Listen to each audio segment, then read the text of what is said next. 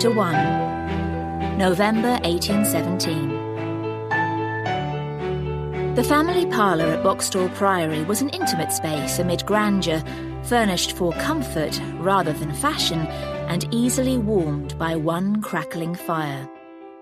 The room held many happy memories for the Boxall family, but on this rainy November day it was a scene of discord. A young man and woman had surged to their feet and now stood nose to nose. "If you're so sure that making a marriage is nothing," the Earl of Langton snarled, "then you do it." "That's outrageous." Lady Ariana Boxall took a step back from her brother. "No more outrageous than you ordering me to marry." "I didn't order you, Norris. I explained why it was necessary." "Ha!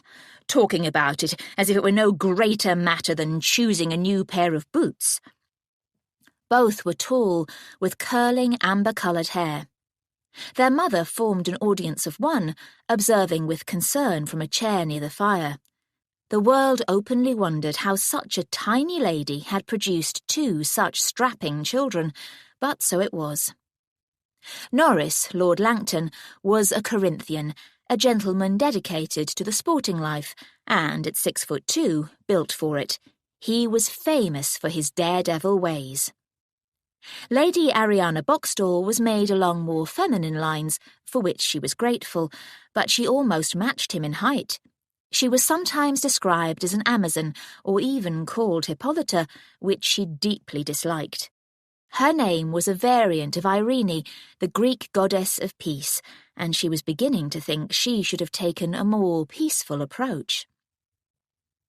It might have been a mistake to put the matter to her brother as soon as he arrived to celebrate their mother's birthday. Anxiety had been building in her for 2 weeks, however, ever since the shocking death of Princess Charlotte in childbirth had plunged the nation into mourning.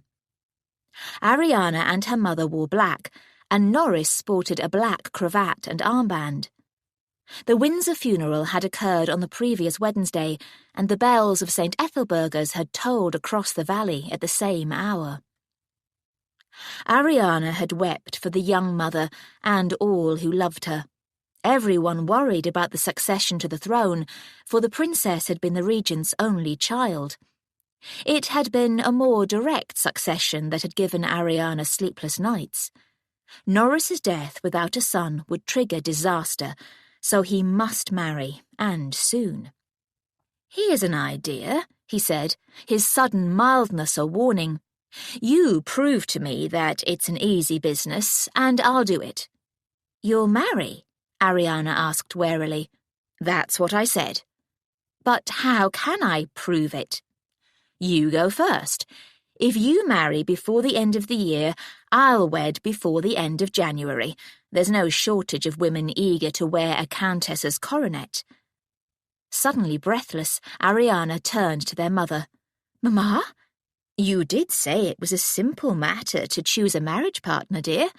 For him, as he's just admitted, he could pick a plum off the tree whenever he wanted." "But I don't fancy any of the plums, Mamma," Norris said, "and I'm only 23. The likelihood of my dying soon is small as a shrimp." "I certainly hope so, dear." Ariana faced her brother, who clearly hadn't grasped the key point. "Princess Charlotte was 2 years younger than you. I'm not about to endure childbirth. But you engage in any number of risky activities, and have hardly ever suffered a scratch. Yet, remember the Merryhues." His brow wrinkled. "What about them? Lady Carsheld died of a carriage accident, but she was gone 50. The old Marquis was, well, old. Roger Merryhue died young, but he was in the war." "You've forgotten German Merryhue," Ariana reminded him. "He would have been Marquis when his father died, instead of that distant relative who crept in to take everything." "There wasn't much to take." "Stop harping on irrelevancies. The point is, German dilly-dallied about marrying, assuming he'd lived to a good age, and then popped off from eating bad shellfish." "I don't like shellfish." "As a result," Ariana persisted, "my friend Hermione lost her home. If German had done as he ought and married and had a son, all would have been well. If I had younger brothers, you wouldn't be raking me over the coals." Then he looked uncomfortably at his mother. "Don't be crestfallen, dear. I would have welcomed more children, but God did not provide. In this case, we must trust in his benevolence. We should be able to trust in Norris's good sense. Then we should be able to trust your willingness to sacrifice in the cause." Her brother's triumphant smirk made Ariana want to hit him, which wasn't unusual. Only 18 months lay between them, but she was the older, and he the male and heir. There'd been rivalry between them all their lives, typical of Norris to extend it into a matter of life and death. Mother and brother were now both looking at her. "It's not up to me," she protested. "Only you can produce the necessary heir, Norris. Can you truly bear the thought of Uncle Paul succeeding you? Can you? He'd evict Mamma from her home and then loot Boxstall of everything of value to throw away at the gaming tables. He might even find a way to break the entail and sell it entire." "That might be the best outcome," Lady Langton said sadly. "I could abide our home belonging to another, but I would very much dislike to see it pillaged." Ariana hurried to sit beside her and take her into her arms. "Neither will happen, Mamma, I promise. We only need Norris to marry." "Which now lies in your hands," her brother said, arms folded. Ariana knew the signs. He was generally of an amiable disposition, but he could be intolerably stubborn. Tears wouldn't move him, and she'd hate to try them. He heeded their mother, however, so Ariana decided to leave the field to her. She rose, saying, "I will leave you to come to your senses," and made as dignified an exit as she could, when tears of fear and frustration threatened. She paused in the corridor to blow her nose. How could her brother be so blind? Boxstall was so beautiful and full of treasures, but above all it was their home. This part of the upstairs corridor was open to the hall below, with its gleaming wooden floor and walls loaded with paintings purchased by her ancestors, every picture an old friend. Many were of little significance or value, but there were a Poussin, a Rembrandt, and a Rubens. She and her father had sometimes talked of turning 1 or 2 rooms into galleries in order to show off the best pieces. Thought of her father turned her steps toward the library, their favourite haunt. Neither Norris nor her mother was bookish, so that had been their special place. Once she'd closed the door behind her, she was surrounded by the comforting scent and presence of books, but also by the ambience of sadness that had haunted the room for her since her father's death 2 years ago. From her earliest years, she'd spent time here with him, exploring the wonderful world of books. He'd purchased some specifically for the illustrations that would please a child, but as she'd grown, she'd become his true companion on the literary explorations he'd so loved. Papa had never had the slightest desire to travel, and had even resented his times in London attending Parliament. However, when he'd visited London, he'd always returned with a carriage full of books on foreign lands, and he and she had plunged into new journeys. His particular treasures were always works about foreign parts in the past: Greece, Persia, India, and recently Egypt. He especially liked books that contained illustrations that reconstructed ruins in their glory days. "See," he would say to her, as they explored new acquisitions, "if we travelled to Greece, we could only see crumbling ruins, but here we can visit Athens in all its grandeur." If he couldn't find a drawn reconstruction, he'd commission one. Some he'd had hung in frames around the house, but he'd displayed others here in a specially made glass-topped case. Ariana went to it now to change the picture, a daily ritual she'd taken over when her father died. She looked through the folio, chose a print of the Temple of Apollo in Corinth, and exchanged it for the one in the case. Had that temple ever looked like that? Had the priests and worshippers been exactly as shown? It didn't matter. Her father had found all ruins sad and distressing. He'd spoken of rebuilding medieval Boxstall Priory from the mossy remnants of stone walls, but it had always been too challenging a project. Instead, he'd planted trees to screen it from view. She sadly turned the large globe on which they'd traced their travels and stroked a hand along the map table, where they'd spread charts to mark a particular journey. She'd not had the heart to do that since he'd been gone. In truth, she'd abandoned most of their shared explorations and concentrated on the Egyptian ones, for they were the ones that had most captured her imagination. They had all the volumes to date of the Description de l'Égypte, written by French scholars who'd accompanied Napoleon on his Egyptian campaigns.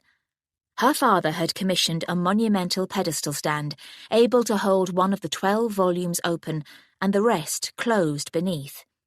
Each book was a yard tall and 3/4 of a yard wide, but packed with wonderful illustrations and descriptions. There were more volumes to come, but each was expensive, and she wasn't sure Norris would purchase them. If not, she would. Her portion was ample. Suddenly it hit her that if her brother died without a son, she'd lose not only her home, but access to this library.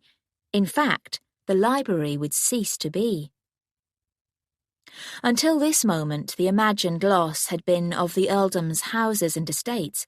She'd accepted that the contents would also go, but not the books.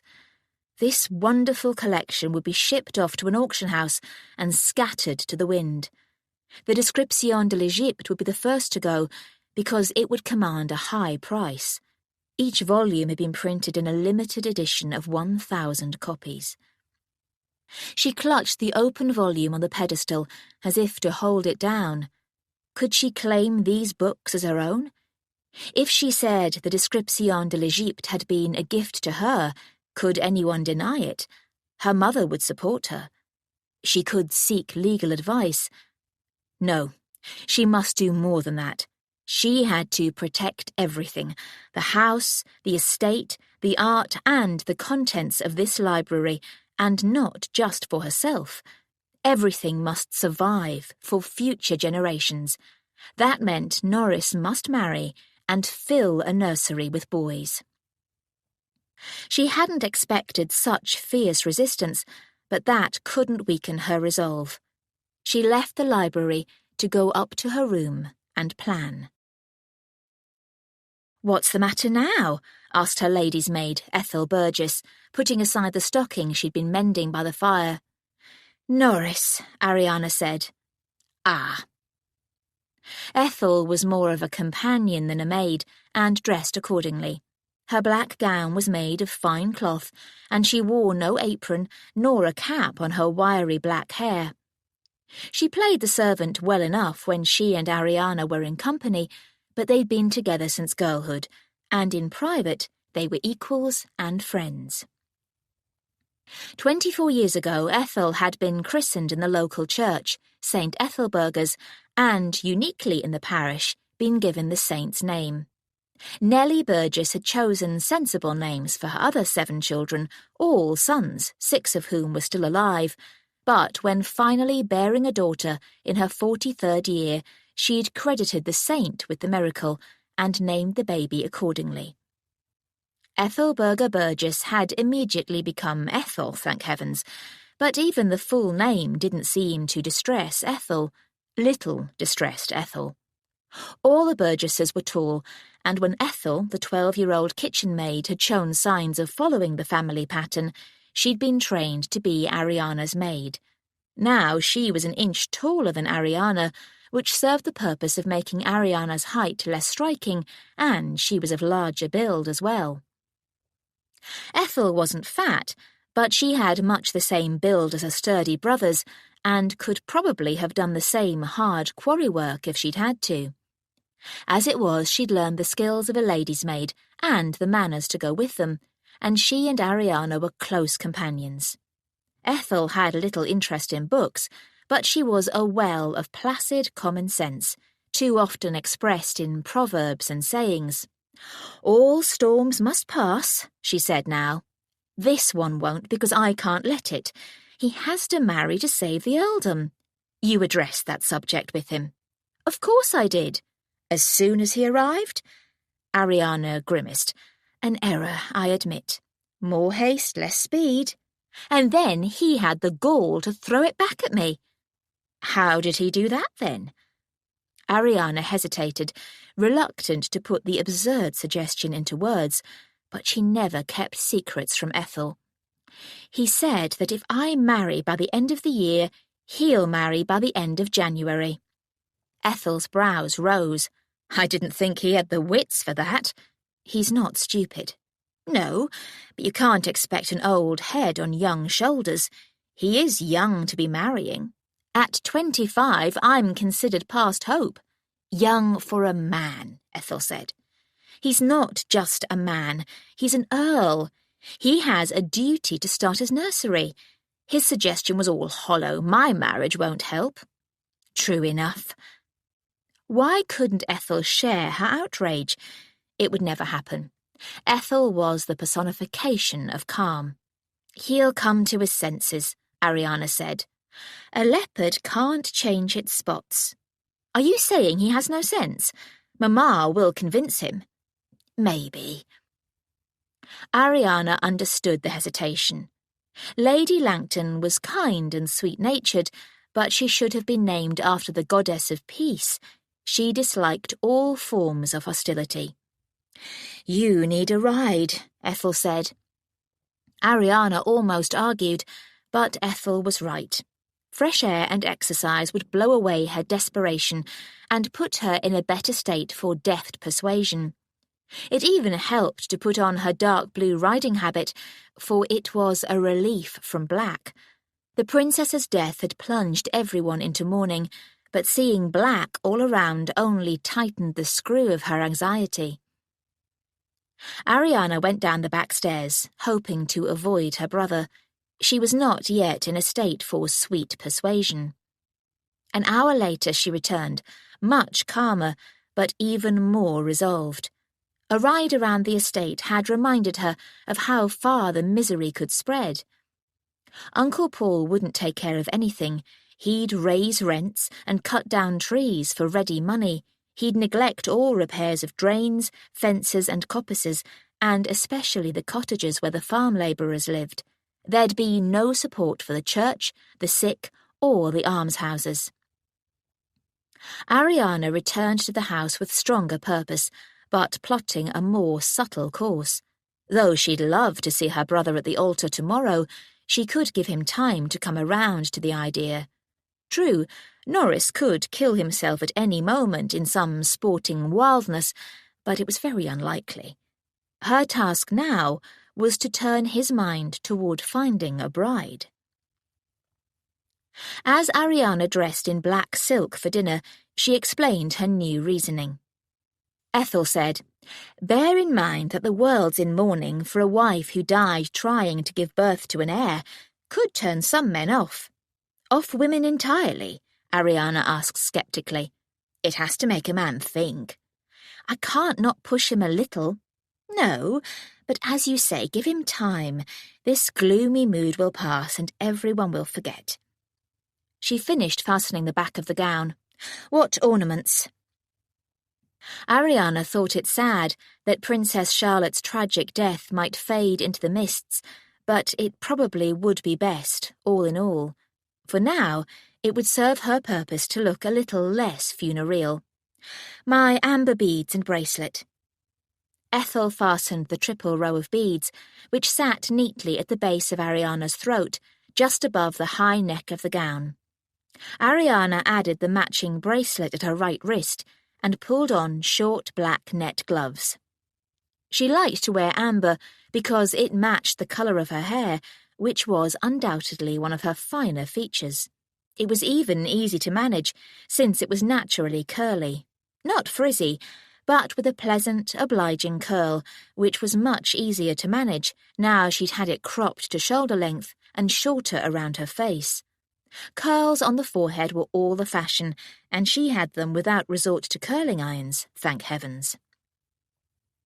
Unasked, Ethel had brought just the right shawl, a long Norwich one, woven in a design of black and gold. "Thank you. Any last advice?" "More flies are caught with honey than vinegar." "That's true. And it is your mother's birthday." "Which I'd forgotten. Very well. Honeyed sweetness all evening. I must at least tempt my fly." The meal progressed well enough, for Ariana was intent on being amiable, and Norris gave a first-hand account of the events around the princess's death. Ariana and her mother had received letters, but they valued his description of how London had reacted. "I understand the princess's doctors are being blamed," Ariana said, as the second course was laid out. "And the Queen," Norris said, eyeing the new dishes with approval. He had a mighty appetite. "She wasn't there, you know." "She isn't well, poor lady," their mother said, "and 73 years old. Her granddaughter's death and all the travelling and ceremonies will have taxed her." "You fear there could soon be another funeral," Ariana said. "We'll all be in mourning forever." "Hope not," Norris said, helping himself to venison. "Town died on the same day. The theatres closed and most of the shops as well. The shops opened within days, of course, and the theatres later, but no one's putting off mourning or throwing grand entertainments." "People are truly sad," Ariana said. "It's thrown up a few oddities," he said, adding potatoes. "Last week, a foreign ambassador's wife turned up to a reception in white." "No," Ariana exclaimed. "Why?" asked their mother. "I'm told white's a mourning colour in some countries. That'd make our spring assemblies pretty sad affairs, wouldn't it, with all the hopeful misses in their pale silks and muslins?" Ariana almost said something about hopeful misses, but managed to repress it. She did say, "I doubt you've been inside Almack's in years." "Gads no, dull stuff there. Cribb's parlour's more my style." "Pugilism?" his mother exclaimed. "All the thing, mamma. Keeps a fellow in trim. A man'll hear it from Cribb's if he's bellows to mend." "Don't sink to cant, dear." "Apologies, mamma. And I don't like to think of you under attack." "It's all in good fun." Norris flashed a look at Ariana. "No danger at all." How could he take the matter so lightly? Ariana reminded herself to keep the peace. "What do you find to do with yourself in town amid all the gloom?" "There are still private parties to enjoy and other amusements.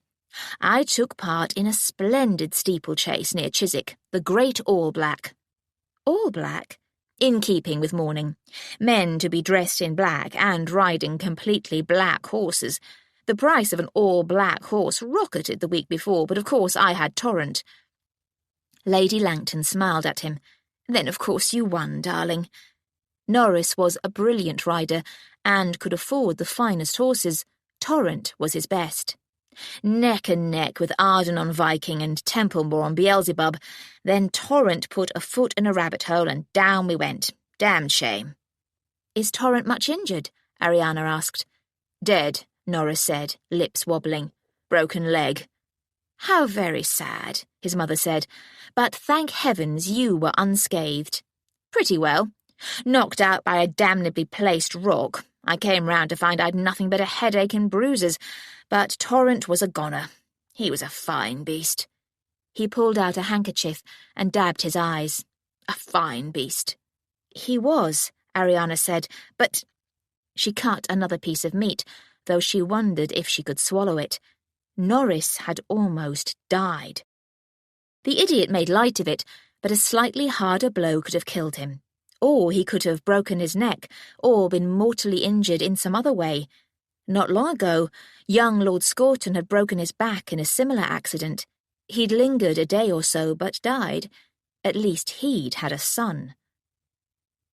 Ariana struggled through the meal, making general remarks to conceal her inner turmoil, but the scene kept running through her head. A grim messenger bringing the terrible news, soon followed by grinning Uncle Paul, eager to throw them out and begin converting as much of the earldom as possible into funds for the gaming table. Norris must marry. She knew her brother, however. Now he dug in his heels, nothing would move him. There was only one thing for it. She waited until they were in the parlour and the servants who'd brought the coffee had left. Once they all had their cups, she gathered her resolution and made her announcement. "Very well, Norris, I accept your challenge." He sipped. "What challenge?" "If you will marry after I do, I will marry by the turn of the year." "No, you won't. You're a confirmed spinster." "I've had offers.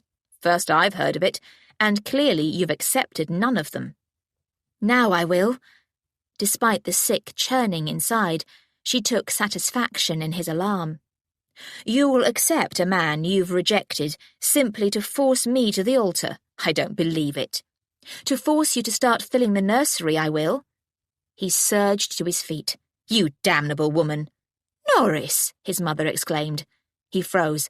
"I'm sorry, Mamma, but it's more than a man can bear to be bullied so by a sister." "An older sister," Ariana said, also on her feet. "Older and wiser."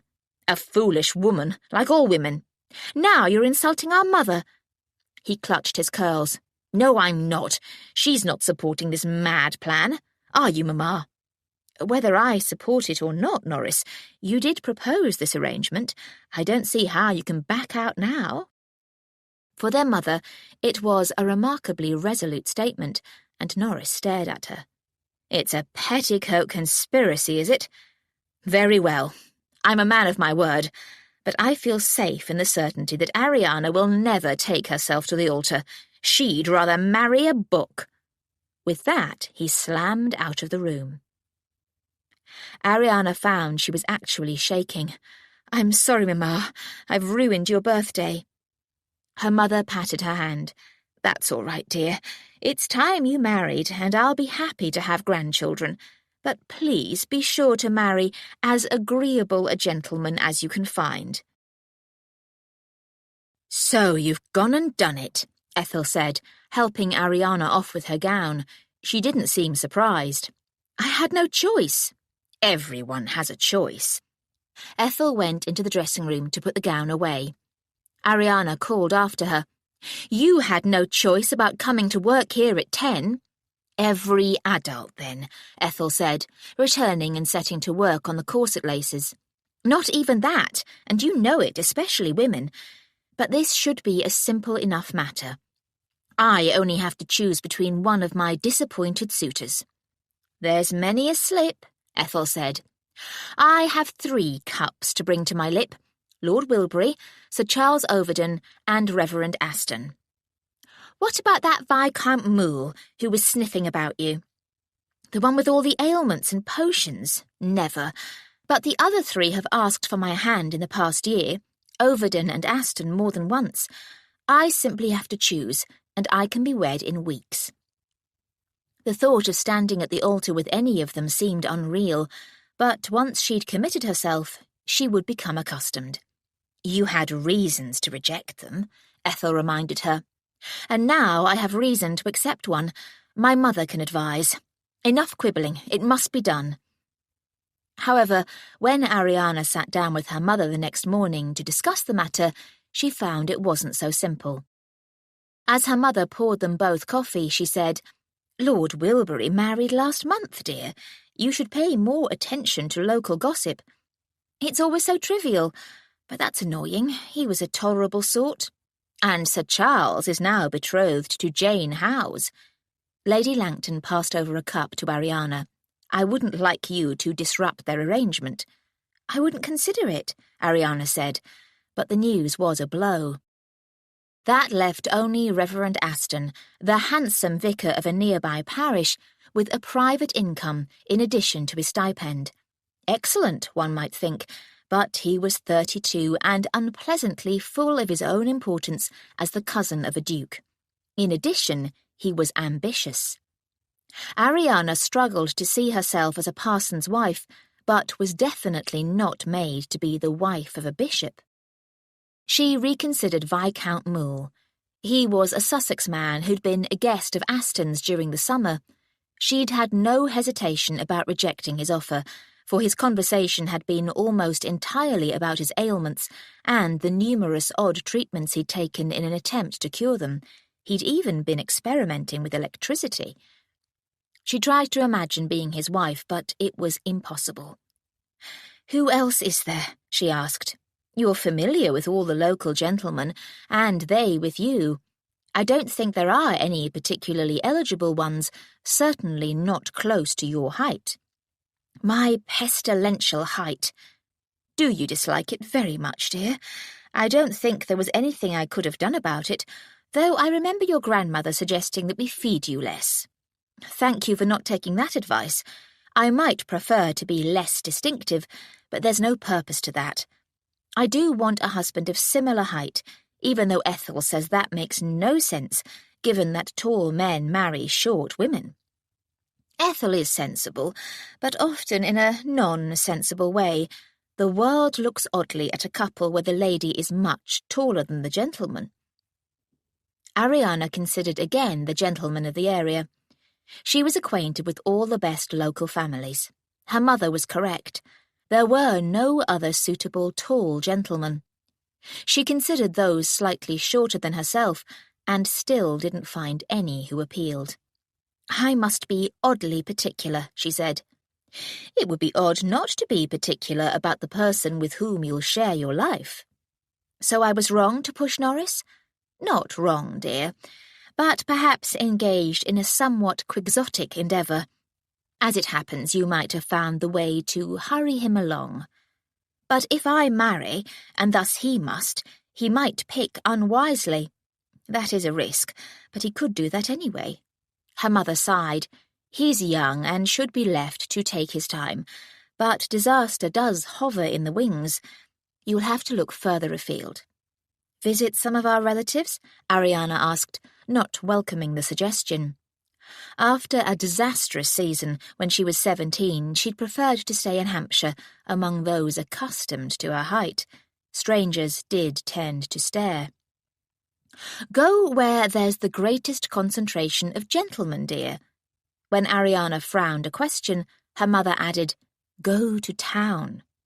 "To town? It's not darkest Africa," her mother said, with an unusually tart edge. "November's not the most fashionable time in London, and there's the pool of morning, but there will be a greater selection of tall, eligible men from which to choose." But Ariana remembered being stared at and being the butt of remarks and even jokes when all she'd wanted was to be overlooked. Given her height, hardly anyone ever overlooked her. It was no wonder that she'd failed to take, as they said. There'd certainly been no offer of marriage. "Don't let your previous experience colour the present, dear. You were too young.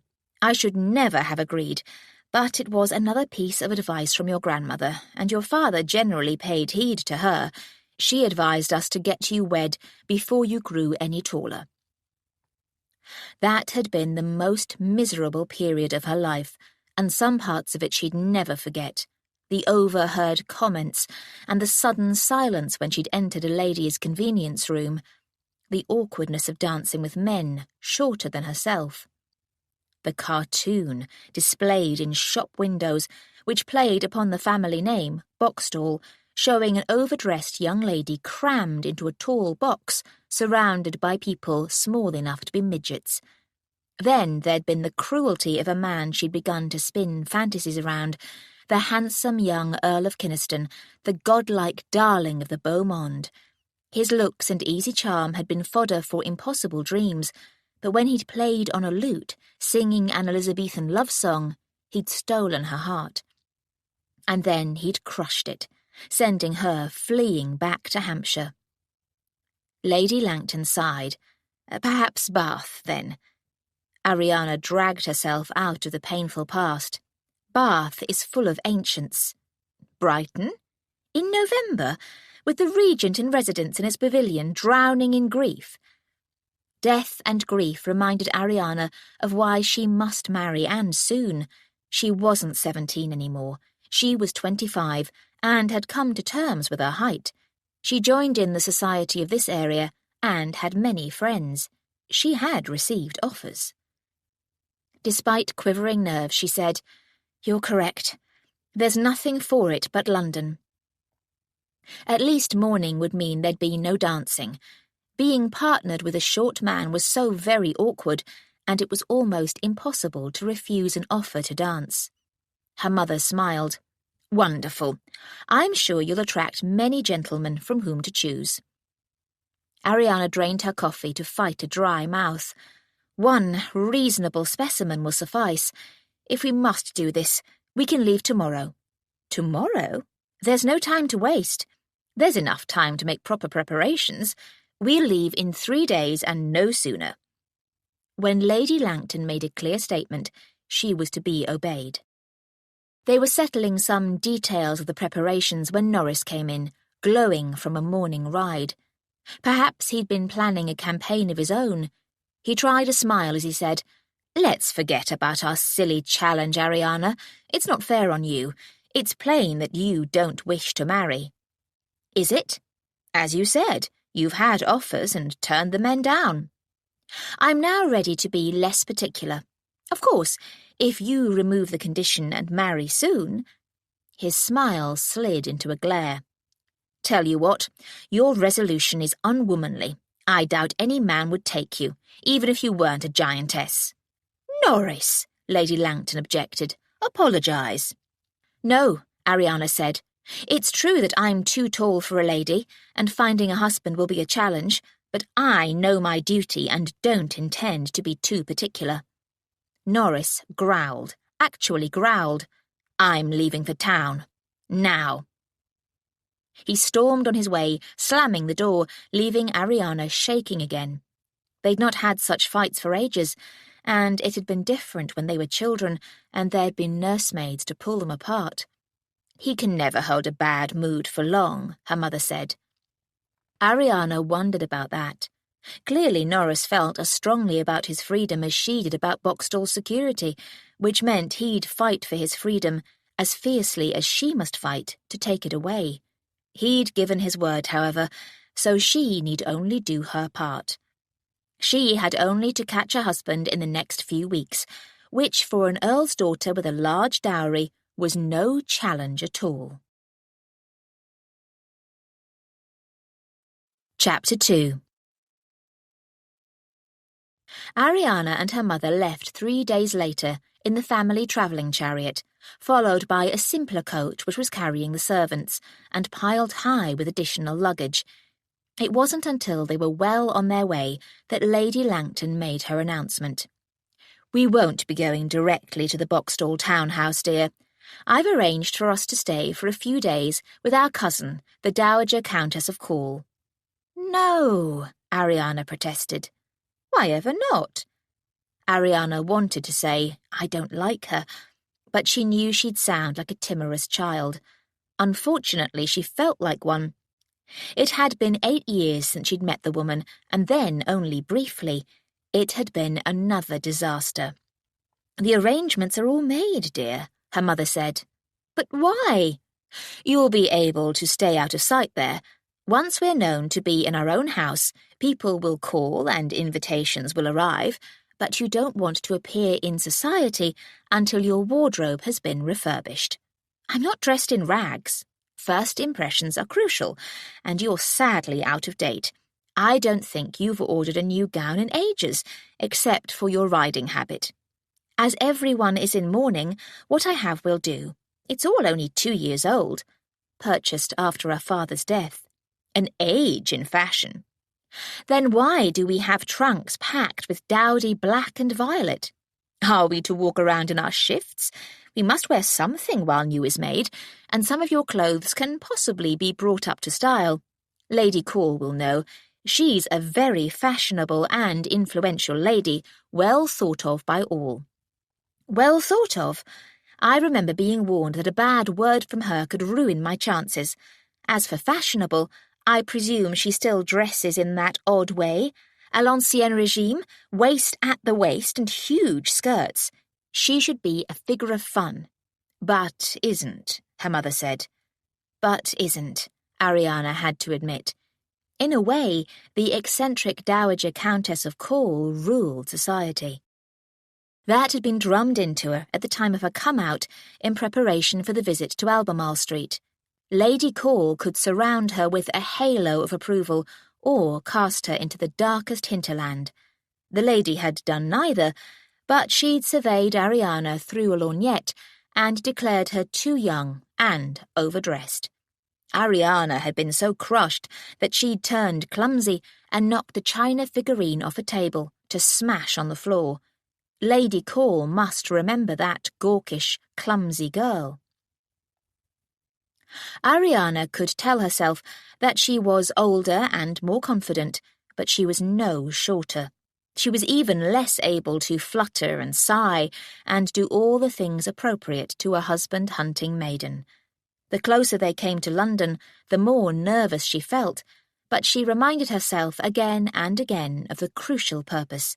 She must marry, and could not afford to fail or flee. Even so, when they drew up in front of the Albemarle Street house, her heart began to pound. She took a deep breath and descended from the coach, but sight of the large townhouse brought back such vivid recollections that a shiver went through her. "The air's quite cold," she said as explanation, though it wasn't. They'd been having a mild November. Livery servants ushered them into the spacious entrance hall, but it became clear that a number of people were in the house. Music could be heard above, along with a hum of conversation and occasional laughter. Two gentlemen who were descending the wide staircase glanced at the arrivals with curiosity, then stared. No wonder, with her so tall standing next to her petite mother. Ethel, standing discreetly a few steps behind, along with her mother's maid, could not balance that. The gentlemen continued on their way, and a stately servant in black hurried forward.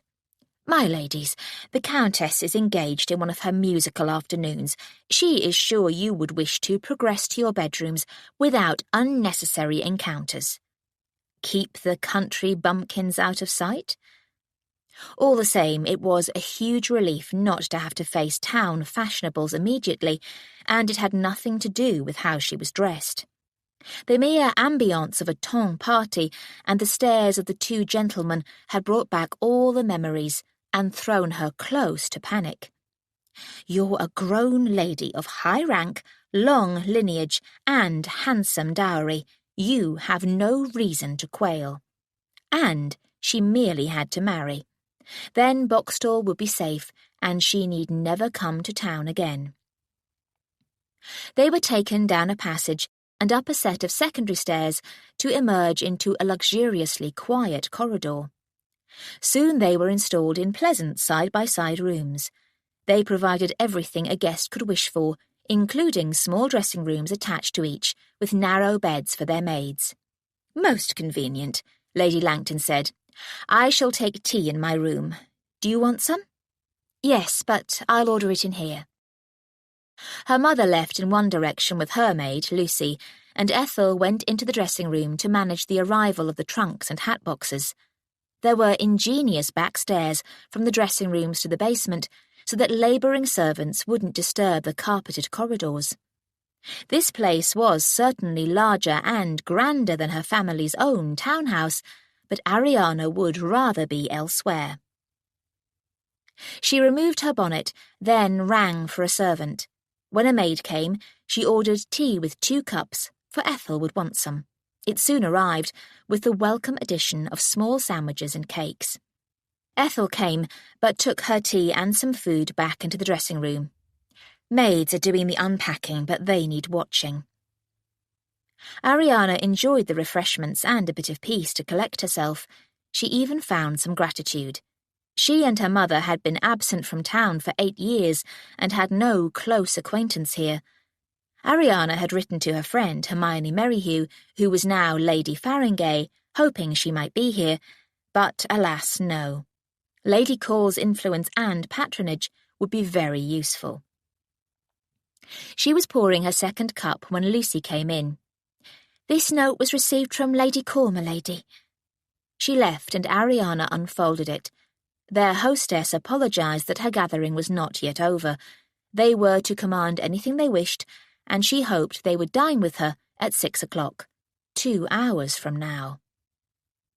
Ariana finished her tea and rose to wander the room. The carpet was pleasantly soft beneath her feet, and the brown and gold hangings were handsome. The fire burned generously, and a scuttle of coal sat nearby in case it needed replenishing. She didn't like the smell of a coal fire, for wood was much more pleasant, but she wouldn't quibble at that. She was provided with a handsome bed, a walnut washstand, a small table with 2 chairs, and 2 upholstered chairs on either side of the fireplace, along with fire screens to protect the complexion from direct heat. A rotating bookcase sat beside one of the chairs, holding a number of books. There was even a small desk, and when Ariana checked, she found it contained writing paper, pens, ink, wax, and anything she might need. An excellent room for a guest, but one that rather suggested the guest spend most of her time in it, whereas Ariana needed to use her legs. She'd been sitting in a coach for 5 hours and would have enjoyed a brisk walk, even around the house. Lady Call's guests made that impossible. She thought of slipping outside, but the light was fading. At Boxstall that wouldn't have bothered her, but dusk made the city more dangerous, despite the gaslights, which she could see out the window were now being lit one by one. She watched the process, muttering, "Imprisoned." She remembered that about town. Don't do this, don't go there, scandalous to even think of going there and doing that. With a sigh, she went into the dressing room to decide what to wear for dinner. The unpacking was almost complete, so Ethel sent the 2 young maids away. Before Ariana even asked, Ethel said, "The violet silk." It was already spread on the narrow bed, and Ariana had to admit it was the only choice. Like all her winter gowns, it was long-sleeved and very plain, with only a slight trimming of purple and black beads. It wasn't fine enough for a ton event, but it would do for a private dinner. "I might as well dress then." She was ready too early, with jet and amethyst jewellery, including 2 pins in her hair. With time to spare, she sat to continue reading a book she'd brought from home about the warrior gods of Greece and Rome. She couldn't concentrate. She felt as if she should have been preparing for the coming encounter with the Dowager Countess of Call as for a war. What did men do to prepare for battle? Sharpen weapons? Check guns? She shuddered at the thought. She'd always hated war and was deeply grateful Napoleon had finally been defeated and peace reigned. Some people hadn't seemed to mind the casualty lists from a conflict so far away, as long as no one near or dear was involved, of course. But she'd always hated those lists, even if she'd recognised no name. She hadn't been able to block awareness of the grief each death must be causing to a wife, a mother, sisters and friends. After her father's death, her sympathy had become sharper, for his was the first truly painful loss in her life. He died during the October after Waterloo, however, so most casualty lists had ceased. She welcomed the interruption of a knock on the door. She opened it herself to receive another note from Lady Call, this time still sealed, so it had been brought directly to her. Intrigued, she broke the seal and unfolded the heavy paper. "To aid your enterprise, Ariana, here is a list of suitable gentlemen currently in town. Their suitability consists of their rank, fortune, availability for marriage, and height. Viscount Churston, the Earl of Celadon, Lord Black Norton, Sir Araby Arembury, Lord Wentforth, the Earl of Kynaston." Ariana stared at the last name, then hurried to the desk. Clumsy in her urgency, she raised the lid, opened the inkpot, took up a pen, and, without checking or trimming it, dipped it and scratched thick lines through the last name on the list. Ethel came in and saw what she was doing. The name was still visible. "Oh," she said. Ethel had been with her during that disastrous season. The madness had passed, leaving Ariana feeling foolish. "What of the rest?" she asked, with as casual a manner as she could as she put away the writing things. "Do you recognize any names?" "No. Do you think the order means anything? With him, the least suitable of all, they're certainly not ranked by precedence." "Height? I doubt it. I should have crossed off Sir Araby while I was about it. He's been unkind. I've never met him as best I know, but I'd be Lady Ariana Arranbury. Impossible. Beggars can't be choosers. I'm not a beggar yet." The name Kynaston was still readable. Ariana tossed the list onto the fire, and it felt like exorcising a curse. But then Ethel said, "Lady Core will expect you to have shown that list to your mother." Blaming wretched Kynaston for all her problems, Ariana rewrote the list from memory, but she left off one name. At last it was time to dine.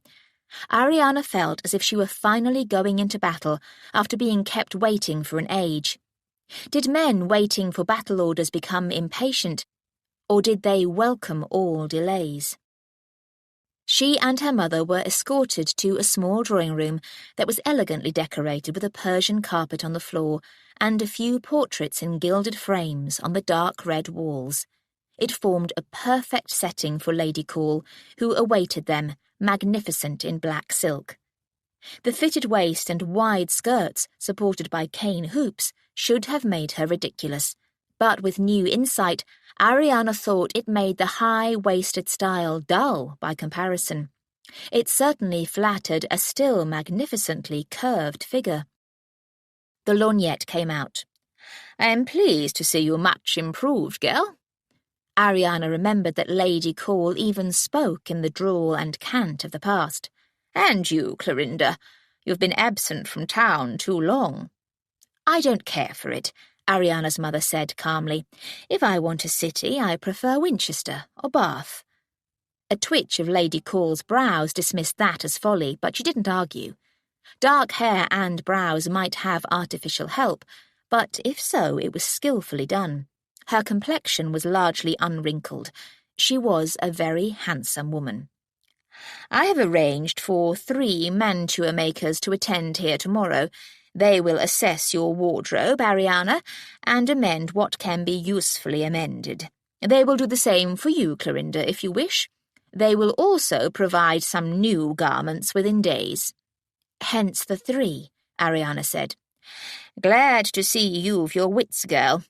As I gather, you wish to find a husband as quickly as possible. 3 new gowns and furbelows may be sufficient. If not, more can be provided." "Such a pity they must all be in mourning shades," Lady Langton said. "Not that I don't regret Princess Charlotte's death, of course, but it creates a dismal atmosphere." "In this case, that and the season are to our advantage." "Because bright and light wouldn't look so well on me," Ariana said, determined not to be left out of the conversation.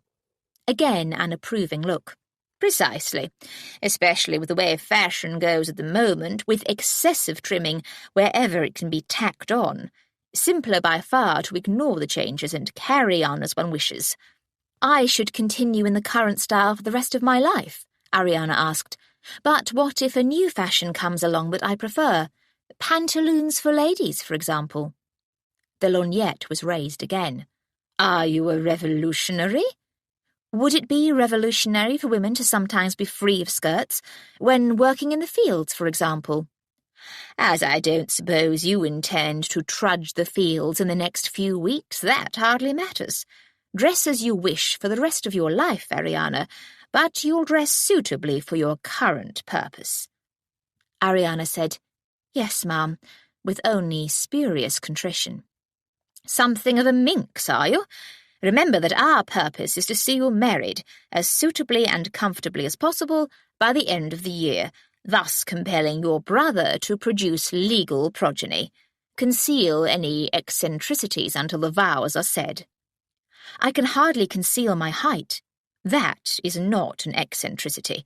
It is fate." Clearly Lady Call saw 6 feet as exactly the barrier it was, but Ariana could hardly fault her for accepting reality. As Lady Call and her mother discussed social details, Ariana took a closer look at the pictures on the wall. She suspected a man in a grey wig was the deceased Lord Call, and a fresh-faced young man the current one. She knew that Lady Call had held on to the family townhouse when widowed, forcing her son and his growing family to live elsewhere. And why not? Why should a widow lose everything? Why couldn't her mother have Boxall Priory for life, which would at least keep it safe from Uncle Paul? Another portrait froze her wandering thoughts. Classically handsome features, deep blue eyes, and a close cap of dark, curly hair. Surely it was the Earl of Kynaston, just as she remembered him. "Lord Kynaston," Lady Call said, having noticed her attention. "Handsome fellow. Perhaps you met him 8 years ago." Ariana wanted to deny it, but would Lady Call remember that they danced? "I'm not sure," she lied. "Did he play the lute?" "An oddity like that makes a person memorable. He's my nephew. Not around at the moment." Thank heavens for that. Even a painted portrait had unsettled her, and not just with uncomfortable memories.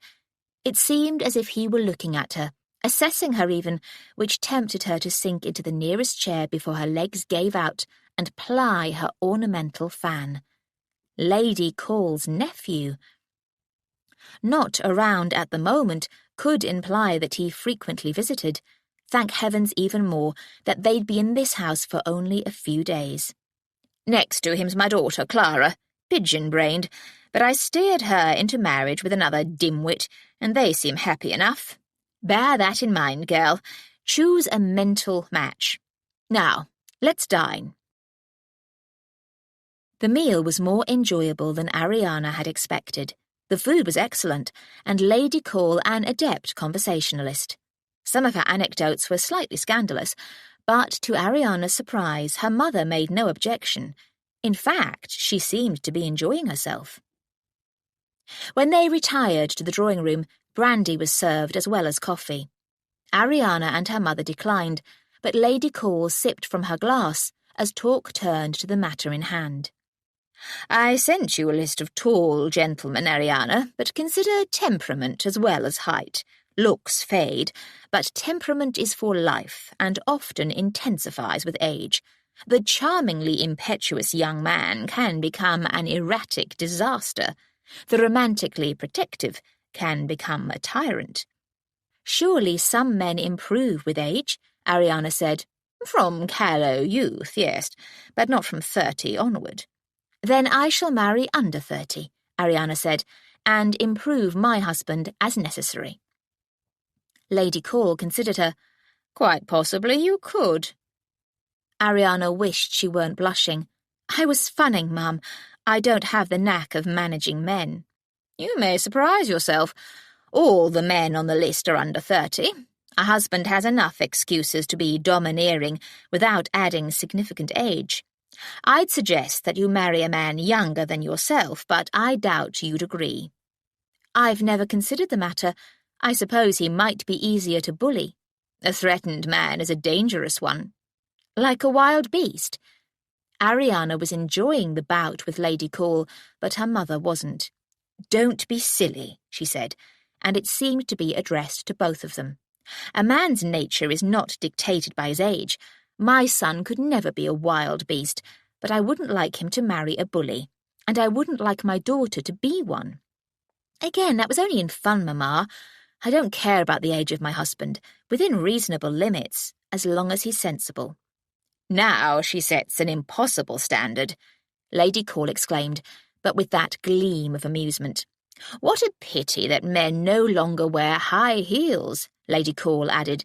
"Given the fashion for flat shoes for ladies," hers were heeled in the style to suit her gown, "it would make some additional men of a height with you." "Did gentlemen truly teeter around on high-heeled shoes?" Ariana asked. "Oh, yes." Lady Call smiled. "I remember when the most virile and dangerous gentlemen did so, and with such style.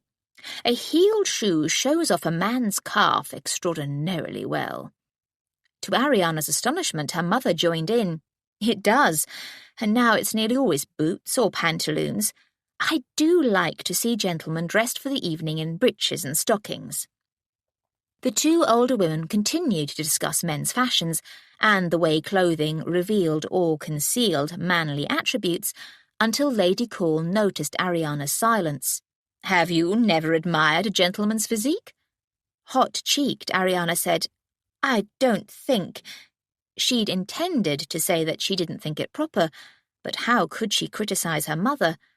"I think a man's behaviour and moral reputation more important, ma'am." "Sounds like a recipe for a damned bore," Lady Call drawled, draining her glass. "But if you want to marry a milk pudding, I give you leave." "Thank you." "Starched up, are you? I have no power to dictate to you, nor do your mother or your brother, for you're of age, but use your freedom wisely." "You sound as if you doubt that I will." "Is anyone ever wise about matters of the heart? Then it's fortunate that the heart has nothing to do with my quest." "Ariana," her mother protested, "you mustn't give up hope of love." Ariana wished her words unsaid, for her mother persisted in believing there could be romance in this business. "I don't give up hope, Mamma, but I can't insist on it. We're often told that love can grow after marriage." "Or wither," Lady Call said. "Choose with a cool head, Ariana, if you're capable of it. Sweet words and flowers have snared many a poor soul to hell. You used to play the harpsichord. Do you still?" It took Ariana a moment to catch up, but she admitted that she did. "You played very well. There's one in the music room next door. I've had the fire lit in there, and I'd be obliged if you'd play for us." Despite the wording, it was a command, and Ariana saw no decent way to refuse. She didn't even want to. The harpsichord was an unusual instrument in these days of the pianoforte, but she enjoyed it. She went through to the next room to find the promised music room holding a variety of large instruments and some smaller ones on display. In keeping with Lady Call's 18th century style, there was no piano, but the harpsichord was a magnificent specimen, painted all over in rich pastoral themes. When Ariana sat and tried out a few keys, she found it perfectly tuned. She settled to playing a familiar piece, soothed by the orderly, crisp plucks on the strings. The pianoforte was an instrument well suited to the passions, but the harpsichord was much more to her liking. Chapter 3. The next morning, the mantua makers arrived in sequence, an hour apart. Each inspected Ariana's wardrobe and had her in and out of gowns, so they could try new trimmings and overlays of gauze or net. Each departed with 2 gowns to refurbish and a commission to create a new one, with all speed. Lady Call observed and advised. Ariana's mother had excused herself to visit an old friend. Ariana wished she'd been able to do the same, though she had no friends in town as best she knew. As Ethel fastened her back into a plain grey walking dress, Ariana grumbled, "I don't see why a lady shouldn't have a substitute of the same size to go through the tedium of fittings." "Nor do I," Ethel said. "Shall we seek one?" Ariana laughed. "You take the air out of my complaining sails. If there was to be much more of it, I would. As it is, I need a good long walk. Aren't you supposed to stay out of sight until you're in style?" Ariana collapsed into a chair with a sigh. "I shall go mad." She instantly sat up again. "A newspaper. At least I can read about the wider world. Lady Call must take one." "Do you want me to find out?" "No," Ariana said, standing up. "I'll go in hunt." "Why?" "I need exercise. A walk around the house will be better than nothing, and this provides an excuse." Ariana wrapped a warm knitted shawl around her shoulders and ventured out. The most likely place for newspapers was in the library, and she'd been shown the door to it last night. It was on the ground floor, but first she indulged in a brisk walk up and down this corridor. Then she went down a floor and detoured to revisit the music room. She hadn't felt able to poke around last night, but she'd noticed that it seemed to contain quite a selection of instruments. She'd been correct, and, as expected, they were all from the previous century. As well as the harpsichord, there was a magnificent harp and a variety of wind instruments. On a chest was a set of kettle drums. She carefully opened the smoothly operating drawers of the chest to find more recorders and flutes, plus a clarinet and a mandolin. Lady Call must frequently host musical events where the guests were invited to play. Did she try to provide every possible instrument? A cupboard revealed a cello, and a number of violins hung on the back wall. In more drawers, she found viols of all sizes, and finally a lute. Ariana firmly closed that drawer and all memories it summoned. The harpsichord tempted, but she would be heard, so she left the room to continue downstairs to the entrance hall, and finally the library.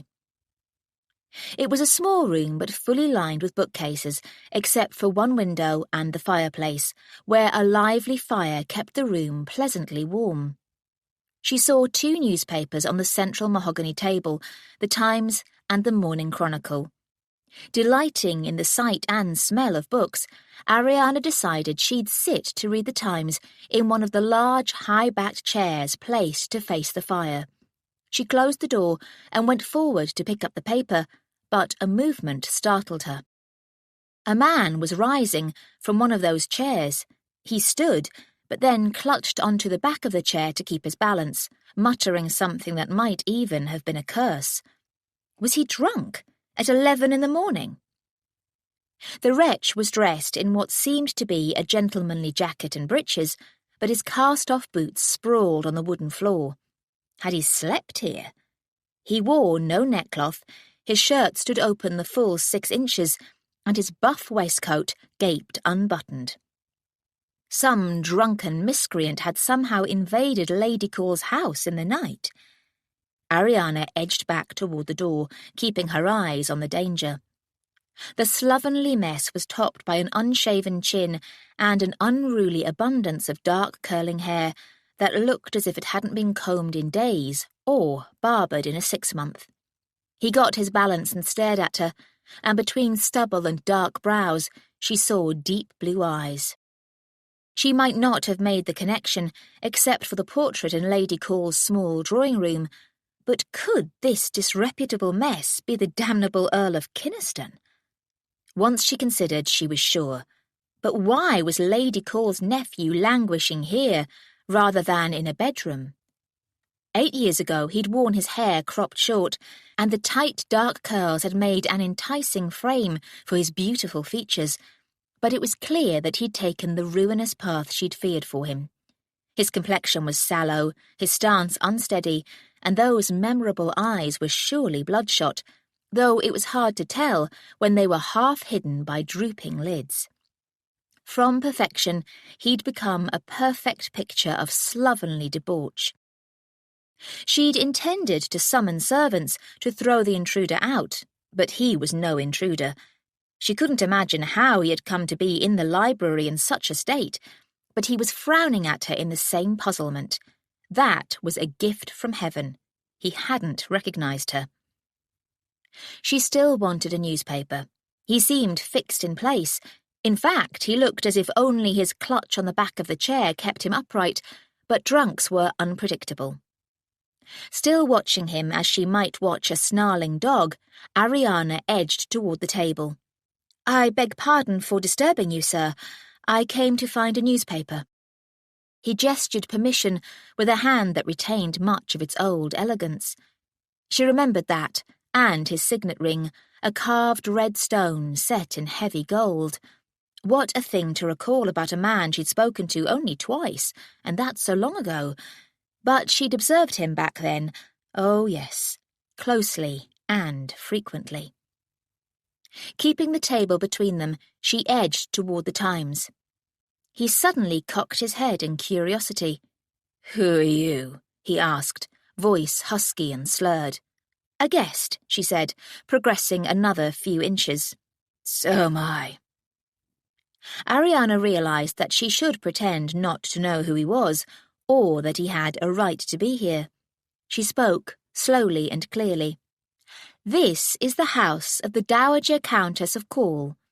He nodded. "In that case, perhaps you should leave."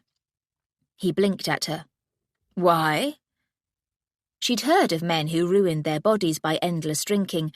Could it ruin the mind, in one not yet 30?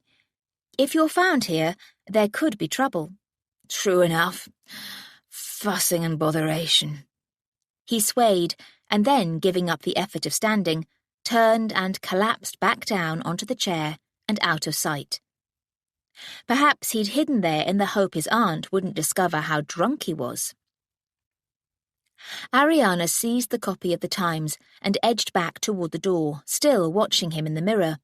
He seemed only half conscious, but then he said, "Don't go." She realised that if she could see him, he could see her. "I mean to instruct the servants to take you home, sir." "Don't have a home. Not in London, at least." "Do your inn or hotel, then?" "Don't have one of them, either. Live here." "This is the house of the Dowager Countess of Carew," she repeated. "He lived here." "I know that," he said, frowning at her. "She's my aunt." Ariana was pleased to have arrived at honesty. "Yet she doesn't know you're here." "Been away.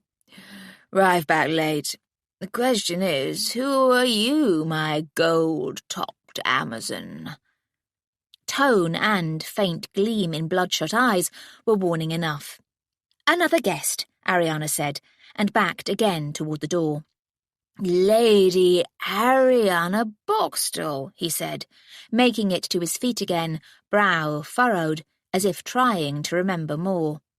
She prayed he didn't. But she couldn't resist a mischievous lie. "I apologise, sir, but I do not remember you." It was hard not to grin at the way it took him aback. Had any women ever before forgotten him? He managed a slight bow without falling over. "The Earl of Kynaston at your service, Lady Ariana. We danced once at my aunt's ball in '09, yes? Must have been '09. Ariana hoped her smile looked merely polite, for her innards were behaving erratically. He remembered their one dance. "You have a remarkable recall, my lord. You must have danced with a great many ladies then and since." "But none so tall, and your name does act as an aide-memoire." "Tall," he added, as if she might miss the point. "And box-tall." If the newspaper in her hand had been something heavy, she might have thrown it at him. As it was, her only weapon was indifference. "So it does, my lord. If you will excuse me." "You've improved." Some buried part of her still stirred in foolish hope, and that broke her restraint. "As you have not, my lord. You are as arrogant as ever, and a drunkard as well. I recommend you find your bed, wherever it is." "So you do remember me?" He came toward her then, weaving only slightly, his words becoming clearer, perhaps along with his wits. "Will you steer me to my bed, Lady Ariana?" "You're drunk, my lord, and don't know what you're saying." "Not true, not true. I do want you to take me to my bed, to my great sorrow." "Come any closer and I'll hit you." Humour gleamed in those heavy-lidded eyes. "With a newspaper?" "With my fist." Ariana switched the paper to her left hand and raised her right, clenched and ready. He stepped forward and enclosed it with his larger hand, and then he brought their locked hands to his lips, still looking at her, challenging her. "Can't let you damage your hand, sweetheart," he murmured, his lips soft and warm against her knuckles. "Too lovely a bloom to be blemished." Lovely. Ariana did the only thing she could and whacked his head with the newspaper. She put full force into it, but it was a feeble blow, especially left-handed. It shocked him enough to release her. He staggered back out of reach and might have fallen if he'd not collided with the table heavily enough to move it a few inches. "My apologies," he said, regaining his balance and perhaps sobered. He stood straight, and aimed those beautiful eyes at her, full of sorrow. "Forgive me my sins?" Her heart did something odd, something only 17-year-old hearts should do. Ariana turned and fled the library before the madness became complete. She ran up to her room and sank into a chair with a moan. Ethel hurried in. "What's the matter?" "He's here, in the library!" Ariana couldn't stop exclaiming. She felt as if her hair should be standing on end. "Who's here?" "Kynaston." Ethel sat down nearby. "Why? Has he come to court you?" Ariana sat up straight. "Never. Do you think—" "No, he's Lady Caw's nephew." "So she's invited him, as one of your suitors?" "No." Ariana tried to make sense. "He's disgustingly drunk, at this hour in the morning, and it doesn't appear to be an unusual state. His cravat was hanging loose, his waistcoat was undone, and his hair hasn't been tended to in months." "You're sounding sorry for him." "I am not. It's only that it seems a shame that someone with everything in life should sink so low." "No one has everything in life," Ethel pointed out. "But that's the way it goes with some overindulged gentlemen, slave to drink, rotted with the pox." "Don't. You still sweet on him?" "I was never sweet on him," Ariana protested, and it was true. Sweet had nothing to do with it. He had been magnificent back then, a god, a handsome, wealthy young earl, popular, gifted, and carelessly charming. How could she not have fallen under his spell? She'd known he was dangerous and far beyond her touch, but if Lord Kynaston had shown any interest, she'd have melted into his arms. If her parents had tried to stop her, she'd have eloped with him and let the consequences go hang. "What do the servants say about him?" Ariana asked. "I don't pay much heed to their chatter, but I'll go and find out." Ethel left, and Ariana slumped back in the chair, new horrors arising in her mind. Was it possible that she'd meet Kynaston morning, noon, and night? Thank heavens she'd be leaving in a few days, but that would be a few days too long. Why was he here? An earl must have a townhouse of his own, yet he'd said he didn't. Perhaps it was too far away for him to stagger to in his drunken state, so he'd come to his aunt's house instead. That didn't make sense. If friends hadn't seen him home, a hackney would have done the job. Whatever the reason, it was an impossible situation. What to do? What to do? She rose to pace. Leaving immediately was impossible without explanation. If Lady Caw let him stay, Ariana had no say in that. She could only continue as she'd begun, with indifference. Trying to hit him hadn't exactly been indifferent. He'd been behaving atrociously, but a properly behaved lady wouldn't have tried to hit him with her fist. She probably should have screamed. That would have served him right, and perhaps his aunt would have tossed him out on his ear. An opportunity missed, and now she'd have to keep her door locked at night, or not feel safe in her bed. She'd go to Lady Caw, tell her tale, and get him evicted. But then Ethel returned. As you say, he's Lady Caw's nephew on her husband's side, and she's soft-hearted with him, that's their words, as she wasn't with her husband and isn't with her own son. Their words again. What else? I didn't like to ask too many questions, but Lady Caw's maid was warning the younger maids about him. She said he's the rascal he is because his father died when he was young, so he's been the earl from a lad, cosseted by all. And, of course, he was gifted with a devil's charm. At Ethel's look, Ariana exclaimed, "It's not praise. A devil charms people down to hell." But some probably enjoy the journey. He has a room here, but that's recent. He's been abroad for years and only returned a few weeks ago. Thank God we'll soon be gone. As he clearly lives a life of dark hours debauchery, our paths may never cross again. Ariana saw the somewhat mangled newspaper and picked it up. Having won a copy of the Times at such pains, I intend to enjoy it.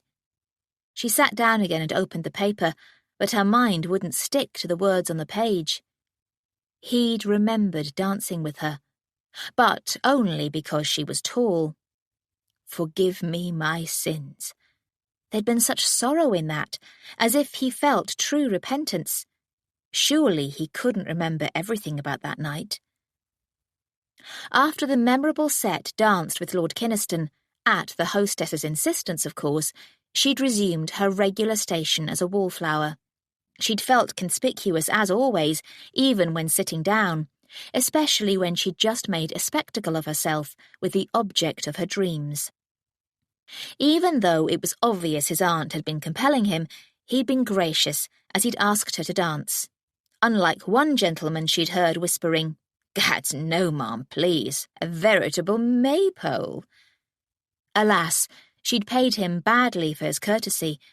She'd been a well-taught dancer, but being so close to her idol had made her clumsy, which had made her even clumsier, as had awareness that every eye was upon them, because he was a god and she was freakishly tall. When the set was over, he'd returned her to her mother's side, but she'd felt every eye was upon her. She'd used the excuse of needing the ladies' retiring room to escape. She'd spent as much time there as possible, and then lingered on her way back, taking a circuitous route. She'd found herself in a corridor, able to hear men's voices from a room ahead. The door had been ajar, and so she'd hesitated, wondering if she could walk past without being seen. Then she'd realised they were indulging in a cruel review of the young ladies present. One miss was a giggling pink rabbit, and another a pudding bag with her bulk tied into a white dress. Then some wit had turned to ornithology.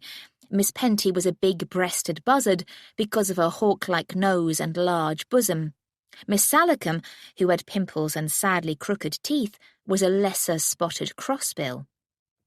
Each sally had brought louder guffaws, and she'd stood there, fists clenched, desperate for the courage to storm in and call them a gaggle of lesser-brained vultures. But then she'd heard Kynaston's voice. And let's not forget the big-footed box-door Longshanks. How they'd hooted and choked. She'd fled back the way she'd come, aware as never before of her feet, of the slap they made as she ran, and how they must look, in white satin slippers trimmed with pink rosettes to match her gown. At the memory, the agony of embarrassment washed over her again, as if she were 17 again, and her hands crushed the edges of the unread paper. A knock brought her out of the past, but Ariana was instantly alarmed that it would be him. She didn't want to see him, not even if he'd come to apologise. When Ethel opened the door, however, it was to a maid bearing a folded paper. From him? Apologising? It was a letter, however. "From Hermione Faringay," she said with relief. The letter had been addressed to the townhouse and sent on. Perhaps she's coming to town after all. Ariana broke the seal with anticipation, but her friend's first words were that she and her husband were fixed at Faringay. But, she continued, "I'm so pleased you're in London again. You've been much too inclined to stay in the country, and I'm sure you'll enjoy all London has to offer. Never mind the trivial social whirl. You must visit the British Museum and any number of other intelligent diversions. I mention the British Museum because they have Egyptian artefacts there, including the Rosetta Stone, and I know that's an interest of yours. You may also want to visit my great-uncle, Mr. Peake.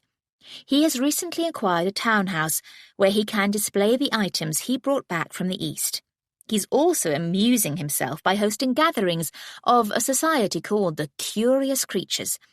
They are people who share an interest in anything odd or obscure and in new ideas and developments. His last letter said that he'd acquired some Egyptian pieces. They are mostly small items, but there's a reproduction of a wall painting that he seems pleased with and hopes to mount in his drawing room. I've sent him a letter to alert him to your being in town, and I'm sure he'll invite you to look at his acquisitions. If you wish to write to him yourself, his address is 29 Burlington Street." Ariana refolded the letter, cheered by the prospect. Ethel read her mind. "You're supposed to stay out of sight until you're fashionable." "The devil! I might as well be locked in the tower, but I might be able to go on this one expedition." "How?" "This Peak is a merchant. I'm only hiding from fashionable people. I won't meet any of them at his house. Fools rush in where angels fear to tread." "Fortune favours the brave," Ariana shot back, and sat to write the letter. She received a reply only a few hours later, suggesting that she come on the afternoon of the next day. "There," she told Ethel, "all settled, and there's the added benefit of removing me from this house for a while," where a black-mopped, red-eyed Kynaston lurked. "He'll likely dine here," Ethel pointed out. "Are you determined to ruin my mood? But in that case, I will dress with dignity." All Ariana's finer gowns were in the hands of the seamstresses, but it suited her to go to dinner in an almost drab, plain black gown. She could have enlivened it with a rich shawl, but she wrapped herself in knitted brown and an air of perfect indifference. He wasn't there, for which she was grateful, she assured herself, aware of Lady Cole's silent disapproval of her appearance. That was all Kynaston's fault, and he was doubtless out in some low tavern, getting soused again. That was no concern of hers. After the meal in the small drawing-room, Lady Cole again asked Ariana to play, adding, "As you are in practice, I suggest you play as often as possible. It shows you well, as before." "It does," Ariana's mother agreed warmly. "I remember how much your playing was admired, dear." Ariana sat to play, unsettled by a view of her time in London that she'd forgotten. Now she was prompted, she remembered that she'd played on a few occasions and not disgraced herself. Admired, though, that was coming it too strong. Perhaps there would be occasions when she could perform, however, and it was something she could do sitting down.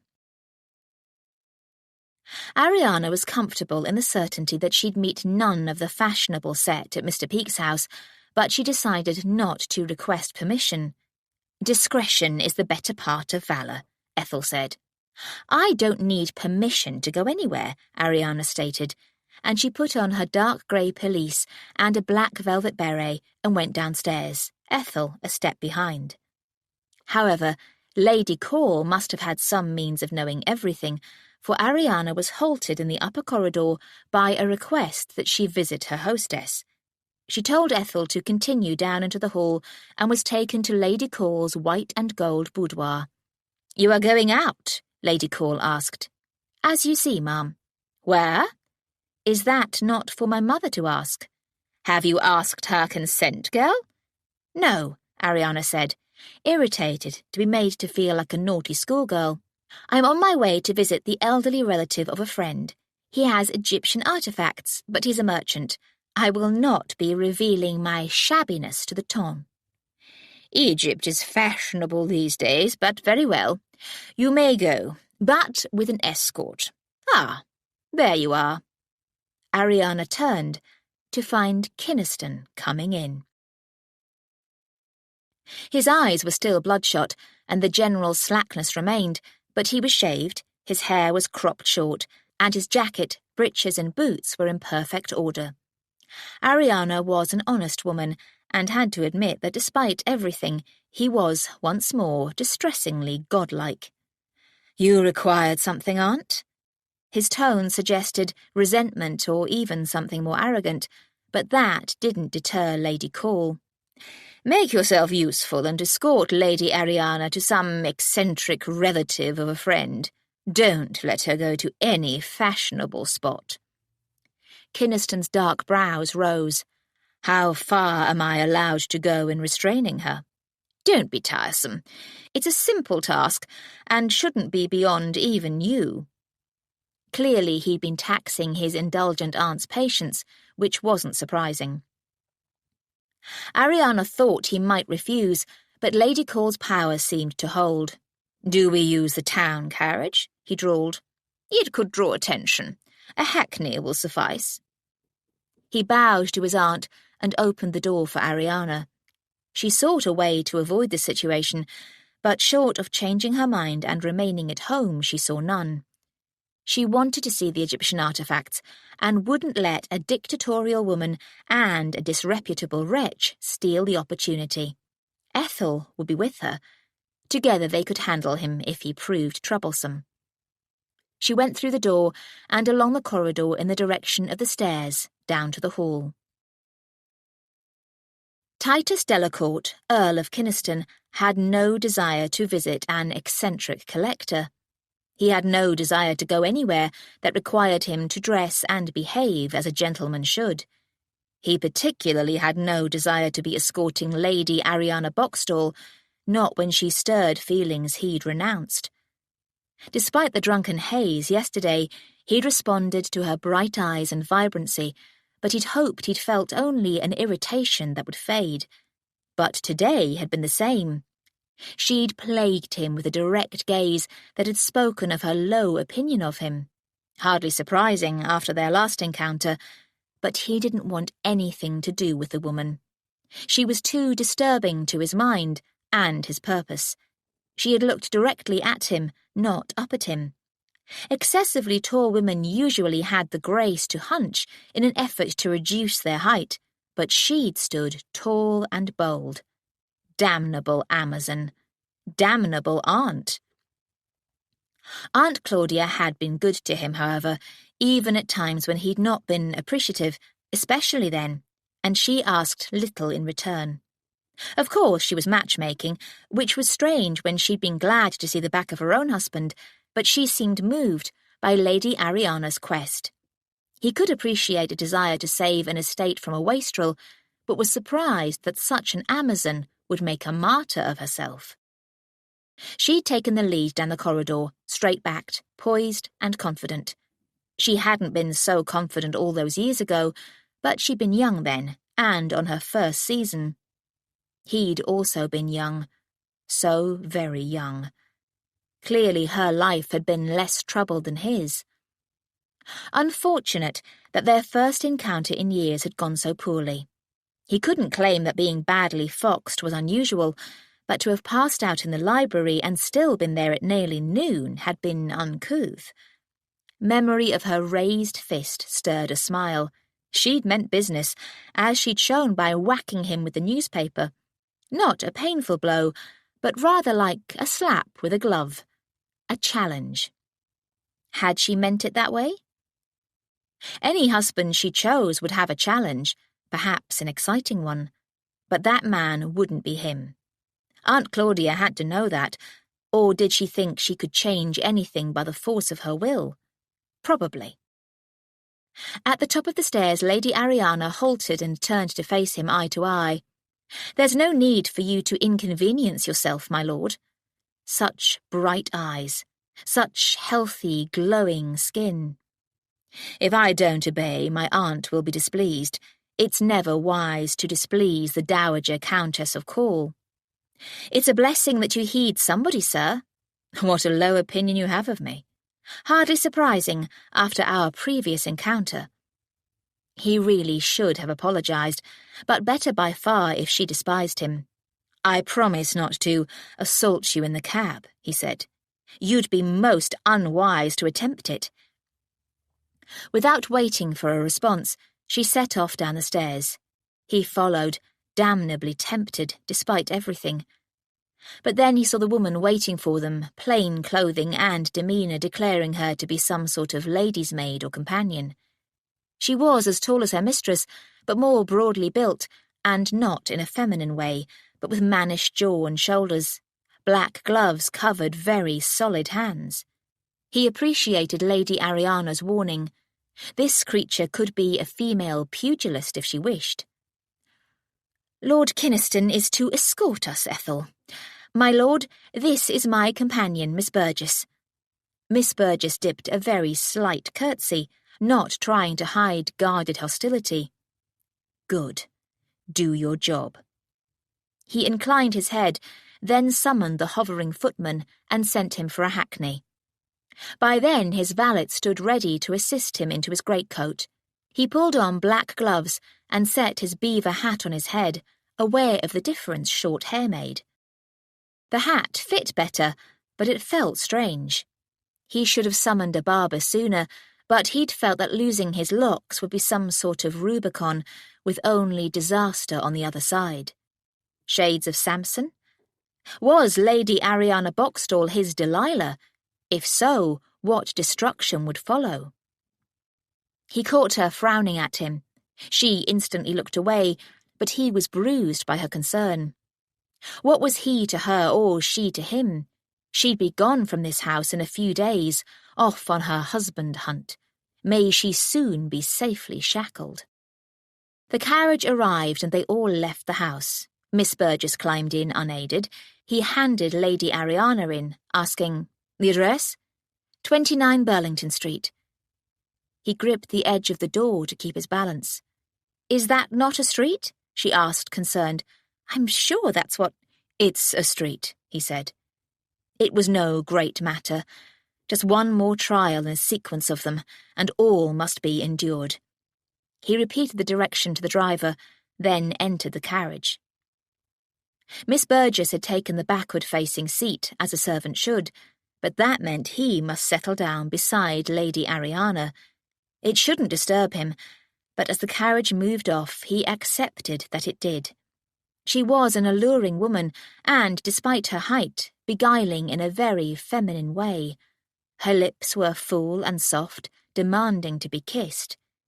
She was shrouded in dull outer clothing now, but he could remember from the day before that she had a magnificent bosom. He still wasn't immune to such things, alas. The silence was becoming uncomfortable, so he asked, "You are to visit Mr. Peake?" She turned her head to look at him. "You know him?" "I know of him." "Is he a famous eccentric, then?" "He's the great-uncle of a friend, and she tells me he has many curiosities from the East, as well as the Egyptian artifacts." An eccentric? Perhaps the house would be completely changed. That would be a blessing. "He's a nabob of sorts," she continued, "and spent most of his life in the East, returning rich." "A fortunate man." She frowned at him, and no wonder. He was doing his best to behave as normal, but her warm closeness made it a strain. A glance at the other woman showed dark eyes steadily on him, alert for a threat. Perhaps she'd protect him from himself. "I assume the house isn't in a fashionable area," Lady Ariana said, Mr. Peake having been a merchant. "Not particularly fashionable now, though it was more so a century ago." He escaped into detail. Fashionable London is a shifting sand, always drifting, and always westward. Because the only space is to the west. London has always grown along the river, and the east already has the city, the docks, and many activities to do with shipping. "You study such matters, Lady Ariana." "It's common knowledge, my lord." It was. He was in danger of appearing an idiot. And now we no longer depend upon the river for transportation. We are breaking free to the north. Hence the Regent's plan for his grand road and park, ripping through anything in his way. When he'd returned to England, to London, he'd been affronted by the drastic plans, but he'd have welcomed them if they'd flattened Burlington Street. Silence settled again and he embraced it, but then she spoke. "Where is your townhouse, my lord?"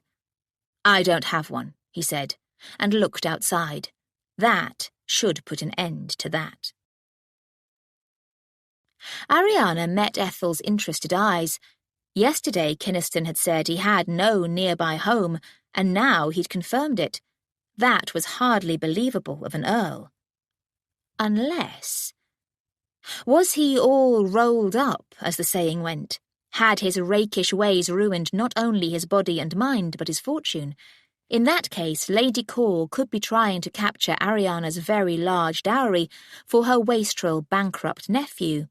He'd been on the list, and perhaps she'd summoned him from wherever he'd been to make the most of his chances.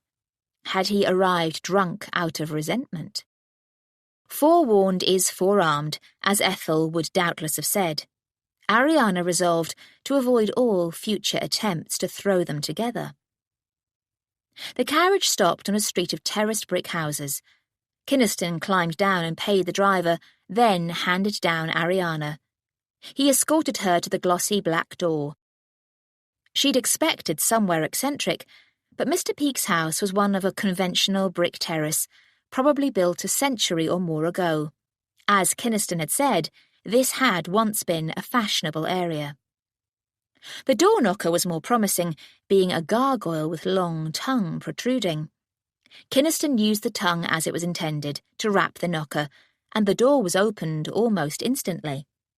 Instead of a footman or maid, however, the door-opener was a fashionably dressed lady of middle years, wearing black and a dashing dark blue velvet turban ornamented with a black plume. She smiled and said, "Welcome," but then walked off into a nearby room, where a number of people seemed to be engaged in lively conversation. Surprise fixed Ariana in place until Kynaston pushed her forward with a hand on her back. Even through gown and pelisse, she felt the shock of his touch, and she hurried forward, hearing Ethel close the door behind them. There were no servants in the narrow hall to assist them. A brown-haired gentleman, probably in his 40s, was coming downstairs, and he smiled at their confusion. At a meeting of the curious creatures, Peake has the servants stay out of the way, so whoever is closest to the door attends to it. Your outer clothing can be left in that reception room, over there. He continued on toward the back of the house. Curious creatures indeed, Ariana said, unsure about removing anything. The modest hall was comfortably warmed by a fire, but did she want to stay in this madhouse? She turned to Kynaston, but he was looking around blankly, and no wonder. They were surrounded by a jumble of the conventional and the extraordinary. An elaborately woven cane chair sat next to a stern 17th-century oak one. A deeply carved chest of rosewood, set with mother-of-pearl and semi-precious stones, was flanked by a conventional long-case clock and a tall pot holding spears. More weapons hung on the walls and up the staircase, many of them richly ornamented and of a style never used in Britain. They were interspaced with grotesque masks, one of which seemed to be covered by small squares of gold. Many of these items must be precious, but there was a distinct smell of rot. Kynaston twitched, as if coming out of a reverie. "I'm inclined to leave." That firmed Ariana's spine. "I wish to stay." "You, too, are a curious creature." "It would seem so." He didn't like that, but he said, "Then onward, to the improvised cloakroom." They went into the room, but it clearly was not improvised. The walls were lined with hooks, and there were a number of stands to take more cloaks, pelisses, greatcoats, hats, and anything else a guest might wish to shed. Ethel hung up Ariana's pelisse and then took off her own cloak to put on a nearby hook. Kynaston shed his greatcoat and hung it up. His gloves and hat went on a side table, and then he adjusted his sleeves and the cuffs of his shirt. He stepped in front of a wall mirror to check his black cravat before turning away. Such instinctive attention to his appearance, and yet yesterday in the library he'd been a mess. Neat when sober, scruffy when drunk. "Shall we explore?" he invited. But now Ariana hesitated. "I'm not supposed to appear before the ton yet. The lady who opened the door looked rather fine." "Could you not have developed cold feet before we undressed?" The word feet did it. Ariana marched out to face the fashionable foe. As they entered the hall, someone knocked on the door. No one hurried to open it. Ariana waited for Kynaston to do so. When he didn't, she opened it herself. She couldn't remember ever opening a front door for others in her life. A plainly dressed couple nodded their thanks, entered, and went to the cloakroom, in the manner of those well accustomed. Ariana laughed. "I didn't mind opening the door, but rather resent being left to close it after them. What a wealth of new experiences from a simple visit. With more to come, I'm sure." "Clearly you disapprove, my lord." Having escorted us here, you may leave if you wish. I'm entrusted with your care, Lady Ariana, and I confess to some curiosity of my own. Shall we go up?" Ariana could hear conversation upstairs, so she agreed, telling Ethel to come with them. Ethel's status was always a little delicate, sitting as it did between lady companion and lady's maid. In this relaxed household, there seemed no reason to separate, and Ethel might find aspects of the place enjoyable. Her sturdy appearance could make people think her stolid, but she had a lively, curious mind. If Kynaston objected, he kept it to himself. In fact, he seemed withdrawn. Perhaps he had a drunkard's head. The simple, dog-legged stairs opened directly into a large room, which seemed to take up most of this floor. It was full of chairs and sofas, many occupied by people engaged in animated conversation. Everyone wore sober colours, but the style ranged from puritanical to high fashion. Ariana could still smell something noxious, almost as if a rotting animal lay in some corner, but no one else seemed disturbed. She looked for somewhere to sit, but an elderly man rose and came over, using a cane, but lightly. He was grey-haired and somewhat raw-boned, but dressed in the latest style. "Welcome, welcome. I hazard a guess that I have the pleasure of addressing Lady Ariana Boxstall, friend of my dear great-niece." Ariana dipped a curtsy. "Then I suspect I have the pleasure of meeting Mr. Edgar Peake." "You do, you do." He looked behind her, and Ariana made the introductions to Ethel and Kynaston. "Lord Kynaston, is it?" Mr. Peake said with sharp interest. "What do you think of the place, eh?" "Novel," Kynaston said, in a drawl that was almost insulting. Certainly Mr. Peake was something of a rough diamond, and showing no discernible deference, but if Kynaston disliked low company, he should have left when invited to do so.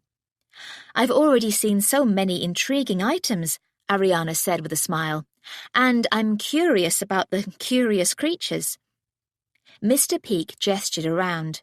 "An admirable group, a club of sorts, which meets occasionally in town to investigate oddities.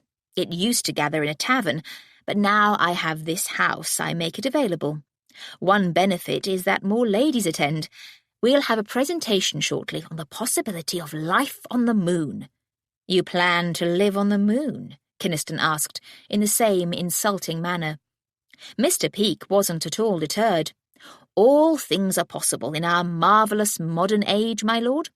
Perhaps we'll find a way to use coal gas to fire a rocket there with a man on board." "That sounds terribly dangerous," Ariana said. "And impossible," Kynaston murmured. "Nothing is impossible," Peake said. "To think so is to be blind to opportunity. Gas will revolutionize the world. You mark my words, my lord. But we haven't perfected it yet. Hence the faint aroma of experimentation." "So there isn't a corpse lurking here," Ariana said. Peake chuckled. "Unless you count the one in the basement. Come, come. I gather you will be particularly interested in my Egyptian acquisitions, and they are still down there." He urged them toward the stairs. Despite mention of a corpse, Ariana was keen, but she would happily shed Kynaston's disdainful company. "Do you wish to remain here, my lord?" "You might escape into fashionable dissipation, Lady Ariana, so no." She shrugged and went with her host, noting that the Earl of Kynaston had not improved with keeping, as the saying went. He'd lost all his smiling charm and become arrogantly rude. At least that was wearing away at any lingering enchantment. As they returned to the hall, the knocker sounded again. Mr. Peake went to answer it, and was soon greeting new guests, a couple with 2 sons in their teens. They chatted away, and then Peake remembered them. "My dear Lady Ariana, Lord Kynaston, my apologies. My lord, would you be so kind as to take Lady Ariana and her companion down to the cellars? I'm sure you know the way. I must take these fine young fellows up to meet Inkman." With that, he returned to his new guests. Ariana looked an apology to Kynaston, for Peake's request had been beyond anything. No wonder he looked at the edge of his patience. "There's no need," she said. "You wish to see his Egyptian artifacts? Come." He didn't wait, but walked away toward the back of the house. "Why would he know the way?" Ethel muttered as they followed. "He must have visited here in the past. Visited the cellars." Ariana shrugged and hurried to catch up. She'd never considered a man's back before, but remembering the way her mother and Lady Call had assessed the gentleman, she indulged herself. Though awake to all Kynaston's faults, she couldn't help but be aware that his back view was fine. Broad shoulders, slim hips, strong legs that moved him forward in a very smooth, athletic way. No matter what debauchery he'd sunk into over 8 years, he was still in good physical shape. He halted and opened a plain door to reveal a narrow staircase. "Take care on these stairs. They were built for people with small feet." Ariana froze. The monster. From behind her, Ethel whispered, "He's having trouble too." He was. Ahead of them, Kynaston was having to put his booted feet sideways on the narrow treads. Ariana still might have retreated if Ethel hadn't given her a shove. She went down, big feet sideways on the inadequate stairs, hating him, her feet, and the cruelty of being a tall lady. He had to duck at one point to go under a dip in the ceiling, which at least warned her to do the same. Then she arrived in a basement area lit by 2 small windows high in the walls, and wonder wiped all grievance from her mind. A part of one long wall was covered by Egyptian figures, portrayed in that distinctive style, with the faces shown in profile but shoulders square to the viewer. Brown skin, black, straight-cut hair, and mostly white clothing that left the men's legs bare. Hieroglyphic writing presumably described the scene, but no one knew exactly what those images and shapes meant. It looked as if a harvest was being gathered and presented to a pharaoh or a god. She knew that at times the pharaohs themselves had been considered gods. Ariana wanted to move closer, but the floor was almost entirely covered by wooden crates, bundles, and shrouded objects. There were only a few narrow passages, none going toward the mural. The light suddenly increased, and she turned to see Kynaston replacing the glass on a hanging oil lamp. A tinderbox sat nearby. "Thank you, my lord."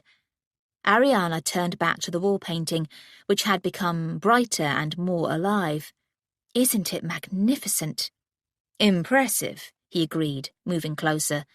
Given the lack of space, that meant very close. "It's not real," she said, heart suddenly beating faster. "I mean, it's a reproduction." "You can detect that?" "I can detect your smell, subtle and clean, but something else. Something I didn't know I remembered from a hot, perfumed dance." "My friend told me," she said quickly. "Lady Farringay, Mr. Peake's great-niece. She wrote to me about it." "Stand aside," he said, which was barely possible. He squeezed past her, their bodies pressing together for a shocking moment. "My lord," she protested, but by then he was in front of her, blocking her view. The oaf. But he tested one crate and then lifted another to place on top of it. He pulled the cloth off an object to reveal a very odd wooden statue. He picked that up, looked around, and found a safe spot for it on top of some soft-looking bundles. Then he turned and gestured. "My lady?" He'd made a space for her in front of the mural. Against her will, Ariana was charmed by his thoughtfulness and by a hint of true warmth on his face. This was more like the man she remembered, and her body was still humming from that outrageous moment of close contact. But the picture summoned, and she went forward into the space he'd created. He didn't retreat, so he was still close, but not as close as before, which might be a shame. "Focus on the mural, Ariana." "It's as if it is a wall," she said. "Probably painted on plaster, laid on wood. So quite easy to do. Anyone could have such a thing created." "You would?" he asked. "I might. My father would have." "It would be an odd addition to a lordly seat, but an interesting one." She glanced at him, which was a mistake when they were so close. The light hung behind them, casting his face in shadow. That concealed all his shortcomings, but hid none of his perfections. "It would certainly excite conversation," he said, their eyes only inches apart. There was a kind of intimacy, as if of night-time and privacy and— Ariana stepped as far from him as she could, until the backs of her legs pressed against a box. She excused her movement by turning to inspect the mural more closely. Carefully she touched it, finding a stone-like surface. "You're correct, I think. Plaster, or perhaps stucco on wood. I wonder how it was brought down here, and how it will be taken out." "There's a door to the outside." A dip in awareness told her that he turned away to look for that door. She'd known his old magic lingered in her mind, but after his disgusting behaviour yesterday, she'd never imagined it might still have power over her. Or perhaps she had. Even yesterday, in a wretched state, he'd captured her attention in every way. She composed herself, and then turned to look around the room for herself. So many mysterious shapes and intriguing containers. She peered into a tall, ornately painted urn and caught a ghost of stale spices that was almost as disturbing as the smell of rot in the house above. How old was it, and what had it contained?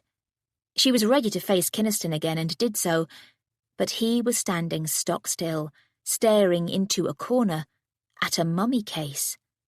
The dead body in the basement. It stood upright, tilted back slightly against a wall, and half in shadow.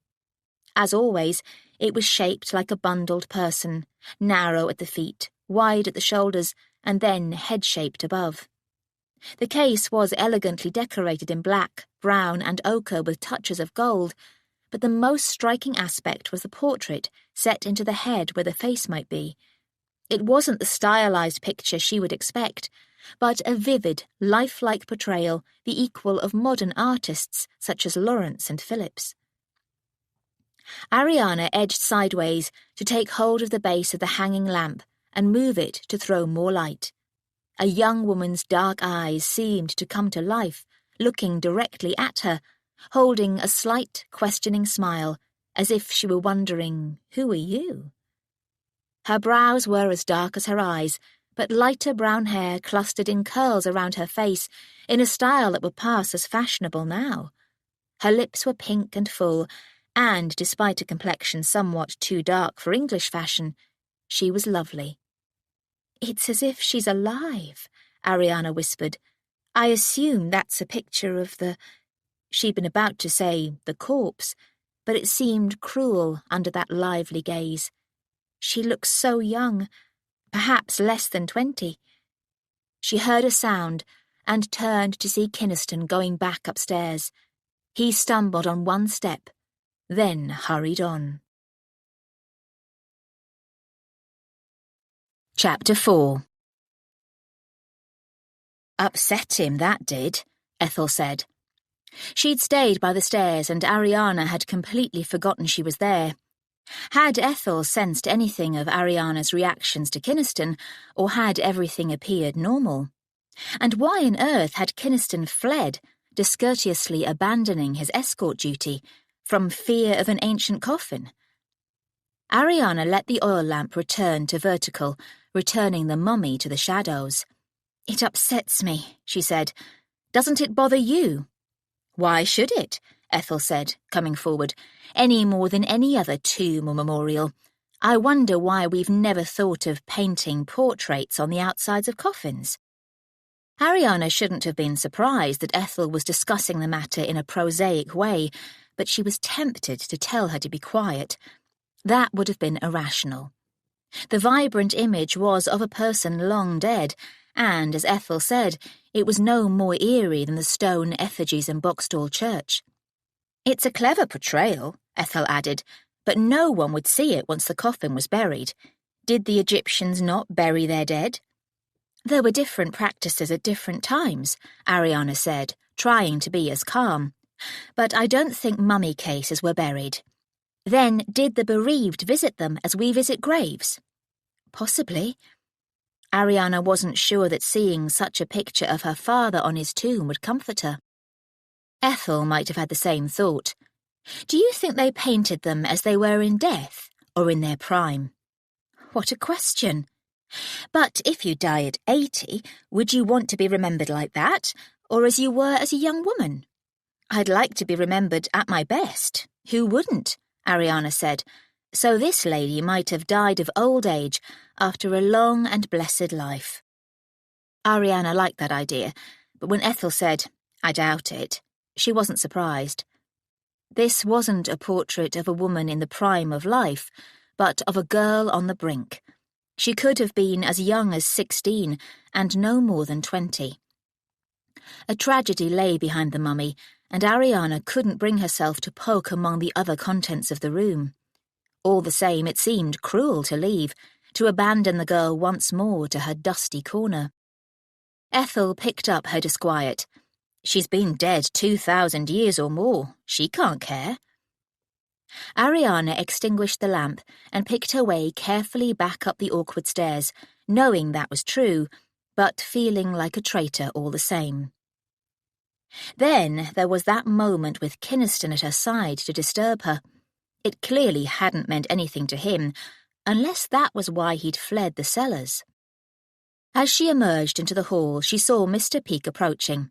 I was just coming to find you, Lady Ariana. The talk is about to begin. You won't want to miss it.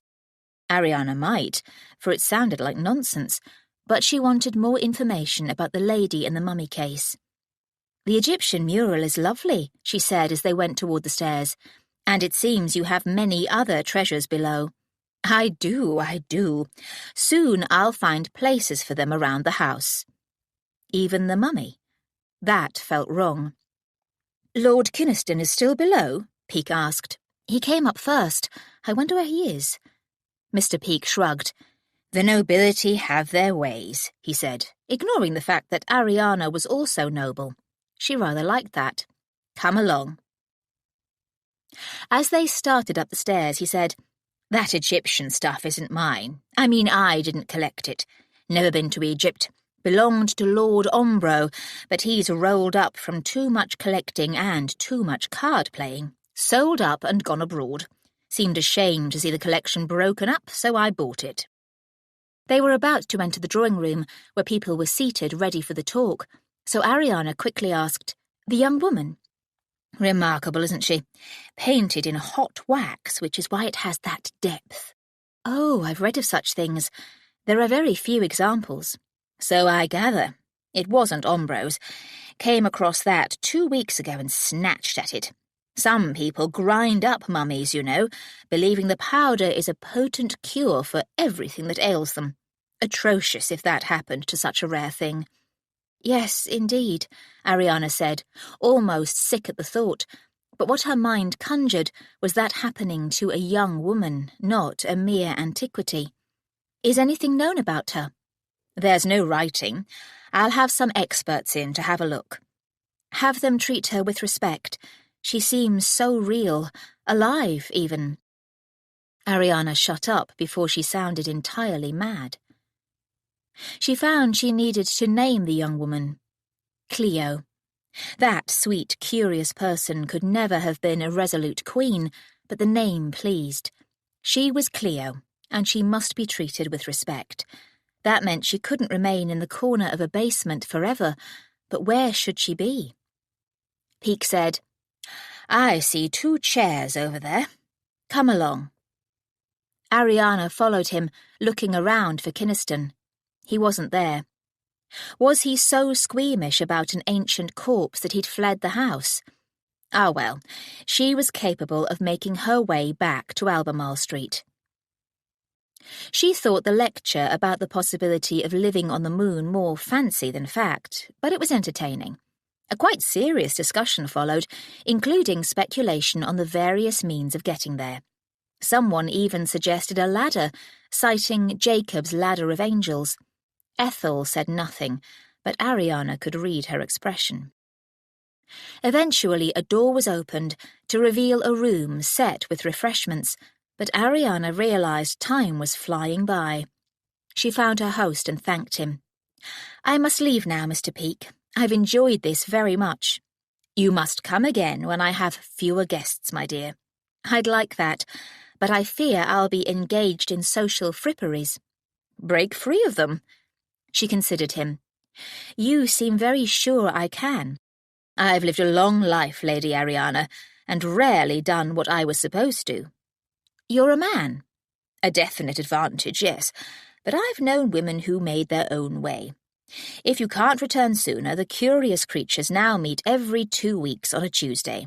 The meeting after next falls on Christmas Day, so we'll be a small gathering, but we'll have a feast and a discussion of the Christmas star." "I'll be at Boxstall then." But at that moment, Ariana realized that if her plan worked, she wouldn't be. She could be spending Christmas at the home of her new husband. Why had she never thought ahead to that point? "Then perhaps when next you return to town," Peake said. Such confidence of life rolling on, year to year with few changes. "If I can," Ariana said, and added, "Lord Kynaston seems to have left, so I'll need someone to summon a hackney. There's a bell in the hall that'll summon a servant, but the Earl might be lurking somewhere, avoiding fancies about the moon." "I doubt Lord Kynaston ever lurks." "All wise men do when advisable, Lady Ariana, and he'll know the quiet spots. This was his house, you know." "His house?" "Bought the lease off him. Through his agents, that is. He was abroad until recently. I hope the changes didn't upset him." Some of Kynaston's behaviour now made sense. "I think perhaps they did." "Odd, the way people sell a place, then expect the new owners to keep it as it was. I must return to my guests, Lady Ariana. Ring the bell by the hall fireplace, and a servant will come up." He hurried off, and Ariana and Ethel went downstairs. "That must be why Lord Kynaston's living at Lady Call's," Ethel said. "But why sell? This place had probably been in his family since it was built." Ethel had no answer to that. They went into the cloakroom, where Ethel took down Ariana's pelisse and helped her into it. Ariana answered her own question. "He's probably squandered his all, like the owner of the Egyptian artefacts. That would explain him living abroad as well. Any number of people are doing so for cheaper living, even one of the regent's brothers. Idiot wastrels. The end of the war has created unanticipated problems, even for the more careful," Ariana said, pulling on her gloves, then realised she was inventing excuses for Kynaston. "Nothing excuses bad manners, however. The wretch has abandoned us." "Some people are very afraid of death. An ancient mummy is no more threat than a graveyard." "Some don't like to pass near a grave," Ethel said, but then added, "His great coat's still here." Ariana saw that was true. Lurking after all. She was tempted to leave without him, but supposed she should make a minimal effort. She went into the hall and checked the nearby rooms. A half-open door led into the reception room, which had been abuzz with talk earlier. It was unoccupied now. She opened a closed door to find a conventional dining room. The next door opened into a library. The shelves were half empty, but a number of unopened boxes on the floor could hold books. She immediately wondered what treasures they contained, but she'd found the lurking wretch. He was lounging in a chair to her left, looking completely at home, legs stretched out toward the fire.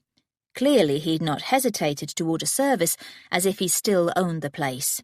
He had a glass in his right hand, and a decanter stood on a table close by. If it had been brought to him full of wine, he'd made inroads. At her entry he looked around, then he put down the glass and stood with a lazy grace that denied inebriation. "You're ready to leave, Lady Ariana." "If it's not too inconvenient, my lord." Ariana allowed herself sarcasm, but resisted an urge to criticise his drinking. It must have been upsetting to see one's family home in the hands of another, and so drastically changed. The threat to Boxstall had driven her here to London in search of a husband. Her success would lose Boxstall to her forever, but her home would be preserved. He accompanied her out of the room and went to the cloakroom for his outerwear.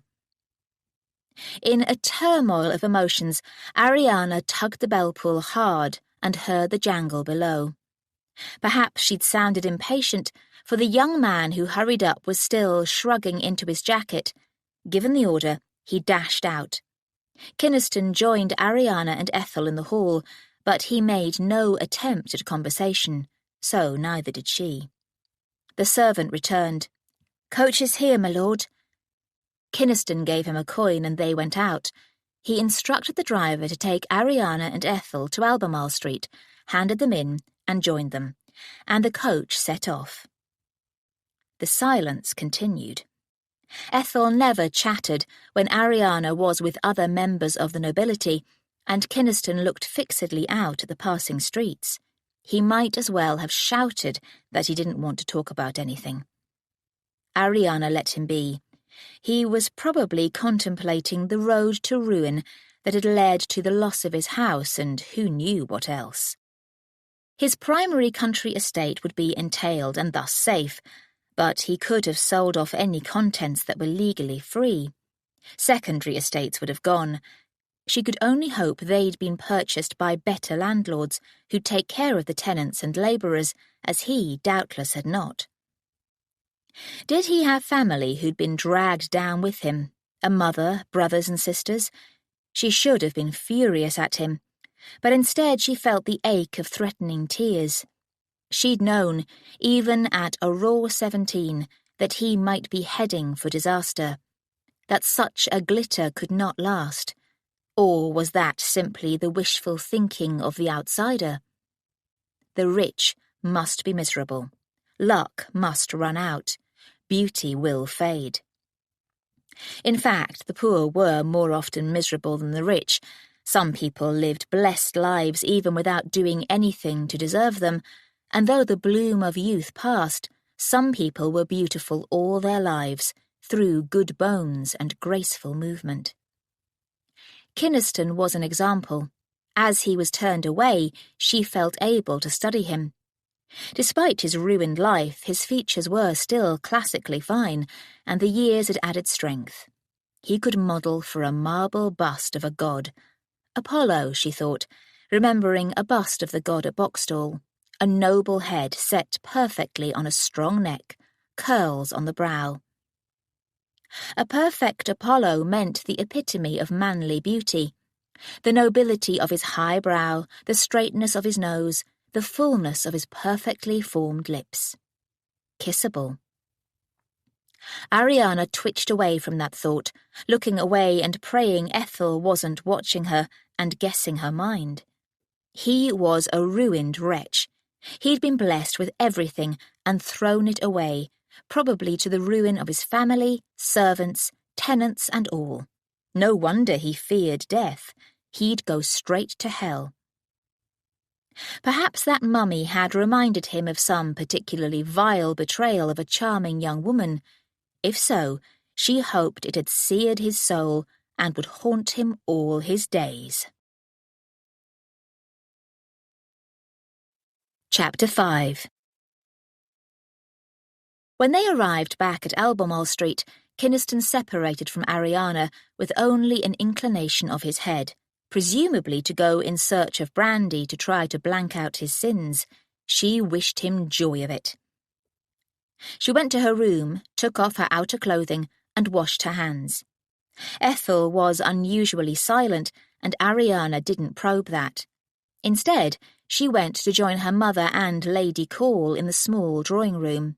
She gave an account of her visit, but left out any mention of Kynaston's distress or drinking. She'd not carry tales back to his aunt, and in any case Lady Call must have been aware of all his faults. She was having to house him, and hadn't hesitated to be tart with him. "I might like to meet this Mr. Peake," Lady Call said. "He's somewhat eccentric," Ariana warned. "So am I. I would like to see the mummy you mentioned. I will ask him to bring it here." Ariana had already been thinking that Lady Call and her skirts would never get down into the basement, but this startled her. "Do you think that's appropriate?" she dared to ask. "Why ever not?" Clearly, commanding others to fetch and carry was normal, so Ariana said, "It is a person, in a manner of speaking." "Then it or she should not be in a basement." Ariana had no argument to counter that. "I was told that Mr. Peake's house was once Kynaston's." She'd succeeded in surprising Lady Call. "This Peake has bought the Burlington Street house." "So it would seem." Ariana's mother said, "How odd that he sell." "It's on the fringes of the current fashion," Lady Call said, "and he has spent years travelling abroad, during which it's often been rented out. We are to go to the theatre tonight, Ariana." That was a clumsy change of subject. Lady Call didn't want Ariana to know Kynaston was ruined. "I thought I was to lie low until I have my fashionable wardrobe." "An early foray will be useful preparation, and the theatre won't involve extensive mingling. You have one adequate gown?" "I do." "Madame d'Estreville delivered your dark blue refurbished with black trimmings as agreed." Ariana wished to object simply because she hadn't been consulted, but she'd enjoy a trip to a London theatre. Nothing outside London quite compared. When she went to her room, Ethel already had the gown spread on the bed, and it did look well. The addition of black Van Dyck lace on the bodice and at the hem made the deep blue gown more sober, yet grander at the same time. Black gloves and slippers, and all would be complete. When she dressed that evening, Ariana added jet jewellery. She wanted nothing odd to attract attention. Once she was ready, she considered herself in the mirror. Anyone who might remember her last visit to town would find her much improved. Back then, she'd been dressed in conventional pale shades with too many frills and flowers. She winced at the memory of rosettes that had drawn attention to her big feet, but then buried that memory deep. Now she at least had dignity. "Will Lord Kynaston be accompanying his aunt to the theatre?" Ethel asked. "I dearly hope not. He's nice and tall." "Even so." The less she saw of the man, the better, but of course his aunt would have demanded his escort as part of her plan to match them up. Ariana went downstairs braced for another encounter, and there he was, looking particularly magnificent in dark evening clothes. The only colour about him was his red ring and the large ruby on the pin that held his black neckcloth in place. Ariana couldn't deny that spending more time with him would be interesting. But then Lady Call introduced her, with particular emphasis, to the gentleman standing at Kynaston's side. Lord Churston, another of her listed suitors. He was of a height with her, and pleasant in appearance, though his dark brown hair was a little thin and arranged to disguise that. It was unfortunate that he be standing by Kynaston, but Churston had the edge in having the healthy air of someone who never overindulged in anything. Here was an excellent possibility, so Ariana smiled warmly at him, ignoring Kynaston's rather cynical expression. The third gentleman, Sir Norman Fawkes, was some 20 years older than the others, and both shorter and leaner. He had a worldly air, and soon proved to be a sophisticated flirt. Ariana wasn't surprised to find him the main focus of Lady Call's attention. Sir Norman could easily be imagined in the satin and lace of a bygone era, heels high and small sword on hip. That left Ariana and her mother with Kynaston and Churston. Lady Langton immediately drew Kynaston's attention with questions about the location of his estates, which turned out to be Wiltshire, and then launched into gossip about other people she knew in that county. Of course, Churston was on the list, and as far as her mother knew, Kynaston was not, but the effort should not be wasted. Over dinner, Ariana directed as much of her attention as possible at Lord Churston, trying to draw out his finest qualities. It wasn't easy, for the seating of such a small company meant that, of necessity, Kynaston was on her other side, talking easily to her mother. The scraps she overheard were intriguing. Italy? He'd spent some time there. Churston was her target, she reminded herself, and asked him if he had travelled abroad. "Only briefly, Lady Ariana. I find Britain has everything I could want." "What is your native county, my lord?" "Shropshire." That was in the north, far from Hampshire, but Ariana knew that was probably her fate. Wiltshire, however, adjoined Hampshire. Delacourt couldn't be close, or she'd have known that. It probably lay on the far side, many miles away, but closer than Shropshire. She focused on Churston again. "Is your principal estate close to Wales, then, my lord?" "It lies to the east of the county, ma'am, not far from Bridgnorth." Ariana would look that up on a map later. If it lay close to a good road, the distance might not matter. Kynaston mentioned a Phyllis. Who was she? Churston wasn't an easy conversationalist, and Ariana was struggling for a new topic when Lady Call addressed the table as a whole, mentioning the visit to Peake's house and inviting her to give an account. Ariana was pleased to do so, but she tried to avoid anything that might make Mr. Peake or his friends seem ridiculous. Even so, Churston said, "Sounds like an odd fellow. Merchant, you say? Something of a nabob, I gather, and related to Lady Farringay." "Ah." Clearly the connection made Mr. Peake slightly more acceptable, but Churston's attitude made him less so to Ariana. He showed every sign of being a snob. "Collecting's quite the thing," Sir Norman said. "Has been forever, of course. There was Sloane gathering stuff from all over back in the last century, and then getting the government to set up the British Museum to house it all." "I hope to visit the museum," Ariana said, directing the words and a smile at Churston. She was inviting him to invite her, but he said, "I fear you'd find it dull stuff, Lady Ariana." Her mother intervened then. "Ariana is quite interested in antiquities." Churston's polite smile was sceptical. "Sloane reminds me of Soane," said Sir Norman. "An architect, but also a collector. I've been told he has all kinds of antiquities in his house in Lincoln's Inn Fields, and admits select people to view them." "Including ladies?" Ariana asked. "I've not heard that he refuses them," Sir Norman replied. "Or you could visit the Egyptian Hall, Lady Ariana. The place was built in the Egyptian style, but I can't say it's accurate." "Napoleon's carriage is housed there, is it not?" Churston said. "More your thing, I'm sure, Lady Ariana." Ariana was saved from making a caustic comment when her mother exclaimed, "Oh yes, I heard that when it was first displayed, the place was packed with Tonish gawkers." "Mayhem," Lady Call agreed. "As when Napoleon was on board ship in Plymouth Harbour, people travelled down from London to try to catch a glimpse." "He had been our direst enemy for so long," Ariana said. "The most appropriate treatment for a villain is to ignore him," stated Lady Call. "Some people seek notoriety." Sir Norman was bold enough to challenge this view of Napoleon, and a lively discussion swirled about the ex-emperor's aims, abilities, and ambitions. It was an unusual dinner conversation, but Ariana enjoyed it. She noticed, however, that Lord Churston played little part. Did he disapprove, or was he simply dull-witted? Whichever, she was beginning to fear that he would not do.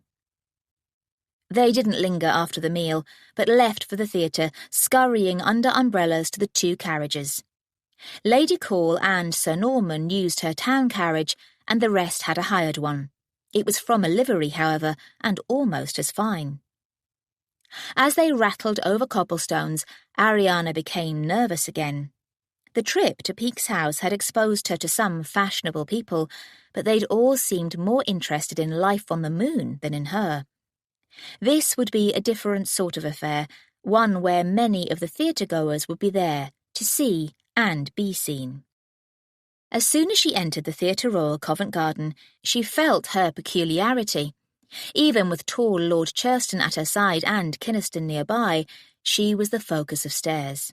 All she could do was ignore them as she and the others went up to the boxes. Thus far, Churston's height was all she discovered in his favour. After suggesting that the museum might overstretch her mind, he'd had nothing interesting to say at dinner. She'd ceased trying to draw out conversation, but as they went slowly up the stairs, he remarked, "Bit of a crush?" A little later he added, "Not as much as usual. Morning, you know." It was only polite to do her part. "Do you prefer plays or opera, my lord?" Ariana asked. "Plays, as long as they make some sense. There's a great deal of nonsense on the stage." "Isn't nonsense sometimes the point, my lord? Consider A Midsummer Night's Dream." "Ah, well, but that's Shakespeare, Lady Ariana. I was thinking more of the modern nonsense, such as ladies running off with highwaymen and gentlemen marrying dairymaids." Perhaps it's hard to write a play about ordinary people doing ordinary things. He surprised her by agreeing, but then added, "Not much point to theatre at all, really, is there? But people will go, even the lower orders. Not good for them. Gives them ideas." He was not only dull, but pompous, and thought his every opinion correct. Intolerable. When they reached the call box, Ariana sat with relief, for when she was seated, her height was less obvious. Churston took a seat beside her, but she couldn't expect perfection. Lady Call had taken a seat at the front, with Sir Norman and Ariana's mother. Kynaston was somewhere behind her, which made Ariana distinctly nervous. To cover it, she raised the subject of the gaslighting in the theatre, and, to her relief, Churston talked sensibly enough about it and the increased safety of gaslit streets. She moved on to the current social unrest, and he pointed out the poor harvests of 1816, which had made it worse, and how they had arisen from the eruption of Mount Tambora. Ariana was beginning to think he'd do after all, until he said, "But I mustn't bore you with such matters, Lady Ariana." "I'm not at all bored." Now, you don't have to humour me." He actually patted her hand. "I know you'll be more concerned about the style of hats and the latest dances." Fortunately, the performance began then, but as Ariana focused on the stage, she accepted that he was a hopeless case. Thank heavens the play was excellent and made the evening worthwhile. At the first intermission, the ladies remained in the box, and a stream of people came to pay their respects to Lady Call and her guests. Kynaston remained at the back, a darkly silent presence. Was he pining for drink? Then Ariana had to pay attention to a new arrival. Lord Blacknorton was another of Lady Call's listed possibilities, but Ariana knew from the start that he'd never do. It was shallow to reject any man for his appearance, but there it was. She had to assume that Blacknorton had shaved before attending the theatre, but his heavy jaw was already dark. His black brows almost met in the middle, and his short hair was a spiky thatch. Even his spatulate fingers were furred with black, and she feared he could be thick with hair all over. However, with Kynaston already off the list, and Churston and Blacknorton impossible, that left only Celadon, Wentworth, and Sir Araby Arranbury. She was still prejudiced against a man with such an ill-suited name, but perhaps Ethel had been right. Beggars can't be choosers. "Is something the matter, dear?" her mother asked. No one was close, so Ariana said quietly, "I'm developing a greater appreciation for princesses and such, who are forced to make marriages without any choice." Her mother's lips twitched. "I didn't think Churston quite to your taste." "Nor Blacknorton. So hairy." "I'm sure some women find that appealing." "That's good, for I'd not like to think of him rejected all his life." "You have a kind heart, dear, but be careful to marry no man out of pity. And you mustn't marry simply to force Norris. If disaster falls, it will be his fault, not yours." "Then why am I here?" "To see if there's a man who will suit." So, her mother had sought this way to match-make, had she? Ariana knew that her single state worried her mother, but it wasn't such a terrible thing, especially when a lady had a comfortable income of her own. She was beginning to regret insisting so forcefully that a quick, practical marriage would be easy. It would gall her to lose her contest with her brother, but all the same, perhaps the need wasn't so urgent. As if to reinforce her resolve, the threat personified entered. Ariana hadn't seen her uncle, Paul Boxstall, since her father's funeral, when his superficial resemblance had been particularly upsetting. It had been as if the same mould had produced one perfect specimen and one that was badly flawed. It was an offence against heaven that the badly flawed one, the dissolute one, still lived. Uncle Paul's skin was even more deeply seamed now, his eyes more pouched, his lips slacker, but his smile was the same crooked sneer. "My dear sister, and my niece in town at last." Lady Langton had to introduce him to Lady Call, who responded in a way that should have frozen him on the spot. Of course he didn't care. He was probably enjoying embarrassing them. Ariana noticed Kynaston move forward, as if he'd take action, and Lady Call gestured to him to hold fire. It was oddly comforting that he be there. Ariana didn't exactly fear her uncle, but he was capable of any sort of unpleasantness. For a start, he was drunk, though a lifetime's practice enabled him to stay upright. He was perfumed, but nothing could disguise a slight sour smell of decay. Ariana wished she could believe he was dying, but it was probably just a lack of soap and water over too many days or weeks, and a complete lack of attention to his shabby evening clothes. "My nephew with you?" he asked. "No," Ariana's mother said, trying to be as icy as Lady Call, though it wasn't in her nature. "Pity. Got a business prospect he might like." He looked around as if seeking a seat to collapse into, but Kynaston moved forward, took him by the elbow, and steered him out of the box without untoward drama. A very useful skill. Ariana said, "I hope Norris has more sense than that." "I'm sure he has," her mother said. "He must bump into the man here and there all the time. Such a sad case." "From what you've said, he's been like that from the cradle." "That can't quite be true, dear, but for most of his life, certainly. He had looks and charm of a sort once, but threw away every chance." That, unfortunately, sounded too much like Kynaston's course, and Ariana hated to think of him like Uncle Paul one day. It was for his family and friends to prevent, however, not for her. She had a marriage to make and a renewed purpose. Uncle Paul must never, ever inherit Boxstall. But she was already down to 3 candidates. Perhaps there were others. As the bell rang for the end of the intermission, she surveyed the opposite theatre boxes and even the pit in search of tall young men. She saw a few.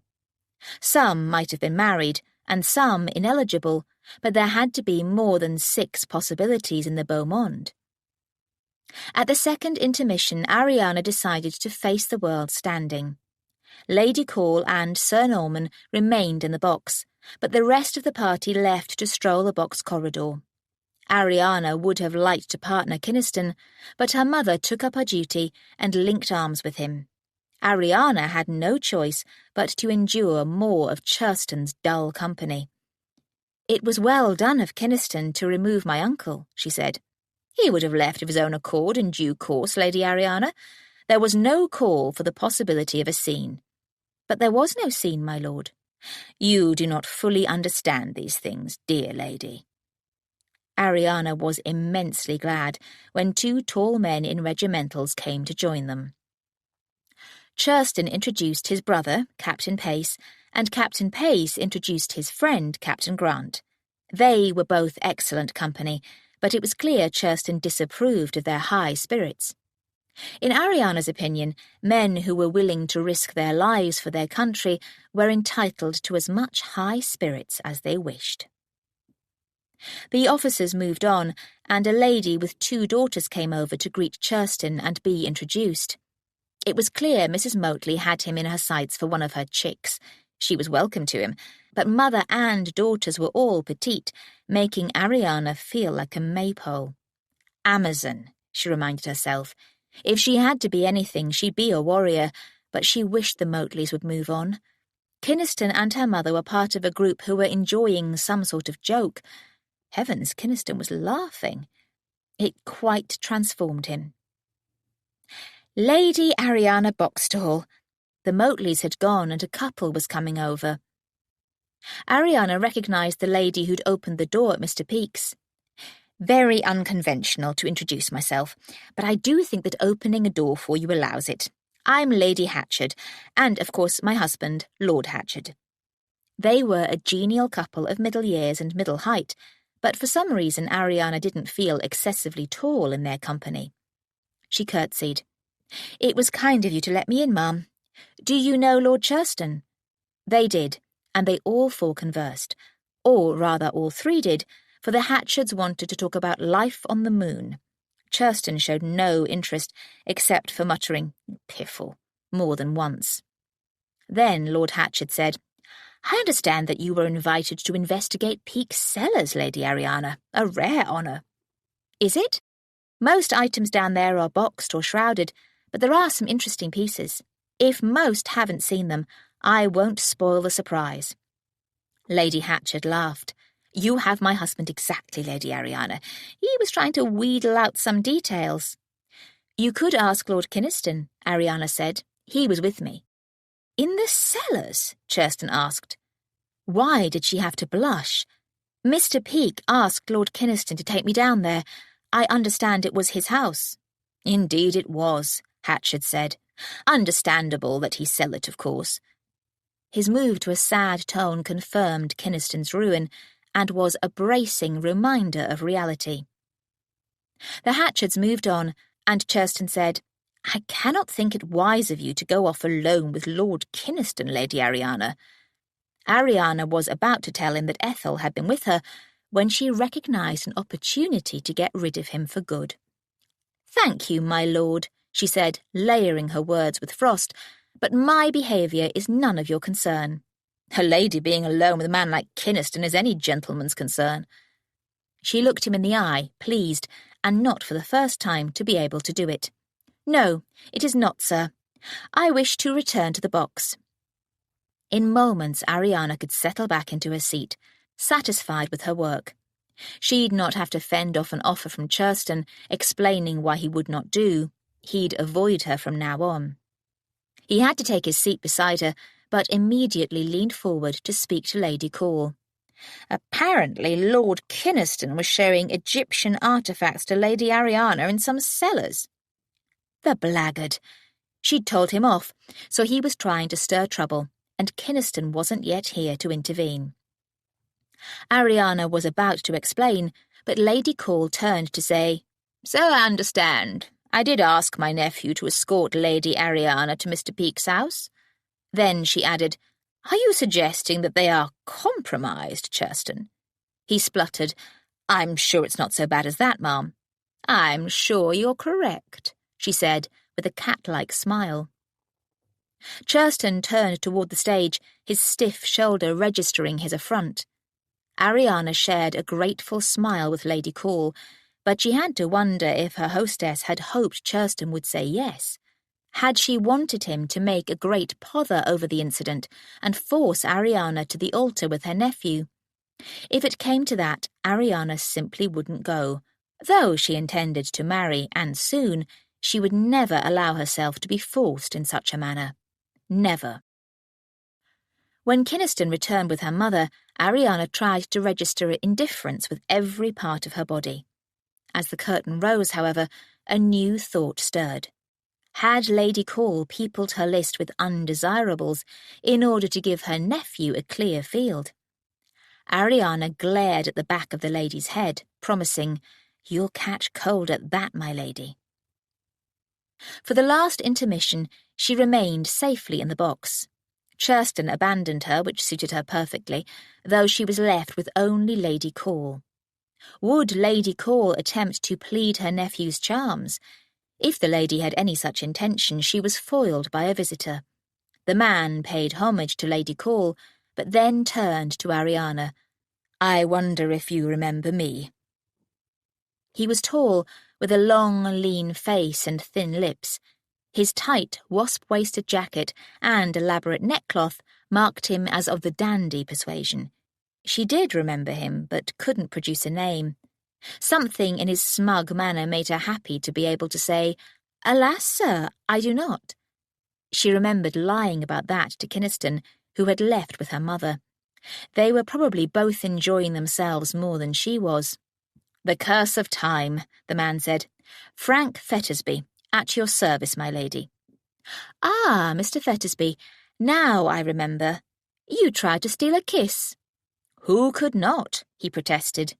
"All the other gentlemen in London." "Sluggards." "Gentlemen," she corrected. "I was 17, sir, and you already well into your 20s. A mere 25. I have never forgotten you.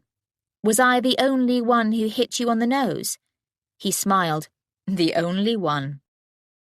She liked his boldness, but she was remembering a great many things, including him being a fortune hunter with a very shady reputation. He'd clearly failed in his hunt for 8 years, and it was insulting that he now think her easy prey. "Your kisses haven't snared a lady of fortune yet, Mr. Fettersby." His face pinched, but he tried to be gallant. "Perhaps I never forgot you." "Doing it too brown, sir. Are you enjoying the play?" Clearly he didn't give a damn about the play, and soon left. "Glad to hear you bloodied his nose," Lady Call said. "Alas, ma'am, I didn't manage to draw blood."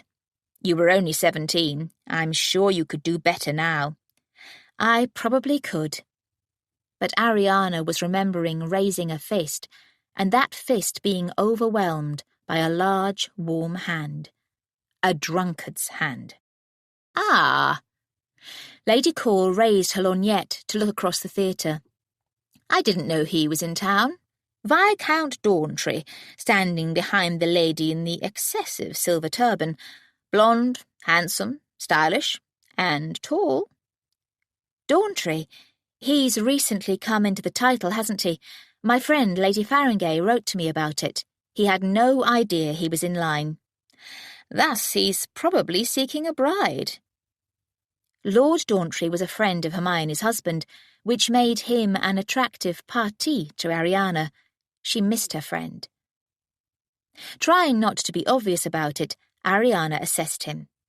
Perhaps she'd misjudged Lady Call, for she'd pointed out an attractive possibility. Dawntree was elegant and fashionable, but his ease of manner countered any suggestion of fop. He said something that amused those around him, which suggested he wasn't a bore.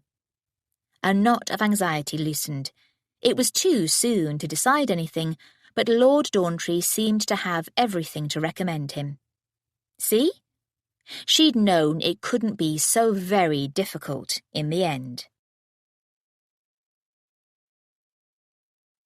Chapter 6. Back in Albemarle Street and undressing, she told Ethel all about the evening, including the encounter with Uncle Paul. "A cesspit of a man," Ethel said, unfastening Ariana's gown. "Who inherits if your uncle dies?" "A distant cousin. A better option, but almost anyone would be." "Then perhaps you should kill your uncle." Ariana turned to stare. "What?" "Man like that, if he fell off a bridge and drowned in the river, no one would wonder or care." "I couldn't dream of such a thing." "Easier, I'd think, than marrying to force your brother. One's illegal and a terrible sin, and the other isn't. Less likely to get you hanged, true enough." "Of a certainty." "I meant killing your uncle," Ethel said. "When you kill your unpleasant husband, you'll be the first suspect." "I'm not going to kill anyone," Ariana said. "The very idea. And I'll find a tolerable husband. There has to be at least one." "This Viscount Dawntree?" "I've not even met him." Ariana sat so Ethel could take the ornaments out of her hair. "True, it's early days yet," Ethel agreed. When Ariana's hair was free, she began to brush it. "So, you ran Lord Churston off?" "Thank heavens. I can't believe that he tried to scold me." "You could have said I was with you in the cellars." "I could, but that would have diluted the deterrent. As it is, I'm free of him at least." "But no additional suitors, other than Dawntree?" "Whom I've not yet met." Ariana reminded her. "Frank Fettersby tried to court me." "The fortune-hunting rake?" "The very one. If he learned not to sneer when rebuffed, he might have more success." "People don't change," Ethel said, putting down the brush. "I'm not going to become excitable. You're not going to become meek. The Prince Regent's not going to become frugal." Ariana turned to look up at her. "What of all the sermons about repentance and reform?" "I don't reckon they change people's natures, but they might change what they do with them. You're going to continue to be determined, but you're going to use that to choose the right husband." "Yes, I am," Ariana said, standing. "And I'm going to remember that the Earl of Kynaston has always been on the road to ruin, and people don't change." So he was pleasant this evening, and behaved quite normally, but beneath that exterior, he's a wreck. Ariana settled into bed, pleasantly tired, but hours later was still awake, at least in part because of thinking about a certain wretch's potential for reform. Tinkling clocks around the house, and more sonorous chimes from church bells farther afield, told her it was 2 a.m. of what the French called a nuit blanche. She didn't often suffer them, but she knew how it would be. Simply lying there wouldn't bring sleep, and soon her legs would become irritated and might even cramp. She climbed out of bed, shivering in the cold air.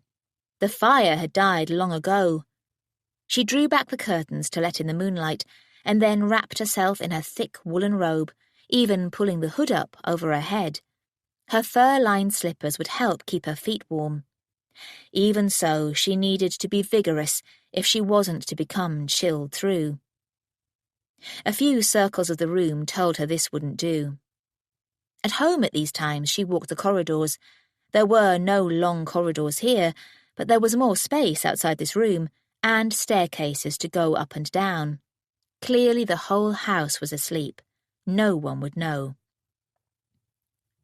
She used the tinderbox to light a candle, and then ventured out. The only sounds were from ticking clocks. She walked briskly up and down this corridor, her slippers making little noise. It was a short corridor, however, so she started downstairs. She'd been too inactive in recent days. That was why she couldn't sleep. At home, she enjoyed a long walk or ride on most days, and sometimes both. Merely going around Boxstall involved considerable walking. Her sleeplessness was from other causes, however, and more than damnable Kynaston. As she turned to go downstairs, she accepted that she was more worried about her situation than she'd admitted to Ethel or herself. The death of the princess had brought all her worries to the fore, but once she'd busily engaged in her plan, the hovering disaster had moved backward in her mind. The encounter with Uncle Paul had brought it back to the front. Some fatal folly by Norris, and Uncle Paul could have Boxstall and all attached to it tomorrow. If she left her brother to himself, it could be years before he took up his duty. Her mother expected him to fall in love, but not everyone did. There were far too many middle-aged bachelors. She had to force him, but she was coming to see that his complaint had some value. It was no easy matter to find a congenial spouse, and to marry someone uncongenial would be horrible. She walked up and down the carpeted lower corridor, fighting uncertainty and guilt, past the doors to the small and large drawing rooms, and then the music room. And who knew what else? Lady Call had her private chambers there, but the house remained silent. Ariana's candle flame flared with the passing air, just as her mind churned over her problem. Should she leave her brother to settle in his own good time? That would release her from her husband hunt. High rank brought responsibilities, however, and that was the end of that. Tired of the limited space on this corridor, she looked longingly down into the hall. There was much more open space there. It was deserted, lit only by a glass-shielded candle which stood on a side table. Her own was burning down rapidly under the wind of her movement, so she blew it out before going downstairs. She'd be able to relight it before returning upstairs. Once in the hall, she put her candle beside the lit one, then took advantage of the larger space. She marched down toward the rear of the house, and then returned to circle the hall, grateful that the floors were wood and not marble. The cold of marble might have penetrated through leather and fur to chill her feet. As it was, she was warm from the exercise, and her troubled mind was settling. She must stick to her course. She could afford to be particular at first, for the perfect husband might be available, but if she didn't find him soon, she'd take whichever gentleman was the most tolerable. Even Kynaston. Neither tolerable nor suitable. All the same, once summoned, the wretched man would not be driven out of her mind. He'd returned to the house with them earlier, but immediately gone out again, probably to some drunken wallow. It was positively tragic, and someone should drag him back from the brink. Lady Core was forceful enough in other respects, but she seemed to treat him as if he were fragile. Earlier, Ariana had tried to raise the subject with her mother, but Lady Langton had only praise for Kynaston as an escort and a companion. He was all that was amiable. Ha! Yet perhaps he was better than she'd thought. Perhaps that drunken moment had been only that, a moment. He'd clearly charmed her mother, and she'd seen him part of a cheerful group at the theatre. She'd glimpsed his better side in the cellars, when he'd cleared a space for her and they'd discussed the mural. Did he still play an instrument and sing? Music, said William Congreve, has charms to soothe a savage breast. Or was it beast? Beast Kynaston. That fit. Yet against her will that memory returned, the memory from 8 years ago of Kynaston playing the lute and singing an old song. As best she remembered, he'd been at ease about performing and seemed to enjoy it. She'd been struck by that because most young bucks were more awkward about being musical. Such an excellent performance meant practice, and practice meant discipline. She remembered thinking that he couldn't be as much the town idler as he'd seemed. Her obsession had led her to find out more about his choice of song. Pastime with Good Company had been written by Henry VIII before he became king, but it had remained popular to the present because it had a good chorus. When Kynaston had performed, many of the men had joined in that chorus. For I delight to hunt, sing, and dance.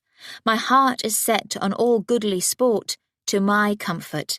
Who shall stop me? Hunt, sing, and dance. Men these days were as fond of hunting as back then, but many were less keen to sing and dance. It wasn't long after that performance that she'd fled back to Boxstall, but some of the fascination had lingered. She'd looked up the song and found both the original lyrics and modern versions that came more easily to the tongue, including the one Kynaston had sung. She'd even practiced singing it, in private, for it was a man's song. Ah, foolish 17. The lyrics had truly fascinated her, however, especially when they'd been written by a young man destined to be king. On first reading, the song seemed a celebration of passing time in good company, but underneath was a commentary on wastrel youth. Had Kynaston understood that even then? She didn't know if he ever sang the last verse. Past time with good company I love, and shall until I die. Grudge who may, but none deny, if God please, thus live will I. Then the jolly chorus, well suited to stamping feet even in the original. For my pastance, hunt, sing, and dance, my heart is set on all goodly sport, to my comfort. Who shall stop me? And indeed, who would have stopped a prince, or a young rich earl? But in the third verse, the tone changed to advice to be wiser. But every man has free will, the best to choose, the worst to refuse. My plan will be virtue to use, vice to refuse. That shall be me. If Kynaston had sung that, he'd not taken it to heart. Suddenly weary, Ariana picked up a candlestick, preparing to relight the candle and return to bed. A key turned in the lock of the front door. She stared for a second, but then realised a thief wouldn't have a key and a servant wouldn't use the front door. She ran down the corridor toward the rear to lurk in the shadows there, then remembered to raise her hood in case her hair caught the candlelight. She heard the door shut and a mumbled curse, then a clatter and another curse. She guessed that he'd dropped the key. Drunk again. She leaned slightly to see. The one candle lit the scene like a theatre stage. Kynaston, in greatcoat and tilted hat, was making his way toward the candle, with considerable difficulty. Definitely drunk, and badly so. He was weaving his course and almost tripping over his own feet. When he arrived at his destination, he clutched onto the table with both hands. Perhaps without that support he would have crumpled to the ground. Ariana could almost feel his effort to firm his legs and straighten. He kept one palm flat on the table as he very, very carefully lifted off the glass surround to liberate the candle. It immediately began to flicker, probably in response to unsteady breathing. "Plaguey thing," he slurred, perhaps to the glass, the candle, or some other insubstantial offender. He grabbed the candlestick and turned toward the staircase. He reached the newel post, but then, clinging to it, must have decided the mountain was too steep to climb. He loosed his grasp and staggered, still muttering and cursing, toward the library. When he shut the door, the hall was plunged into a darkness that seemed an echo of the darkness Ariana felt about his state. She stayed where she was, furious at Lady Call. But then, what could the lady do? Lock him up? Punish him in some way?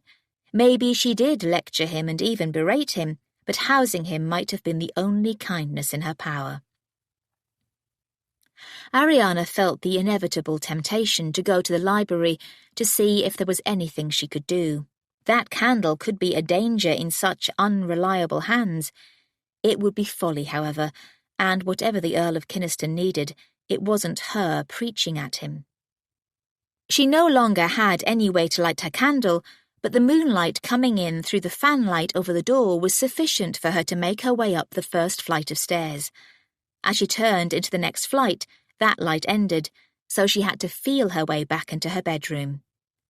The moonlight there was startlingly bright after such darkness, and she easily returned the candlestick to its place, took off her robe and slippers, and got back into bed. There was still enough warmth between the sheets to comfort her, and she snuggled down. She was ready for sleep now, and she would not let a miserable ruin of a man below prevent her. Surprisingly, after a while, that proved true. Ariana normally woke early, but the next day Ethel had to rouse her before the dressmakers arrived in half an hour. Ariana washed, dressed, and ate her breakfast, unable to stop reviewing last night's scene. Was there anything she could have done? Was there anything she could do today to help Kynaston in some way?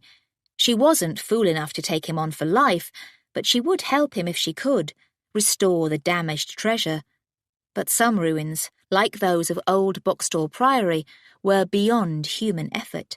She must stick to the possible, her marriage. She went off to do her duty to fashion.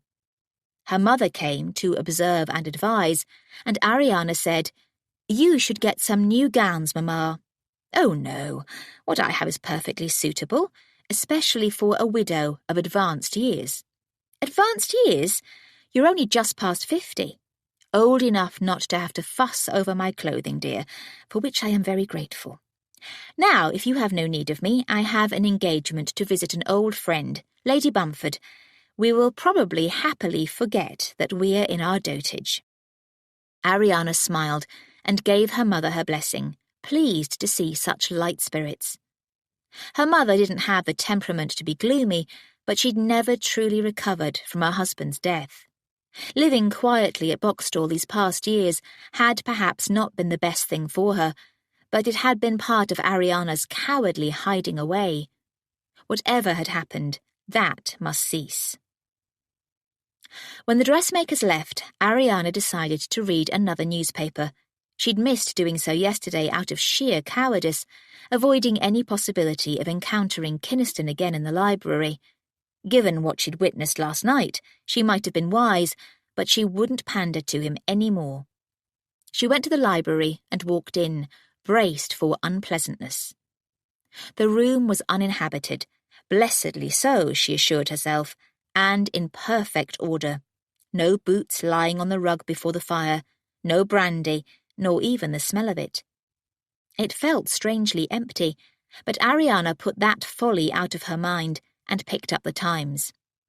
The 2 chairs set before the fire looked much more comfortable than the one in her bedroom, so she'd read in here. She sat down in one, but not the one Kynaston had been in the first day. That forced her to accept that his presence lingered anyway. He'd been limp with drink here 2 days ago, but there'd been a trace of humour in him. Last night had been grim. Had he been in a gaming hell? Gaming was folly at all times, but drunken gaming was a sure road to ruin. Had he lost everything that remained to be lost? Had he shot himself? Nonsense. A shot would have been heard, and the house would be in an uproar. Poison, then. Cut his own throat. Stop it! Her voice startled her back into sense. Kynaston was sleeping off his debauch, and she was going to read the newspaper, blessedly undisturbed.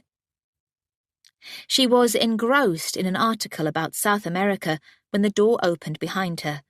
Quickly she rose and turned, heart pounding with expectation, to see only Ethel. "Lady Carew wants to see you in her boudoir." "Why, what's happened?" "Are you expecting some disaster?" Ethel asked, brows raised.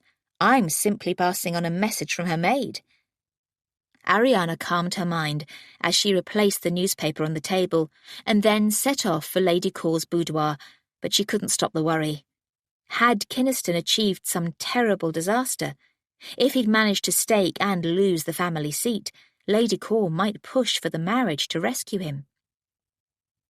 Ariana entered a white and gold boudoir to find her mother also there, but no great air of emergency.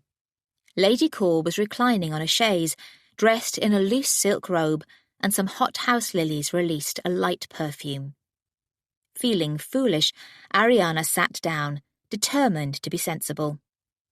"We have been discussing your progress thus far," Lady Carew said.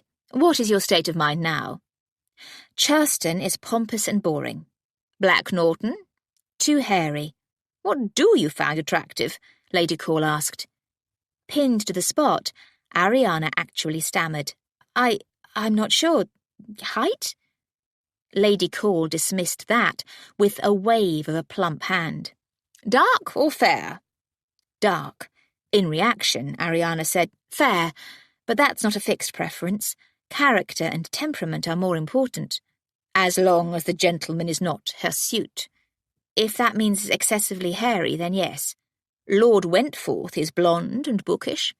"That sounds hopeful." "Sir Araby Arranbury is a very amiable man." "Then I look forward to meeting him." "Stop badgering Ariana," Lady Langton protested. "She's only attended one event." "I understood that there was no time for shilly-shallying." Lady Carew's gaze returned to Ariana. "What of Kynaston?" "What of him?" Ariana asked blandly. "If you spent time in the cellars with him, you must have formed an impression." "What?" Ariana's mother exclaimed. "We were looking at Egyptian artefacts, Mamma. Ethel was with us, and the house was full of guests." Lady Carew smirked. "Many undesirable things have happened in the dark corners of houses full of guests. What do you think of him?" "Very little," Ariana said, pleased with the ambiguity. Her mother was looking puzzled, and Ariana remembered that she'd rewritten the list with his name omitted. She plunged on. "I gather he has financial difficulties." "Kynaston?" said Lady Carew. "Of course not. He sold his house to Mr. Peake." "A person may sell a property without being in danger of the fleet. Unless you are ahead of me in the news, girl." A clear impossibility. "Kynaston's fortune is intact. He is purchasing a new house in Grosvenor Square." Ariana was speechless. Was Lady Carew lying, or had he deceived her? If true, what did it mean? "Do you have anything else against him?" Lady Call demanded. Ariana used the only weapon she had. "He's a drunkard. I came across him drunk in your library here on my first morning, and then found him drinking in Mr. Peake's library." She couldn't mention the third offence without admitting to eccentric nighttime wanderings. Lady Call's expression revealed that she was not unaware. "He's not a sot." "Are you going to tell me he's not a womanizer, ma'am?" "Less of a one than you might think. But if you're seeking a gentleman of monk-like chastity, girl, your task will be exceptionally hard."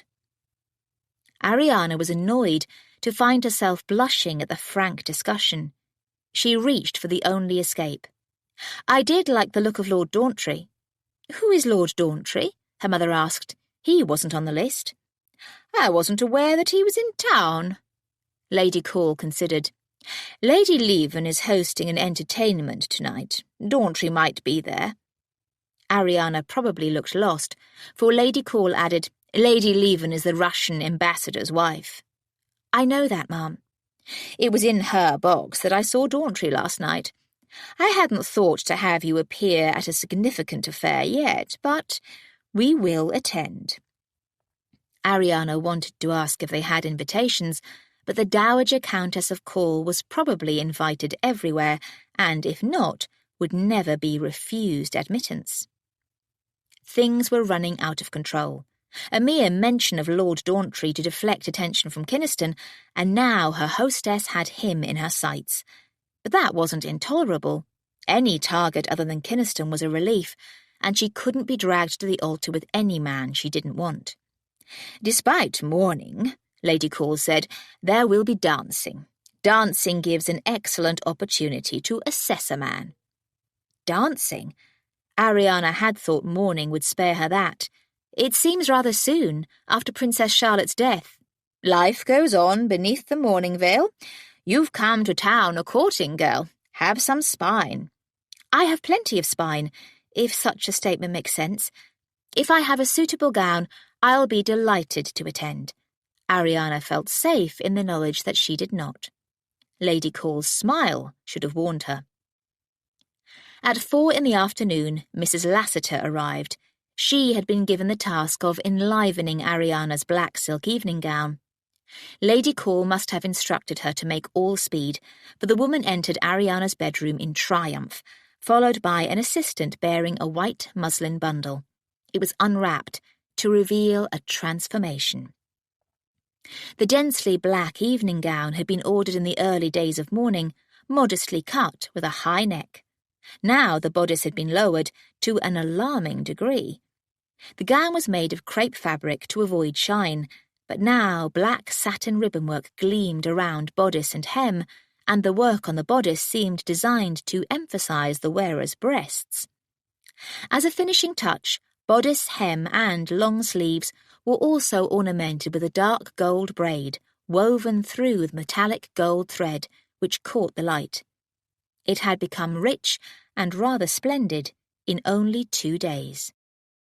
Mrs. Lassiter was so proud of her work that Ariana obliged with warm thanks. Even though she'd wished the woman had been a slow and clumsy worker, she was going to have to attend the ball, but even worse, she was going to have to dance. She danced with pleasure in Hampshire among people she'd known all her life, but she hadn't danced elsewhere since that dreadful time 8 years ago when she danced with the godlike young Earl of Kynaston. Later, dressing her hair for the ball, Ethel said, "Stop twitching." "I can't help it." Ariana let the word out. "Dancing." "You dance very well. But this will be among strangers of all sizes. You can hope only tall gentlemen ask you to dance. But if a short man asks, I must accept or declare I'm too fatigued, but I can't do that for the first dances." "Or later," Ethel said, "or you'll be sitting out all night." "I might prefer that. No, it would make me an oddity of another sort. Oh, to simply be unremarkable." Ethel chuckled. "I doubt you could ever be that." "It might be pleasant as a novelty. Perhaps Lady Call could hold a tall ball." Then she wouldn't be able to attend, would she? There, that looks well enough. Mrs. Lassiter had provided a bandeau of black and gold to match the gown, and it sat well on Ariana's amber hair, hardly adding another inch. Ariana stood, trying to be optimistic. Dancing is a good way to meet a number of gentlemen without it being particular. I felt awkward about having Churston's escort once I realised I couldn't marry him. He might not want to marry you. Ariana turned to stare. Goodness, how arrogant to think they're all waiting for my nod. And indeed, why should tall men particularly wish to marry a tall woman? With big feet slithered out from the back of her mind. Most men seem to want wives shorter than themselves. The better to look down on them.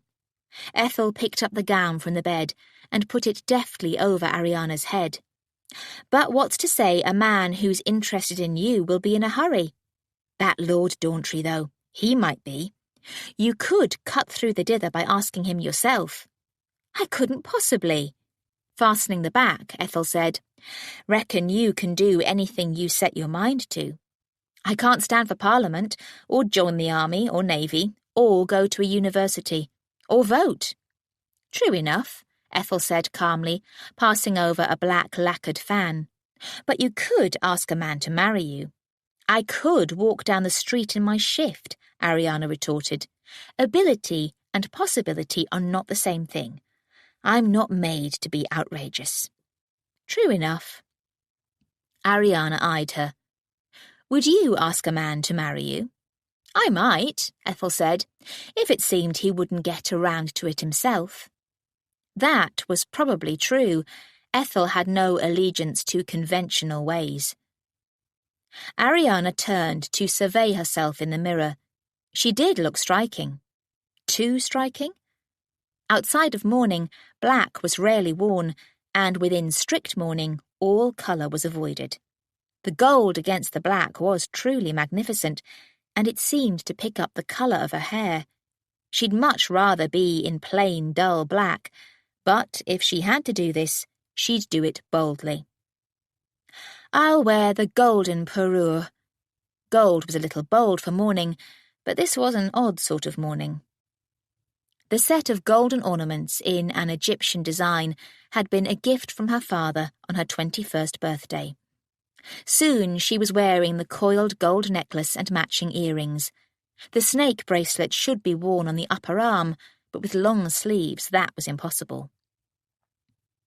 Ariana considered herself again and realised that the colours and some aspects of the design recalled the mummy. But here, instead of that brown-eyed, quizzical face, she saw her porcelain complexion and blue eyes that looked fearful rather than inquisitive.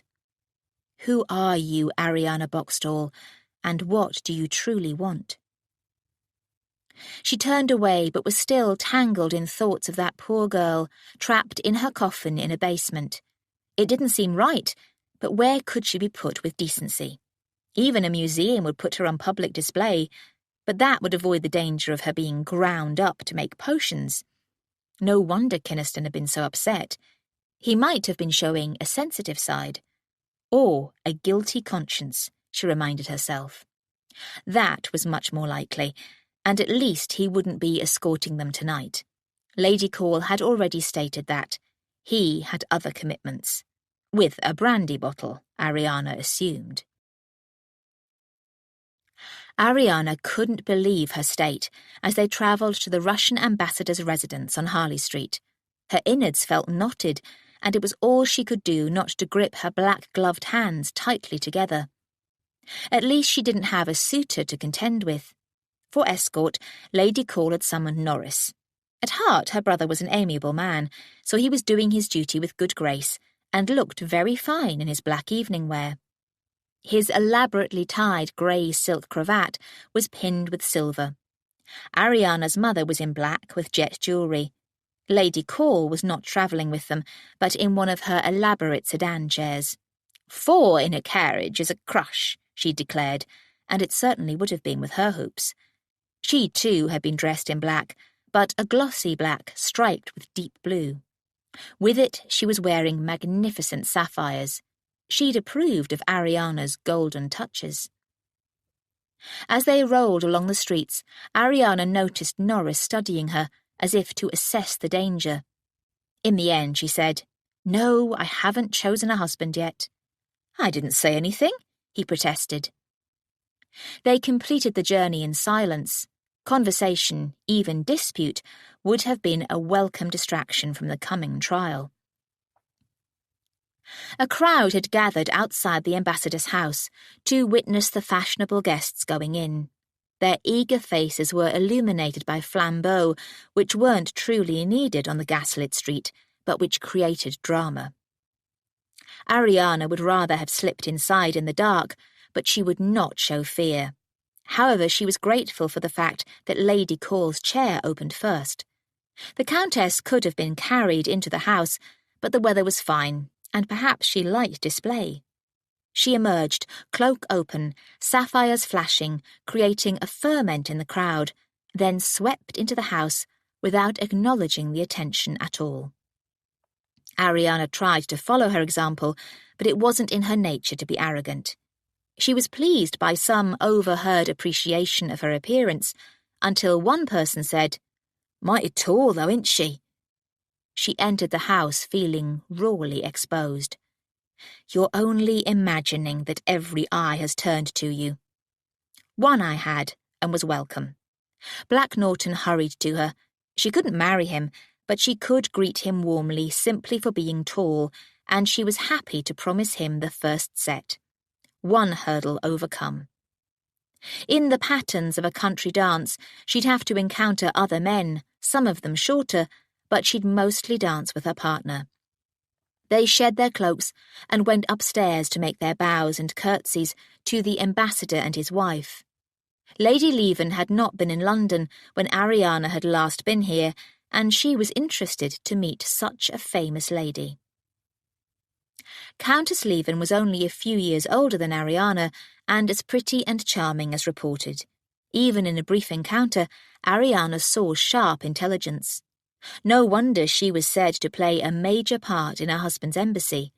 Why, then, were most women expected to hide their talents? The assembly room, for mourning reasons this was not to be described as a ball, was large, but already well filled with the powerful and great of London. The overall colour tone was sombre, but some of the men wore military uniforms, which provided welcome splashes of colour, as did the sashes and medals of orders. As for the ladies, all wore gowns in dark shades, and most wore ornaments of pearl, silver and jet. Sparkling gems were less common, as was gold. Ariana wished she'd worn jet, but only for a moment. Her height could never be disguised, so she'd be bold in all ways. The room had been decorated in a subtle way that did not quite disregard mourning. Most of the floral displays were simply evergreens, and any flowers were white. The magnificent curtains were of pale grey velvet, and all the seating was shrouded in grey cloth. The music being played at the moment was stately, with subtle religious tones. Despite this, the guests smiled, chattered, and sometimes laughed. Life went on beneath the veil. Lady Call sailed across the room to a grey-shrouded sofa and established herself there, wide black skirts taking up most of the width, her sapphires afire. Ariana was surprised that none of the older ladies present had already claimed the seat, but perhaps any who'd made the attempt had been quietly warned off. Norris escorted Ariana and her mother to chairs beside the sofa, and then fidgeted. "You may go and find other amusement, dear," their mother said, and he escaped. People were hastening to talk to Lady Call as if she were holding court, and she made introductions to Ariana and her mother. There were some who remembered Lady Langton from the past, but none who remembered Ariana, or admitted to it. She wondered if any of the gentlemen here had been in that drunken gathering all those years ago. She'd recognised Kynaston's voice, but none of the others. Would anyone remember the yellow, tufted, big-footed box-stall Longshanks? Her resolve to be bold began to seep away. She realised she'd tucked her feet back, as if to try to hide them, and forced them forward again. She plied her black fan and set herself to appearing normal, hoping Black Norton would keep his promise to dance the first set with her. When he approached, she could have beamed at him, but remembered to be merely pleasant. She mustn't raise false hopes. She took her place in the line, trying to put herself mentally in comfortable Hampshire, and then embarked on the dance. It went better than she'd expected. Certainly there were awkward moments, such as when she had to take a turn with a particularly short gentleman, but she remembered what her father had said to her once. "Short men are uncomfortable about their lack, my dear, so you must do your best to ignore it." So she'd smiled kindly at the little man. He'd smiled back, clearly relieved that she wasn't offended. Dear, darling papa. She was in danger of new tears over losing him, but she smiled, as she knew he'd wish, and ended up enjoying herself. As Black Norton took her back to her mother, she only slowly realised that she'd smiled too warmly at him. He clasped her hand in parting and looked into her eyes. "A pleasure, Lady Ariana, such a pleasure." When he walked away, she wished all her warmth undone. To make matters worse, she was now having to stand, as her mother was bracketed by Lady Call's sofa on one side and an occupied chair on the other. She made sure to stand tall. She'd long overcome any temptation to hunch. Then she heard Lady Call say, loud and clear, "Kynaston, I was not aware that you meant to attend." There he was, some yards away in perfect evening wear, as elegant and polished as could be. He came over to bow to his aunt. "I'm escorting Phyllis." Phyllis again. "I wasn't aware she was in town," Lady Call said. "Nor was I. She arrived today with the Weathersteads." Ariana had overheard that name at the theatre, and now she regretted that she hadn't asked her mother for more information. This Phyllis was clearly a lady of significance to him, and also well known to Lady Call. Even perhaps well liked by the lady. Ariana was ashamed to recognise jealousy. "Where is she?" Lady Call asked, raising her lorgnette to look around. "With some young people somewhere," Kynaston said. "We old fogies are of little interest." Ariana had to squeeze down a grin. Had anyone ever told Lady Call she was an old fogey? The lady's slight smile had disappeared, but Ariana thought she saw a hint of it in her eyes. So she liked being teased, probably only by handsome men. And Ariana realised Kynaston wouldn't speak that way about this Phyllis if she was his lady-love. "Lady Ariana." Ariana turned to find Churston by her side. "May I have the pleasure of the next dance?" She was surprised by the offer, but had to agree, and another tall partner was to be welcomed. It was a shame she'd miss any further exchanges between Kynaston and Lady Call. "How are you enjoying your time in London, Lady Ariana?" Churston asked as they strolled toward the dance floor. She was about to respond with a polite platitude, but remembered that she needed to drive him off. Brightly she said, "I enjoyed the meeting of the curious creatures, my lord, the one at Mr. Peake's house. It's most interesting to consider life on the moon, don't you think?" He gave her an insufferably indulgent look. "Pure folly, dear lady." "Are you sure? There was some serious discussion of means of travelling there. I'm sure the folly would easily be exposed by any man of sense." Any man. The bit between her teeth, Ariana said, "Our grandparents couldn't imagine the speed at which we travel the roads now." "The improvement of roads is a relatively simple matter." "Then what of balloon flight? If people can rise high that way, why not further? A balloon to the moon? My dear Lady Ariana. We cannot know the future, my lord. I am most interested in such matters." His smile lingered as they took their places on the dance floor, but she felt sure she'd delivered a killing blow. He probably thought her mad, but even at best he knew her for a woman with an active, curious mind, and one bold enough to interrupt him. He'd never marry such a woman. 1 down, she thought as she curtsied. 2, if she included Black Norton. But then she remembered that reducing her suitors was not precisely her purpose. Lord Dauntree. He was tonight's target. As she danced, Ariana kept alert for him, but also took note of all the tall gentlemen around her. Some would be foreigners, and she'd not marry abroad. Others would be married. However, there must be any number of tall eligibles. She noted a few possibilities, but didn't see Dauntree. She returned safely to her position near Lady Call and her mother. Kynaston hadn't taken part in the dance, and was now with a lively group of ladies and gentlemen. Ariana felt as if she'd slid into the past. There he was, at ease, charming, handsome, and, of course, adored. At least 2 ladies had a predatory glint in their eyes, and 1 gentleman seems to be drinking in every word he said. Ariana deliberately summoned the memory of his recent debauchery and turned her attention elsewhere. At last she saw Dauntree across the room. People were supposed to be able to tell if they were being stared at, so she stared, hoping to attract his attention. However, he hadn't responded when the next dance was announced, and Lady Leven presented a Mr. Vavasour as partner. He was just a little shorter than she, and paunchy, but he'd do. It was a line dance with 2 lines, and she saw Kynaston in the other. That was as well. She didn't want to meet him in the dance, and perhaps have her wits softened further. He was partnered with an ordinary-looking woman whom Ariana judged to be married, which was excellent, which was nothing to do with her. Mr. Vavasour was an able dancer with no interest in chatter, so she could enjoy her time with him. Even better, the very short man was in the other line, so she didn't have to manage that.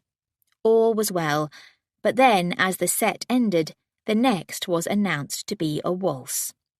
The beauty of the waltz was that she would be with the same partner throughout, so there'd be no danger of passing encounters with short men or Kynaston. On the other hand, if a man of medium height offered, she'd be stuck in a slightly awkward situation throughout. Dauntree would be ideal. She looked at him again, trying to draw him to her side. But then she became aware of a man approaching her purposefully, the very short one from the earlier dance. She turned away as if she'd not seen him, looking around desperately for some other partner, any other. She was willing to grab one if necessary. Lady Call spoke in a particularly clear and carrying voice. "You promised the waltz to Kynaston, did you not, Lady Ariana? Where is he?" The words silenced all around, and he turned. Anger flashed in his eyes, and for a terrible moment Ariana thought he'd refuse the summons. She wouldn't blame him. But then he came over, even smiling, with lips at least. "My apologies, Lady Ariana." His eyes were so cold. Heavens above, did he think there was some plot to snare him? She was trying to think of a way to reassure him when a voice behind said, "Lady Ariana, did you not promise the waltz to me?" She had to turn to the short man. He was quite handsome and well-formed, but perhaps not even 5 feet tall. What possessed him? Hating being the centre of attention, she said, "I think not, sir, as I am already committed to Lord Kynaston." "Then the next waltz." "Alas, sir, I'm promised for that one too," Ariana lied. What else could she do? He understood the rejection and turned to stalk away. "I don't even know his name," she murmured. "Lord Inching," Kynaston said. "Yes, slightly unfortunate." She glanced at him, hoping to see humour, but he was still cold. Why would he wish to dance a waltz with someone so tall? "Inching is very much attracted to taller ladies, and ladies as tall as you are uncommon." "You mean he might persist?" "Very possibly. If you are sufficiently desperate in your husband hunt, Lady Ariana, he would be an easy target." The vile beast. But she reminded herself that he had some reason for his sour humour at the moment. "I apologise for Lady Call, my lord, and I thank you for the rescue." "But you don't deny seeking a husband." Ariana turned away, wafting her fan and idly surveying the dance floor as couples moved into place. "Why should I, my lord? Nearly all the single ladies here are interested in marriage, and probably many of the gentlemen seek a wife." "True enough. Positively barbaric, isn't it?" "You have a jaded view of the world, my lord." "A realistic one. Come, let us take our place." She put her hand in his extended one, registering his strong reluctance. He didn't want to dance with her. Perhaps he was remembering their last dance, when the dazzle of being his partner had turned her clumsy. In a country dance, such a situation would be awkward, but if they were stuck together in a waltz, it was going to be excruciating for both of them. Ariana felt that old pull toward the ladies' retiring room, but it was far too late to escape, especially after Lady Call's intervention, and she didn't want to. She was feeling all the tremulous excitement she had 8 years ago, but this time she would dance perfectly. She put aside all other thoughts as the circle of couples began the progressive step. In time, however, came the turn. Many thought the turn of the waltz risque and even scandalous, as it put the couple into each other's arms for a while, face to face, the gentleman's hand in continuous contact with the lady's waist.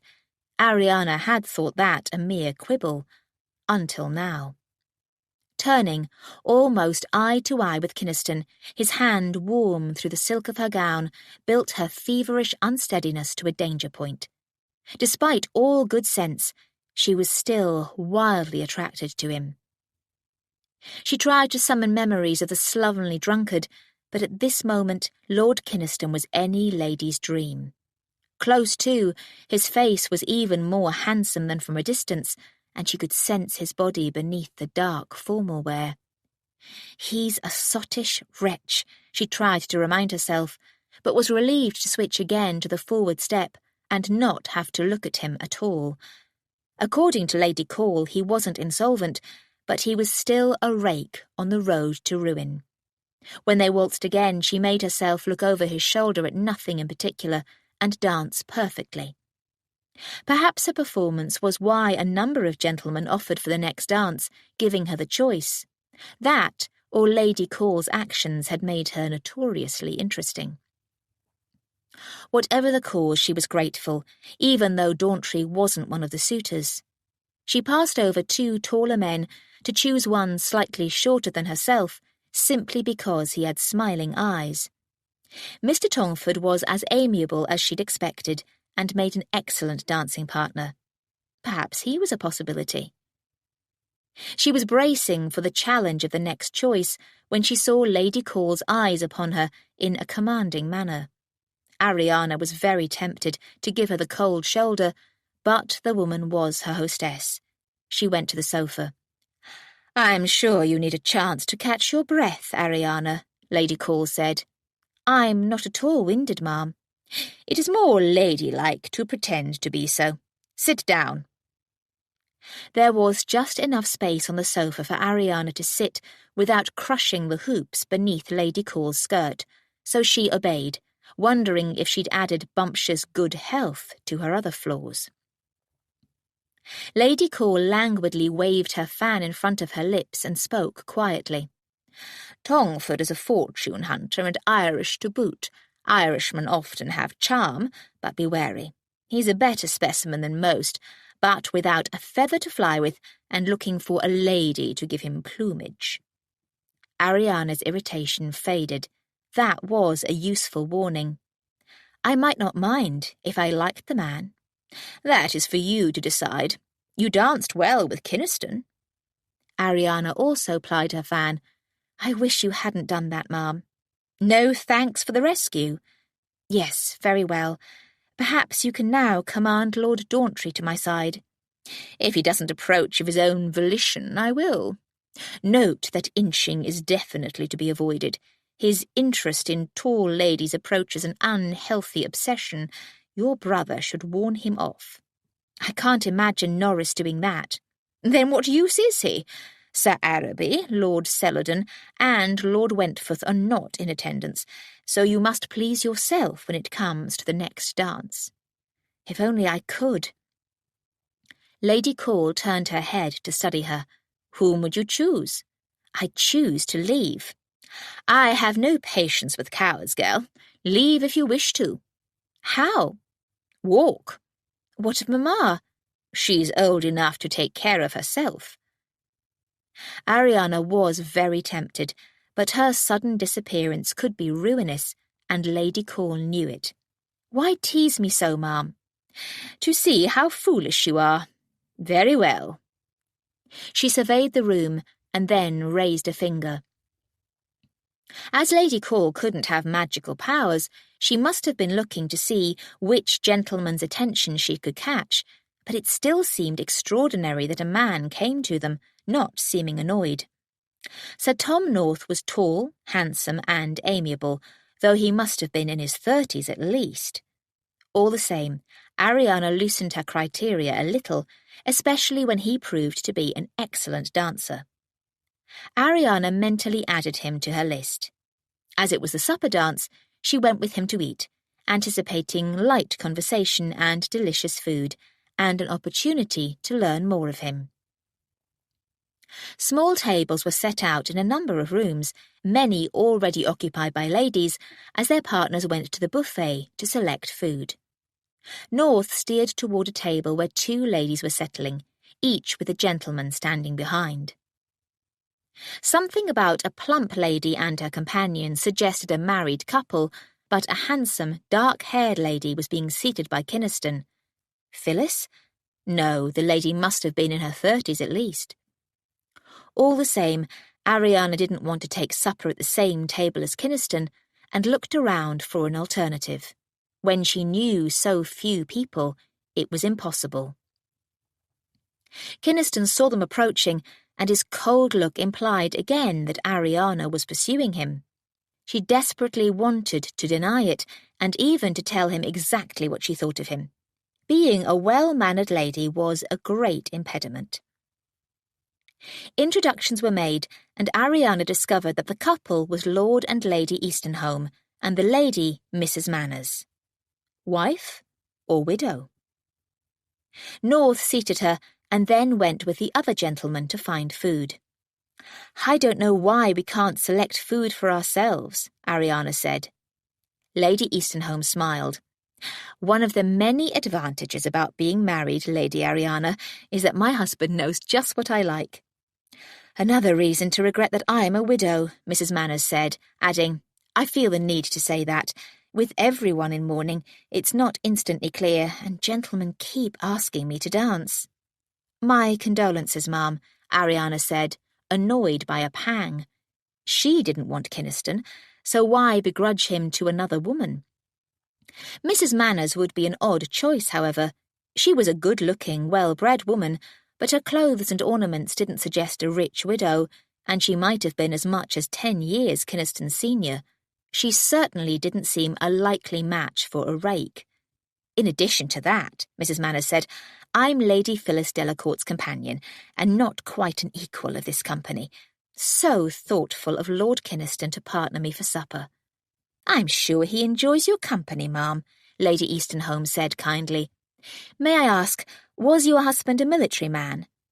When Mrs. Manners said that he had been, she added, "One of our sons died at Quatre Bras." The 2 women began to share their experiences, seeming to find comfort from it. How sad that such a bond be so likely. There seemed to be scarcely a family in Britain untouched by the losses of war.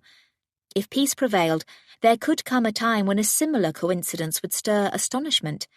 May that be so. Ariana was also digesting the fact that Lady Phyllis was probably Kynaston's sister. Delacourt was the family name. It was remarkable that he partner an employee, and she had to give him credit for that. She truly couldn't imagine a match there, so she felt more kindly toward Mrs. Manners. Major Manners had died of wounds suffered at Waterloo, but only recently. He'd been brought home, where he'd lingered for nearly 2 years. Mrs. Manners seemed to treasure that time, even though there'd never been hope of recovery. "I'm very fortunate to have my position," she said, smiling.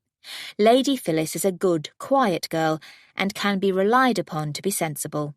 Lord Kynaston agrees and told me I need not hover over her.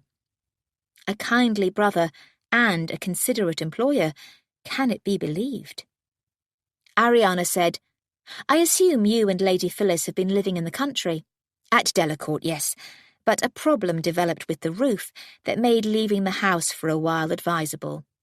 "Ah, rack and ruin. That fits the picture better." "It can be so hard to keep a large house in good repair," Ariana said, seeking more evidence. Mrs. Manners didn't oblige. "We were to visit a relative in Cambridgeshire, but then some neighbours, the Weathersteads, invited us to come to town with them." "Much preferable, I'm sure," Lady Eastonholme said, "especially for a young lady." "She's only 17, Mrs. Manners said. "Her brother thinks her too young." "Not if she's as sensible as you say, Mum. A little experience at a quiet time will be just the thing." "When did you first come to town, Lady Ariana?" "At 17, Ariana admitted. "There, see?" Lady Eastonholme and Mrs. Manners settled happily to discussing young ladies and society. Ariana gazed around, seeking Dawntree, but instead saw Lord Inching approaching. He was partnering a young lady only a few inches taller than himself, but his attention was on Ariana. There was no way to prevent him from claiming the 2 remaining seats, but why did one of them have to be at her side? He was obsessively attracted to tall women, and something of that glittered in Lord Inching's eyes. She was remembering an elderly gentleman in Hampshire who'd been in constant pursuit of plumply bosomed young women. Apart from his age, there'd been nothing particularly to object to, but his attraction had become a kind of mania.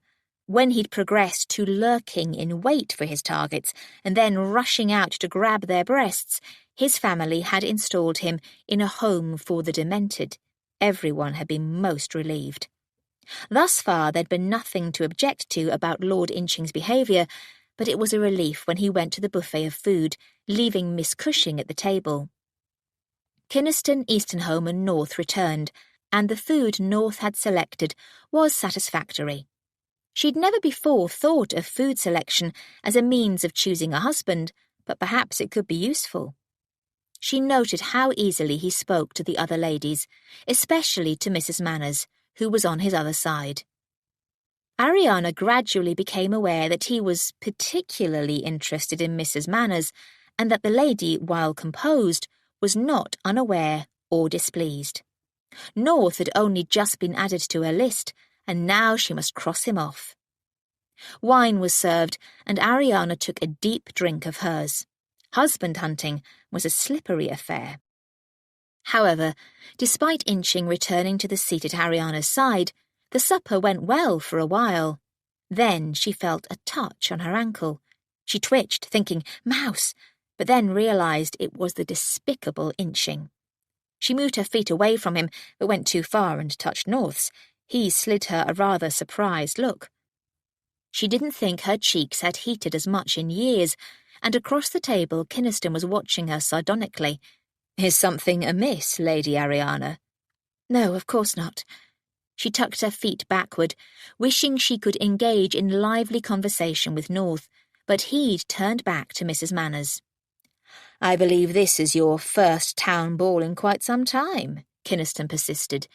Was he intent on embarrassing her? Was he, for heaven's sake, recalling her last one? "I've attended many in Hampshire," Ariana said, "and in general prefer rural entertainments." "Rural entertainments?" exclaimed wide-eyed Miss Cushing, "in preference to an ambassador's assembly?" "In the countryside one knows everyone." "How unexpectedly unadventurous," Kynaston drawled, and turned to pretty, tiny Miss Cushing. "You, I see, are more eager for new experiences." The girl blushed, clearly not immune to his magnificence. "Tonight was my very first waltz, my lord." Then may I hope you'll dance the second with me?" The chit's blush deepened and she giggled, but she agreed with enthusiasm. Ariana caught Inching looking at her in an odd way and remembered telling him she was engaged for the second, which she wasn't. What was she to do about that?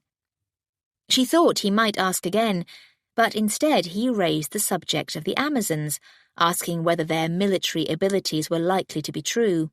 "They must have been very tall women," he added, "and stalwart. Is it possible for women to be so muscular?" Mrs. Manners said, "Some women do hard work in the fields, my lord, and even in mines. We are not designed by God to be feeble." "How true, ma'am. I have seen female pugilists and wrestlers." "There were many resolute women in the history and myths of the ancient world," Kynaston said, frowning at Inching, "and not all of them warlike. Demeter, for example, the goddess of the harvest, who cast the world into eternal winter until the lord of the underworld returned her daughter Persephone." "Or Psyche," Ariana said, to support the effort to turn the subject. "She was mortal, but succeeded at a series of impossible tasks in order to win her beloved, Eros." "With help from the gods," Kynaston pointed out, "including Eros himself." "You imply that women can never be heroes on their own, my lord. Male heroes also generally had friends and allies among the gods." "She has you there, Kynaston," said Lord Easternholme with a chuckle. "And then there's Cleopatra," his wife said, "true Queen of Egypt. Of course, we English don't find a strong female monarch astonishing, having had Elizabeth, but they were rare in the past, were they not? I don't believe there were any female rulers of Rome." "Quite right, my dear," Lord Easternholme said, beaming at her. "How lovely it would be to grow old with an amiable companion." "That's probably why Rome collapsed," Lady Easternholme continued. "Insufficient power and influence for women." Ariana supported her. "Even France is an example, for they have never had a sovereign queen." "I doubt a female monarch of France would have prevented the revolution," Kynaston said, "especially as Queen Marie Antoinette was a principal cause." "Perhaps unfairly blamed," Ariana protested. "We could have had a Queen Charlotte," Mrs. Manners said, "if not for her sad death." But then she looked consciously at Kynaston. "I'm sorry, my lord." Was he such a tyrannical employer that she feared dismissal for intruding into a conversation to play peacemaker? He was certainly not pleased, but he said, "We can hardly avoid all mention. As for Cleopatra, there is a great interest in Egypt these days. I admit I am not an enthusiast for it as a decorative style." It was a clumsy diversion, but it worked because Miss Cushing came to life again with enthusiasm for crocodile-legged furniture and palm motifs. Lady Easternholme was happy to debate such matters, so Ariana could largely observe. Kynaston did the same, except for intervening if Inching tried to turn the conversation back to his obsession. She had to admit that she'd enjoyed their brief debate. Clearly his intellect hadn't been entirely eroded by drink, and he'd spoken to her as if she had a brain and opinions worth considering. She noted that tonight his consumption of wine had been moderate. If he was to stop drinking alcohol completely, could he be reclaimed? A choral performance was announced so that everyone could digest their food before exerting themselves again in the dance. Kynaston and Mrs. Manners rose together, but Ariana could tell that North and the widow would prefer each other's company. She stepped close to Kynaston and took his arm. "Our discussion of Marie Antoinette was disturbed, my lord." He tensed as if he'd push her away, but then he looked beyond and must have understood the situation. "North, if you could escort Mrs. Manners to the music, Lady Ariana wishes me to prove that I'm correct." They all turned to leave the room, along with a stream of others. Soon the other couple was well ahead. "You don't object?" Ariana asked. "How could I confess it?" "Not to escorting me, my lord. To North and Mrs. Manners." "I should tear them from one another's arms, breathing fire." She is in your employ." "How do you know that?" "She told me, told the whole table. She seemed to want matters clear." "She's an admirably honest lady." "And you won't interfere?" "God forbid. If North's to her taste, I wish them both well." As they turned to go up the stairs as part of a stream of couples, she considered him. "You mean that?" "Wholeheartedly." "Then it's to your credit." "As little else is?" She let that pass. This wasn't the time or place to fall into an assessment of his folly. "It will leave your sister unsupported," she said. "Indigent widows are not scarce, the sorry remnants of war." "It is a terrible business," she agreed, and would have said more, but they'd arrived at the drawing-room, which was now set out with rows of chairs, many already taken. Ariana spotted Lord Dauntry and remembered her particular purpose. He was already seated, but with 2 spaces to his left. She steered firmly in that direction. Dauntry was with a pretty blonde lady, but Ariana chose to assume he was squiring an absent friend's wife, or perhaps even a sister. As they approached, she approved of his fine-drawn features and elegantly dressed blonde hair. They would have angelic children together. She sat beside him and took a bold tack. "We've not been introduced, my lord, but I'm Lady Ariana Boxstall, friends with Hermione Farringay. She's written to me about you." He smiled in a very pleasant way.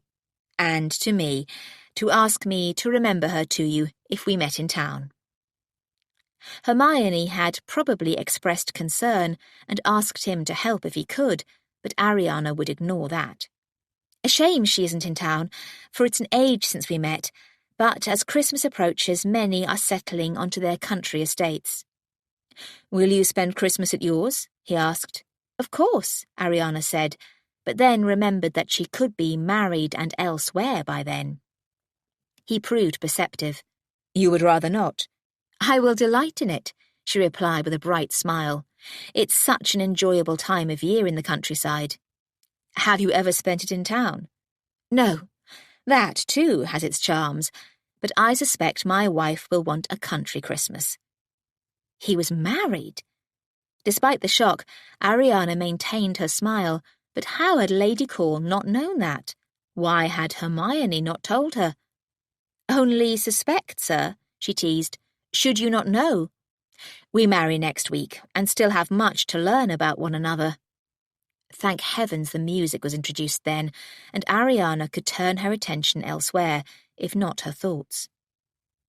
A Russian male choir began singing deep and sonorous songs, which suited her mood. She was beginning to fear that her quest was cursed, and matters were not improved by Kynaston leaning close and murmuring, "So much for that prospect." "Did you know?" she murmured back, eyes on the choir. "The purpose of your coming here? Yes. His imminent marriage? No." She glanced at him to assess the truth of that, and was caught for a moment by those splendid blue eyes.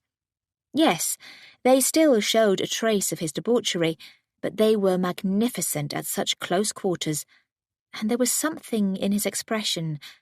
She turned hastily forward. She must guard against that, for it would be folly to deny his ability to heat her body and addle her wits.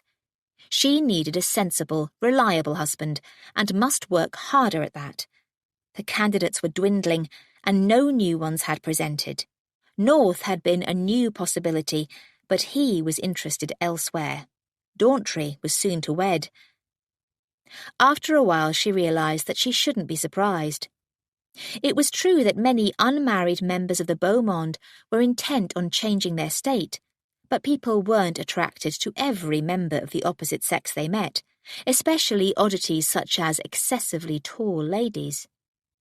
When she considered the matter, no man ever had captured her interest or stirred her emotions in a powerful way, except one, who sat beside her, emanating something that made her want to lean closer or move a hand closer to accidentally touch.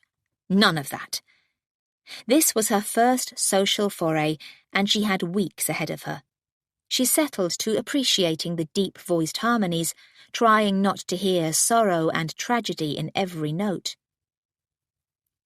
After the performance, everyone moved toward the ballroom. Once there, Daughtry asked Ariana to partner him. Kynaston, of course, made no objection and offered a hand to Daughtry's companion, a Mrs. Lansing. Things could have been worse, Ariana told herself. She had a tall and amiable partner and was becoming more relaxed about town dancing all the time.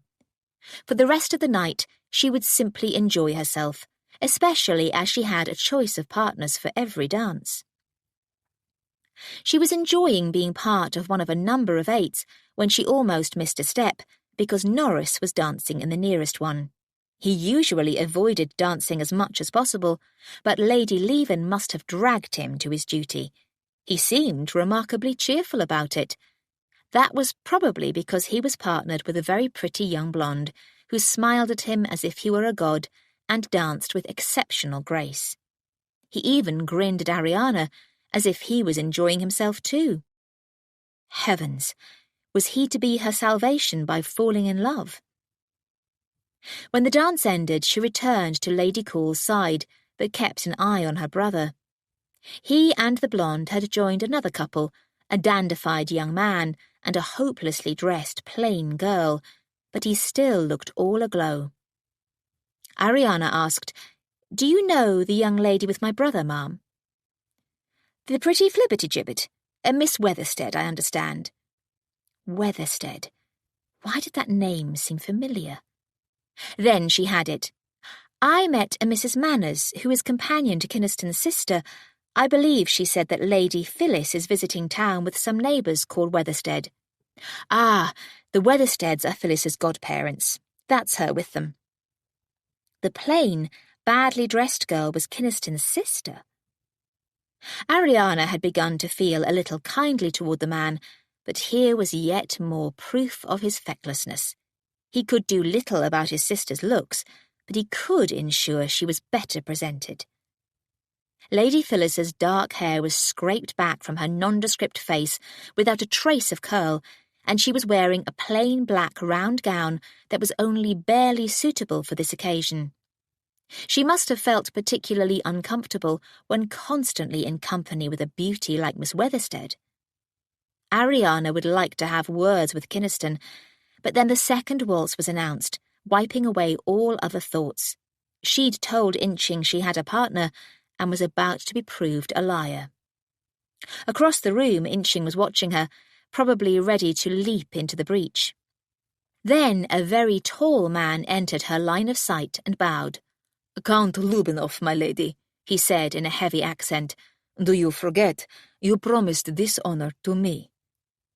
No matter how Lady Cole had arranged this, presumably with the assistance of Lady Leven, she was saved, and in spectacular fashion. Count Lubinov's deep blue uniform was festooned with gold, and he topped her by at least 6 inches. Ariana would have been grateful for any suitable partner, but she gave him her warmest smile as she rose to go with him onto the dancing floor. The Count wasn't the most graceful dancer she'd ever partnered, but his height made her feel positively petite, which was a novel sensation. How odd to begin to realise that she didn't like it. She'd become used to being as tall as, or taller than, most men, and didn't much care for being so overwhelmed, for having to look up, for having to stretch her arm to match his. She was so engaged in assessing this peculiarity that she only belatedly noticed that Norris was dancing again. Astonishing, especially the waltz which he claimed to find embarrassing. His partner this time was poor Lady Phyllis. He'd have been obliged to offer, of course, but the girl was flushed with pleasure and looking up into his eyes in a very particular manner. Ariana saw Kynaston standing against a wall, observing them with a glower. Perhaps he was realising what a sight his sister was, or, more likely, that she was glowing with false hope. Ariana resolved to have a word with Norris later. He probably didn't realise what a handsome, eligible prospect he was. She had no time to observe or interfere for the rest of the ball, for gentlemen positively competed to partner her. They weren't all her height, but none were tiny. Inching didn't attempt to approach again. She thoroughly enjoyed the event, and she knew her mother was relieved and pleased. She'd have been happy for the dancing to continue until dawn, as it often did in the summer, but at this time of year dawn came late, and morning dictated an early end. The music ceased at 1 in the morning. Ariana went down to the hall, intending to thank Lady Call for ensuring she'd had so many suitable partners, but the lady was already settling into her sedan chair. It had been brought inside, and she was soon carried away by her liveried chairman, an armed footman trotting alongside. There was definitely something to be said for a sedan chair.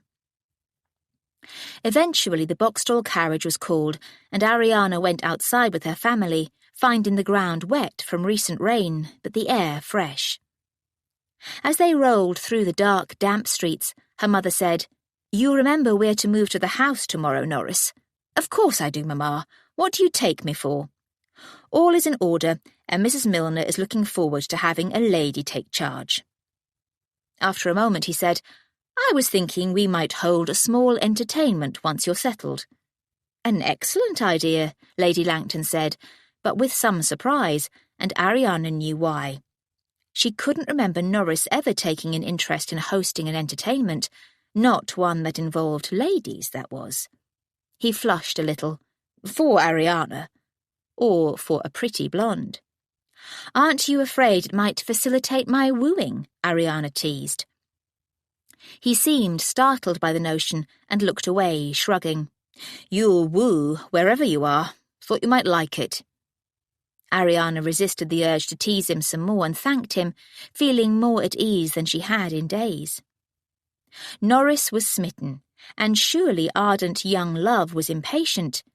She couldn't imagine Miss Weatherstead making any difficulty about becoming a countess by Christmas. Thus they could all celebrate the season at Boxstall, problem solved, and life back to normal. Of course, Miss Weatherstead would then be mistress of Boxstall, and Ariana agreed with Lady Call's assessment that she was a flibbertigibbet.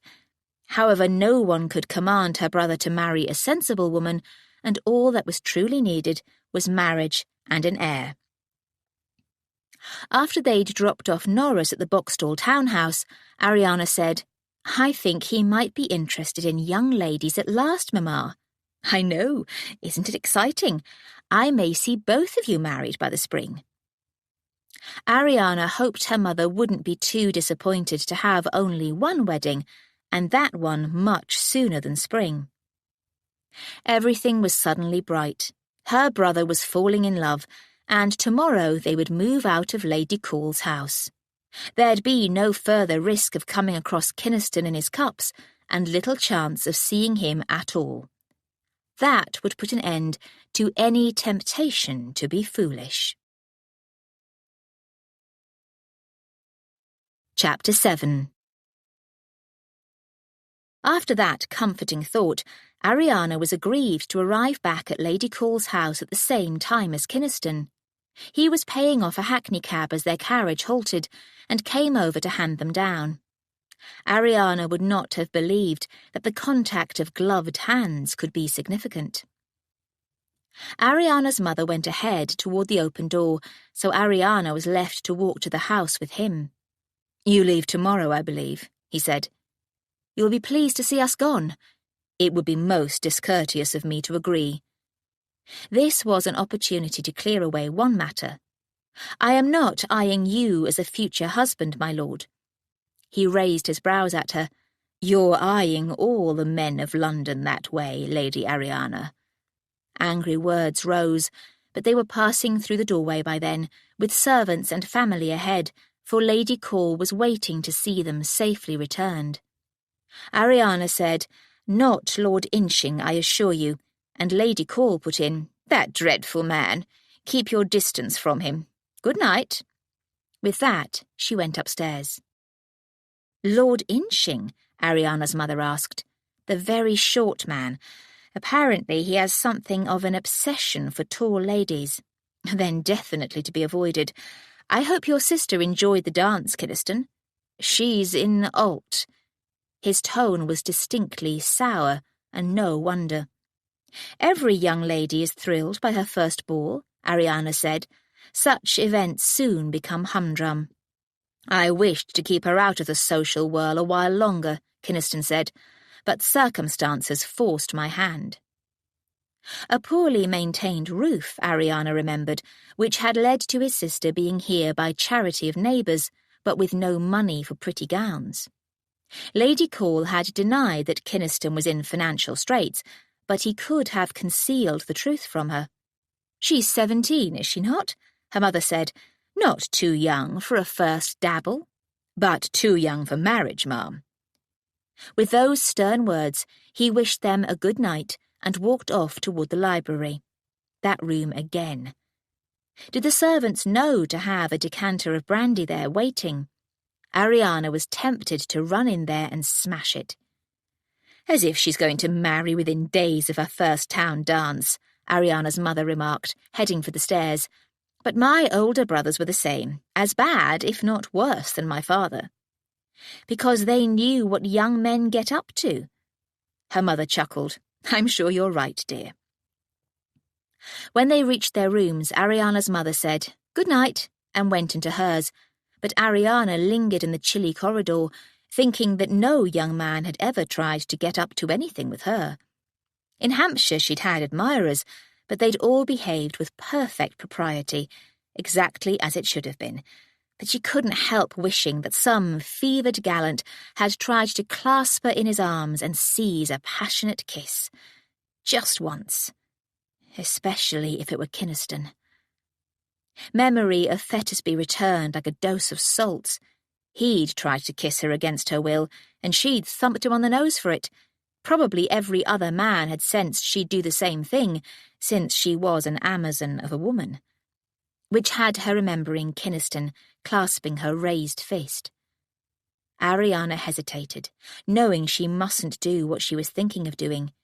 She wouldn't smash the brandy decanter, but perhaps she could talk sense to him. He'd not been drunk at the ball, or just now when returning here. He couldn't be crazed with drink yet. Ethel would be waiting in her room, hot water ready. But powerless to resist, Ariana went back downstairs, realizing why. There'd been something in his manner when he'd escorted her inside, something that disturbed her more than the thought of him drinking. Beneath his guarded good manners, she'd sensed a darkness, even despair. The servants who'd greeted them had disappeared below, and the only sound in the deserted hall was the slowly ticking clock. The glass-shielded candle waited for Kynaston to stagger out of the library and weave his way up to his bedroom. It threw a pool of steady light, but created many shadows, through which Ariana must walk on her way to the library door. There she hesitated again. He was none of her business, except that he was suffering in some way.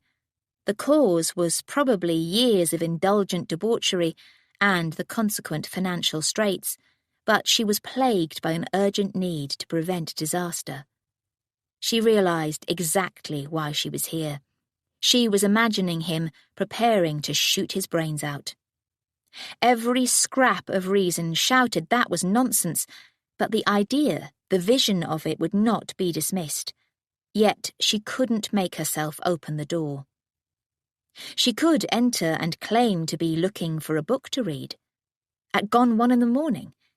He was simply in there drinking, good sense argued. Thus, she should turn and walk away. She should go up to her room and to bed. She couldn't do it. Heart thumping, she turned the knob and opened the door. By the light of a branch of candles, she saw him standing by the fireplace, looking into the sultry red glow. There was no glass in his hand. He turned, face shifting from bleak to furious. "What the devil do you want?" Ariana opened her mouth to say, "A book," but the lie wouldn't come out. "I was concerned for you." His eyes closed briefly. "There's no need, I assure you." "Then why not come upstairs to bed?" A wry smile twisted his lips. "Is that an invitation?" She'd already blushed at her own words. "No, you know what I mean." "Sometimes I can't sleep. Take your own advice, Ariana. Go to bed." Ariana? He'd used her name without the lady, which seemed intolerably intimate. Like a breath of air, she found a reason for being there. "I wanted to speak to you about your sister." "About Phyllis?" He seemed blankly surprised. "Your interfering concern extends to her." Despite the edge to his words, she persisted. "She needs better clothes. If she'd warned me she was planning to come to town, I would have provided them." "You will now?" The simmering anger tightened his lips. "Damned interfering female. Perhaps you'd like to take her under your wing." "I will if you won't. You'll find her an uncomfortable chick." "Why say that?" "She has a mind of her own." "So do I." "Yes." He came toward her. "What's in your mind, Ariana? Why are you here?" The closer he came, the more her heart pounded, and not entirely with fear. "I told you. Concern." He was in front of her then, eyes meeting hers. "You thought I'd be drowning in brandy?" "Yes." "Only to escape. Tonight was my first ball in a long time." "Assembly," she corrected, numbed by his being so close, his lips so close, and the intimate smell of him weaving through her senses. "Because of mourning." He touched her cheek, light as a feather, so that in the dimness she couldn't be sure he had touched her at all. Then he touched his lips to hers, as featherlight and ethereal, but with fiery power. "Why?" she breathed. "A farewell kiss. A Judas kiss." "I see no betrayal." "Perhaps an ambush. Be on guard." "Against you? I'd give you everything, here, now, if you asked for it." "I pray not." He stepped back. "I'll pose no danger to you, Lady Ariana." "I fear none," she said, wishing for the courage to pursue, to capture, and yet she sensed he'd resist, to the death even. "Do you fear death?" she demanded. "Is that the problem?" He spoke so softly that she could hardly hear him. "I'd welcome death." "A pistol would be quicker than brandy." But she regretted the tart words as soon as they were out. "I'm sorry." "It would be, wouldn't it? I'll remember your advice." "Don't! Don't do anything.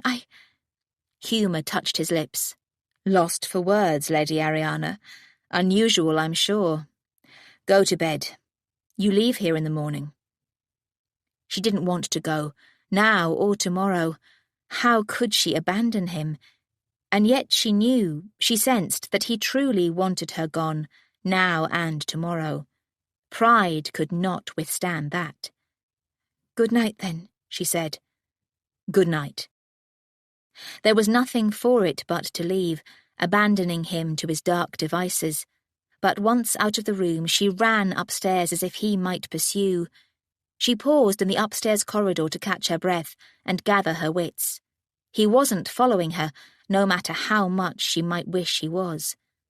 What devil haunted him? Was he given to fits of perilous melancholy? She'd known one gentleman in Hampshire who'd seemed to have everything for a contented life, but had slowly withdrawn from society and then one day walked out to sea, even though he was unable to swim. Once thought of, a similar deep melancholy seemed all too likely. It would explain why Kynaston neglected his responsibilities, even why he'd been abroad for years. He could have been seeking treatment. Perhaps brandy helped. No wonder his aunt treated his shortcomings so gently, but such a mental affliction was a tragedy beyond anyone's mending. Ariana gathered her composure and then went into her room to give Ethel a brisk account of the assembly. "Shame about Lord Dauntree," Ethel said. "Yes," Ariana agreed, but at the moment she had no space in her mind for such minor disappointments. Kynaston looked at the closed doorway, drawn to the brandy decanter that would be waiting in a cupboard to his right. It did no lasting good, but it brought temporary relief. Sometimes it even made him feel normal, which was dangerous, especially with Ariana Boxstall around. She'd be gone tomorrow, and he must be glad of it. That first encounter, first in recent times. He'd been so deeply sodden he'd made lascivious comments. Damnable woman. She was right about Phyllis, but dull clothes might save her from disaster. She wouldn't wear pretty frills anyway, and everyone was in black. But then he remembered Lady Ariana's black gown, and the way the bodice exposed the swell of her lush, creamy bosom. The pagan gold jewellery had declared that she was no conventional woman. The braid on the gown, the golden braid that brought to mind that mummy case and that quizzical face. Seraphina. The decanter called from its concealment like a siren, but he left the room, and once he was sure Lady Ariana Boxstall wasn't hovering anywhere, he went to his room and his sleepless bed. But he did sleep, until he was woken early by an odd sound. Then he realised it was the harpsichord. His room lay over the music room, and he'd noticed this before, that music played there carried upward, perhaps up the chimney. Generally his aunt held musical events in the afternoons and evenings, when he wasn't in bed, and usually not in the house, which was a blessing. The player was skilled, and the notes precise. Lady Ariana Boxstall giving a farewell performance? He'd heard her play 8 years ago, and admired the skilled precision that seemed at odds with the ill-dressed, awkward girl. Despite her shortcomings, she'd made an impression on him, but a fleeting one. Now she was back, grown into herself. Thank God she did not sing. Thank God Lady Ariana Boxstall would soon be gone from that house. Ariana had suffered a restless night, constantly disturbed by trying to work out what exactly had happened in the library. His touch, his kiss, there'd been something insubstantial about both, as if he'd hoped they weren't happening. Why? Because he feared her husband hunt, or because he knew there could be nothing lasting between them. Thank heavens she'd soon be gone from this house. Even after she'd settled into bed, she'd been tempted to go back down to see what state he was in. After the clock struck 3, she'd slipped out of her room to look down into the hall. All had been dark. The waiting candle had gone, so he must have come up to bed. She had no idea where his bedroom lay, and if she did, it would be clear madness to invade there. After that, she had fallen asleep for a while, to suffer disturbing dreams, but none she could remember. She'd woken again at 7 in the morning, knowing she could sleep no more, and so she'd gone down to the music room, seeking solace. The harpsichord had no volume control, but she'd hoped no one would hear and be disturbed as she tried to banish disturbing thoughts. It didn't entirely work. Later, as she picked at her breakfast in her room, she foolishly wished she weren't about to leave. He didn't need her. He had a sister and a loving aunt. All the same, if she were here, she might be able to help. They would certainly meet, and she felt all the pain of unfulfilled, insubstantial kisses. "We'll need an extra trunk for your new gowns," Ethel said, and Ariana was grateful for the distraction. "I'm sure Lady Call can lend us one. Go and ask." When Ethel had left, Ariana climbed out of bed and forced her mind to other matters. Boxstall and marriage. Norris had definitely been enjoying Miss Weatherstead's company, but that might come to nothing. She must pursue her plan until she was sure. In any case, it was time for her to marry. Idiotic to draw back from that because of one impossible man. She took out her list of eligible gentlemen and crossed off Churston and Blacknorton. That left Wentforth, Celadon, and Sir Araby Arranbury. She would not be prejudiced against the latter because of his name. He could be the perfect contender. Ethel returned to help Ariana dress, and then scooped up the various small items to add to the last trunk. Ariana went to take farewell of Lady Call. As she walked along the corridor, Kynaston came out of a room, almost close enough to collide. He slept so close. They both took a step back and he frowned at her. "We are to leave shortly," Ariana said, almost breathlessly. "Yes," he said, in a dull-witted way. Had he drunk the night away after all? From where you plan to hook and wind in a husband, any husband. "Only a tall one," she retorted. "Have you no sense?"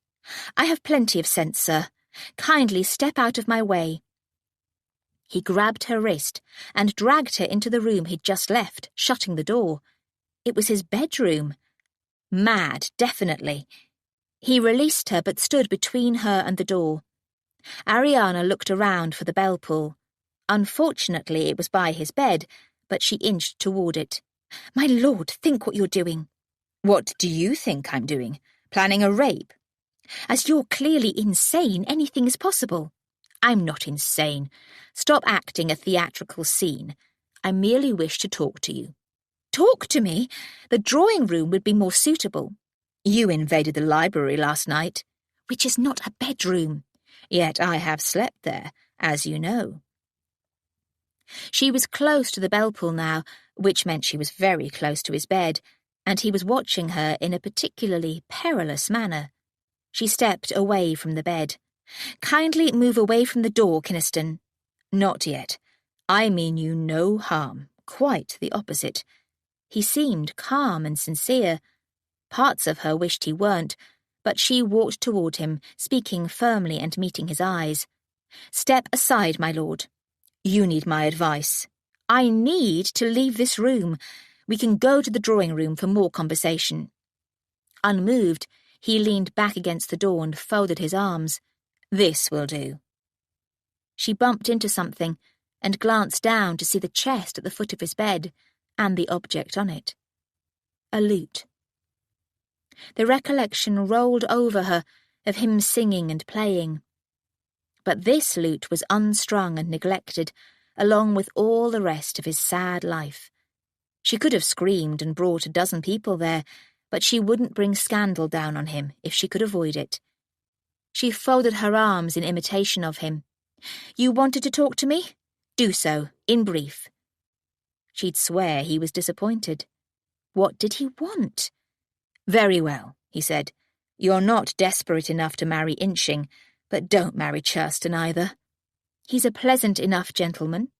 "He'd bore you to death and dislike you objecting." Ariana feared he was right. "Thank you." "Black Norton would be incapable of fidelity." "Perhaps I wouldn't mind." "Then choose him. He's otherwise an amiable fellow." "What possible business is this of yours?" "I'm Lady Call's nephew. You're some sort of distant cousin. We share a family tree." "Are you suggesting that you have some right to interfere?" "I understand that your height has made it difficult for you to find a husband." Her height.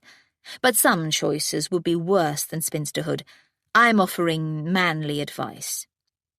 Ariana inhaled, exhaled, and then walked toward him. "Move. You need to move." Suddenly, wide-eyed, he stepped sideways away from the door. Ariana took command of the doorknob before turning to face him. "My marriage is my affair, my lord. Mine alone. I deny any and all family connection. Turn your scrutiny to your own deplorable state, your finances, your estates, and your family, for you are not of sound mind." With that, she escaped, but rushed back to her bedroom to collect herself. The arrogant, insufferable madman! She'd been crediting him with deeper, more substantial burdens, but put simply, he was an insane drunkard who was neglectful of all his duties. A gentle lady in his employ was afraid of speaking out of turn. What sort of tyrant was he to his poor sister? Perhaps she'd come to town in desperate search of a husband so as to escape him. And his lute lay neglected. Pastime with good company, virtue to use, vice to refuse. Take your own words to heart, my lord, Ariana said aloud. She blew her nose, straightened her spine, and went to find Lady Cool. She found the Countess in her boudoir, on a chaise, still in deshabille. It was very kind of you to have us to stay, ma'am. It's been interesting, girl, and even amusing. You're embarked on an unusual quest. I thought every unmarried lady in London was seeking a husband. Because our world leaves them little alternative, but few are so urgent. Don't marry into misery. Nothing is worth that. That echoed what Kynaston had said. Ariana almost mentioned his outrageous behaviour, but she wanted nothing more to do with him. Doubtless his aunt knew all. Ah, Clorinda, Lady Cool said, take care of your daughter. Ariana's mother had come in, but she looked between them, puzzled. I always do. Then you're a ninny to let her get into this situation, but then you always were. I must object to that, Ariana said. Of course you must, Lady Cool said, but it's true. She's too soft-hearted. I'd have had your brother married by now without all this pother. No, you wouldn't, because I would have stopped you, or her. Cease before you tie yourself in knots. But Lady Cool was smiling. Visit me, if you wish. If not, I'm sure we'll attend some of the same events. Ariana and her mother offered their formal thanks and took their leave. I'm sorry she abused you so, Ariana said. That's all right, dear. She's right. In the past, heirs were often married off before their majority gave them any say in the matter, and she did exactly that with her own son. But I don't think you and Norris would have been any happier for being raised by her, and your father would certainly have disliked being married to her. Ariana chuckled. You have almost as much good sense as Ethel. Chapter 8. The townhouse in Brook Street was nearly as strange to Ariana as Lady Cool's, for she'd stayed there for only a few weeks 8 years ago. It was considerably smaller, but it was their own, and there was no danger of running into Kynaston in any part of it. She would not feel regret over that. Her mother set to taking command of the management of the house, and Ariana explored the library. Her father had spent short times here each year when doing his duty in Parliament, so there were some interesting books on the shelves. As she browsed, she remembered that London offered a wealth of bookshops to plunder, and this time the books would clearly be her own. At lunch, she and her mother discussed the husband-hunting plan, but Ariana said, There are a number of places I want to visit, Mamma. The British Museum. I understand one must write to make an appointment. Mr. Soane's private collection, and the Egyptian Hall. Didn't you say that was a rather tawdry imitation, dear, and currently housing Mr. Bullock's stuffed animals? Ariana chose some pickled herring. Yes, but I'd like to see it. She couldn't say that her father had wished to visit the place, to see just how poor a job had been done. His health had declined before he'd been able to do so, so she would complete his mission. Then seek a gentleman's escort, dear, her mother said. I don't need protection. An hour or two in a gentleman's company will be helpful. Dancing is all very well, but simpler pursuits can be more revealing. At the moment, there's no gentleman I can summon whose escort I'd want. Churston and Blacknorton won't do, and I've not yet encountered Lords Wentforth and Celadon or Sir Araby. Then ask Kynaston. Why stare? He escorted you to that Mr. Peake's house. Very unwillingly.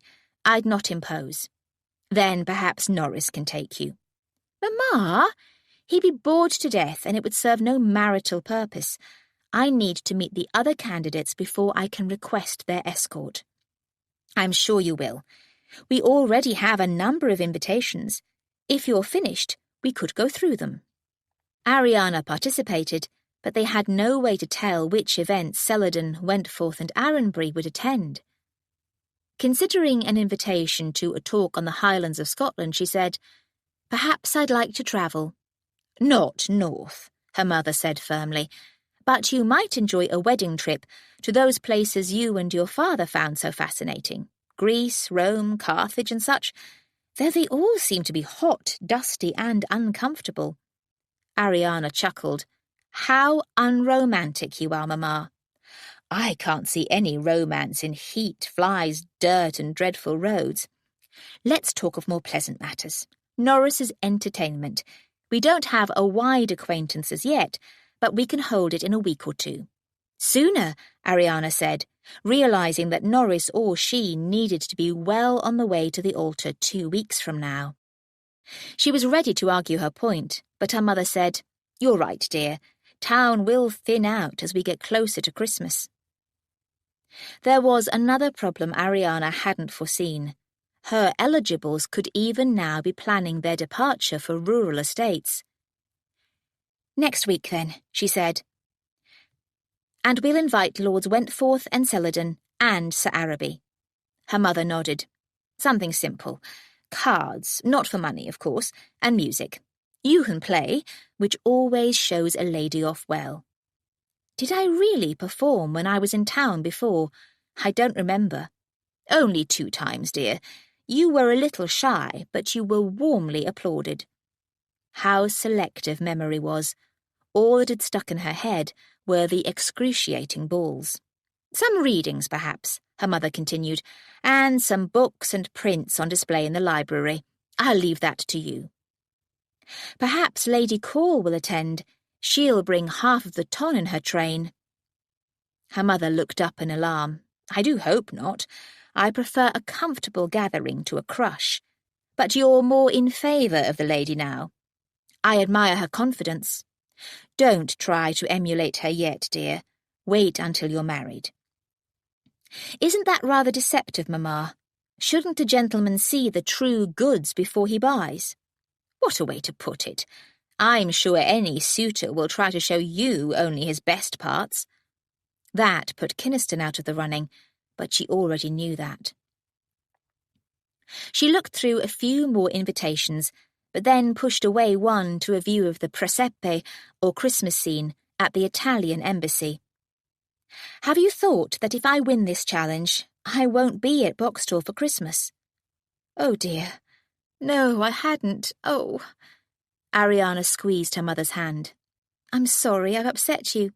"Silly of me. It's the way of things when a lady weds. I could hope you'd not move far, but as we've dismissed the gentlemen of the area, I fear you will. I'm not sure why more women don't rebel. Most women are pleased to leave their father's house and become mistress of their own. I certainly was." "Perhaps you and Papa were too indulgent of me. You should have made me less comfortable." "Raising children is a very complicated business. Even though you'll be sad to leave Boxtel, Ariana, you may well come to love your new home just as much, especially if you love your husband." Love, love, always love. Ariana smiled for her mother and said, "I'm sure that's true." She'd have to pretend that it was true for her mother's sake, but she'd count herself fortunate if she could even tolerate the man. That evening they attended a literary party held by Mrs. Montacute. Lady Phyllis was there, attended by Mrs. Manners, which meant Sir Tom North hovered nearby. The older couple seemed truly attached, so Ariana went over to speak to Lady Phyllis to give them some private moments. She might also be able to learn a bit more about Miss Weatherstead. "I'm acquainted with your brother, Lady Phyllis, and with your companion."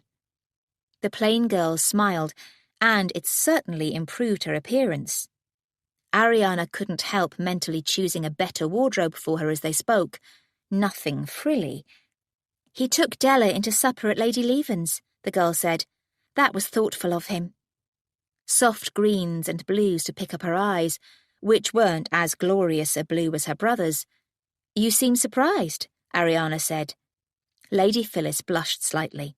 "I didn't mean that, But I've been in the schoolroom and he's been abroad in recent years. We're only just becoming reacquainted. He's my half-brother, you know." Ariana should have suspected that. There must have been 10 years between the two. "So you've never known each other well?" "He was my only family when I was young. Our father died when I was in the cradle, and when my mother remarried, she left me at Delacourt." It was said in a prosaic way, but Ariana felt for the small child who'd been, in effect, orphaned, and had only an older half-brother to call her own. "Of course I had servants," Lady Phyllis continued, with no hint of self-pity. "My old nurse is still at Delacourt and fusses, and in time I had an excellent governess, Miss Truscott. I wouldn't have minded her staying on, but she's a truly dedicated teacher, and preferred to seek new pupils." "I confess to having been happy to see the back of my governess," Ariana said, "but my father had always guided my education, and continued to do so." None of this was to the point. "Did you take lessons with your friend, Miss Weatherstead?" That brought a smile to the girl's eyes. "Not at all. In any case, she went to a school." Generally the choice of less wealthy families, and most schools did a poor job of educating girls. Neither mattered. Norris wouldn't be best suited to a bluestocking, and he didn't need a bride with a large dowry. "Are you both enjoying town?" Ariana asked. "Ceci is in alt over the company and the shops, but not so interested in London's history. I suppose it's unfashionable of me to want to visit the Tower and Westminster Abbey." It was, rather, but Ariana felt in sympathy. "I'm sure visiting such places at least once is acceptable. If no other opportunity arises, perhaps we could go together." Lady Phyllis's eyes brightened. "That would be delightful. Perhaps your brother would escort us." Ariana remembered too late that the girl had shown signs of admiring Norris. However, she could only say, "Or if not him, some other gentleman." "Kynaston would oblige, I suppose," Lady Phyllis said, but without great enthusiasm. They were in accord on that, at least. The next reading was announced, and conversation came to an end as everyone found a seat. Ariana's mother beckoned, indicating an available seat by her side. Once she was settled, her mother introduced the blonde gentleman on her left, with rather the air of an angler showing off a prize trout. Lord Wentforth, and a very praiseworthy trout indeed. Wentforth had good looks without being showy, and a relaxed, agreeable manner. He took part in an easy flow of conversation and didn't blanch if Ariana revealed knowledge or opinions. They listened to a lady reading her own poem about dead babies, which Ariana thought unhelpful in the present mood of mourning. She didn't say so, and the next reading was a nice relief, being about travel to Norway. That was followed by a scholarly lecture on the various forms of sonnets, which almost had Ariana fidgeting in her seat. However, when it was over, Wentforth took up the subject with enthusiasm. Heavens, he was a true enthusiast for poetry. How much analysis of sonnets could she bear in a lifetime? She put aside her qualms, but then a little later he rose to read a work of his own, which turned out to be on admiration of an unnamed lady. He frequently looked at Ariana as he declaimed. Perhaps it wouldn't be too distressing to have poetry composed in one's honour. This poem couldn't have been written with her in mind, but it seemed as if he found phrases such as "splendid as the rising sun" and "ocean deep in nobility" suited her. But then the description "dainty" occurred 3 times, followed by praise of the lady's tiny dancing feet. Not only wouldn't he suit her, it was obvious that she wouldn't suit him. She returned home and crossed Wentforth off the list, beginning to feel anxious. Time was passing, and she might have to wait until their Wednesday entertainment to meet Lord Celadon and Sir Araby. "Down to 2, Ethel said, glancing at the list. "You need to get some new names." "Perhaps there aren't any." "I hear tell there are 1 million people living in London." Few of the men would be a suitable husband for me, no matter how I stretch my requirements. Martyrs don't count the cost. Then I'm no true martyr." Ariana put the list back in her desk. "Do you remember Tessa Cornwell lamenting that when a lady was well into her 20s, all the best men of her generation were already taken? Perhaps it's true, especially now with so many men lost in the war. You could look at younger men, your brother's friends perhaps. Heavens no, but I will try to find more suitable possibilities. We'll be attending church tomorrow." St. George's was full, and there were many men present. When everyone stood for a hymn, Ariana assessed the tall ones. They all seemed to be with ladies, and some were clearly with families. 2 were possibilities, but how could she approach them? In fact, without a connection to introduce her, she couldn't. As they walked home afterward, her mother told Norris about the Wednesday entertainment. "I assume that will be all right, dear?"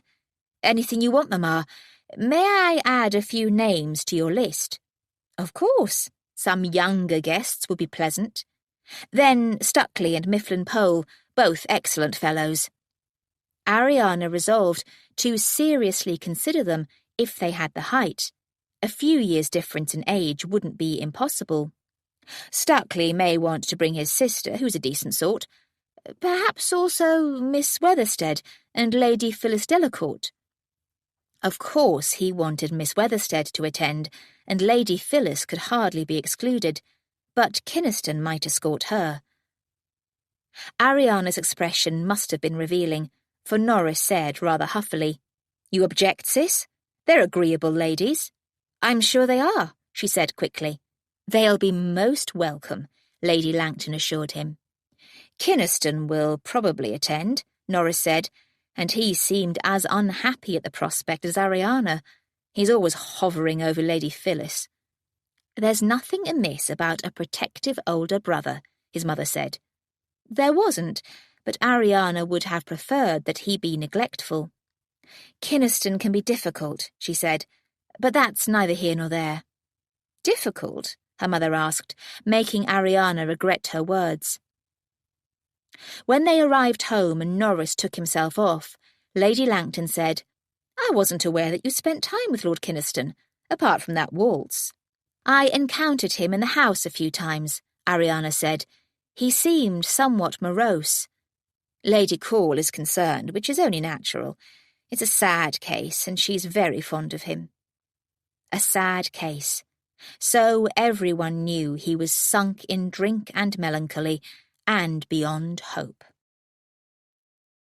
Monday was taken up by the usual town tedium of morning visits, but they were an essential part of becoming known. A number of ladies were old friends of her mother's, and many gentlemen remembered Ariana's father warmly. A Lady Knightley invited them to take a stroll around the shops, which Ariana found tedious. It was all bonnets and lace, and no books. That evening, after dining at home, Ariana, Norris and their mother attended an assembly at the Admiralty. The invitation came from an admiral Ariana hadn't known was on the family tree, and she went in hope of uncovering a whole new batch of possibilities. Naval officers were often away at sea for long periods, and an absent husband might suit her best. Alas, she found the company rather short. Perhaps the cramped conditions on board ships deterred tall men from the career. On their return, Ariana looked again at her list of 2. "I need new candidates." She sat at her dressing table so Ethel could unpin her hair. "Tomorrow I'm going to rebel against morning calls. The company is mostly ladies, and I have so many other activities in mind. I want to visit the British Museum, the Egyptian Hall, and Mr. Soane's, and return to Mr. Peake's to study his collections more closely." "None of them are likely to produce a candidate for the altar," Ethel pointed out. "You never know. I might quite like to marry a scholar." It was a new idea, but not an unpleasant one. In any case, I intend to command gentlemen to escort me on most of my ventures. As my mother said, an hour or two in a man's company could be much more revealing than a dance. Speaking of which, I must visit Lady Call. She will have additional suggestions. He might still be living there, Ethel said, putting away hairpins. Lord Kynaston will either be out or sunk in brandied gloom. But Ariana admitted to herself that a mere 2 days out of his orbit, and she needed to know how he was. As best she could tell, Lady Call was making no attempt to help him, and his sister was young and living elsewhere. She still worried that he might do away with himself. A note to Lady Call brought an invitation to visit at 1 p.m. Ariana approached the Albemarle Street house, trying to divine if Kynaston was inside. If he was, he didn't appear as soon as she entered, like a lurking fox after a chicken. Ethel took herself off downstairs, and Ariana was soon with Lady Call. "How goes your project?" Lady Call asked. "Poorly. I can't like Churston or Black Norton. Dauntry is to wed soon, and I suspect Wentforth has a lady in mind." "Dauntry is to wed? To whom?" "I don't know. Within the week, he said." "How very intriguing. Why do you think Wentforth out of reach?" Ariana told her about the poetry evening, but she didn't mention dainty or feet. It was not surprising, therefore, that Lady Call asked, "You couldn't tolerate a poetical husband?" "Perhaps I could," Ariana said, but moved on. "Ma'am, do you truly think Celadon or Sir Araby might suit me?" "I put them on the list, didn't I? As you're being unreasonably particular, I can't tell." "I was told Black Norton's a womanizer who's unlikely to be faithful." Lady Call raised her eyes to heaven. "Now the girl demands fidelity in a husband." "Is it so impossible?" "It severely limits the possibilities, and in truth can never be guaranteed. I've known the most meek and conformable gentlemen wander, and some of the wildest become faithful. Take Lord Arden, heir to the Duke of Belcraven, a rake of the first order, but he married a schoolteacher and has become a saint." Ariana's friend, Hermione Merrihew, had been a guest of the Ardens in town and had written from there. She'd liked Lady Arden, but found the Marquis arrogant. "He married a schoolteacher?" Ariana asked. "The whole world was agog, I assure you. On the other side we have Lord Rorstal, who seemed good and pious enough for sainthood. A few years of marriage sent him off to loose women, and he now has not one but 2 mistresses housed and waiting for him, one in town and one near his country estate." "His poor wife." Lady Call shrugged. "It was never a love match. Impossible to know what she thinks, but 4 babies in 5 years might have made her grateful for relief. Do I embarrass you with such blunt talk?" Ariana would have liked to deny it, but she was blushing. "A little. We are taught that fidelity in marriage is the most important thing." "Ladies are taught that, because gentlemen like to have some hope that their nurseries are full of their own get." "Lady Call." "Don't expect me to be mealy-mouthed. I suppose you want more names. Of course there are plenty, but the fashionable world is thin in London at this time of year. There may be some merchants or professionals worth a look." Ariana knew she should agree, but she didn't think she'd make a good wife to a merchant or a lawyer. She found she was clasping her hands. "I didn't think details would matter so much." Lady Call assessed her. "Are you sure you have a completely open mind?" "I just confess that I have requirements." "I wonder if you have some notion in your head of the perfect husband. That would get in your way." A person popped into her head, which made her say, "There are some aspects I could never like, especially rakish behaviour, and may I point out that 2 of my failures have been because the gentlemen are unavailable." "True. I'll think on it and send you what names I can conjure." It was only when Ariana had risen to leave that Lady Call said, "Again, you haven't mentioned Kynaston." "I know he wouldn't suit." I assure you he's not bankrupt. I was told his sister is in London because the roof of his country seat is falling in. A gross exaggeration. Some neglect, yes, but he will attend to it. Can you assure me he's not a drunkard? He drinks. Lady Cole stated it as a correction. At the moment. I'm supposed to believe that he'll stop. Why not? Ariana was surprised to find Lady Cole so besotted, but it seemed unwise to argue. Then I hope for it, but I don't have time to wait for his reform. How very trenchant you are, girl. As you will, I will send any names I think of. Ariana took her leave, and as she walked home with Ethel, she related the conversation. I think she must have been intending to match me with Kynaston all along, and now she's angry to be thwarted. Let her be, Ethel said. She can't do you any harm. I don't fear her. But Ariana remembered Kynaston saying that it wasn't wise to offend the Dowager Countess of Cole. Ariana resolved to be on her guard and to treat any further suggestions of candidates with caution. That evening they went to a dinner, the theatre and a supper, but no new candidates appeared. Ariana tried to widen her selection to include gentlemen an inch or two shorter than herself and those not of the nobility. It did no good, and it wasn't surprising. She was realizing that deep inside she did care about whom she married. In fact, she'd rather not marry at all than marry in even a lukewarm way. Sweet stars in heaven, she wanted love. She'd never suspected such folly, and for Boxstall she'd have to be more sensible. There was a better course, however.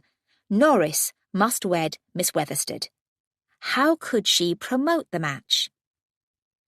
He wasn't with them this evening, but he wasn't with his lady either. He hadn't been specific, but she guessed he was attending some amusement that was packed with young aristocratic bachelors who, like him, were avoiding the more conventional events. She looked around at the company and saw mostly older people and couples. She was hunting the wrong ground. The next morning, when Ethel brought her breakfast, Ariana said, I'll be going out shortly for a long walk through the parks. You could do with some exercise, Ethel agreed. You're looking peaked. It's not that. It's a time when gentlemen like to ride. I might meet, or at least see, some new possibilities. When Ariana was ready, she visited her mother, who was still in bed, to say where she was going. Take a footman, dear. There's no need, Mamma. Anyone lurking with attack in mind will not take on two Amazons. They were soon in Green Park. This is better, Ariana said, as she strode along a path. Such an open space reminds me of the countryside, and a nip in the air is particularly refreshing. You could have brought one of your horses to town so you could ride, Ethel said. It didn't seem worth it for a short visit. I didn't even bring a habit. You could send for one and hire a horse. I could, but I hope to have this settled soon. She'd almost said, be home soon, but she might never be home again. She put that out of mind, and they walked along in companionable silence. It was enjoyable, but not successful as a husband-hunting venture. There were few people out at this time of day, and no riders. She'd find them when she reached Hyde Park. Then Ethel said, Who's that short man over there staring at you? Ariana looked, then turned to walk on. Lord Inching, an unpleasant creature. Ignore him. Not hard to do when we've turned our backs on him, but that's not wise if he's dangerous. He's not dangerous in that way. He simply has a ridiculous attraction to tall women. Perhaps he'll take to me then. Think I could become my lady? Ariana chuckled, but then eyed her maid. Do you want to marry? I'd not stand in your way. I might, but no man has taken my fancy as yet. And you have all the time in the world to wait. Ariana disliked feeling watched. She glanced behind, but saw no sign of Inching. There, see? Gone. As expected, the open expanse of Hyde Park contained a number of gentlemen riders, some going at speed. Ariana watched them enviously, but also assessing. A tall man required a tall horse, and a well-to-do one should have a fine horse, unless he was a poor judge of horseflesh. She saw a few riders who could qualify on both points, but discovered no way to meet them. Run in their way and risk being knocked down? Hardly. It could risk death. Eventually, Ethel said, "If you keep walking, you'll leave London entirely." Ariana halted and laughed. "Wouldn't that be lovely? But yes, we have gone too far. Time to return to Brook Street." As they walked back, she continued her survey of the riders, wondering if there was some way to attract attention. She was admiring a particularly fine bay when it turned in her direction. She realised that the rider was Norris, and in company with Kynaston. Norris reined up, bright with morning exercise. "What do you think, sis? Need a replacement for Torrance, so I'm trying this one out."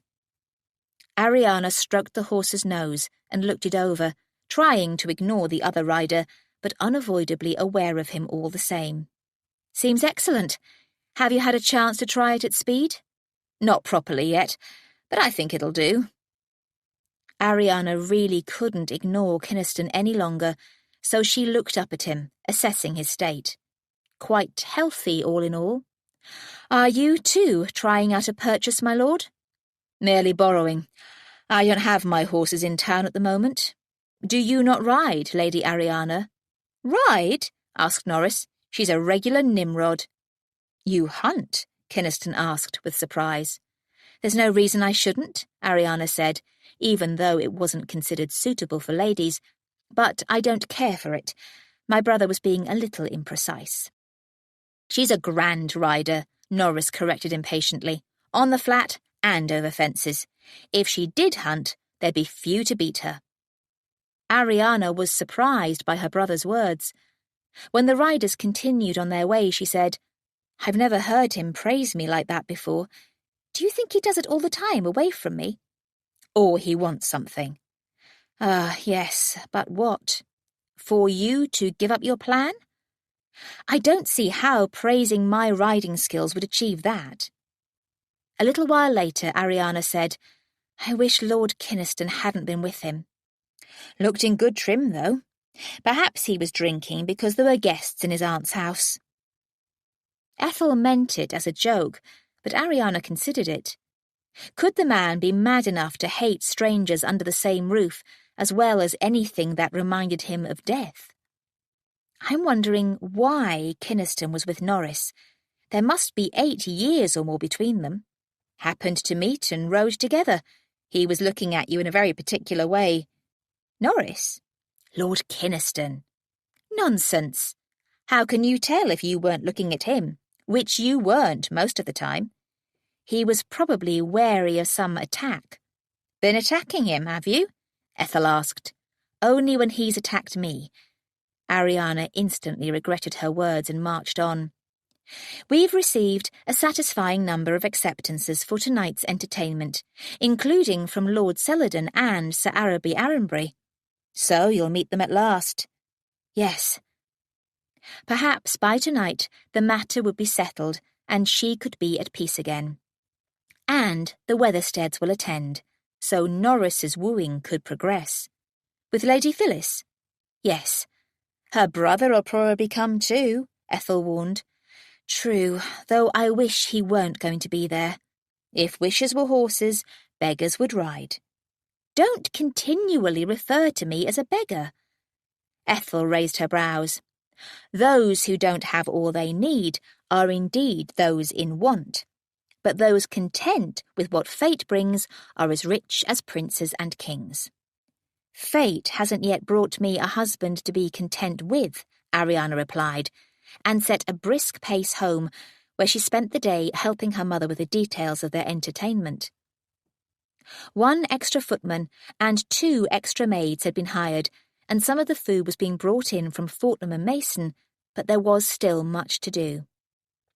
In December there were few flowers available, but the persistent morning tone made the lack of them acceptable. Instead, they used extra candles amid greenery and white ribbons, wherever possible in front of mirrors. "Very clever, Mamma," Ariana said, as they made a last survey before their guests arrived. "No one can mute the brilliance of flame, so it's completely acceptable." The library was set up with card tables, hired, and the drawing room with extra chairs from around the house, for that was where the poetry and music would be performed. It contained a piano, a harp, and a harpsichord, and some other instruments laid to hand in case they were needed. She saw a violin, a flute, and a recorder. Not so grand a selection as in Lady Call's house, but reasonable. But there was no lute. It was an unusual instrument, which made her wonder why Kynaston had taken it up. More evidence of madness, and from a young age? It couldn't truly be seen as mad, however. There were clubs for the performance of early music. It simply wasn't a normal choice for a young gentleman of the beau monde. The dining room was ready for refreshments to be set out, but as the event wouldn't run late, there'd be no supper, so no extra tables were needed. Thank heavens, for there was no room for them. It would soon be time to dress, but something teased at Ariana's mind and would not be ignored. It was a foolish thought, and even a dangerous one, but it wouldn't go away.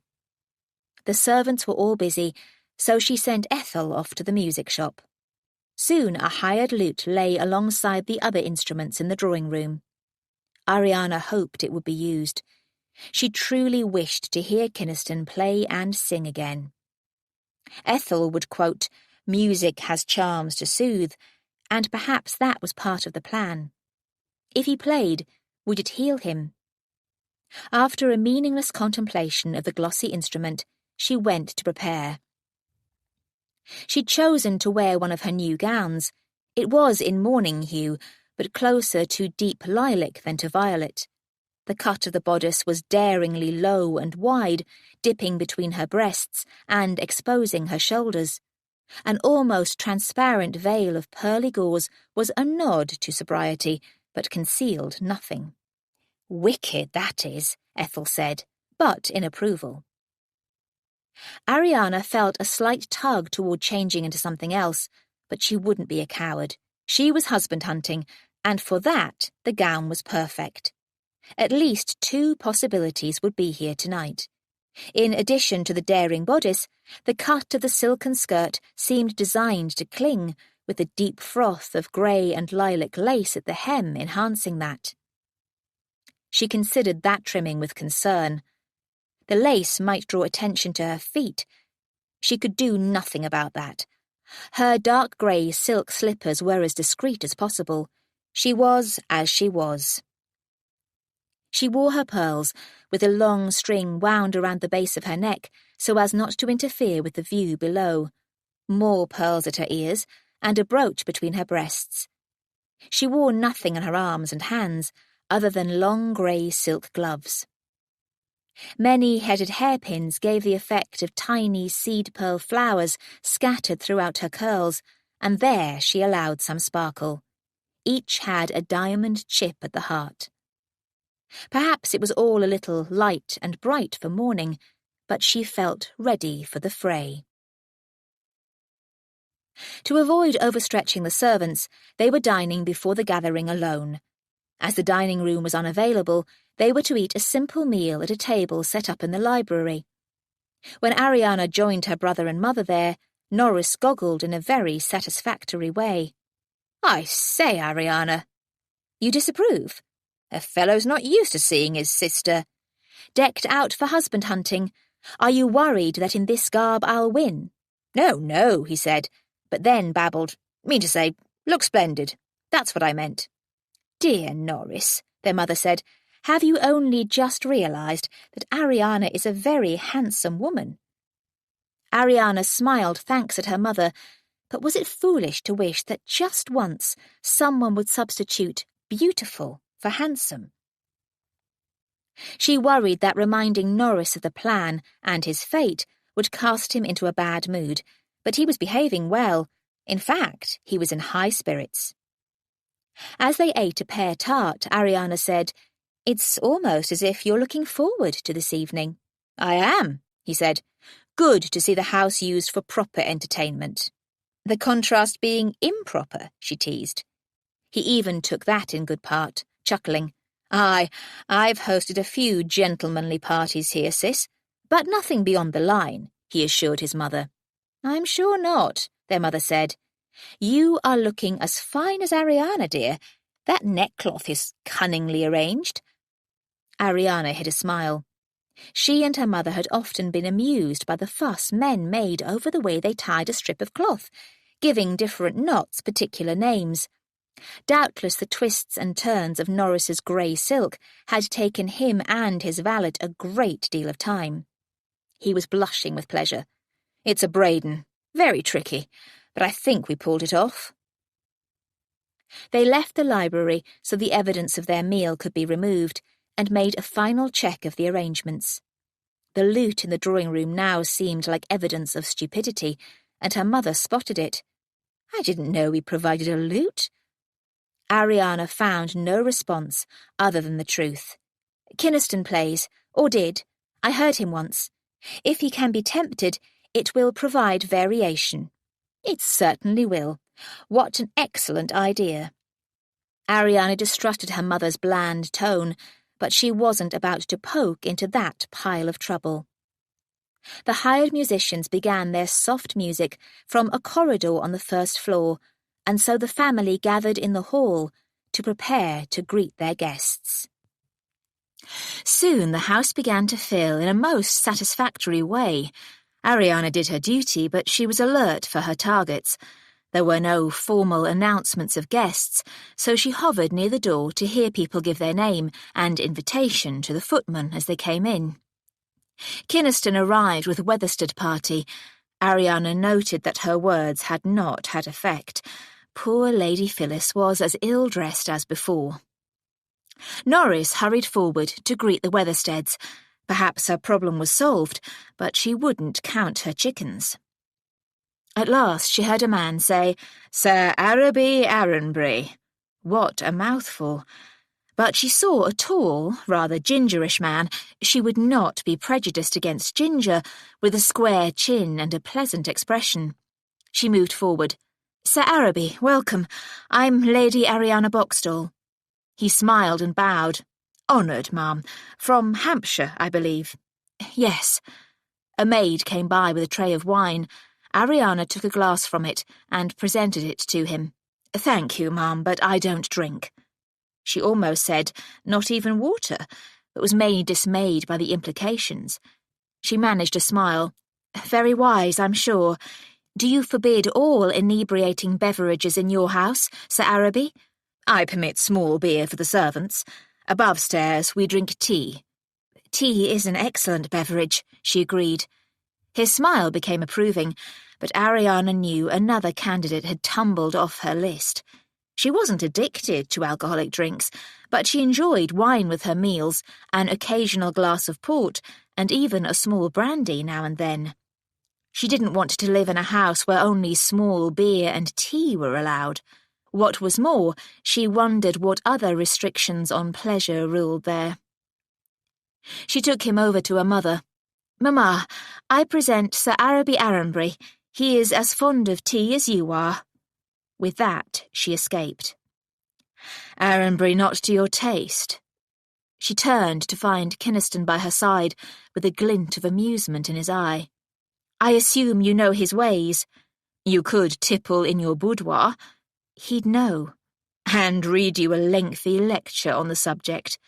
"At which I'd throw the chamber pot at him."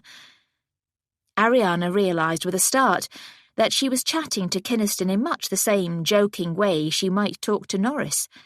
Perhaps it was because he was looking normal again, and humour warmed his eyes. She squashed down any lusty reactions. She wanted information, and he might be the man to provide it. She moved into the corridor toward the back of the house, where they wouldn't be observed. He followed. "Very well, my lord. What do you know of Lord Celadon?" "Nothing to his detriment." But you know of my mission, and whom your aunt recommended. Every one of them is problematic." His dark brows rose. "I believe I was on the list." "A case in point." He actually seemed puzzled. "You drink," she said. "You just rejected Arranby for not drinking." "You, sir, drink to excess. You also molested me." "You assaulted me." "After you laid hands on me. After you threatened to hit me. Then you manhandled me into your room." Ariana remembered where they were. They were both keeping their voices low, but someone might come by. "Whatever the rights and wrongs," she said, turning away, "we would not suit." "On that point, at least, we agree. If you think Lady Call put together a list of impossibles, you're wrong. Celadon may be acceptable." His agreement that they wouldn't suit was almost painful, and him thinking unmet Celadon might irritated her. Or perhaps her underlying distress came from his presence, here in shadowy privacy, so close. She waved her fan to cool her blood. "Tell me more about Celadon," she said, turning back to face him. "He's a bit dull, but that's from my perspective. He's a decent, good-humoured, responsible gentleman with large estates. Positively ideal. Where's his seat?" "Cheshire. A long way from Hampshire. Don't let such a detail deter you." He truly was urging the case of another man. But that was good. He was correct in saying that they would not suit. "I look forward to meeting him," she said with an enthusiastic smile. He captured her fan and plied it for her. She had no idea why she allowed him to do it, or why she was looking into his eyes. "Are you truly going to marry in order to force your brother to the altar?" "If Lady Call has told you all, you know the answer is yes, and why." "Give him time. He'll fall in love and manage the business on his own." "You haven't." Thank heavens those words didn't escape. "Not all men do, and not so young. There are so many bachelor pleasures." His purring tone was positively wicked. She made sure her tone was brisk when she said, "Yet most men with estates to consider pay attention to their duty." "As your brother will.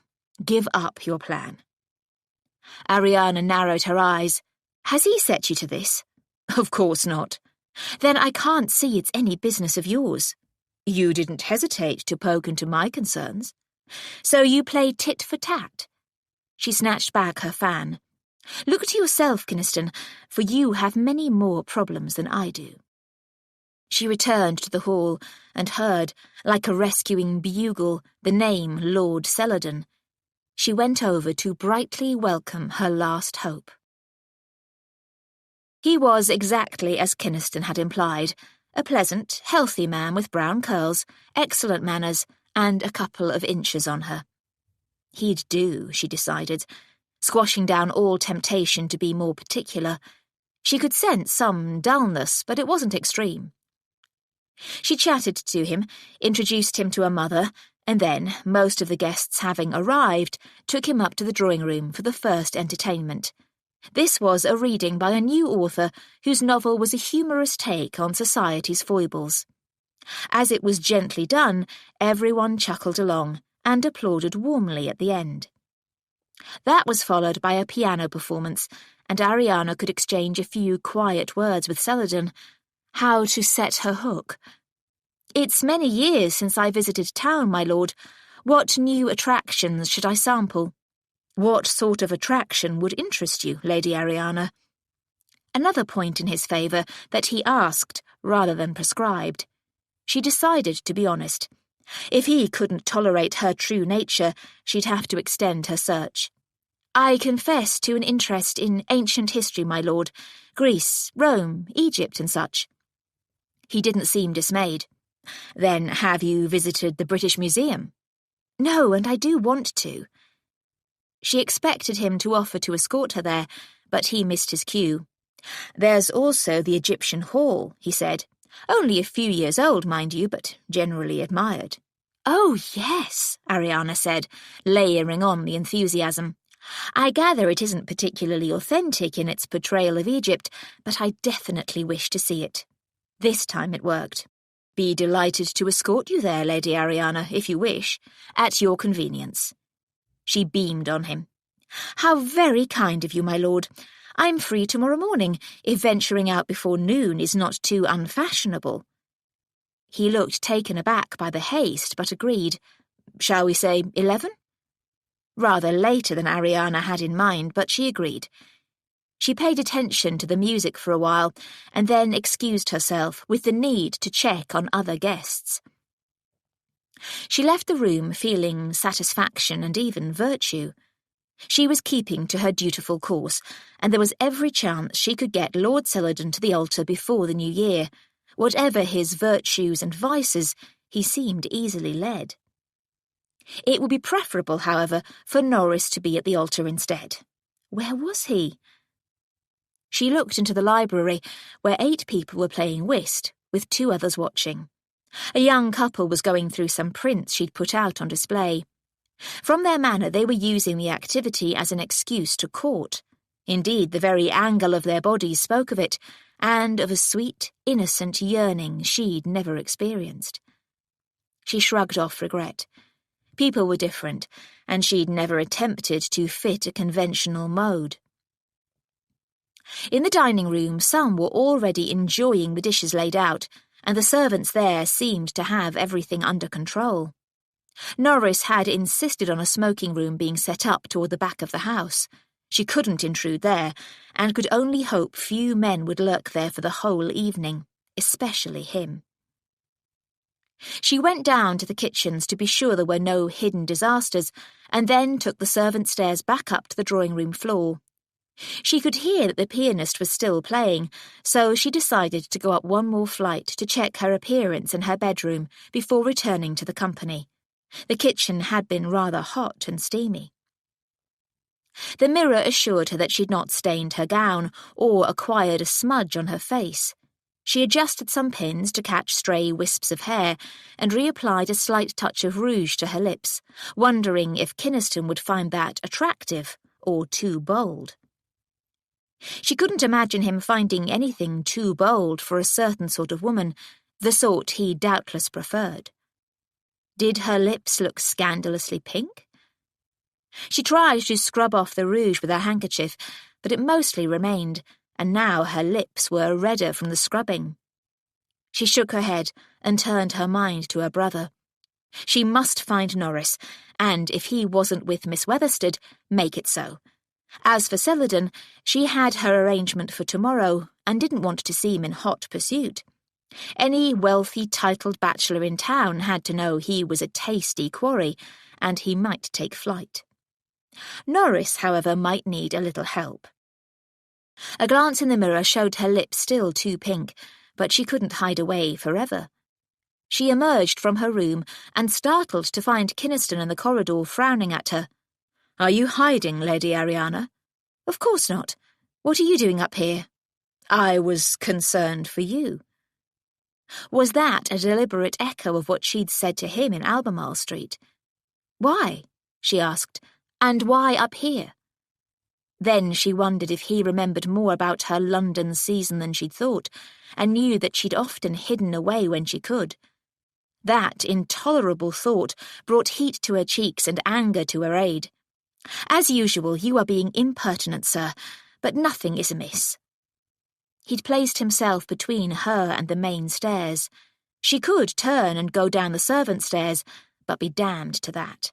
She pushed past him. He stopped her with a hand on her arm. It was a mere touch, nothing forceful, but she did stop. "My lord?" "Your situation troubles me, Lady Ariana." "As I've tried to make clear, my lord, my situation is no concern of yours." "I'm not claiming a right," he said slowly, "more of a need." He raised a hand and touched her cheek. "I wouldn't want to see you unhappy." Ariana tried to ignore that butterfly touch. "I'm not unhappy." "In the future." "I won't be unhappy in the future. Please, my lord." He took a step closer, cradled her head in his hands, and kissed her. Shock dissolved in an instant under a wash of pure pleasure and satisfaction. She'd wanted this. She'd been kissed before, but not like this. Though his lips were gentle, her whole body responded with warmth and then with weakness, so she had to clutch the sleeves of his coat.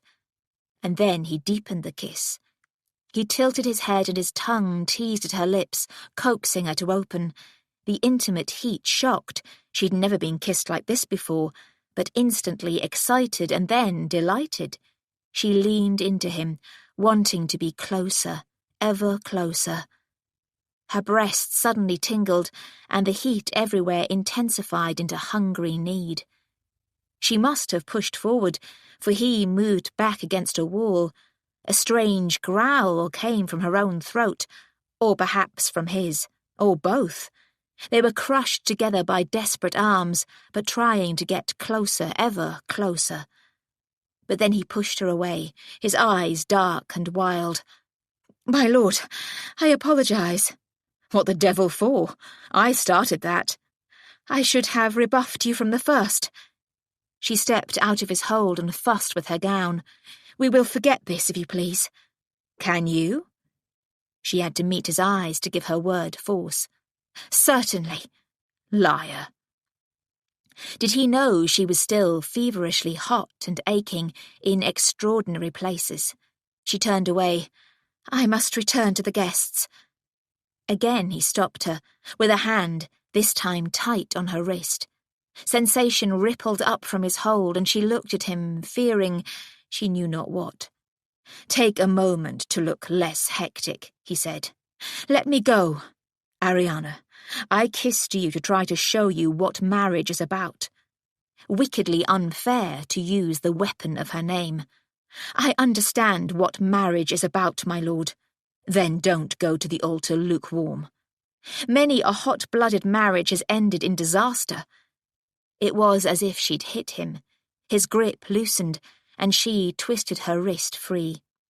"My marriage is no concern of yours," she said again, as if repetition would give it force. "I can't feel that way." "Then what do you want?" she wailed inside. The old magic was back. He need only say the word, especially after that kiss. How could she live without such kisses when one had stirred a passion she'd never known lived in her? "But I'll interfere no more," he said. He meant it. Pride demanded a cool response. "Thank you, my lord. I expect you to keep your word." He captured her hand again and raised it for a kiss. "I will." "Thank you," she said, but unsteadily. How could a light kiss on her silk-clad knuckles be as powerful as one on her bare lips? As if he knew, he turned her hand and placed a kiss deep in her palm, murmuring, "Farewell." And then he released her and strode away, leaving her shaken almost to collapse. What had that been? What had it meant? She realized she was leaning back against the wall for support and forced herself upright. She wanted no such wild dramas in her life, and Celadon would be her tranquil refuge. After a few moments, she was able to return downstairs. She found a poet was reading in the drawing-room and noted with surprise that her brother was in the audience, seated between plain Lady Phyllis and pretty Miss Weathersted. The power of love. Norris didn't care for poetry. Thus she felt free to go in search of Celadon. She found him in her mother's boudoir, which had been adjusted into a conversation parlour, but he was part of an amiable group with no spare seats. Observing him, she acknowledged that her future husband was completely suitable. Duty called for her to do her best to secure him, and it might be easy. She felt nothing but sour emptiness inside. This cool selection of a suitable partner was what she'd demanded of Norris, and now it appalled her. But the need was still crucial. However, if Norris was truly in love with Miss Weathersted, she could escape the worst. His listening to poetry was an excellent sign, and yet something bothered her. She returned to the drawing-room and saw that on Miss Weatherstead's other side sat one of Norris's friends. Mr. Mifflin Pole was a fresh-faced young man, with hair arranged wildly in a windswept manner and a very high shirt collar. He was slouched in a way that suggested that only the company of a pretty girl had brought him into a poetry reading, and he was wondering if it was worth it. Ariana sat on a chair at the back, understanding her concern. Norris needed help. He was seated between Miss Weatherstead and Lady Phyllis, but on Lady Phyllis's other side sat an elderly couple. For some reason, Norris had ended up paired with Lady Phyllis and let his friend partner the lady he desired. She'd wait here and correct that situation when the reading ended. It took quite some time. The poet was reciting his long poem about the Battle of the Plains of Abraham. Ariana found any warlike topic unpleasant, and this was made worse by a dramatic deliverance. Had the plump poet ever raised a weapon with intent in his life? Finally, the reading ended with a celebration of General Wolfe, who'd won the battle but died in the fighting. After applause, people rose to move about and perhaps go in search of refreshments. Ariana moved in on her brother's party. "Somewhat bloodthirsty," she said.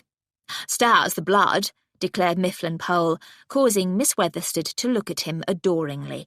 She was probably just the sort to unthinkingly urge her lover or even her husband off to the fray. Ariana truly did not want her for a sister-in-law, but if she was Norris's choice, so be it. Lady Phyllis said, "Though I respect our gallant soldiers who saved us from Napoleon, I don't think it quite right to celebrate battle and death in such a way." "I say," Mifflin Pole objected, "what of Waterloo? Worthy of celebration, eh?" "I think Lord Byron's reflections on Waterloo much more deeply considered." She spoke as quietly as she looked, but with clarity and purpose. "Byron? That blackguard was a supporter of Napoleon." Norris intervened, annoyed and with reason. "No need for that tone, old fellow, especially with a lady." Mifflin Pole flushed and apologised. "Carried away, forgot myself."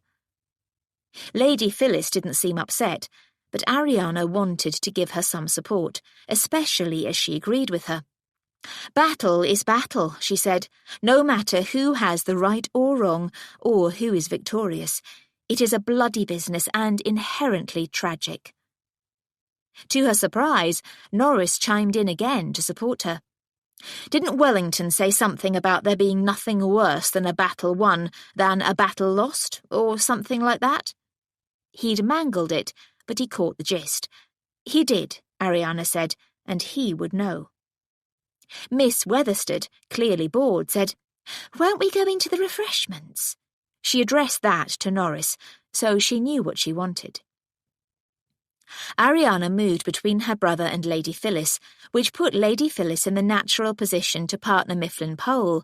But Mifflin Pole sidestepped to offer his arm to Miss Weatherstead, and Norris did nothing to prevent it.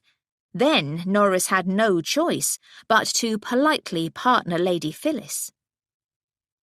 Ariana watched the two couples leave the room. Of all his many faults, she'd never suspected her brother of such spinelessness. Miss Weatherstead was his for the taking, but he wasn't taking command. Kynaston would never allow such... No, she would not think of him. A young lady sat at the harp. Ariana was in no mood for twanging strings, so she left. She was in no mood for company either, and when she found her mother's boudoir empty, she sat there to collect her thoughts.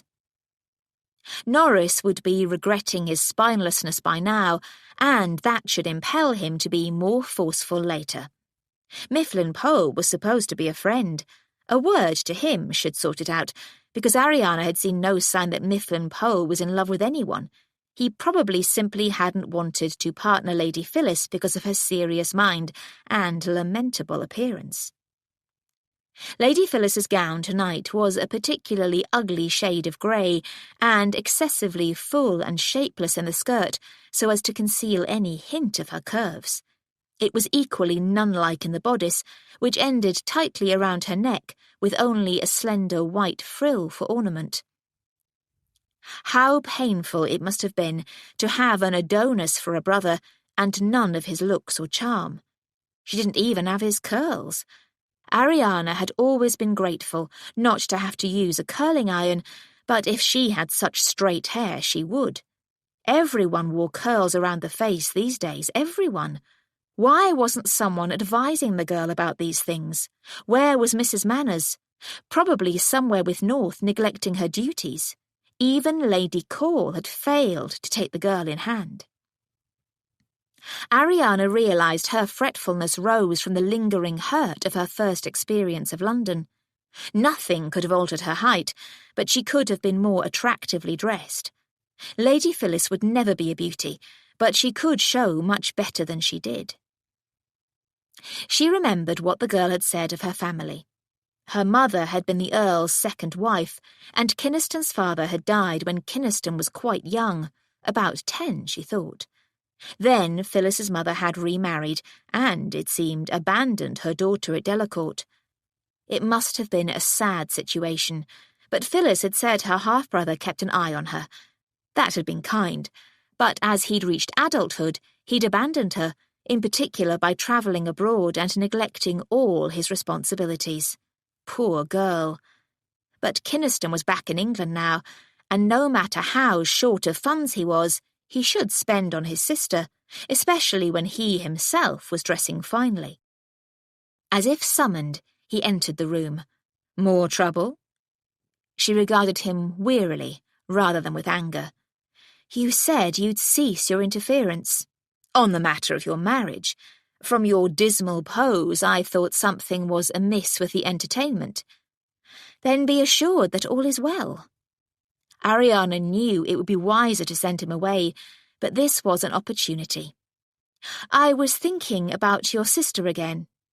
Why? She's appallingly dressed. She's young as yet. Even so, she's here. It can't be pleasant to know oneself poorly turned out. She's expressed no discontent to me. She probably doesn't want to cause you extra expense. That would be foolish, and she's not. May I point out that this is no business of yours? Tit for tat? Ariana rose and felt better to be even with him. It must be the business of any woman with a kind heart. When she planned to come to town, someone should have provided her with a new wardrobe. I didn't know she was coming until she arrived. If I had, I'd have taken action. Then clearly you're not well enough informed about her movements. I grant you that. I'll keep a closer eye on her in future. As he was said to be opposed to his sister's early marriage, that might not suit, but Ariana didn't see how to object. She seems a sensible, well-informed young lady, she said. Blue-stocking tendencies, but they should keep her safe. Safe from what? Folly. You fear she'll follow in your footsteps? Perhaps I do. Then set a good example and cease ruining yourself through drink. I haven't had a drink in days, he snapped, which has put you in a foul mood.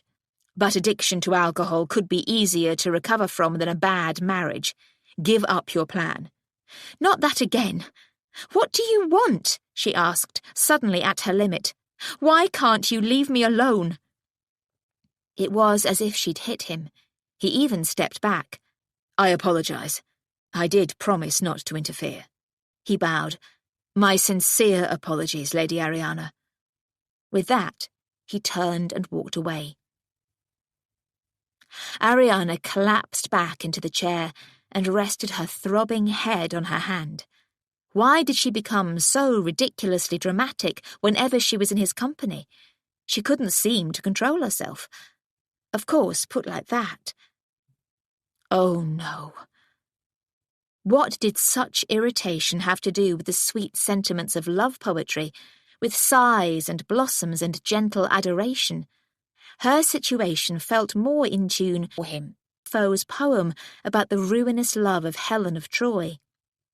Her father had introduced her to that as part of their exploration to the story of Troy. Ariana had never learned Greek, so he'd made a prose translation for her, and she could remember the gist. Consumed by insane desire for Paris, son of the King of Troy, the beautiful Helen had left her good husband without a thought for him, her child, her parents, or any consequences. Helen's action had puzzled people through the ages. Some tried to make it a story of rape and abduction, but the ancient texts put the blame on female weakness and the power of lust. Ariana and her father had leaned towards some sort of derangement of the mind. Now she saw that what she and her father had failed to recognize was that love itself could be madness, especially an unrequited or a forbidden love.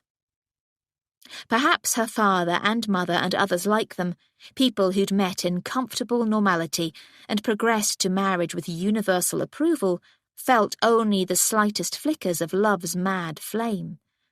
Perhaps love needed the fuel of problems to create an inferno, as with Romeo and Juliet, Abelard and Eloise, and Helen and Paris. All tragedies, she noted. Ariana shook her head, eyes closed, weighed down by the disastrous truth. She loved. No, she was possessed by a demented obsession with the Earl of Kynaston. The awareness, the sensitivity to him had always been there, but it had taken that corridor kiss to reveal the blazing truth. Was this why every other man had been unpalatable to her? Had she been infected for 8 long years? There'd been reasons to reject Churston and Black Norton, though in Black Norton's case perhaps not reason enough. Daughtry was unavailable, and perhaps Wentforth as well, though she'd given up on Wentforth easily. She'd felt nothing for Arranbury, and was hiding here because she didn't truly want anything to do with acceptable Celadon. She wanted Kynaston. Kynaston, who was addicted to brandy, no matter what he said, and who she was certain had wasted his inheritance. Kynaston, with his damnable beauty and charm, which he employed to trap and use women. No, not charm. That was too sweet a word. It was a kind of magnetism, and all women were iron to it. She was astonished no woman had snared such a prize. Certainly he would have resisted having his freedom constrained, but there had to have been determined campaigns. Were all women more sensible than she? Did they see how disastrous it would be? She made herself stand, and it did help. She was overwrought, but she wasn't mad, and she wouldn't be consumed by this. She needed an antidote. She left the room to seek normal company, but as she walked along the corridor, she heard the unmistakable sound of a lute. Slowly she turned her steps toward the drawing room. When she entered, she found a large audience silently attentive as Kynaston plucked strings to produce a calm and stately melody. He was seated much as he had been 8 years ago, but she thought perhaps not quite so much at ease. His attention was all on his instrument and his hands, perhaps because he was out of practice. All the same, the music had a pure clarity that seemed in conflict with all she knew about him now. Was that why he'd been drawn to the lute? Because it lent itself better to coolness than more modern instruments like the violin and piano, a counterbalance to his nature? Then, with a brief look up at his audience, he began to sing. His voice wasn't as pure as it had been, but it had gained depth and a mellow timbre from time and perhaps hard living. He sang in Italian, which surprised her. She didn't know the language, but she knew Latin and could make out much of it. It was a love song of sorts, but lamenting his failings. She remembered his reaction to Cleo and knew she'd been right. The mummy had reminded him of some wrong he'd done to a young woman. Causing her death? Too melodramatic by far, but the song had power and not just over her. The room was spellbound. She recognized the approaching end and that she was standing. She quickly sat down. Though he'd performed for a room full of people, She felt as if she'd illicitly observed a private lament. He finished, stood, bowed, and returned the lute to its place. There was a heartbeat gap before the applause, but then it came warmly, followed by appreciative comments. Ariana could hear surprise. Was he no longer in the habit of performing? Of course, he'd been travelling in recent years. He was leaving the room, which brought him close to where she sat. He saw her and paused as if to speak, but then moved on. Ariana was glad of it. He'd said he'd trouble her no more, and she must cling to that, for the music had been the final straw. If he'd taken her hand then and led her from the room, out of the house, and to her destruction, she would have gone, just as Helen had left Menelaus. She would have been powerless to resist. It would not have led to war and devastation, but it would have wrecked her and her world, and grievously wounded others around them. Thank God he'd not tempted her. At that inopportune moment, her mother smilingly called for her to perform. There was nothing she wanted less, but she had no choice other than to try to appear in calm good humour and sit at the harpsichord. She chose a piece by Handel that she knew by heart, realising only too late that it was in a minor key and had a dark, dramatic tone. Or was that merely her imagination? She cut it short after a few minutes and rose to curtsy thanks for the applause. There were many eager to show their skills, and a lady rose to perform in her place. She was free. To do what? There was only one thing on her mind, and so she went in search. She wouldn't force her company on him, but she needed to see him, even from across a room. A tour of the public rooms failed to find him. Secreted somewhere again with brandy? But when she asked the footman stationed in the hall, he told her that the Earl of Kynaston had left. The house suddenly felt colder and emptier, and she was in danger of revealing tears. She must conquer this. If not, she'd end up like Lady Caroline Lamb, a scandal, and worse, a figure of fun, for her shameless pursuit of Lord Byron. Reading of the scandal, Ariana had found it as inexplicable as Helen's elopement with Paris. But now she understood. Love was a form of madness, and, if thwarted, fuel for tragedy and destruction. Lady Ariana? Ariana pulled herself out of melodrama and turned to find Lady Phyllis at her side. Do you need something, Lady Phyllis? I gather your brother has left. Now, why had she added that unnecessary sentence? I merely wished to compliment you on your playing. Thank you. I might attempt the harpsichord myself. I was taught the piano, but it and I never seemed to go along well. I felt the same, Ariana said, but she was regaining her wits and recognised what was going on. Lady Phyllis had fallen in love with Norris and was trying to please his sister. Perhaps the sister could gently persuade her that they'd never suit. Shall we take some refreshment? She suggested. Soon they were seated at a small table with glasses of wine punch and small delicacies that they both ignored. Around them others chattered, but it was private enough. Are you very fond of music? Ariana asked, preparing to point out that Norris was not. In truth, more to listen to than play. I have no patience with the practice. Yet I wouldn't suspect you were idle. Unless reading is considered idleness, which it is by some. I understand you are quite a scholar yourself, Lady Ariana. Of ancient Egypt? It is general knowledge, Ariana asked with surprise. I don't know. Lord Langton told me. Ah, the revealing blush. He said that was why you'd not visited town for many years. He often misunderstands things, Ariana said, sliding in a warning, but surprised that Norris and this girl had fallen into personal conversation. I simply prefer rural life, but we do have an excellent library at Boxstall. Your father was also a scholar. Lady Phyllis was beginning to irritate Ariana. Her direct gaze and lack of any girlish mannerisms seemed unnatural, and she seemed intent on dissecting the Boxtall family. "Neither of us were scholars," Ariana corrected. "Mere amateur enthusiasts, but that can be enough. What do you like to read, Lady Phyllis?" "Poetry, philosophy, history, but I confess to an interest in mathematics and natural philosophy as well." Certainly an oddity, but Ariana liked her honesty. "I know a gentleman in town called Mr. Peake," Ariana said, "who shares your interest in natural philosophy. He hosts a gathering once a fortnight for a group of people who call themselves the Curious Creatures.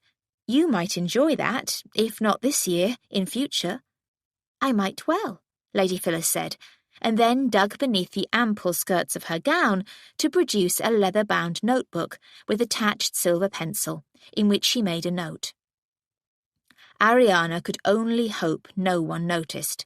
No one had pockets beneath evening gowns anymore, and if a lady carried a small tablet of paper, it would be prettily bound with ivory or silk. Truly, Kynaston should... But she would not use this as an excuse to seek a meeting. She remembered her purpose, to warn Phyllis off Norris. It was even more imperative now. Without seeking a way to lead into a subject, she brightly said, "I do worry about the Boxtall Library, now my brother is the Earl. He has no interest in such things." Lady Phyllis stowed her notebook and said, "I'm sure he wouldn't deprive you of it, Lady Ariana." "I'd hope not. But once I marry and live elsewhere, he might see no point to the more rare and valuable volumes. I can't remember when he last entered the room." "Then perhaps he'll give you your favourite books when you leave." Ariana could never accuse her brother of a lack of generosity, so she had to say, "He might, if he thinks of it." "I'm sure he will." "You seem sure of a great many things," Ariana snapped before she could help herself. Lady Phyllis blushed, and for once looked her age. "I'm sorry. I've presumed too much. It's only... Lord Langton seems a kind man, and from a few things he said he's fond of you." "Yes, he is, and I of him. I apologise. Steering an event like this can be wearing on the nerves. It's delightfully arranged, but I shouldn't claim any more of your time." Lady Phyllis rose, and Ariana knew she should protest that she'd enjoyed every moment, that it had been a pleasant relief. But she let the girl leave, words unsaid. She drank from her punch. She should have done more to convince Lady Phyllis that she and Norris would be a bad match, but where was the purpose? Norris was drawn to pretty Miss Weatherstead. Moreover, logic had no part in love, or she wouldn't be overwhelmed by her feelings for Kynaston. He left the house. She wouldn't meet him again tonight, and if she could possibly arrange it, she'd never meet him again. Ever. She stood to take up her duties again. She did her best to act normally as the party progressed toward its end. Pretense helped restore normality, so as the last guest left, she could almost laugh at her drama. She was still powerfully attracted to Kynaston, but not madly enough to ruin herself over him. She certainly couldn't marry him. That would be a union of passion and strife, and, quite probably, a disaster of epic proportions, because she didn't believe he would change. He'd never cease his drinking, and he'd squander her money as quickly as he'd run through his own. As Lady Kynaston, she could end up counting pennies in a house with a leaking roof, with tiny mouths to feed, and her husband off carousing with low friends and vile harlots. But now she couldn't marry any other. She tried to fight that truth but failed. Such a marriage would inflict misery on an innocent man. Thus, Norris must marry Miss Weatherstead. Her brother was standing across the hall, so Ariana joined him to say, "That went well, and you did your duties excellently." "Don't know why you're so surprised." "I'm sorry if I doubted you. Did you enjoy it?" In parts. Not too keen on poetry. She went directly to the point. Miss Weatherstead is very pretty. She is, but prettiness isn't everything. His tone surprised her, as did the sentiment. I'm glad to hear you say so. Is she kind-hearted as well? She's kind to Phyllis, I suppose, he said, with the beginning of a doting smile. Only to Phyllis, Ariana teased, not to you. Of course she's kind to me. I'm an earl. She was amused by how firmly his feet were on the ground, but she wanted him to be in love, madly in love. In part, that was because she wanted some crazed lovers in the world to find happiness, but she had a more practical reason. If he was madly in love, he'd permit no delay in getting to the altar. I'm surprised that Lady Phyllis and Miss Weatherstead are friends, she said. They're not very alike. Wouldn't say they're friends exactly. Neighbours, and the Weathersteads are Phyllis's godparents. So they stepped in when Kynaston's roof started to leak on her. Exactly. Bit of a rum do, that. A man ought to take care of his place. He certainly should. Truth is, he confided, Phyllis finds Ceci Weatherstead a bit of a trial, and always has.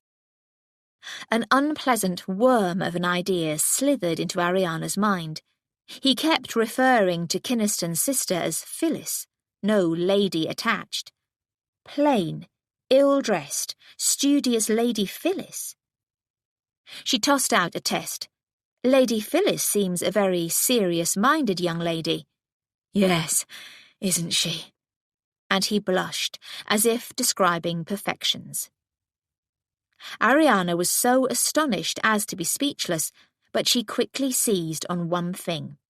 If Norris was attracted to Phyllis, it wasn't any shallow, facile emotion. He must truly be in love, perhaps even in the sort of wildfire way she needed. She's young, Ariana said, but mature, more mature than me, really. He could recognize that. What a change in a man. Do you think you'll suit?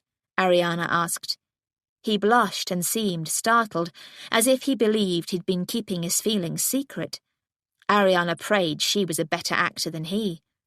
Perhaps, he mumbled. Ariana smiled. Then I wish you well. She'll be an interesting sister. He smiled back in a moonling way. She is marvellous, isn't she? So kind and wise. Mother will love her. I'm sure she will. Ariana had all kinds of doubts, but his besotted love solved her problems. He'd rush to the altar, and they'd all be together at Boxtor for Christmas. So now our challenge is moot, she said. It was as if he snapped out of a dream. What? Oh, no, you're not getting off so easily.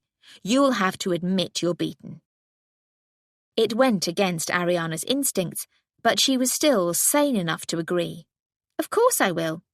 I'll give up my quest and admit defeat, as long as you promise to marry before the end of the year. End of January was the arrangement. Very well, before the end of January. She thought the deal was done, but he pulled a face. There's nothing I want more, but I don't even know how Phyllis feels. I'm sure she won't refuse you. But she's a serious-minded girl, and I'm more of a lightweight. I can't always keep up with her, but, he added, his voice softening back into besotted tones, she speaks so well on so many topics and has a lovely voice. Doesn't she have a lovely voice? In Ariana's opinion, it was average, but she agreed. I'm sure I'll learn to be a better man. So am I. But have you thought, now such a gem is in society, many other men will see what a treasure she is. You'll want to win her hand before someone else steals her away. By Jupiter, you're right. But that means talking to her brother. Difficult man, Kynaston. Even so, he can have no objection. Can. Didn't want Phyllis to come to town at all. Said she's too young. Doesn't want her to marry for years. She complains he'll want to keep her locked up until she's grey. Clearly Norris and Phyllis had spent more time together than she'd known, but his words were dismaying. Phyllis was young and only just taking her first steps in society, so even a sane and sensible brother might insist on a long betrothal. An unbalanced one might indeed want her to wait for years. In 4 years, Phyllis would come of age and be able to marry as she wished, but that was far too long. "You must try," Ariana said. "Make an appointment to speak to Kynaston tomorrow and put it to him. At least you'll know where you stand." "He'll probably banish her back to Delacourt." "The roof leaks." "Then to some other distant rural stronghold." Ariana had to chuckle. "You're sounding like a Gothic novel, but in that case I'm sure you can gather a force of trusty knights and lay siege to rescue your lady."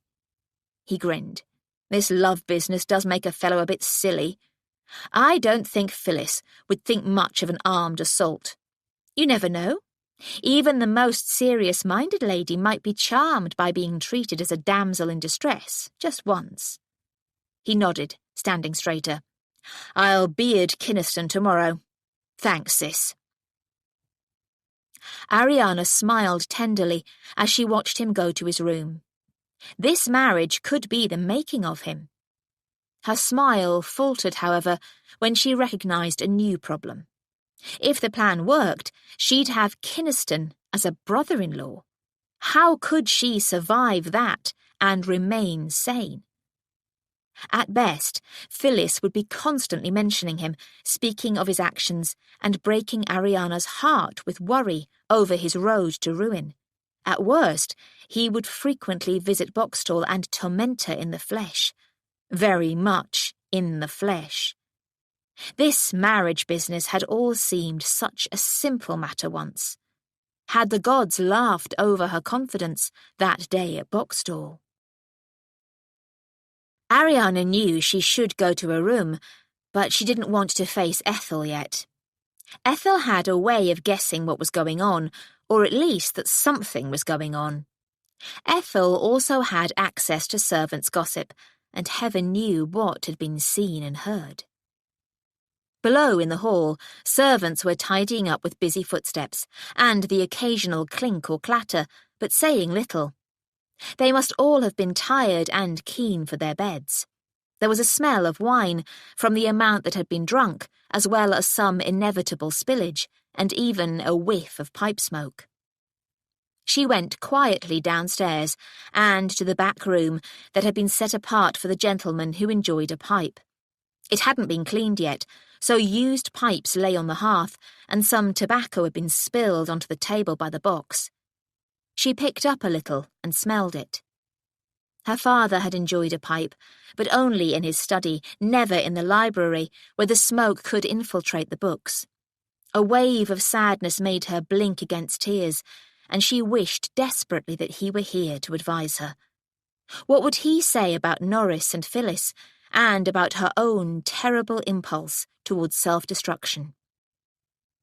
He'd advise against marrying Kynaston, but he'd advise against marrying Celadon as well, not for fear of hurting him, but to avoid anything lukewarm. He'd said as much once. They'd been reading Sappho, and some of the woman's more passionate verses had embarrassed her. Stuff about a trembling heart, deep aches, and a flush of heat along the skin. Ah, yes, she understood that better now. "That's the truth, Ariana," he'd said.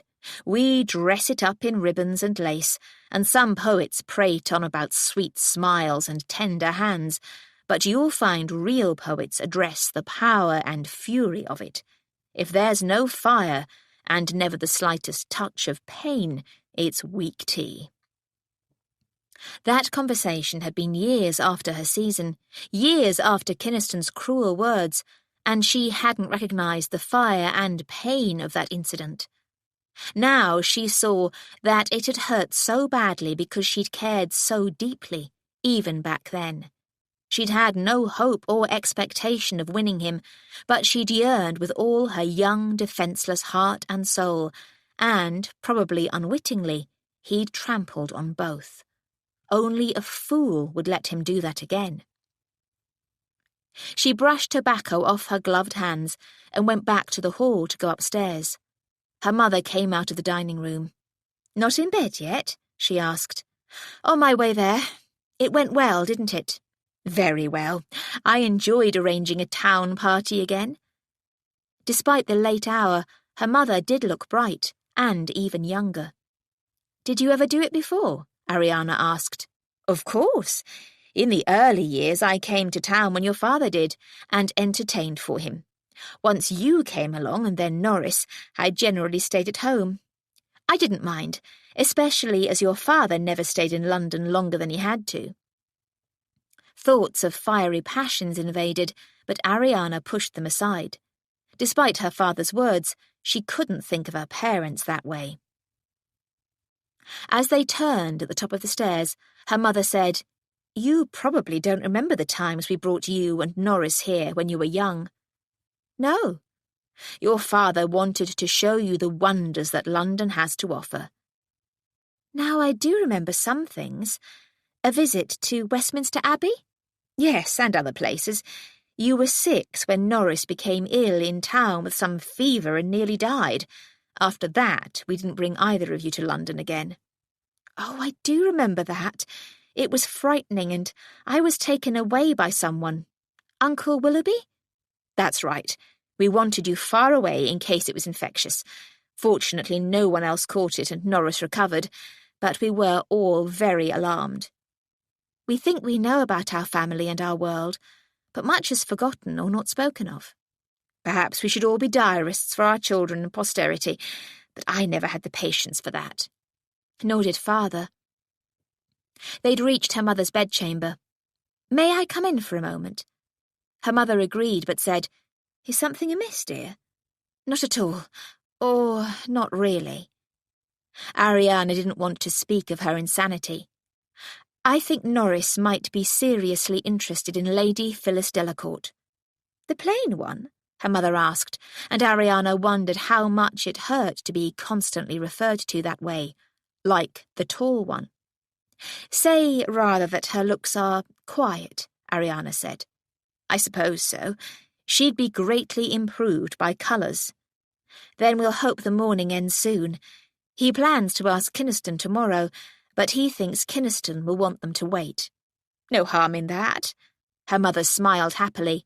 "I told you he'd fall in love." "Yes, but he might not marry for years." "If they love, I doubt they'll wait quite that long." "Mamma, have you forgotten the purpose behind all this?" "No, but I refuse to even consider the prospect of Norris dying in my lifetime." "I can't ignore it." "Ariana, surely you're not thinking of continuing with your challenge now. How could you? If you managed to marry by the end of the year, Norris would be honour bound to follow you to the altar." "Isn't that the point?" Her mother was looking at her as if she'd run mad. "But if Kynaston won't allow Phyllis to marry for a while, and that seems completely as it should be, Norris would have to marry someone else." Ariana put a hand to her head. "Oh, Lord, I'm an idiot. This all seemed so simple once." "You were wrong about that, but I knew there was no point in saying so." "Am I so unreasonable?" "No, dear, but headstrong. Once you get an idea, it can take time to purge it, even if it must be purged. Being purposeful is an excellent quality, especially if you now pay attention to finding yourself a husband you can love. Love, love, love." Ariana couldn't keep the words in. "What do you think of Kynaston?" "Goodness! Are you considering him after all? Not the easiest of husbands, I'd think." Ariana backstepped hurriedly. "I meant as a brother-in-law and son-in-law." She was hot-cheeked, but her mother didn't seem to notice. "I don't suppose he'd visit Boxall very often." "No." "He is a handsome, virile man." "Mamma! Am I not supposed to notice such things?" She looked directly at Ariana. "Tell the truth, dear. Are you considering him as a husband?" Ariana looked away. "His behaviour is unstable. He drinks too much and can behave tempestuously." "Tempestuously?" "Never mind." Ariana, what did happen in that cellar?" Ariana looked back. "Nothing. Ethel was with me." Ethel is perfectly capable of turning a blind eye if she wants. She didn't. Nothing untoward happened, except Kynaston becoming upset by a mummy and leaving without us. After a silent consideration, Ariana's mother said, "Very well. I trust your good sense, dear. I know you'll do the right thing." Ariana escaped to her room, wishing she had such faith. She didn't say a thing to Ethel about Kynaston, and did her best not to let a hint slip. If her mother had picked up her interest, Ethel easily would. It was the first time she'd kept anything of importance from Ethel, and that made her think. Once she was settled in bed, candle extinguished, she made herself review the situation. Truly, she'd had a fit of madness. She remembered with mortification that it had been Kynaston, not she, who'd broken that kiss. If he'd persisted, she'd have continued, even to her ruin. And he must have known it. He'd stopped because he hadn't wanted to go that far. He'd only been doing as he'd said and teaching her a lesson. She wanted to shrivel into a ball and roll into a hole in the ground. She wanted to flee town at first light tomorrow and never return, certainly never see Kynaston again, who was probably going to become her brother-in-law. He'd hate that as much as she would. Would he refuse Norris on those grounds? That would be horribly unfair, but he was capable of it. Very well, she'd reassure him. She'd avoid him, but when they met, she would be cool, calm, and composed, so he'd have no need to fear that she'd tear off his clothes. That thought didn't help her cool, calm composure, but she forced her mind to practical matters. Tomorrow she was to visit the Egyptian hall with Celadon. She couldn't easily cry off the engagement, but she mustn't encourage him in any way. Now she couldn't marry soon. It would cause a disaster. Instead, she would turn all her efforts to smoothing Norris's way to the altar with Lady Phyllis Delacourt. Chapter 9. The next morning, Ariana awoke to rain. That didn't augur well for a pleasure trip, but suited her for the outing with Celadon. Perhaps the weather would literally dampen his enthusiasms. She could only hope it would extinguish any lingering idiocy she had about Kynaston. She'd been plagued by dreams. Such dreams. For Celadon's benefit, she chose an outfit that was quietly fashionable, but as unalluring as possible. Her black striped walking dress, covered by her grey fur-lined redingote, should do that. On her head, she wore a low black velvet hat that she knew was close to ugly. "Why that one?" Ethel asked. "It has to be worn sometimes." Ethel clearly wasn't satisfied by that. "Very well. I've decided Celadon won't suit, but I've committed myself to this." "What's wrong with him, then?" "He's boring. There are worse fates. I couldn't endure it. In fact, I'm giving up my husband hunt. My brother is falling in love with Lady Phyllis Delacourt, and I intend to push them to the altar with all possible speed." "Oh," Ethel said. "You going to remain a spinster all your days, then?" "Very likely. You disapprove?" "It doesn't seem natural." "You're a spinster," Ariana pointed out. "That doesn't mean I'll always be one." Ariana remembered Ethel suggesting that she'd like to wed. "You'd like to be married?" "If the man was right." "Who would be right?" "I don't know. I haven't met a right 'un yet." That made Ariana laugh, which was a good start to the day. Off we go to politely repel Lord Celadon. She was at her bedroom door when a maid burst in, gasping, "Lady Langton wishes to see you in her boudoir, my lady. Now!" No point asking a maid what was amiss. Ariana hurried there, mind jangling with possible disasters. Norris? To find Lady Cole installed and glaring at her. "You," Lady Cole declared, "are a scandal." "I? What?" Why? Ariana looked to her mother, who seemed close to tears. What's happened? In the papers, her mother gasped, pointing to one that lay sheet scattered on the carpet. Ariana bent to start reassembling it, but then realised how pointless that was. She straightened to face Lady Call. Tell me, I've done nothing. It's what people think you've done that matters, girl, and you've entangled my nephew.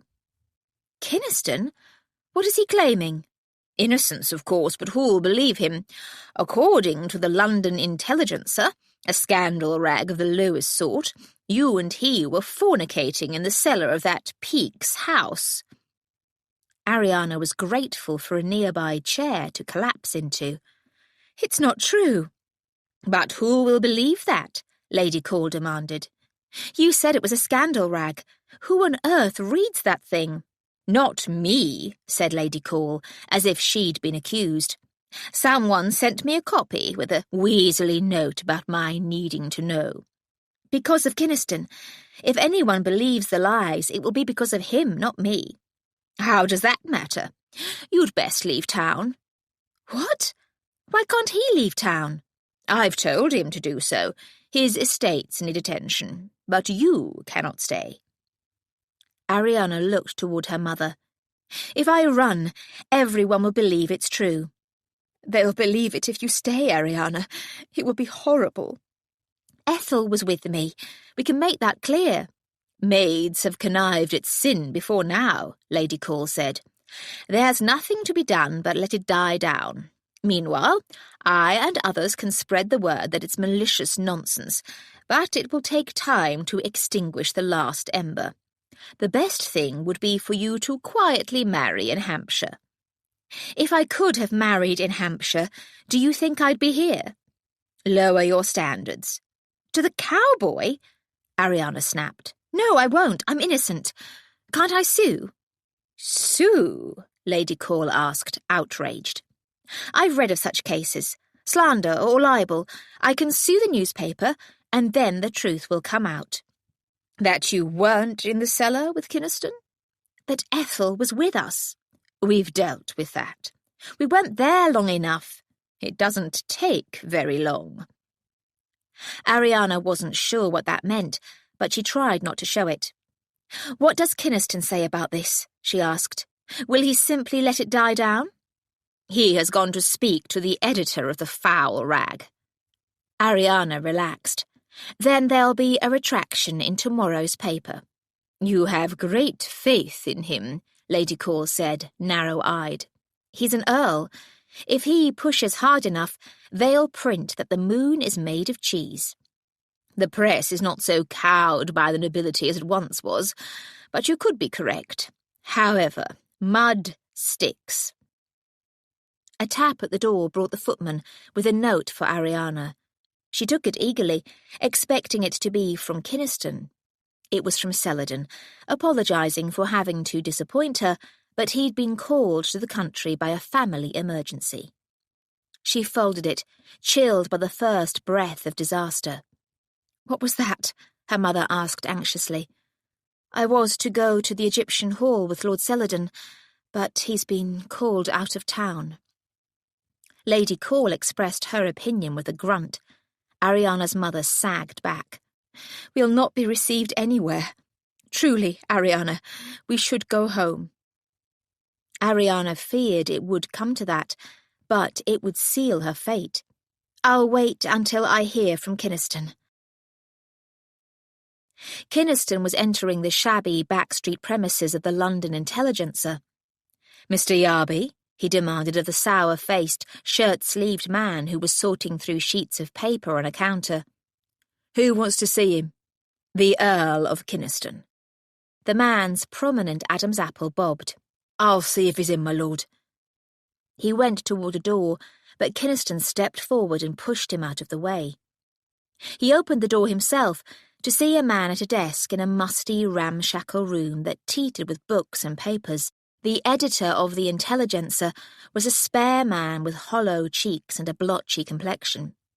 What do you want? He demanded, unawed by an obvious gentleman. An apology, a retraction, and a name. I am Kynaston."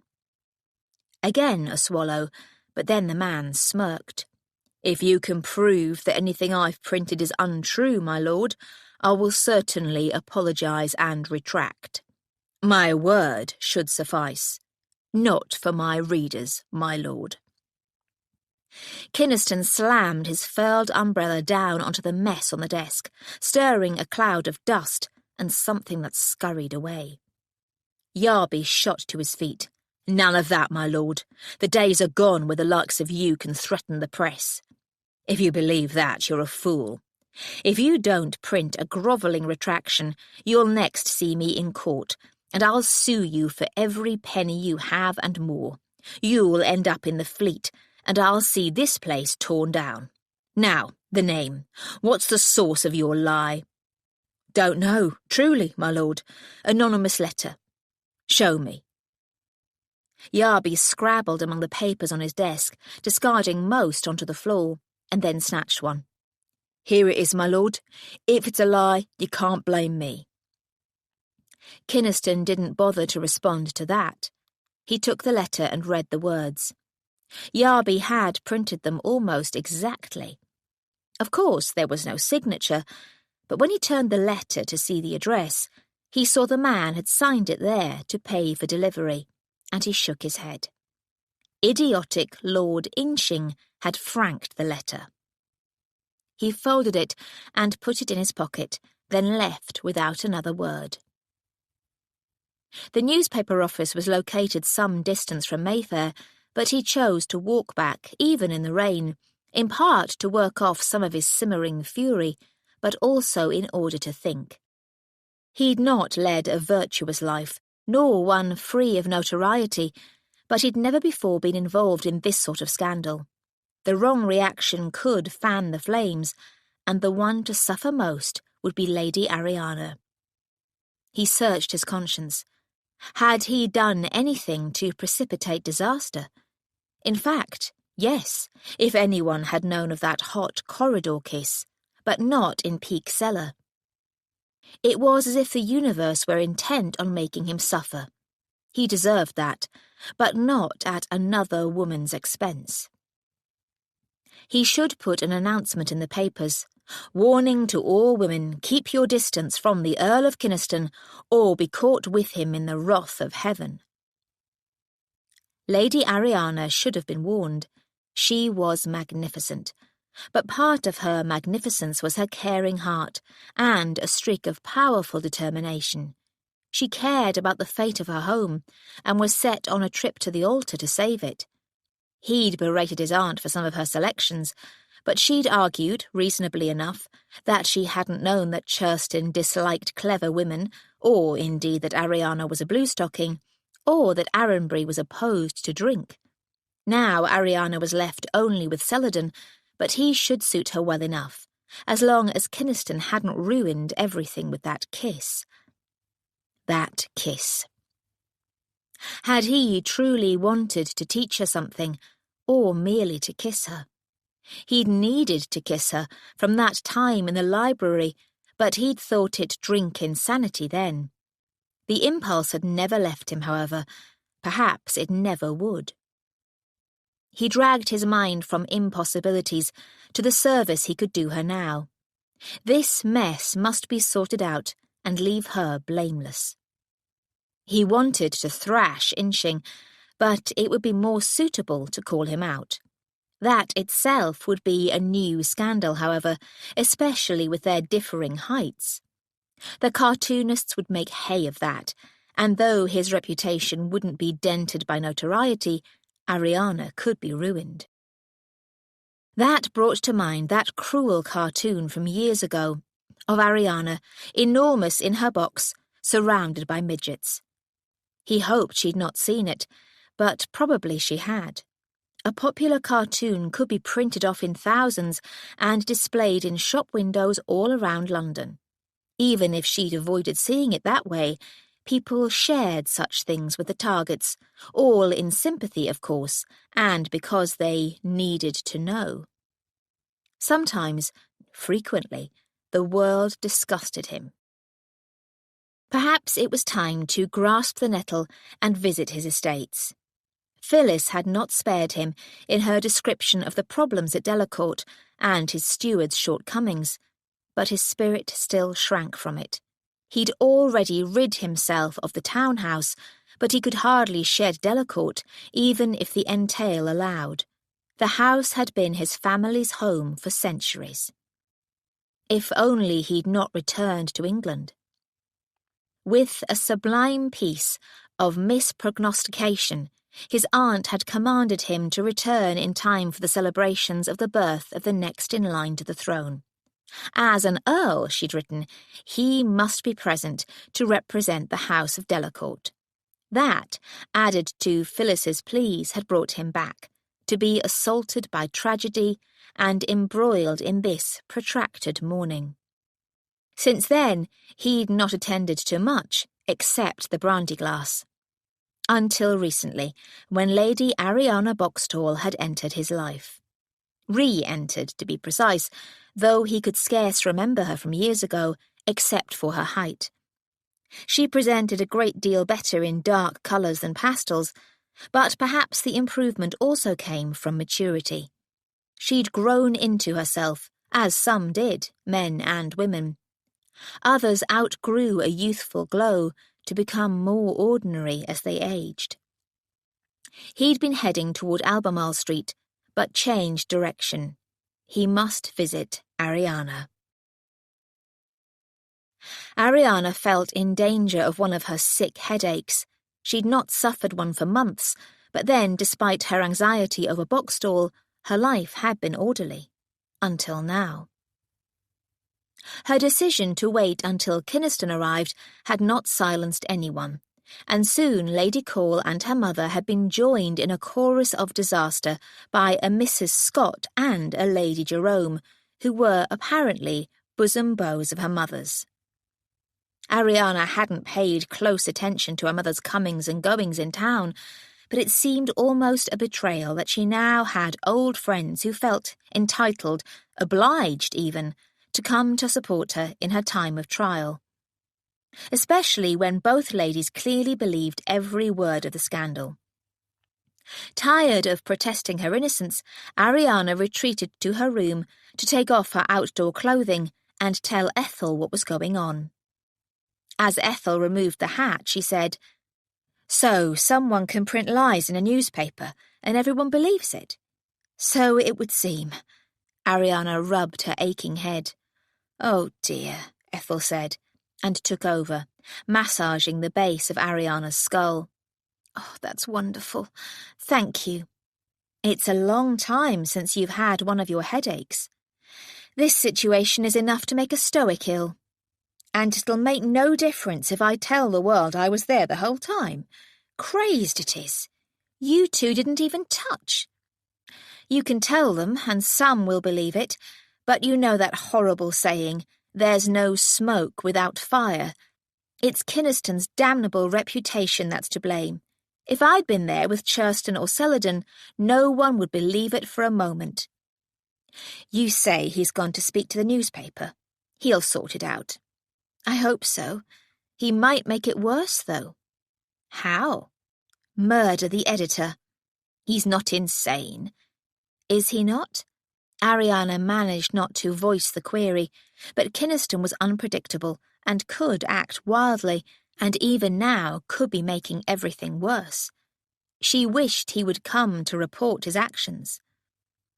At last, a maid came to say that Lord Kynaston had arrived. Ariana rose to go, but then said, "Come with me, Ethel." "To the drawing-room?" "Why not? You're a witness. Lady Call's probably still there." "I need you, Ethel." "Very well, then." When they entered the room, Ariana's first look was at Kynaston. He looked grim, but not wild, and her feet took her to him, whether she willed it or not. He took her hand. "How are you?" "Shocked, especially at the magic of your touch."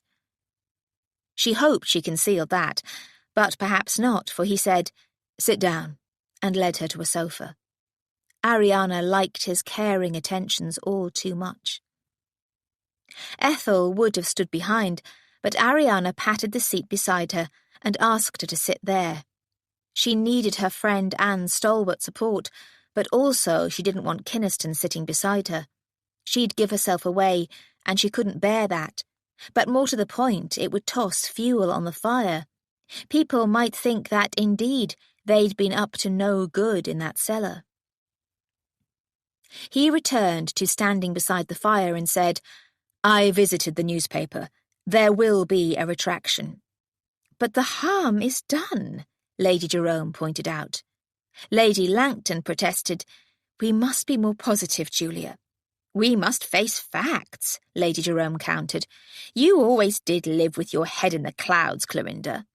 "Ladies," Kynaston's voice cut through, "if you will assure all you encounter that there's nothing to the tale, it will blow over." "Madness," snapped Lady Call. "At such a dull time of year, fresh blood will stir the hunt, and I gather you can't deny being in that damned cellar." "With my maid," Ariana pointed out. Her mother shook her head. "We must leave town." "I won't run."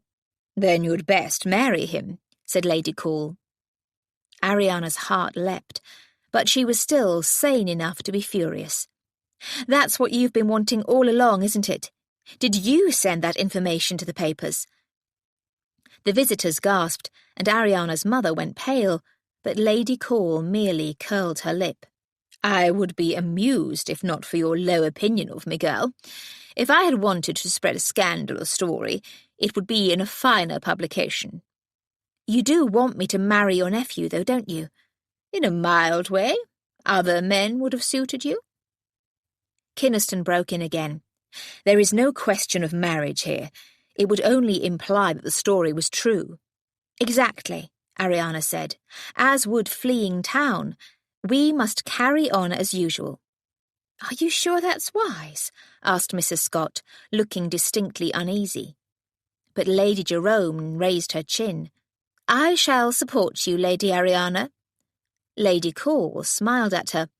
"Then you, ma'am, will be my guest in my theatre box tonight. Mrs. Scott, I am sure Clorinda can depend upon you scotching the story on every occasion." Lady Jerome flushed with gratification, Mrs. Scott with awareness of the snub. As Kynaston had said, it wasn't wise to displease Lady Call. Lady Call turned her guns on her nephew. "You will be with us at the theatre, looking, if you please, bored rather than like a vengeful god. Bring Phyllis." "No," Ariana protested. "Don't embroil her in this." "Her presence will be a declaration of innocence." "Well?" Lady Call asked Kynaston. His vengeful god demeanour made it hard to tell how he felt, but he said, "If she's willing to attend, she may. For now, I'm going to visit my lawyer in order to crush that rag altogether. And I have someone else to deal with." With a curt nod to the company, he strode out, leaving a singe of violence like the acrid smell that hung after a fireworks display.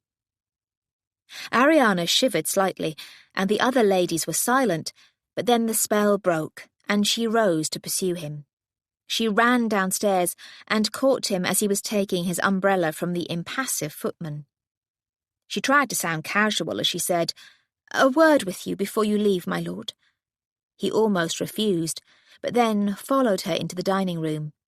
Once inside, she left the door open, but moved as far from it as possible. "Whom else are you going to deal with?" she asked. "You needn't concern yourself." "How could I be less concerned? Are you planning a duel?" "No." "I have your word on it?" "You doubt my word?" "I must. My reputation hangs on a thread here." "Which is why we shouldn't be alone together in this room, even with the door open.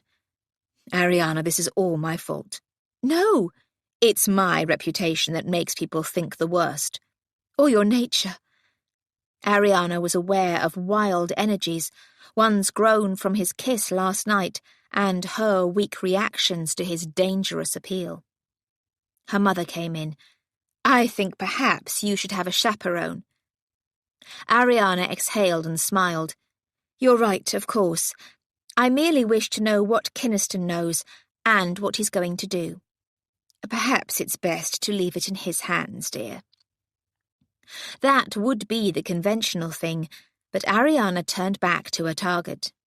"Unwomanly," he said, and it stung, because it was true, and clearly he saw it as a mighty flaw. She didn't relent, however. With a sigh, he said, "The newspaper editor gave me the letter that brought him the information." He took it out of a pocket and passed it over. Ariana unfolded it and read, grimacing at the vile words. "You're going to find out who sent this? How?" "Turn it over." She did and saw the signature. The idiot! Mamma, Lord Inching franked his anonymous letter. Her mother hadn't come to look at the letter, but she did now. What a silly man. Silly? He's done his best to ruin me, and only because I refused him a waltz.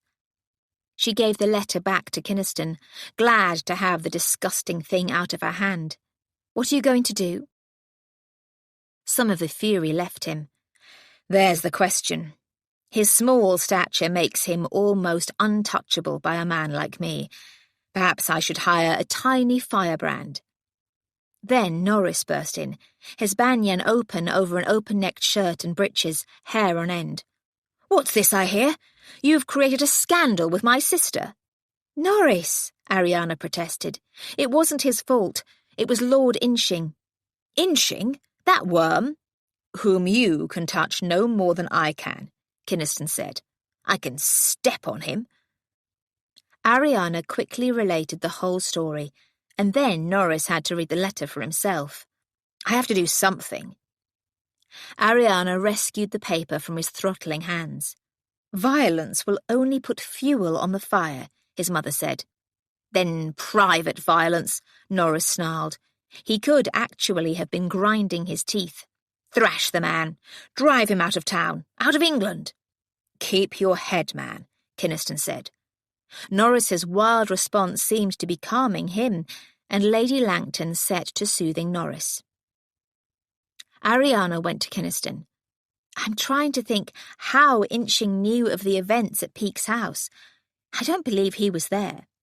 From what I know of him, he has no curiosity beyond what will win at the races and what lies beneath a tall woman's skirts. I apologize for that." "There's no need. It's clearly true. Hardly anyone knew we were in that cellar. Mr. Peake? He might speak of it, but with Inching? I can't stand these uncertainties. Tell me the truth. Can we brazen this out? If your nerve holds, which it will." She saw admiration in his eyes, true admiration, and that warmed her, top to toe. Perhaps that kiss, that passion, had not been false. Perhaps. But Norris came over then, wanting a council of war with Kynaston. Ariana remembered then that her brother had planned to speak to Kynaston today about Lady Phyllis. Now this mess would get in his way. There was nothing she could do about that at the moment, so she went to her mother to discuss what to do next. But her mother said, "We should leave the gentleman to deal with this." Ariana didn't agree, but when her mother added, "I must talk to you about all this, Ariana," she saw no choice. They left the dining room, closing the door. They said nothing in front of the footman, but as they walked toward the stairs, someone rapped at the door. They both turned back, sure another blow would fall. The footman opened the door, to Mr. Peake. Ariana went to him. "Come in, sir. I suspect I know why you're here." "Aye, a nasty business." "All lies and fabrications," Ariana said, grateful for the opportunity to say that before the servants. "Of course it is. You and your maid weren't in my cellars for longer than 10 minutes, and among a dusty clutter of urns, statues, and other stuff."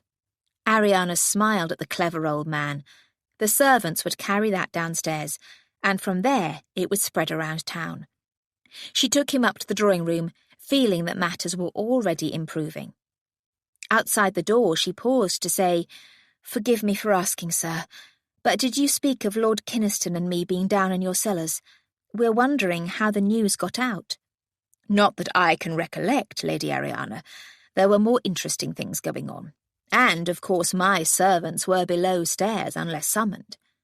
"That's what I thought," Ariana said, and continued on into the room. There she found that the guests had left, and Lady Call was on her own. She didn't seem enraged at having been abandoned. Indeed, she said, "Good to see Kynaston exercised about something useful again." "I'm concerned he'll make matters worse by committing murder." "Of a newspaper editor?" Perhaps Lady Call wouldn't consider such a death murder at all. Ariana decided not to tell her about inching. The lady focused her lorgnette on Mr. Peake. "Whom have we here?" Ariana made the introductions. Mr. Peake made his bow to the dowager, being as pleasant and unawed as he was with everyone. "What is your opinion of this debacle, sir?" Lady Call asked. "That it's nonsense, my lady. As I said below, Lady Ariana and Lord Kynaston, along with Lady Ariana's maid, weren't down in my cellars for more than 10 minutes. I'd say it'd take that long to find a spot for sin among the clutter." Lady Call actually chuckled. Perhaps she'd been more unsure than she'd implied. "Sit beside me, Mr. Peake, and tell me of your adventures." He sat down but asked, "All of them, my lady?" "Especially the scandalous ones." He grinned at that. Ariana's mother ordered fresh tea and stayed to serve it. Ariana stayed because Peake's stories offered escape from more pressing matters and were keeping her headache at bay. Except that anguished thoughts wouldn't be controlled. What were Kynaston and Norris planning? She didn't entirely trust the good sense of either, but was glad Kynaston was involved. He was older and would surely restrain her brother from rash violence and even murder. Odd to think of Kynaston as a rock of stability. "Ariana will take me to visit your house, sir." Her name startled Ariana into paying attention. Lady Call continued, "I will see your cellars for myself." But Peake said, "That'll never do, ma'am. Your skirts'll never fit unless you trim your sails." "Impudent man," Lady Call snapped. Ariana wondered if she'd demand structural alterations, but she rose and took her leave. Mr. Peake offered Lady Call a polite goodbye and left with Ariana. "An odd lady," Peake said, as soon as they were out in the corridor. "A very powerful one," Ariana told him. "She won't knock any chips off me, Lady Ariana, but I'm sorry if I've made your situation more difficult." "I don't think so. She's not petty. Again, I apologize for your involvement. I, too, must be on my way, but be sure I'll do all I can to scotch this. It's a few lines in a gutter rag, lass. It'll be forgotten by tomorrow." As he left, Ariana hoped he was an infallible prophet. "Your appearance at the opera will clear this away," Lady Langton said, as she appeared at Ariana's side. "I've decided we should not leave town. We should brave this out, after all." "You needed to speak to me, Mamma." Ariana's head was aching more and more. Her mother knew the symptoms. "Oh, my poor dear. Not at all. I'd only go over and over it all to no purpose. Go and lie down." Ariana gratefully obeyed. In her room, she lay on a chaise, while Ethel massaged her temples, using a lavender and rosemary cream that generally helped. Ariana had been prone to these headaches all her life in times of stress. She'd not suffered from one for years until Princess Charlotte's death, and then seeing a course of action had driven them away. Now this. She hadn't felt so helpless since that season so many years ago. The aroma and gentle touch soothed, and she drifted off to sleep. When she awoke, tucked under the coverlet, the headache was gone, though, as always, she felt somewhat fragile. Ethel was sitting nearby, reading. "Better?" she asked. Much, thank you. Hungry? It's nearly 1 o'clock. Ariana gingerly sat up. She couldn't face solid food. Soup, Ethel said. I'll get it for you. Once Ethel had left, Ariana carefully stood and washed her face with the cold water in the bowl. Feeling better, she went out to look at the day. The rain had stopped, but passers-by were well wrapped up, so it must have been cold. It would be brisk and fresh, however, and she might like a walk after she'd eaten. But then, could she face the world? Ethel returned with a tray holding soup for both of them, bread and butter, and all the necessities for tea. It was a large and heavy tray, but she made nothing of it. Soon they were sitting at the small table, enjoying chicken soup. So, Ethel said, sipping her second cup of tea, what happened when you went after Lord Kynaston? Them below stairs say your brother was breathing fire. Norris was in a state, but I think Kynaston will have talked sense into him. The oddest thing, Kynaston, discovered that it was Lord Inching who sent the information to the newspaper. That little man, the one who chases after tall ladies. The very one. Fortunately, that means Kynaston doesn't feel able to challenge him, and I assume Norris will be persuaded of the same. Ethel took another piece of bread and buttered it. Doesn't seem fair that big men can't beat up little ones. My brothers wouldn't hesitate if some inchworm spread scandal about me, even if it was true. Inchworm, Ariana repeated with a smile. So appropriate. Gentleman's code, I suppose. But that's letting the worm get away with it. Perhaps he depends on that. Ethel shook her head, but made no further comment on the odd ways of the high-born. Ariana poured herself more tea, added sugar, and sipped at it. I asked Kynaston how Inching knew we'd been in the cellar, and I still wonder. He wasn't at Peake's house. There'd have been gossip. By whom? Only the three of us and Mr. Peake knew we'd been down there, and he said he hadn't mentioned it. Servants. Remember, at a meeting of the curious creatures, the servants stay below stairs, unless summoned. A proper puzzle, then. Mr. Peake must have mentioned it to someone, and that someone must have related it to Inching. Let's ignore the dismal subject. Kynaston and I are to appear at the theatre tonight, to show the world we are not at all disturbed by the silly lies. What shall I wear? The unaltered black? Ethel suggested. It's still high on the neck, and you don't want to look bold. I don't want to look penitential either. You won't with the amber beads. I could weave your fine gold chain around them. That'd glitter a bit in the lights. That might work. It will. Ethel rang for a maid to clear away the lunch, then turned from the bell pull to say, May I have an hour, Ariana? I have an errand to run. Ariana was surprised, but she said, Of course, I shall sit quietly with a book. She did that, but she didn't take in much of the text. Her mind kept fretting around scandal and malice and Kynaston and desire, with eccentric diversions to marriage and happiness and leaking roofs, she reminded herself, and drink. All the same, she longed for Kynaston to be there now, perhaps even to be in his arms, where she'd feel safe and protected, if only for a moment. It was a blessing when Ethel returned, putting an end to all such folly. Ethel went into her tiny room to take off her pelisse and bonnet, and returned to sit down. Lord Inching got his information from Lord Churston. Lord Kynaston could call Churston out. Churston?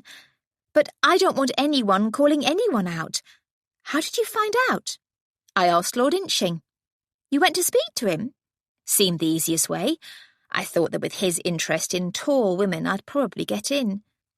Ariana was slack-jawed. You simply went to his door and asked to see him. I suspect his footman, a very short footman, has orders to admit any tall woman. They probably thought you a whore. More than likely. I can't believe. What happened? Ethel smirked. She truly smirked. He answered my questions. Dear heaven, what did you have to do? Nothing much. He was like a cat in catmint. Perhaps he likes women who are big as well as tall. His eyes were almost crossing, especially when I let him have a glimpse of leg. He answered every question I asked, and I'm not even sure he's aware of it. Ariana collapsed into laughter, which was a wonderful release. I wish I'd been there. When she'd sobered, she reviewed what Ethel had said. How did Churston know? Mr. Peake said something, and it spread from there. I suppose so. But then Ariana remembered. Oh, Lord, at the theatre. That woman, Lady Hatchard, she mentioned us meeting at Mr. Peake's and my having been allowed into the cellars. Peake must have spoken to her or her husband about it. Then her husband wanted to know what was down there, and I said Kynaston was with me. This is all my fault. There, Ethel said. You couldn't have known. That's no excuse. I should tell Kynaston. What? Confess your sins? Tell him who's truly to blame, so he can call him out. Churston's tall enough. Oh, no, you're right. Best that Kynaston never finds out. But if he confronts Inching, the worm will spill all. No fear of that, Ethel said smugly. Apparently Lord Kynaston had been to Inching's house earlier, but the man had denied being in. He'd no notion of his guilt being known. He simply doesn't welcome tall gentlemen. When I told him Kynaston knew all, it threw him into a panic, so I suggested he leave town immediately. He's off to visit his estates, which are nicely distant in Cumberland. What a worm! But thank you, even though I hate to think of him getting away with his malice. Perhaps he'll never dare come south again. I can hope for that. Churston must be punished as well. He tried to ruin me, simply because I didn't favour him. And because you're unnatural, Ethel said. There's one with a low opinion of any woman with a thought in her head. That's not so rare, alas. We could go to his house and give him a thrashing. He'd be too embarrassed to mention it. Ariana seriously considered it. It would be so very satisfying. Perhaps she'd beat him about the head with an encyclopedia. She sighed. Regretfully, no. I need this storm to blow over, which means the visit to the theatre. There I will give a perfect performance of innocent, even empty-headed purity. Later, Ariana assessed her appearance in black and amber and decided it was as good as could be. Ethel's idea of the fine gold chain around the beads worked to add some very unpenitential glitter. She, her mother and Norris travelled together to Lady Call's house, where they were received by Kynaston and Lady Phyllis. Norris went immediately to Lady Phyllis's side, even though she was as poorly dressed as always. Was Lady Phyllis's poor appearance not carelessness, but a deliberate attempt by Kynaston to keep her unmarried? He was frowning at the couple, as if he'd like to split them up. Or he might simply have been puzzled. Ariana still found it hard to believe that a serious girl like Phyllis could tolerate her brother, and there was no air of happy lovers about the two at the moment. She should go to Kynaston, for he was to be her partner for the evening, but she felt odd about it. Shy. She put on a bright smile and walked over to him. He raised his brows at her. You look in surprising good spirits. Are we not all acting tonight? Perhaps you shouldn't look so grim. Merely being close to him sent a tingle along her skin. We are not at the theatre yet, but I shall remain grim. It is my appointed role to be vengeful. I'm not allowed to be angry? Please, scowl along at my side. That brought a laugh. So tempting, but then people will think us together under duress and come to all sorts of conclusions. He was showing no particular sensitivity to her presence, so pride kept Ariana cool. Instead, I shall be bored by the whole thing, which in part is true. Have you discovered anything from Inching? He's turned tail and run. I was tempted to pursue him up the Great North Road, but I'm needed here. For now. Sir Norman Fowkes arrived, along with Reverend Corby, a dean of Westminster Abbey. Big guns indeed. Corby was to partner Ariana's mother, while Lady Call enjoyed the company of her favourite attendant. Lady Call joined them, and they all went to dine. Conversation flowed, but no observer would have imagined them at ease. It was a relief to leave for the theatre and get the ordeal over with. Ariana reminded herself of the many times she'd seen lovers try to conceal their feelings, but give themselves away with every look and word. She'd not made that mistake, but that added an extra layer of performance to the evening. Tonight they were to visit the Drury Lane Theatre. When Ariana stepped into Lady Call's box and went to a seat at the front, a sea of faces turned toward her. If this was how it felt to be on stage, she'd never be an actor.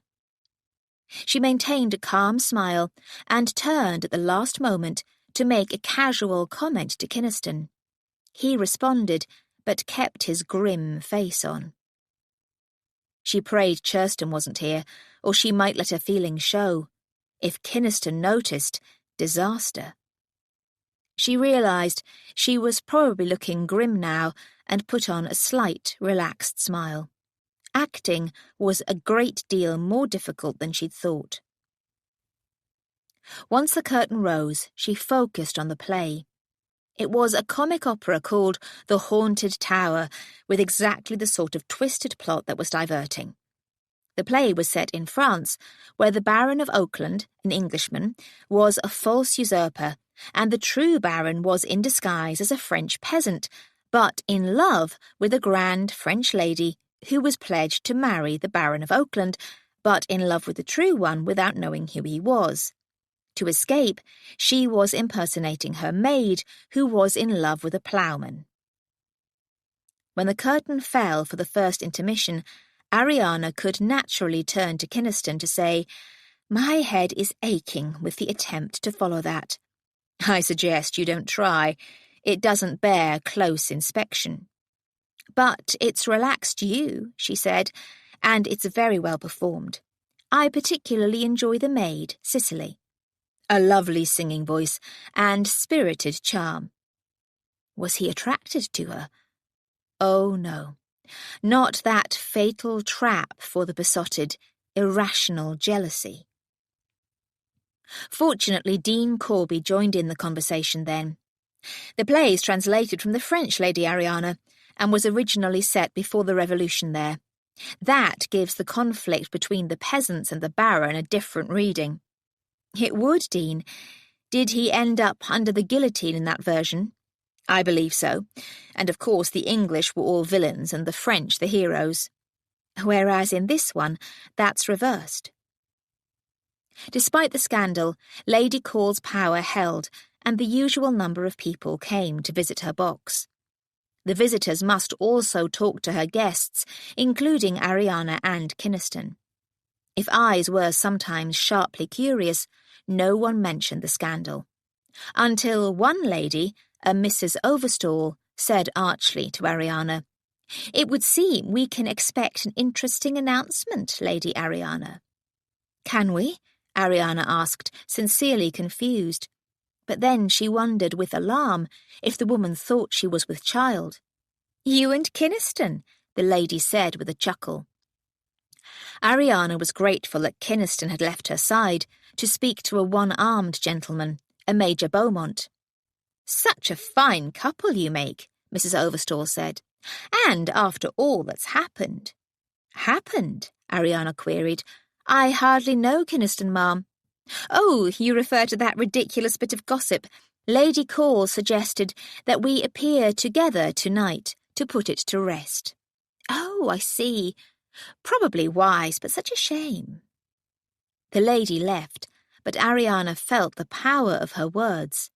It was a shame that she and Kynaston couldn't make a match of it. "Has Lizzie Overstall upset you?" Ariana turned to Major Beaumont. On introduction, she'd noted by instinct that he was tall and seemed intelligent and decent. His war injury wouldn't deter her at all. What a terrible husband hunter she'd become. She seemed to think Kynaston and I were obliged to marry, and that it would be a desirable outcome. "Many women think any marriage better than none." "Then they're wrong." "I agree. Are you enjoying the play?" It was a conventional conversational gambit, but Ariana was grateful for it. She must continue to act carefree. "I'm having a little difficulty keeping the characters straight, especially the hero, who changes costumes and even sex quite frequently." He chuckled. "It is a demanding part." "I'm enjoying the maid. The way the actress expresses her feelings and her saucy meanings with her body and her lovely singing voice. Her white hair is a somewhat strange device, however, for a fairly young woman. Mrs. Hardcastle went white at an early age and has made it her special feature, rather than disguising it with dyes or wigs." "I admire her for that," Ariana said, but couldn't help thinking that nothing could disguise her height. The warning bell sounded, and Major Beaumont left the box. Lady Call seemed able to follow all the conversations around, for as everyone began to settle for the next act, she said to Ariana, "Beaumont's my godson. He's married to Mrs. Hardcastle.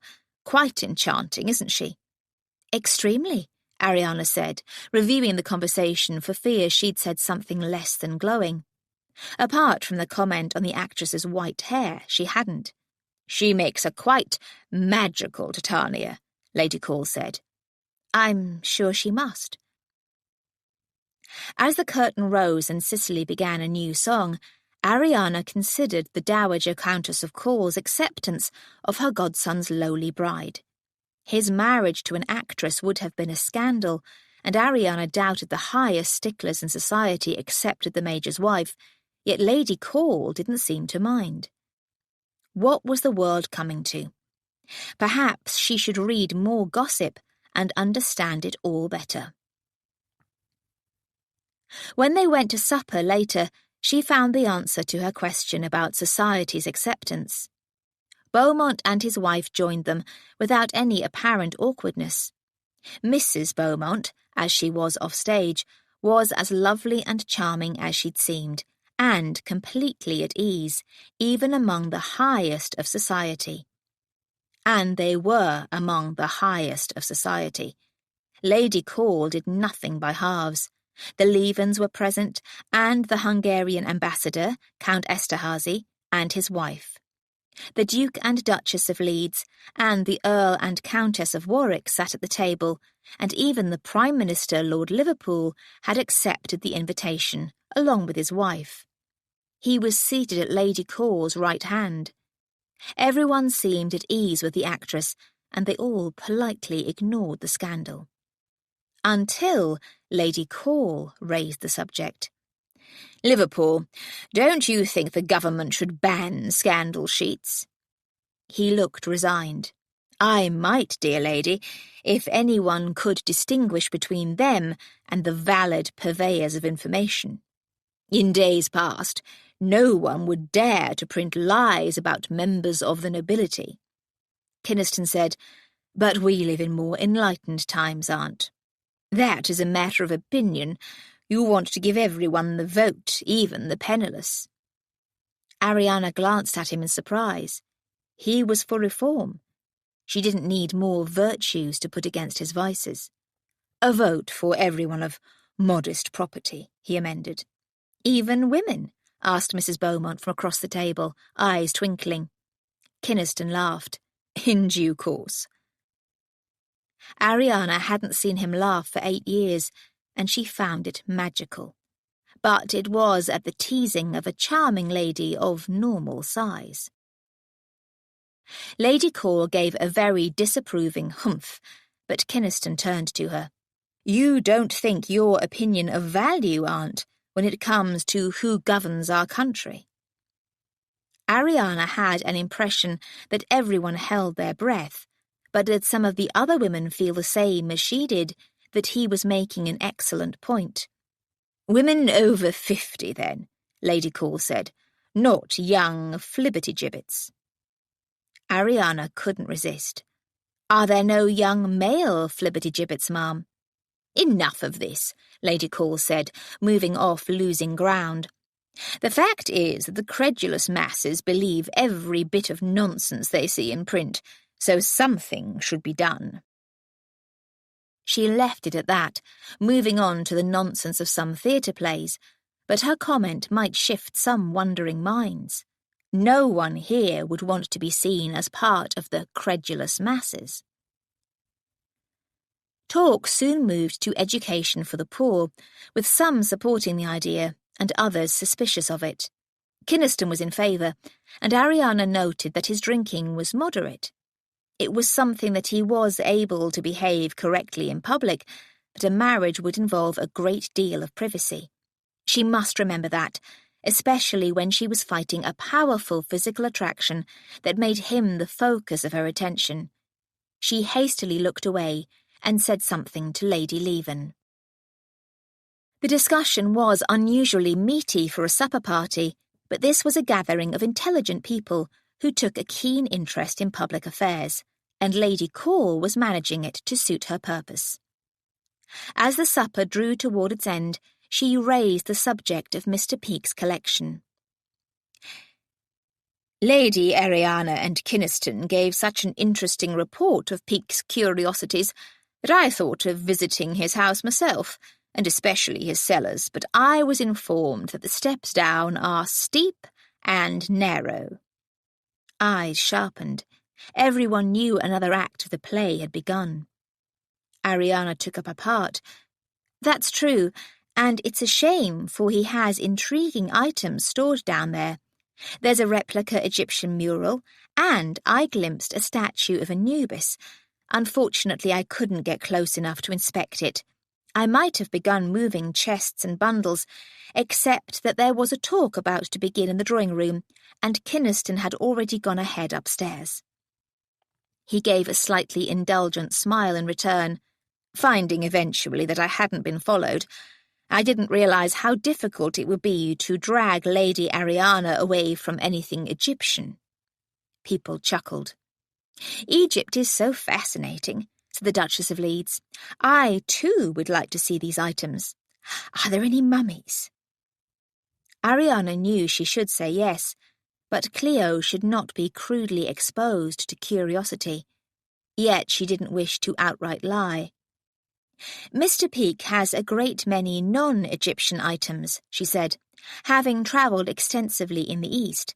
There are some quite terrifying masks.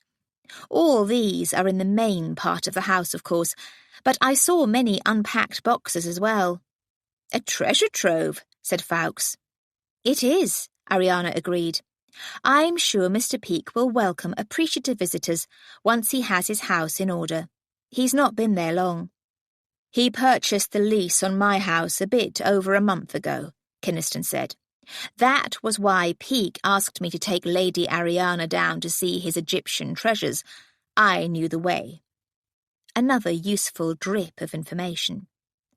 "Surprised you were there at all," Leeds said, and Ariana wondered why he gave it such weight. "Curiosity," Kynaston replied lightly, but others around the table were treating the matter as significant. Why? Then she realised. No matter what Lady Call claimed, everyone knew the lease had been sold to pay crushing debts. Lady Liverpool turned the conversation. "Have you visited the British Museum, Lady Ariana?" Ariana replied that she hadn't, but intended to, and talk moved on to other interesting London locations. Ariana settled to confirming her interest in ancient civilizations. It would be useful in the scandal to be seen as a bluestocking with no interest beyond the academic, and it could be paving the path to the future. She was even more sure that if she couldn't marry Kynaston, she could marry no one. She might as well be an eccentric bluestocking. Later, when she returned home, she gave Ethel a cheerful account. "I believe we've seen the last of the nasty business." The next day proved her wrong. Chapter 10. Ariana was enjoying her morning chocolate when her mother came into her bedroom with such an expression that Ariana asked, "What's wrong? Not Norris?" Had he plunged into a duel with Churston, been killed? No, but oh dear, Ariana. Ariana scrambled out of bed. "What is it? What's happened?" Her mother had a crumpled piece of paper in her hand and she thrust it forward. "I should burn it, but you have to see." It was cheap, rough paper with a printed picture on it. Ariana smoothed it out, her heart already pounding with trepidation. When she could make out the picture, she gasped, "How? Why?" Her mother sat, a hand to her chest. "The how is easy enough. A bit of skill with pen and ink and the ability to etch it. Why, I can't imagine. Why would anyone be so cruel?"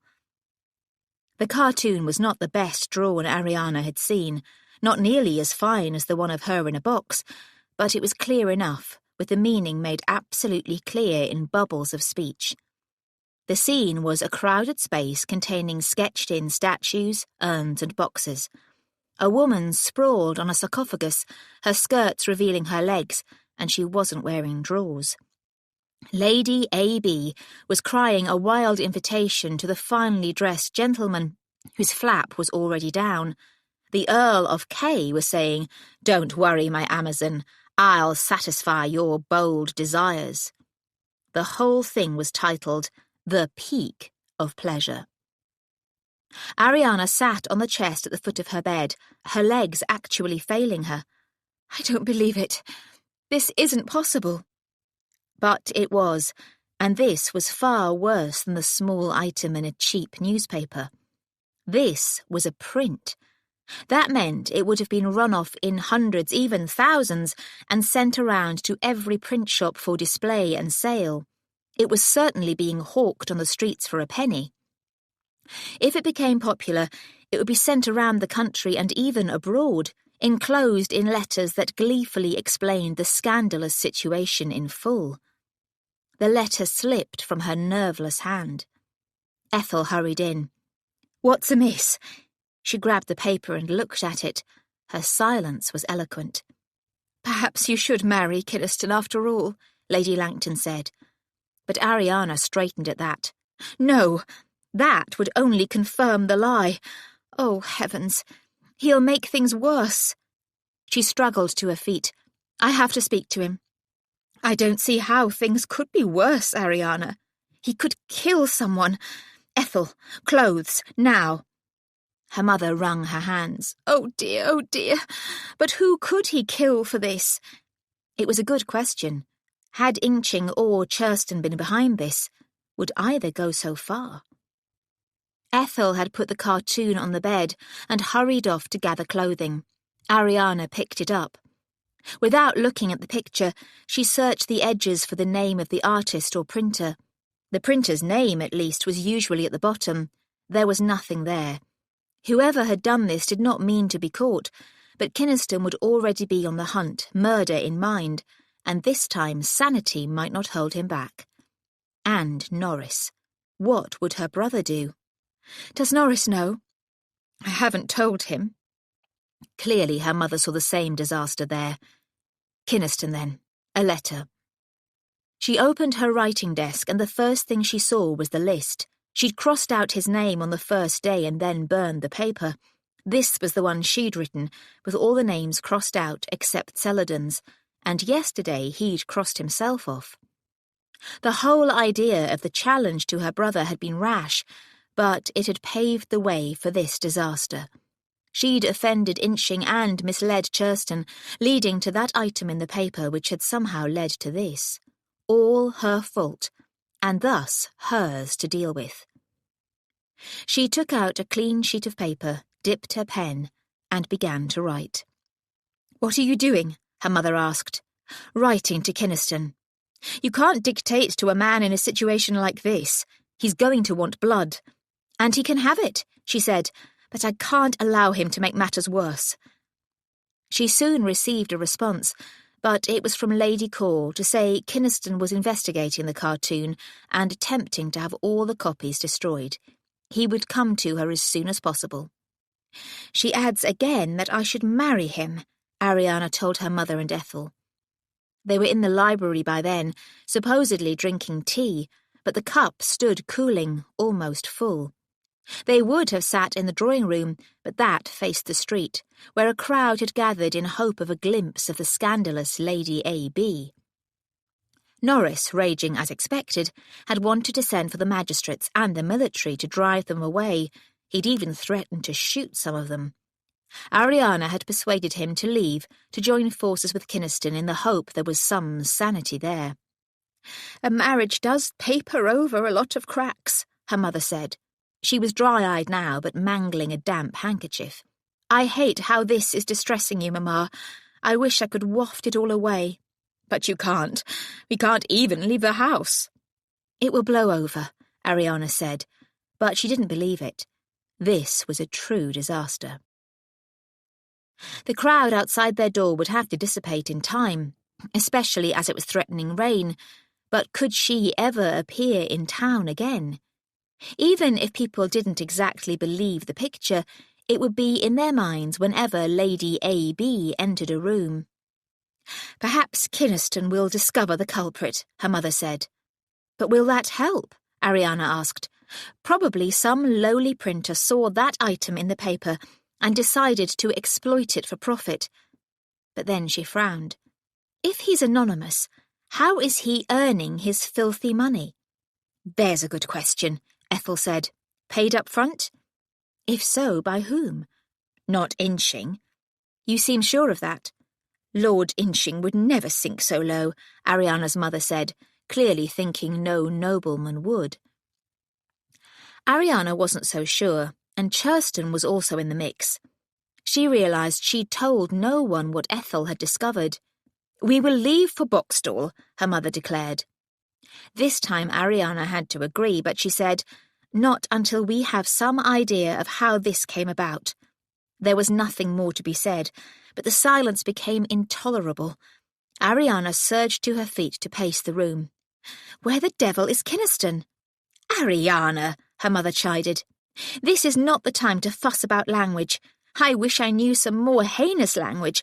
This is all so unfair." Her mother broke into tears again. Ariana rushed to her and rocked her, longing for someone to comfort her, to be a child again with faith in hugs and the power of others to make things right. Despite what might happen in the next few days, this scandal would hang around her neck for the rest of her life. In decades to come, people who heard her name would ask if tall Lady Ariana wasn't the Amazon who'd been caught in a cellar in flagrante delicto with wicked Lord Kynaston. Even worse, such stories grew over time.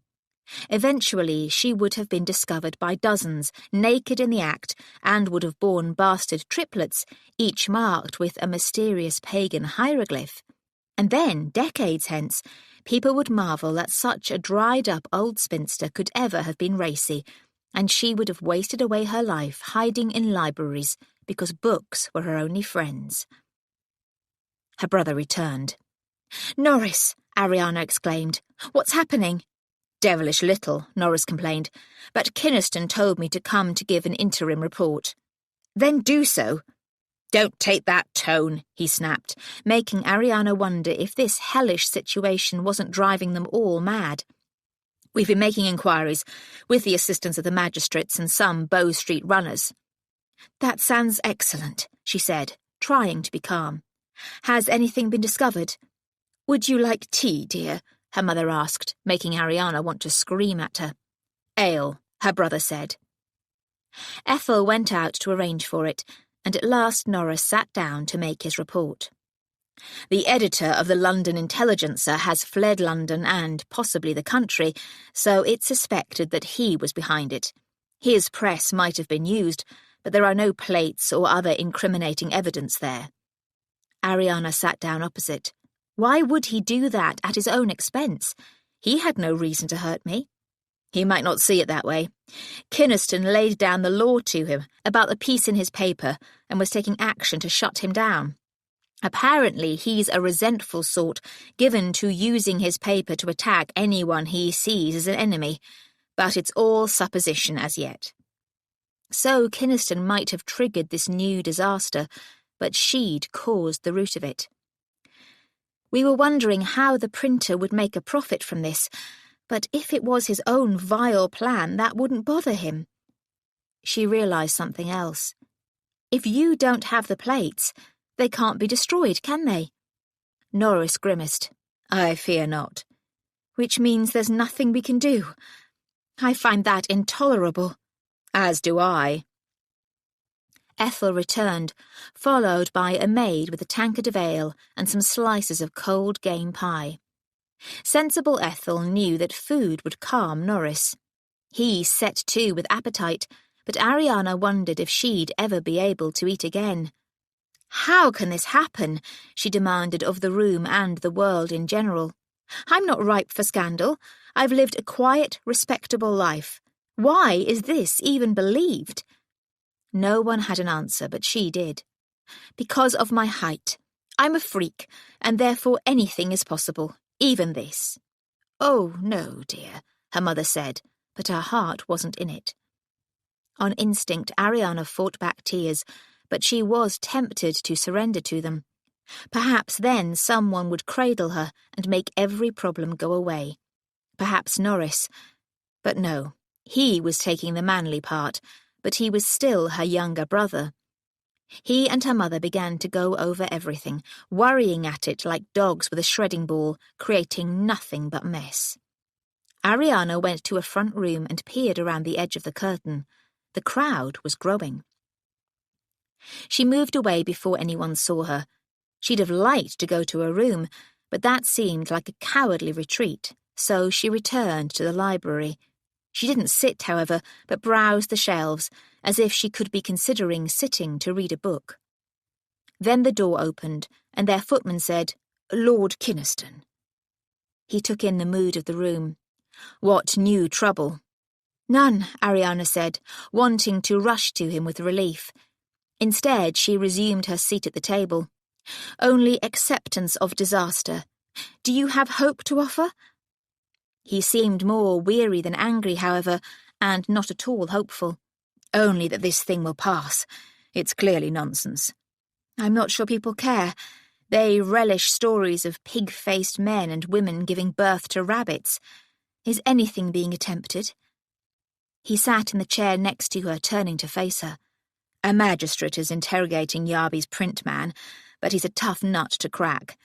It's as if Yarby sees this as a holy crusade against the sinful rich.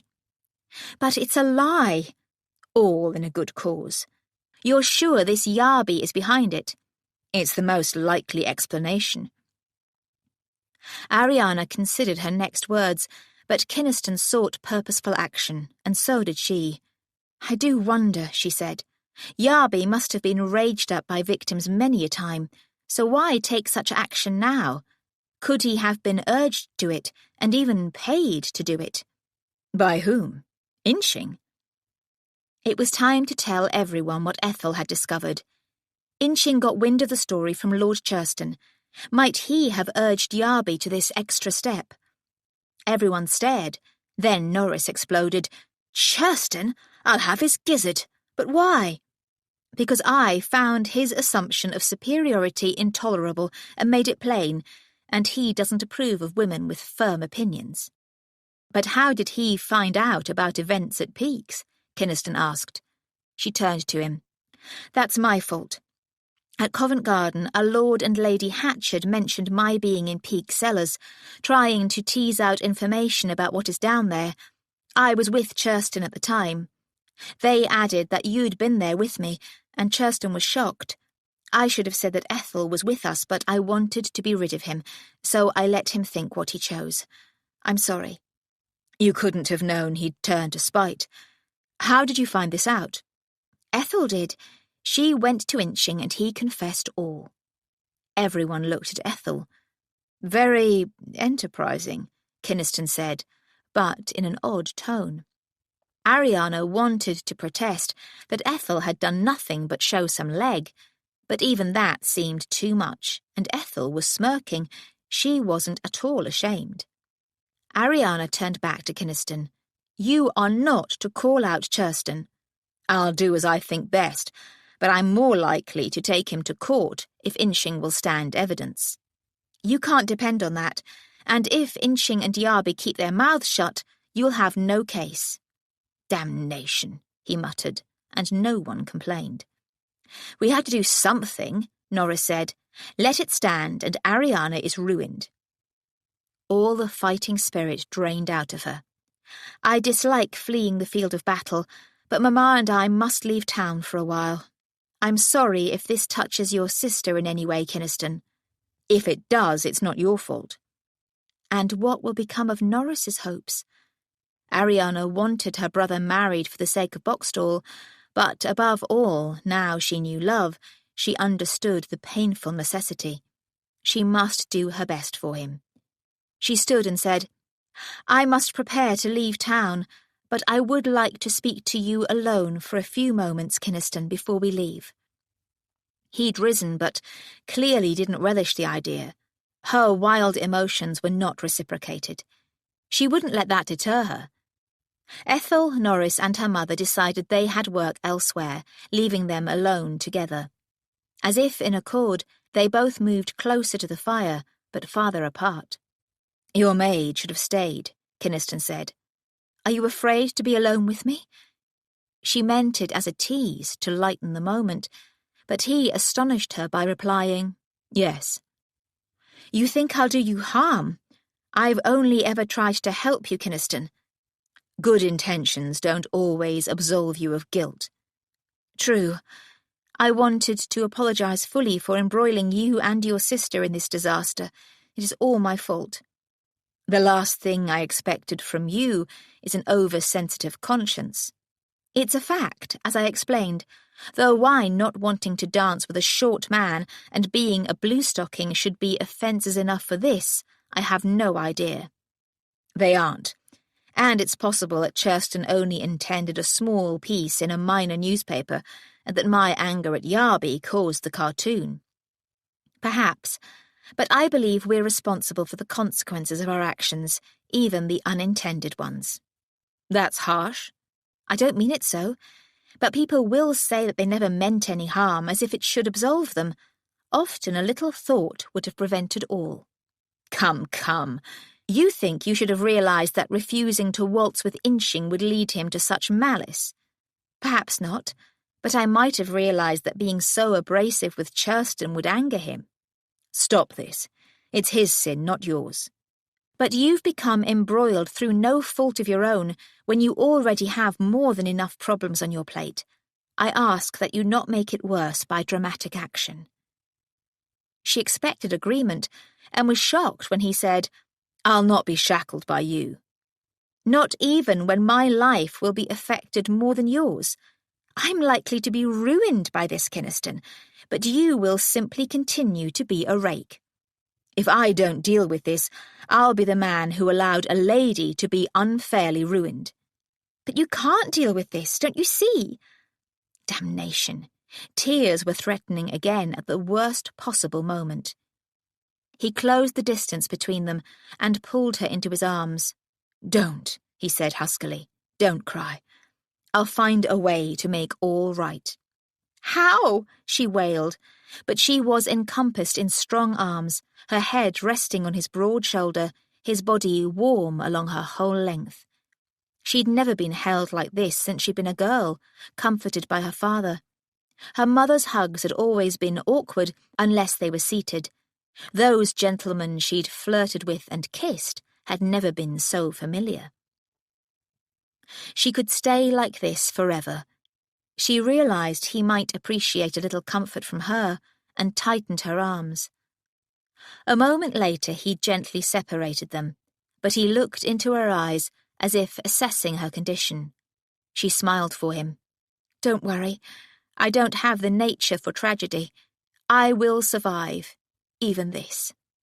I hope for better for you." He gave her his handkerchief and she wiped her eyes. "Please put aside any guilt over this, Ariana." His use of her name and the way he said it caught her breath. We can't go through life striving to never offend anyone, especially those who deserve it. I think the sermonizers would say we should. Then I'll go to hell. But it will be a little less hellish if the same sin sends you there too. He left then, and Ariana stared after him in a daze.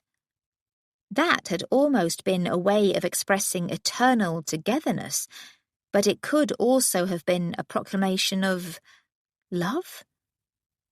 She clutched the white handkerchief as if it were precious. But then she saw that those odd words could as much be a warning as a promise. Hadn't she thought for herself that marriage to Kynaston would be a kind of hell? A drowning person would climb into any boat, but sometimes it might be wiser to drown. It was time to prepare for their departure, but she put the handkerchief in her pocket. She and Ethel began to pack trunks, but then she received a letter from Peake. "My dear Lady Ariana, I cannot express my shock at the scurrilous image that has been created from an innocent incident. I must confess that I might have been the source of gossip. When we spoke, I said I hadn't mentioned your being in the cellars with Lord Kynaston, for I couldn't imagine doing so. But I have since recollected that Lord Hatchard remarked on seeing you emerge, and demanded in a humorous way why you were so privileged and he was not. I can't imagine Hatchard using the information in any malicious way, but talk can spread. For that reason, and as the incident occurred in my house, I intend to do my utmost to correct the situation. I am recruiting the curious creatures and various others to point out how impossibly absurd the cartoon is, and this evening I will allow any of them who wish to inspect the cellars. They will have to brave the mob that is gathered here, but I have informed the magistrates, who have offered troops to keep the peace if the gathering turns unpleasant. I don't wish to disperse them, because I hope that seeing the bon ton arrive will erode their belief that this is a house of sin. Be assured, dear lady, that I will do everything in my power to correct this great injustice. Your servant, Edgar Peake." "Poor man," Ariana said. "It will do no good, but at least he can do something, whereas I can only run." She looked at the half-filled trunk and rebelled. "Stop! I won't run away." But then she sat with a sigh. "But what can I do?" "Fortune favours the brave," Ethel said, which might have been true but was of no practical use. "Of course. I must attend Peake's event. That will make the point more strongly." In her excitement she rose with some energy. "Maybe, but how are you to get there? That lot outside will tear you apart. They can't be angry with me. A day out in the cold with nothing to show for it. Then there's the hawkers selling the mulled ale. Not just a mob, but a drunken one. You told me to be brave. But he who fights and runs away lives to fight another day." "Stop it." Ariana sat to think. "Norris went to Lady Cawle's to speak to Kynaston. I could join forces with them there." "How?" "Dress as a servant?" "You're too tall." "You're tall," Ariana pointed out, but she took the point. "It's a shame this house doesn't have a back entrance." "You could dress as a man," Ethel said. Ariana stared, but then thought about it. "I'd never get away with it. It'd only be for a moment if a carriage stood ready. You could wear some of your brother's clothes." "What of you?" "I doubt Lord Langton would want me wearing his clothing." "He won't want me to either, and I need your company. Bring his valet to me." The passing minutes gave Ariana ample time to see all the risks and dangers of the plan. If she was detected in men's clothing, the mob would attack her with even more vigour. But, put simply, she had to do something or she'd go mad. She went to the mirror and gathered her hair, imagining it under a hat. How could that work? Wasn't her face too feminine? Robert, Norris's valet, came in looking alarmed. Clearly Ethel had told him of the plan. He was not the sort to refuse an order, but he could make objections. "You don't have your lordship's shoulders, my lady, if you'll excuse me saying so, or his sturdiness elsewhere. His clothes will hang off you." "They won't hang off me so much," Ethel said. "And couldn't Lady Ariana wear a greatcoat?" The valet didn't like that suggestion, but he couldn't deny it. "Perhaps," he said, and tried again. "But his boots—" "Are you saying my feet are too small?" Ariana asked, rather amused. "If I wear pantaloons, I could wear my own half-boots, and it might not be noticed. People see what they expect to see. I hope. I must at least try the effect, Robert. Take us to my brother's wardrobe." With drooping shoulders, the valet led the way. Ariana first tried on Norris's travelling greatcoat with its layers of capes. It was oppressively heavy, but it certainly concealed her lack of sturdiness. She next tried one of his tall beaver hats, but her hair gave her away. "We'll pin it up tightly," Ethel said, "and with a high collar you could pass." She quickly gathered all they needed and carried it back to Ariana's room.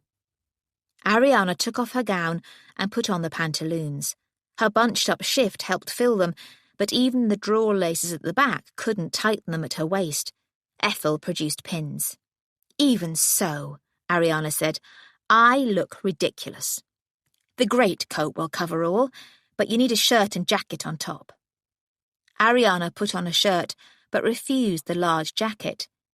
She put on the greatcoat again, and truly, from the neck down, she could pass. For once in her life, her height was to her advantage. "There's still the problem of my hair." "We could cut it short." "I'd rather face the mob."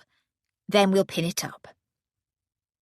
Ethel brushed Ariana's hair up to the crown of her head, pinning and pinning it until it stayed put. As a hairstyle, it was horrendous, but when the hat went on top, it merely looked a little odd. Wisps of curl were escaping all around.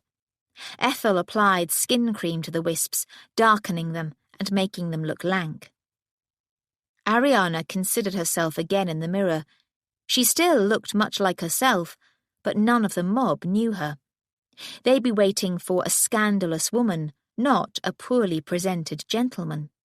"Here, put on the gloves." The leather gloves were also too large, but they did give the impression of large hands. Ethel was getting into a full set of Norris's clothing, this time with breeches. His boots were large on her, but not too large, and her shoulders almost filled the jacket. "You're much more convincing," Ariana said. Ethel admired herself in the mirror. "I am, aren't I? I might like to dress like this at times and swagger around." She plaited her wiry dark hair into a pigtail and tied it with a ribbon, creating an old-fashioned style, but one some men still wore. With a hat on top, it looked easily believable. She went to the fireplace and poked her finger into the suit, then dabbed a bit above her lips and around her chin. "You really could fool anyone," Ariana said. "Should I try the soot?" "Maybe a tiny bit. Your skin's too pale and delicate. You're obviously a young sprig. I'll thicken your eyebrows just a bit." The effect made Ariana laugh, but it wasn't ridiculous. It merely made her look an even less prepossessing specimen. She put on her black leather half-boots and then practiced a bold, manly walk, the cane tucked under her arm. Ethel looked out through the window. It faced the back, so it told them nothing about the mob, but she said, "Fortune does favour the brave. It's begun to rain." Ariana went to confirm it. "It will disperse the mob." "Not heavy enough for that, but it'll excuse an umbrella." While Ethel went to get one, Ariana wrote a note to her mother. She'd leave it with a servant, however, for her mother would be sure to forbid this enterprise. Ethel returned with a man's black umbrella. Nothing ventured, nothing gained. Ariana was heartily tired of proverbs, but as she left the room and went downstairs, she appreciated the sentiment. The footman had been sent to summon a hackney, and a wide-eyed maid kept a lookout for it. "It's here, milady."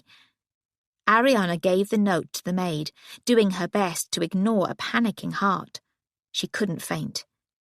When Ethel opened the door, she strode out, immediately opening the umbrella as she headed for the hackney door, which was held open by George.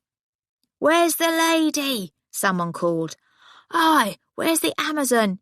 "Shameless hussy!" For a moment, Ariana thought she'd been caught, but it was an insult to the absent. She thrust the umbrella into George's hand and entered the coach, immediately pulling down the grubby blind closest to her.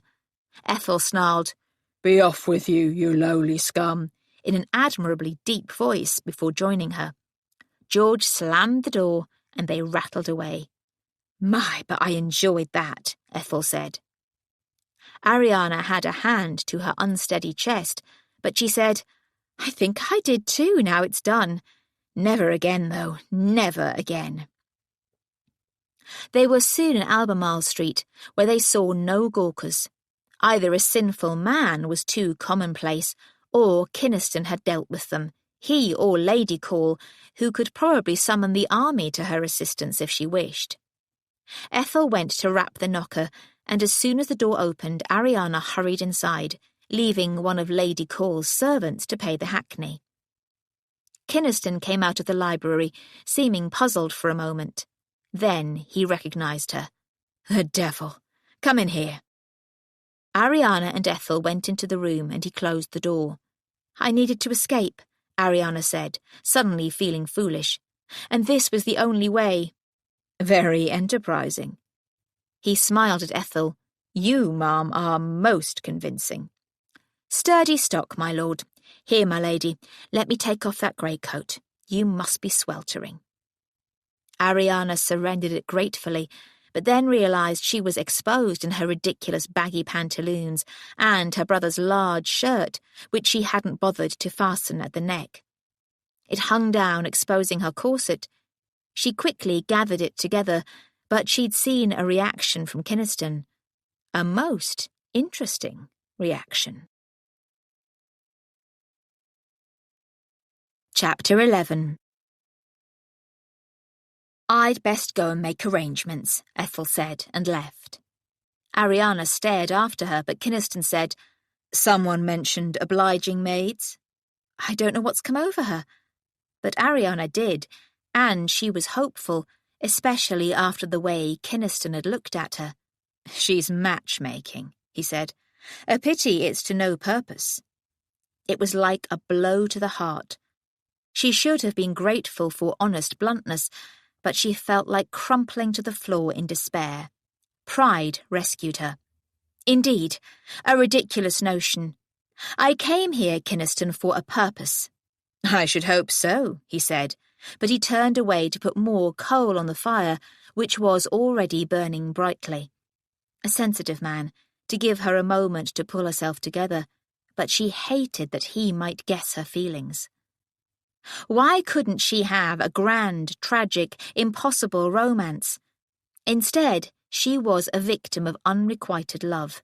Was there anything more pathetic? When he turned back, she told him about Edgar Peake's letter. "I want to attend, and I think you should too. But not together, not as a couple, I mean." She was tangling herself. "Would Lady Call attend?" "I doubt she could resist." "She won't make it into the cellars with her hoops. She will reign from on high. So you could come with her, and I with my brother and mother. Except that you are now separated from your wardrobe." His eyes flickered down, and she realised she'd let go of her shirt.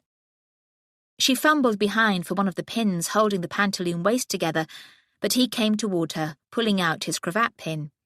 He offered it, and she used it to hold the shirt together. "Why did you come here?" he asked. She had no answer. or none she wanted to give. In the end, she repeated, "I wanted to escape." It was, in part, true. "Perfectly understandable. Why hasn't your brother dispersed the mob?" "I persuaded him not to. There were only a few at first. Then he left. I thought he'd come to speak to you." "He did, but then stormed off to find some friends and rampage around the print shops gathering copies.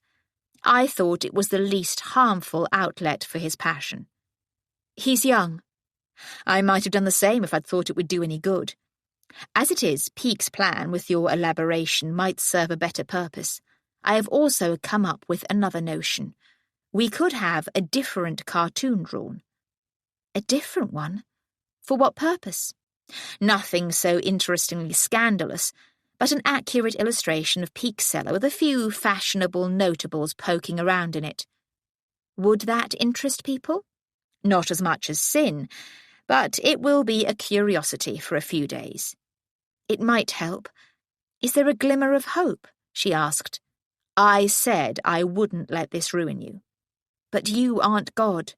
"I'm an earl," he said lightly, "which is close enough for the purpose." She could point out that Norris was one too, but let it pass. Kynaston had a power and maturity her brother might never have. But where did that fit with the drunken wretch he'd come across in this room not much over a week ago? She glanced around and saw no sign of spirits. She looked back at him. "Why were you drinking?" His face shuttered, and she thought he wouldn't reply at all, but then he said, "I had space and time enough." She knew she should let the subject drop, but she needed to understand. "When your life calms, you'll return to brandy again." "Oh, for a calm life. I believe we discussed your unseemly interest in my affairs. I'd be concerned over anyone who was wasting their talents as you seem to be." "Any talents I have are being used in your service at the moment, Lady Ariana. There, your interest should stop." It should have, but a madness had taken grip of her. "Why is it to no purpose?" she demanded. "We might not suit, but you rejected the idea of a match so absolutely. Am I so repulsive a person?" "God, no. If you must have it, I will marry no one. It has nothing to do with you." His words hurt, but for the most part Ariana was puzzled. "You don't feel a duty to your line?" "Can you never let anything go?" "Not when it's important. Why?" "It's obvious, you harridan. I won't kill another woman."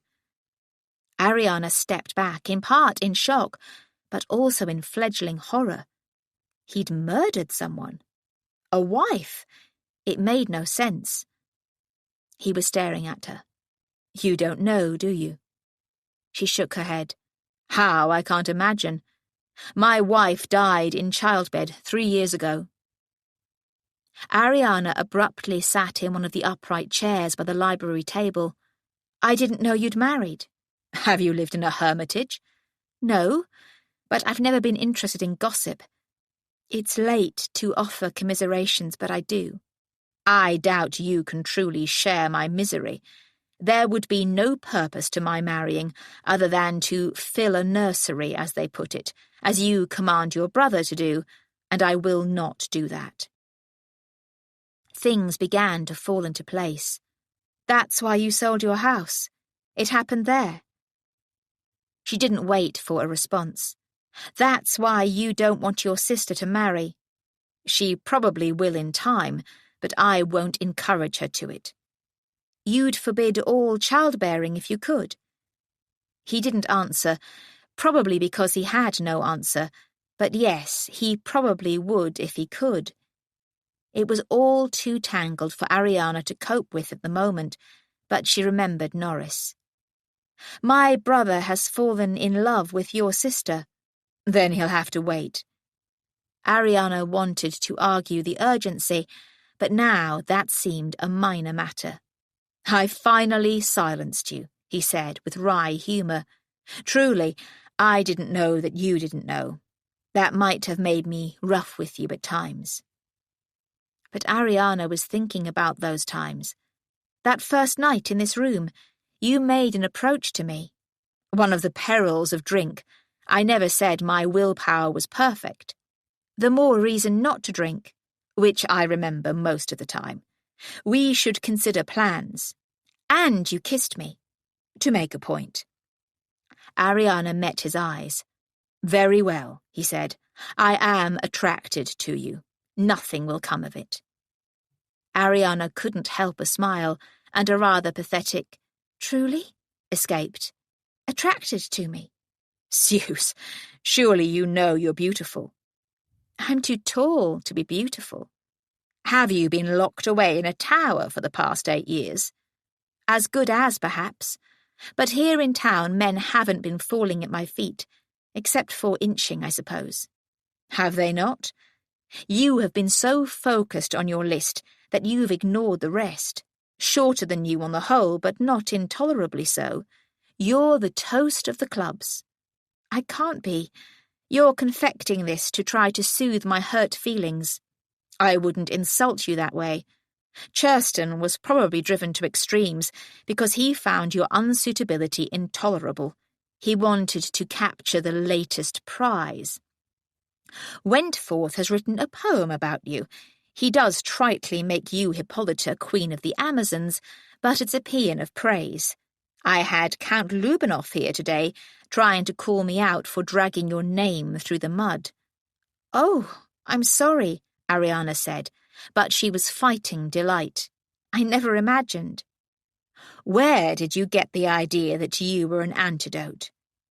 She could have told him, but she knew it would hurt. It had been a bit of youthful thoughtlessness, and he'd not imagined any of the ladies would have heard of it. I wasn't a great success when I last came to town, she said. What were you, 16? 17. Some girls are enchanting at that age, but few boys are. I remember being gangly with big feet. Still, she twitched at that, but he was speaking honestly. At that age, I tried at times to dress like a beau, he continued, but I was advised to wait and to enjoy being a youth. He was right. Have I offended you by comparing you to a boy, Ariana? It's perhaps a matter of growing into one's height. I'm not offended, no, she said. In fact, she was drawing in this quiet, intimate conversation like a precious feast to be savoured in later days. My grandmother pushed my parents into bringing me to town early for fear I'd grow even taller. The perils of good intentions.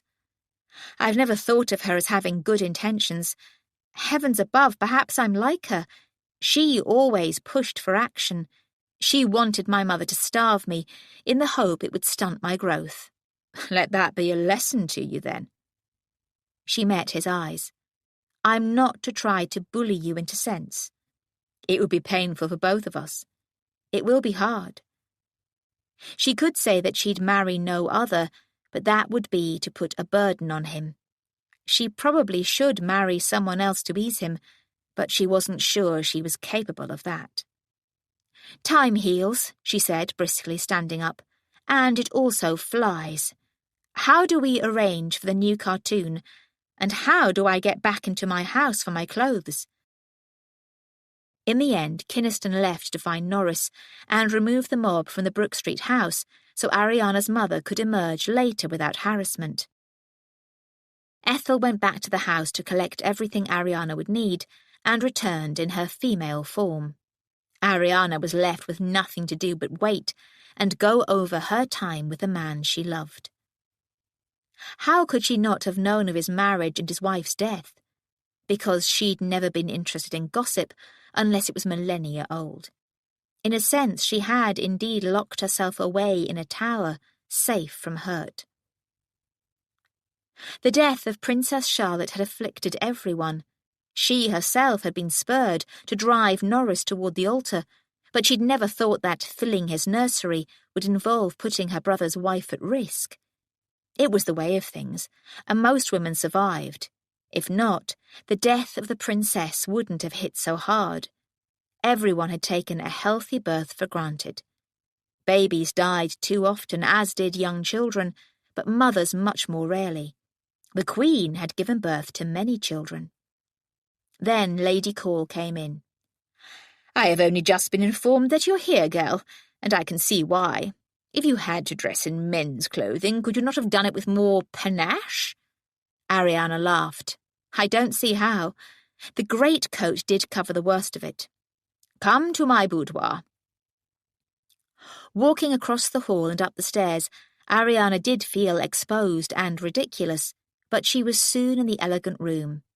Lady Call settled onto a sofa and said, "Tell me your side of the story." It didn't take long. "Mr. Peake's idea is good," Lady Call said, "and I will attend. The idea of a new print is also good. More than one. A pity the Regent has returned to Brighton. I thought he was fixed there in mourning.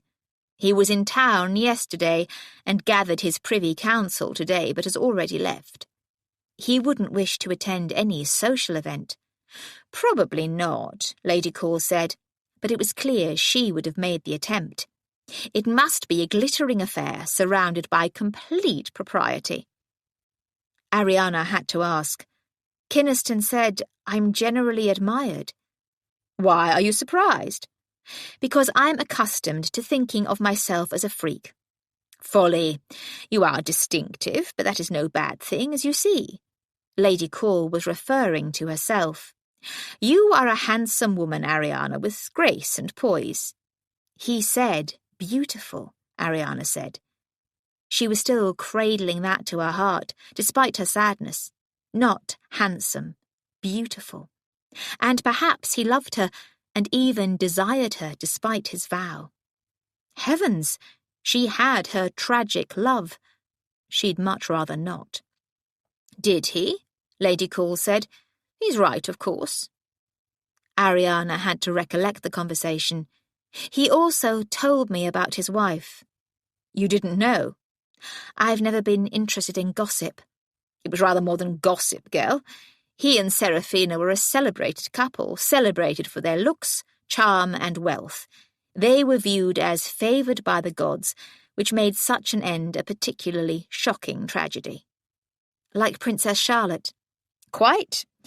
If I'd had any expectation, I would have never urged him to return, but it seemed a reasonable excuse. His estates were being neglected, as was Phyllis. She was reaching an age where she needed her brother's attention." "Seraphina? That sounds like a foreign name." "Italian. She was the daughter of a musician. Not a suitable match, though in fact the family is of the Umbrian nobility. Very lovely, but also a truly kind and charming young lady. They shared a love of music.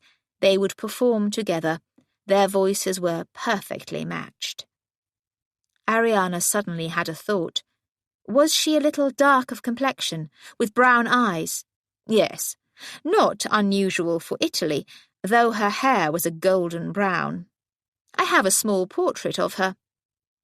Lady Call rose and went to a drawer to take out a painting. "I have others. After Seraphina's death, Kynaston took her body to her family in Italy. I thought that on his return he might destroy all remembrances of her, so I gathered them to keep them safe. He didn't return at all until I pressured him to." She gave the painting to Ariana, and it was shockingly similar to Cleo.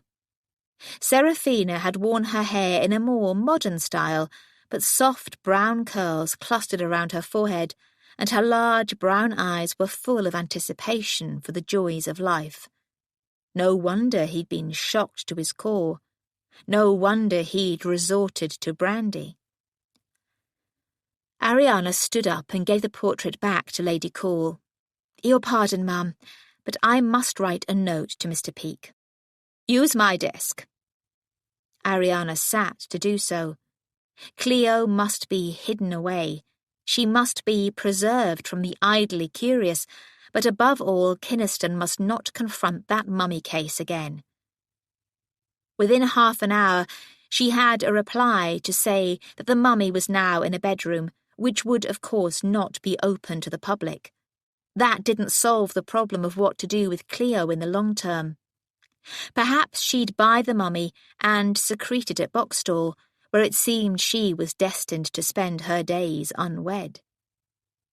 There was only one man she could marry, and even if she could in some way force him to it, it could be a cruel act. As Ariana prepared for the visit to Peake's house, she said to Ethel, "My town career has hardly ever been pleasant, has it? Terror of dancing, impossible suitors, performances for cruel stares. Why can't it be normal?" "All things must pass," Ethel said, which wasn't one of her better efforts. "Are you all right?" Ariana asked.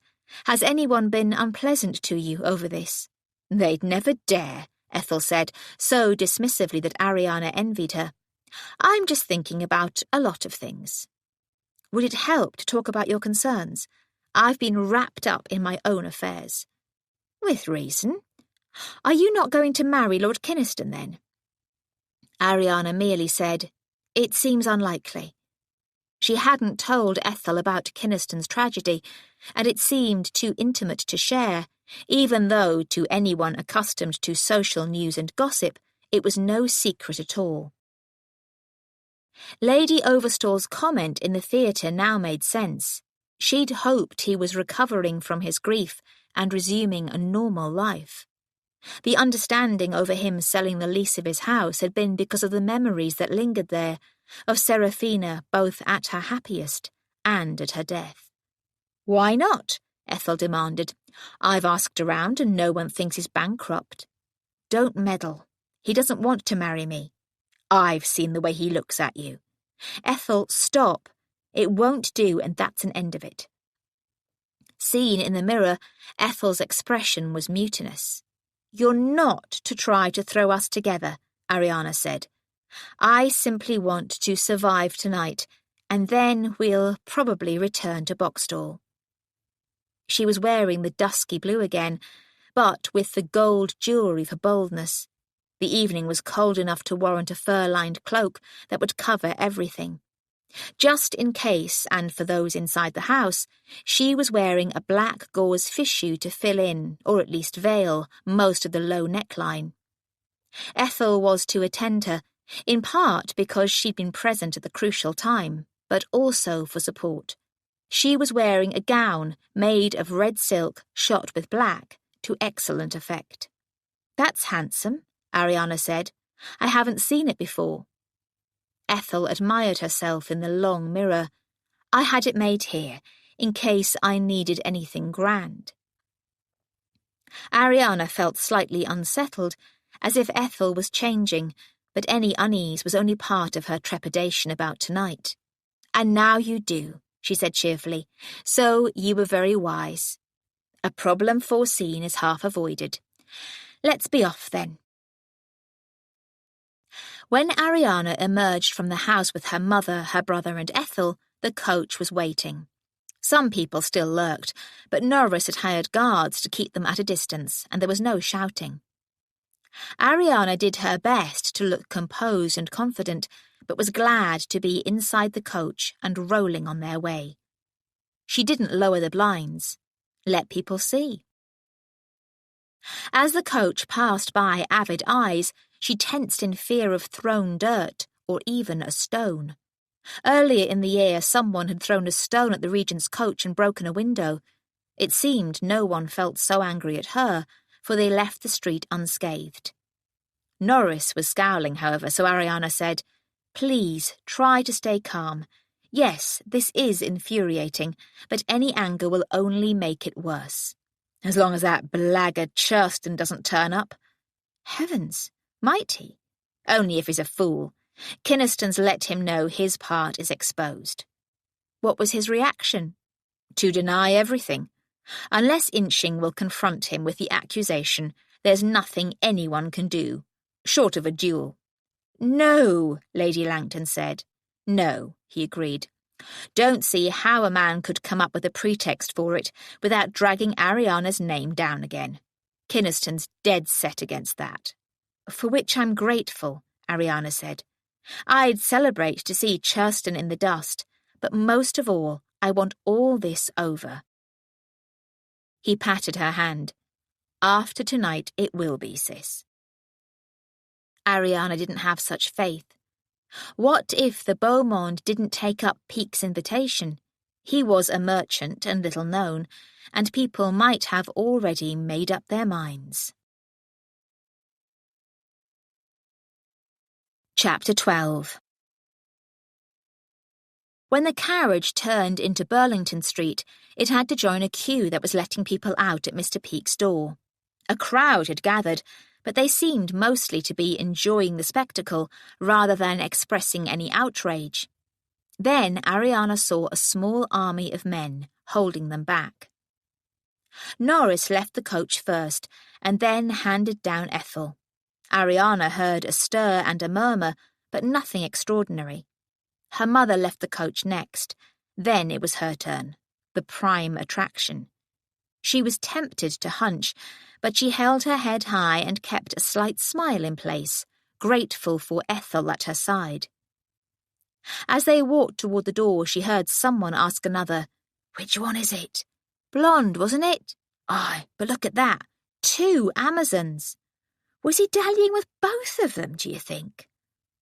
The absurdity made Ariana smile more widely, which was probably as good a way as any to enter the house, especially as the modest entry hall was packed with people, and ahead the simple staircase held streams going up and down. Clearly the event was being seen as a rout, and some, having seen what they'd come to see, were already preparing to leave. Mrs. Pellman paused by Ariana and her mother to say, "I knew there was nothing in it, of course, but a very interesting collection of curiosities, even if some are a little risque." Ariana smiled and thanked her, but she wondered what Peake had dug out to put on display. He worked his way through the crowd to greet Ariana. "The whole world seems to be here. I've scattered curiosities around the house to keep them amused." "And even titillated?" she asked. He winked. "Distraction." Then Kynaston was at her side. "All well?" "Now that you're nearby." But Ariana agreed that it was, keeping her smile. He still looked ready to murder someone. She shared her cloak into Ethel's hands and decided to tease. "Someone outside speculated that you were frolicking in the cellar with Ethel as well as me. They didn't seem outraged." "The tide's turning among the common people. Now they're simply enjoying the play. It's the sticklers in the ton we have to convince." "Are they here?" Ariana couldn't see any of the fashionable lions. "A few. They won't be in the first surge.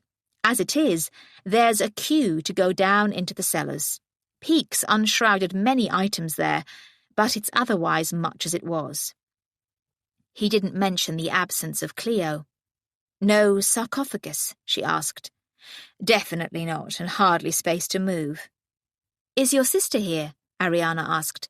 "She wouldn't be kept away, but the Weathersteads didn't care for it, so I brought her." "Ah, over there." Being tall gave Ariana easy sight of Lady Phyllis with 2 other young ladies, now with Norris in attendance. Ariana glanced at Kynaston, but couldn't see if there was an additional layer of grimness. Soon she was going to have to push the matter of Norris and Phyllis. Someone should have a happy ending. "We should probably move through the house," he said, reminding her of the matter in hand. "But not looking like an amorous couple," she said. "Definitely not. Mere acquaintances." It hurt, but she smiled. Ariana turned to her mother but saw her chatting cheerfully to a small group, so she moved on with Kynaston, Ethel rather awkwardly behind. They must make an impressively tall trio and impossible to miss. People continuously came to assure Ariana that they'd always known the cartoon to be a scurrilous lie, and she could comment that her companion Miss Burgess had been with her all the time. Perhaps Ethel, with her stalwart build in fashionable dark red silk, was even more of a curiosity than Ariana. A few men even set up a conversation with her, to which she responded with composure. Ariana remembered Ethel indicating that she wouldn't mind marrying. May she have her chance. Then Ariana remembered that this had once been Kynaston's home, his happy home with his lovely wife. She paused to ask, "Do you mind being here again?" He looked around at the oriental furniture and weapons and the grotesque masks on the wall. "It's so different that any ghosts have fled." "I'm glad." Perhaps in time the portraits of Seraphina that Lady Call had preserved would be valued. They didn't go down into the cellars, but they stood for a while in the corridor nearby, so that those emerging could give their shocked assurances. "Not that there aren't some pieces down there which might incite others to unfortunate behaviour," said Lord Liverpool. "There are?" Ariana said, raising a brow at Kynaston. "I thought it best not to mention them, Lady Ariana. They weren't uncovered when we went down there last week." "For which you should be grateful," Liverpool said. "Should I?" Ariana murmured when the Prime Minister had moved on. "They sound educational." "Inciting was the word. Behave." "I'm giddy with relief. It's going to be all right, isn't it?" "Probably. That couple over there, the Duke and Duchess of Belcraven, quite a coup, and now they're joined by the Yeovilles, and all apparently on good terms with Peake. I wonder how he managed that. They're going down to the cellars, with new images out tomorrow of such fashionable elites in the cellars. Without the more scandalous pieces, we hope, the drawing of us will be seen to be a lie. Where next?" "The library," Ariana said. It held memories of him nursing his shock at seeing the mummy portrait, and any place reminiscent of him would always have importance to her. But she found it changed. The packing cases were gone, and many of the shelves now held books. Ariana would have liked to explore, but instead must be seen and be assured again and again that no one had ever truly believed that picture. A number of people were clustered around a table, so she led the way there. Some oriental prints were on display beneath glass. They were almost a rebuke to the artist who'd produced that clumsy image of her and Kynaston. There was nothing lewd about them, for the men and women were in rooms and gardens, and fully clothed in rich, brightly coloured clothing. Yet something about the curves of their bodies, the angle of their heads, and the gestures of their pale hands spoke of desire. What they talked of and planned was probably crude, but at the moment they were simply beautiful. "I would love to own such pictures," she murmured. "I suspect they are high art and quite rare." Even so. Why do people choose crudeness over this? Low tastes? We should move on. Perhaps up to the drawing room. Ariana left the table reluctantly. She would return to look her fill, and she'd ask Peake where she might find something similar, but would that be wise? Already she was imagining being with Kynaston in a similar way, perhaps walking in a garden together, heads close, hands touching a sleeve or a shoulder. How delicious.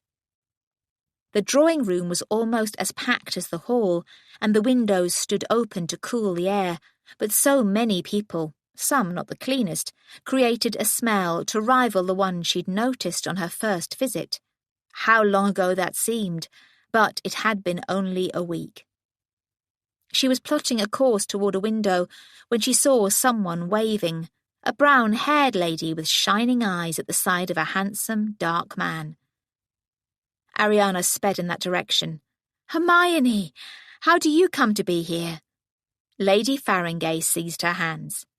"Uncle Edgar wrote to me about the item in the paper. He's a great gossip, and I convinced Farringay we must come to give you support. We'd no idea it would become worse. Oh, this is my husband, Farringay, my friend, Lady Ariana Boxstall. And you, I suspect, are the wicked Earl of Kynaston." She teased so charmingly that Kynaston smiled back. "Only by reputation." "Then you should have more care to your reputation, sir," Hermione shot back. Especially given this unpleasant entanglement, Lord Farringay said. He spoke pleasantly enough, but Ariana caught an edge. Not another man feeling he should kill someone for this, perhaps with Kynaston in mind. And all my fault, Ariana said with emphasis. I was so curious to see Mr. Peake's Egyptian treasures. But I alerted you to them, Hermione pointed out. Then I used the incident to deter a suitor, deliberately not mentioning that my companion was with us. Oh, she said, looking around. Where is Ethel? I think she stayed in the library, Kynaston said. I'm sure she can fend for herself. Ariana supposed that was true, but she hoped Ethel wasn't prey for unscrupulous men. It was odd to think of her as vulnerable, but Ethel wasn't accustomed to venturing into tonnish ways on her own. Where are you staying? Ariana asked her friend. Here, Hermione said. We could escape the heat by going to our room. Alas, said Kynaston, if Ariana and I disappear, some will think the worst. Do you want to retire, my dear? Farringay asked with concern. Don't fuss. Hermione rolled her eyes at Ariana. I'm increasing and he's hovering. Oh, don't you too start thinking about poor Princess Charlotte. That doesn't predict the fate of all women. Lord Farringay obviously didn't share that opinion, and Ariana hated to think how Kynaston was reacting.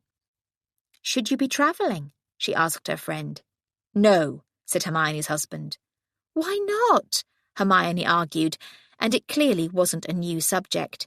As our local midwife said, if a carriage ride could shift a baby in the early weeks, there'd be a lot fewer bastards in the world. Hermione, Farringay protested. Isn't it true? Hermione demanded, sending her husband a saucy glance. His lips twitched, and it was easy to see the love and trust between them. That, of course, would make any loss all the harder to bear. Ariana turned to Kynaston to see how he was reacting to the topic. He was surveying the room, as if he wished he were far away. Ariana turned back to the Farringays. Wise or not, I'm grateful to you for coming. Tomorrow Lady Call will be at home for morning visits to give yet more curious the chance to ogle me and decide if I'm wanton. If you're fit in the morning, perhaps I could visit you then. I haven't been sick at all as yet, Hermione said cheerfully, so of course. We have much to catch up on.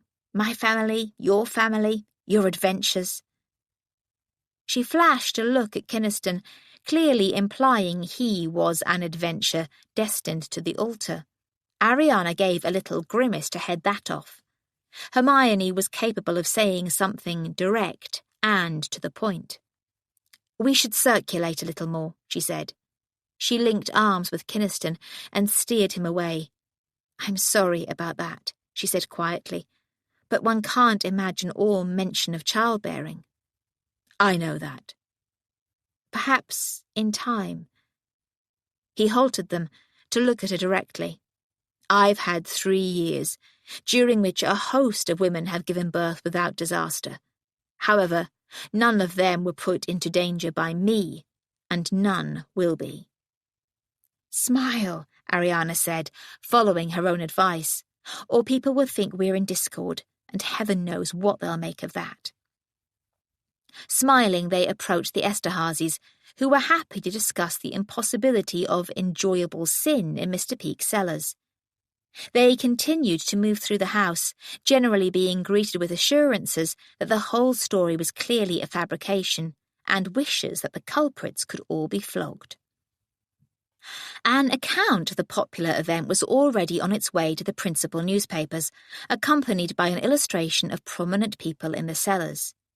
The newspapers wouldn't be able to use the illustration, but it would enforce the story. By the morning, various prints would be posted in shop windows, their appeal enhanced by the presence of notables, including ambassadors and dukes. Ariana couldn't imagine how Mr. Peake had enticed such big guns to his impromptu event.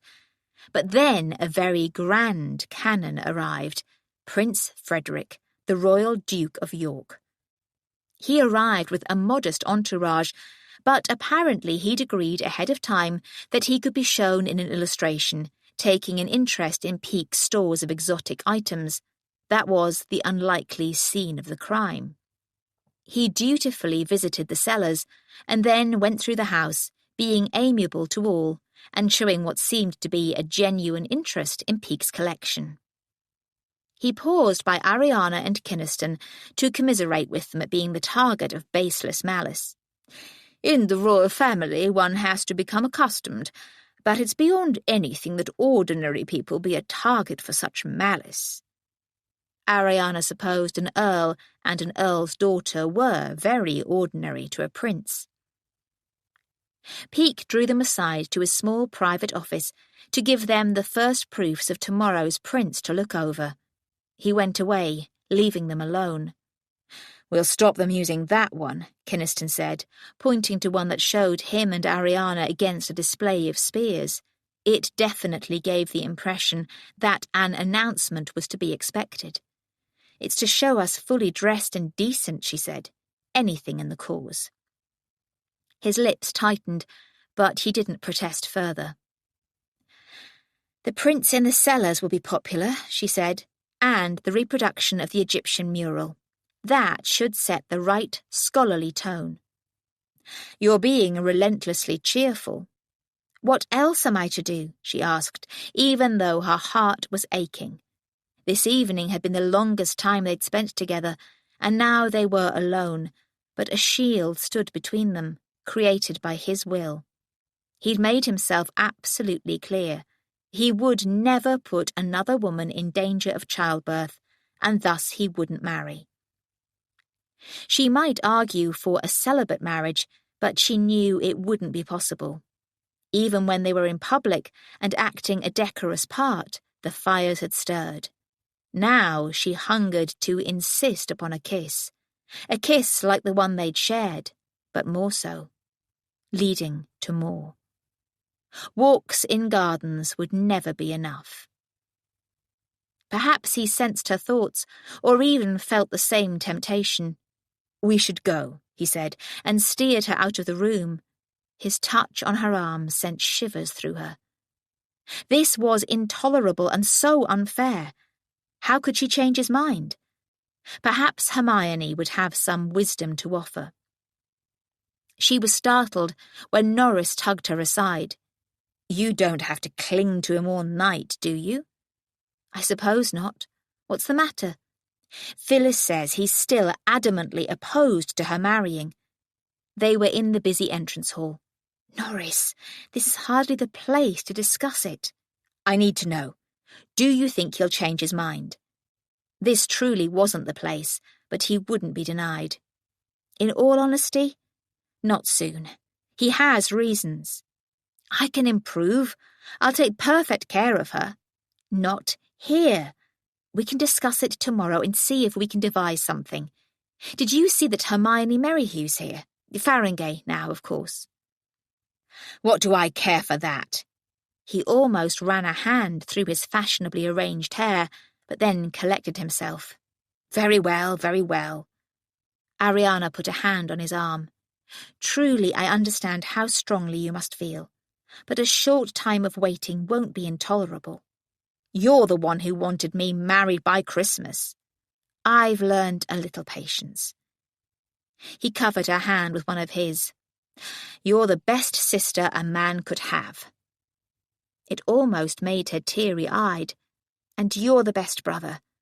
All will be well for you. I know it will."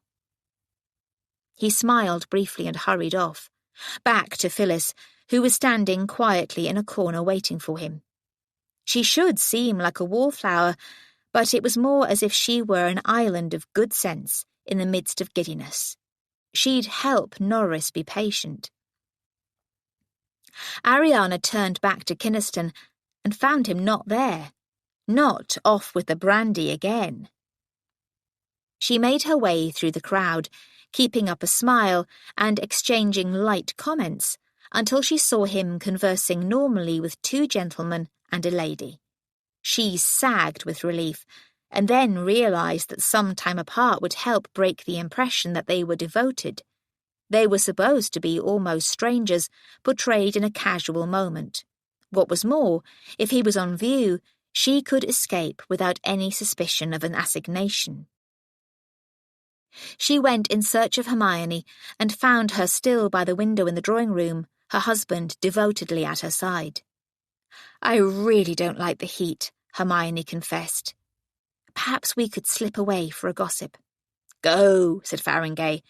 "Anything that will get you out of this heat and crush."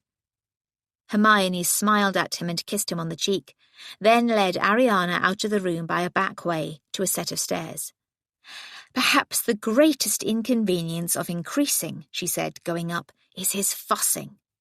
You can't blame him. I can only hope the world will have regained sanity in 7 months' time." Hermione led the way to a bedroom and lit a candle from the fire. As there was only one plain chair at the dressing table and another upholstered one by the fire, she scrambled up onto the high bed and patted the space beside her. Ariana joined her, saying, "It must be 10 years at least since we sat like this to share confidences." "Is that what we're going to do? Lovely. I have missed your company." "As I have missed yours, especially when you were in such straits and had to move north to live with your sister. You never rubbed along well with Polly. But now you're married and so well. He seems an excellent specimen and completely devoted."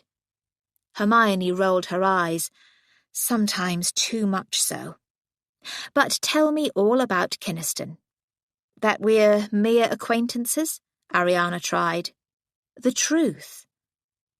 Ariana leaned her head back, trying to sort through complex words, but simple ones would have to do. "I love him. It's a damnable inconvenience because he's determined never to marry again." "Again?" Ariana looked at her friend. "So you didn't know either.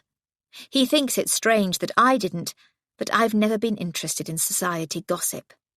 I, on the other hand, loved to read accounts of balls and assemblies, but I skipped over any births, marriages, and deaths, except for the casualty lists. Hermione's younger brother had died in the war. But if I'd happened to read of the death of the Countess of Kynaston, it would have meant nothing to me. Or you, I assume." It would be so easy to agree. "I remembered him from my first season. The Great Disaster. I don't remember you mentioning him." Ariana had never told anyone the embarrassing story, but she realised she couldn't now because it would show Kynaston in a poor light. "He was a young god," she said, "gloriously handsome and charming. He's retained his looks, at least." Ariana smiled wryly at the omission. "And he played the lute. That would make anyone memorable." "Yes. He played a few days ago at an evening party we held. He's out of practice, but it was still special. For everyone, I mean. It matches well with your taste for the harpsichord. You do still play." "Yes. And you love him." "Why won't he marry again? Grief?" "In a way." It felt like talking of a personal secret, and yet the whole world knew. "His wife died in childbirth. He's determined never to put another woman at risk." "Oh. I can imagine how terrible that must be, but it's not practical, is it? The human race would come to an end. I don't think he's arguing it for everyone, though in the current mood others might join him." "I very much doubt the whole nation has taken to celibacy," Hermione said dryly. "There is rather an imperative about it." Ariana knew what she meant, and for her it was only a half-sensed hunger. Kynaston may have enough willpower to hold his course. The death of Princess Charlotte must have reinforced his intent. The wound is still very raw. "Is there an unused bedroom here?" "I believe so, at the back." "Why? Are you planning to drag him there for a tryst? That might overcome his scruples. The imperative," she added as explanation. "I sensed a strong interest in him." You did? Ariana would have pursued that, but Hermione asked, The unused bedroom? Best not to talk more about Kynaston's interests, and Hermione needed to understand the problems. Ariana wriggled off the bed. I need to show you something. They left the room bearing the candle and went to another door. Hermione opened it cautiously, but the room was empty and unused. The lack of fire made Ariana wish she were wearing a thick shawl. As soon as they stepped in, the candlelight illuminated Cleo. Oh my, Hermione said, moving closer. Ariana went as well.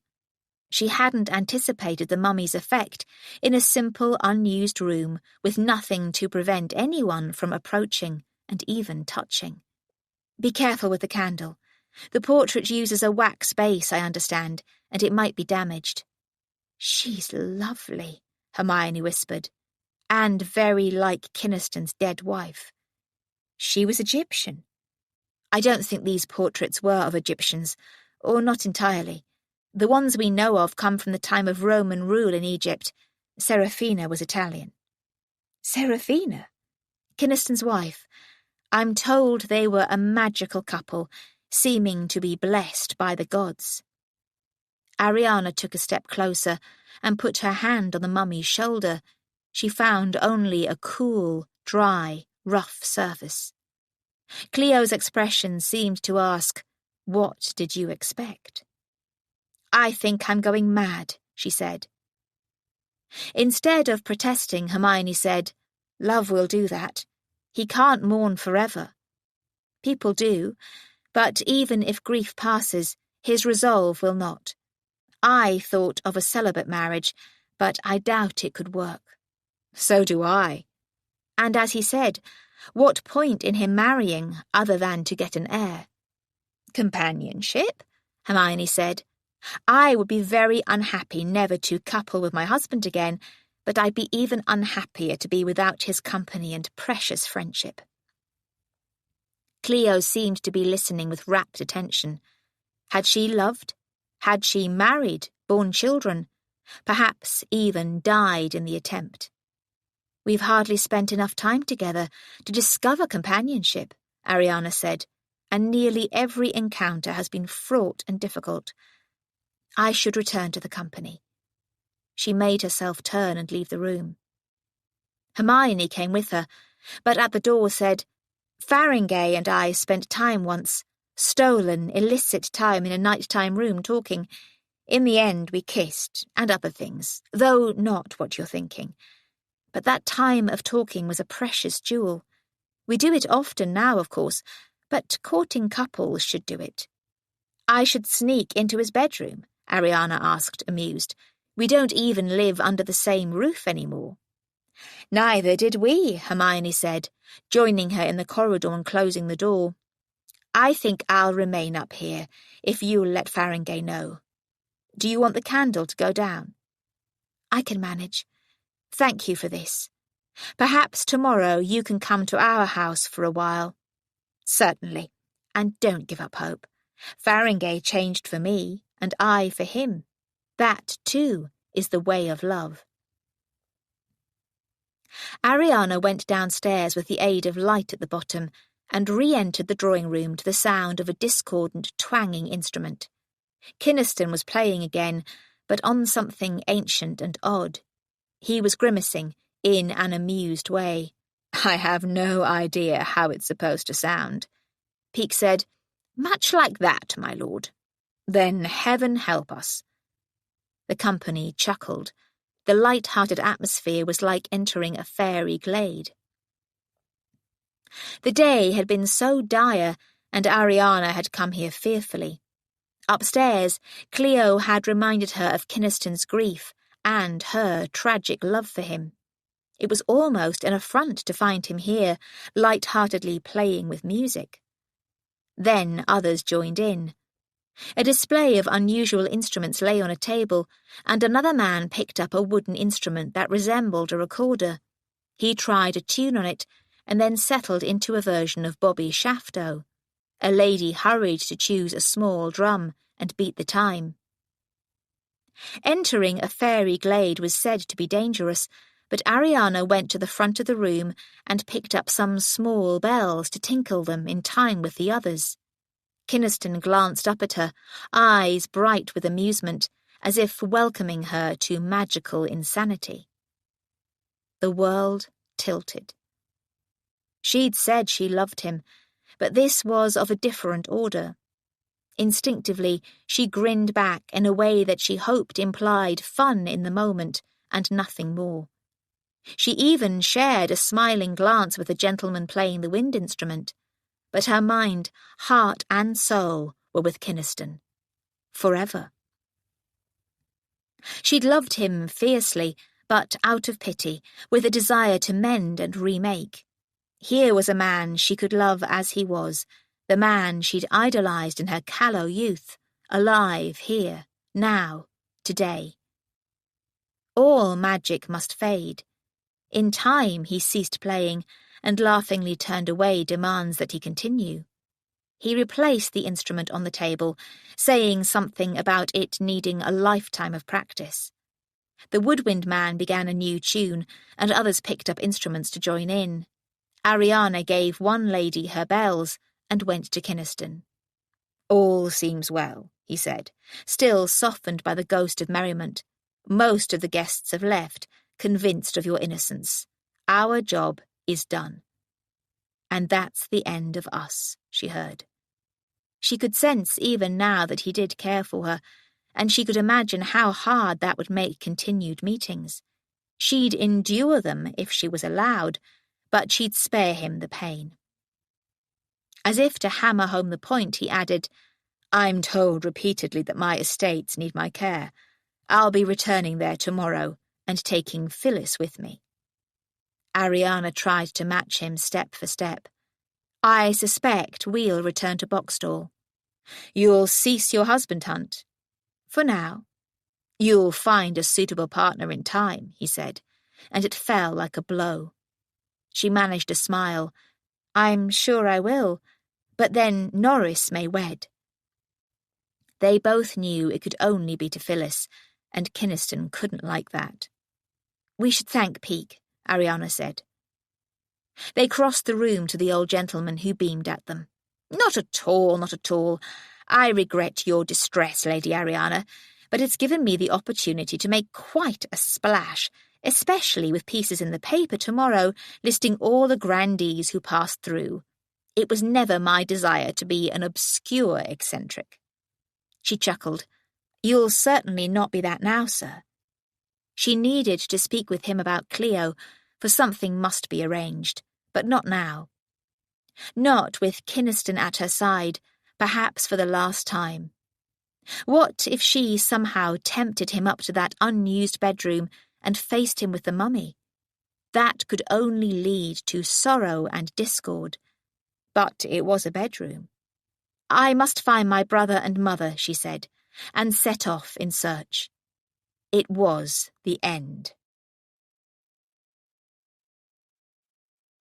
Chapter 13. Neither her brother nor her mother was in the drawing room, so they went downstairs. Because she couldn't ignore the subject forever, she added, "My brother is probably with your sister. I hope they haven't been in one another's pockets all evening. And if they have, it's as well she's returning home with me tomorrow." Ariana paused at the bottom of the stairs. The people around were taking farewells, finding coats and cloaks with the help of servants, and waiting for carriages. All the same, some came over to assure her of their disbelief and best wishes, and she had to respond appropriately. When she had the chance, she led the way into the small library. "There's no one here," Kynaston said, turning to leave. "Wait." He did so, warily.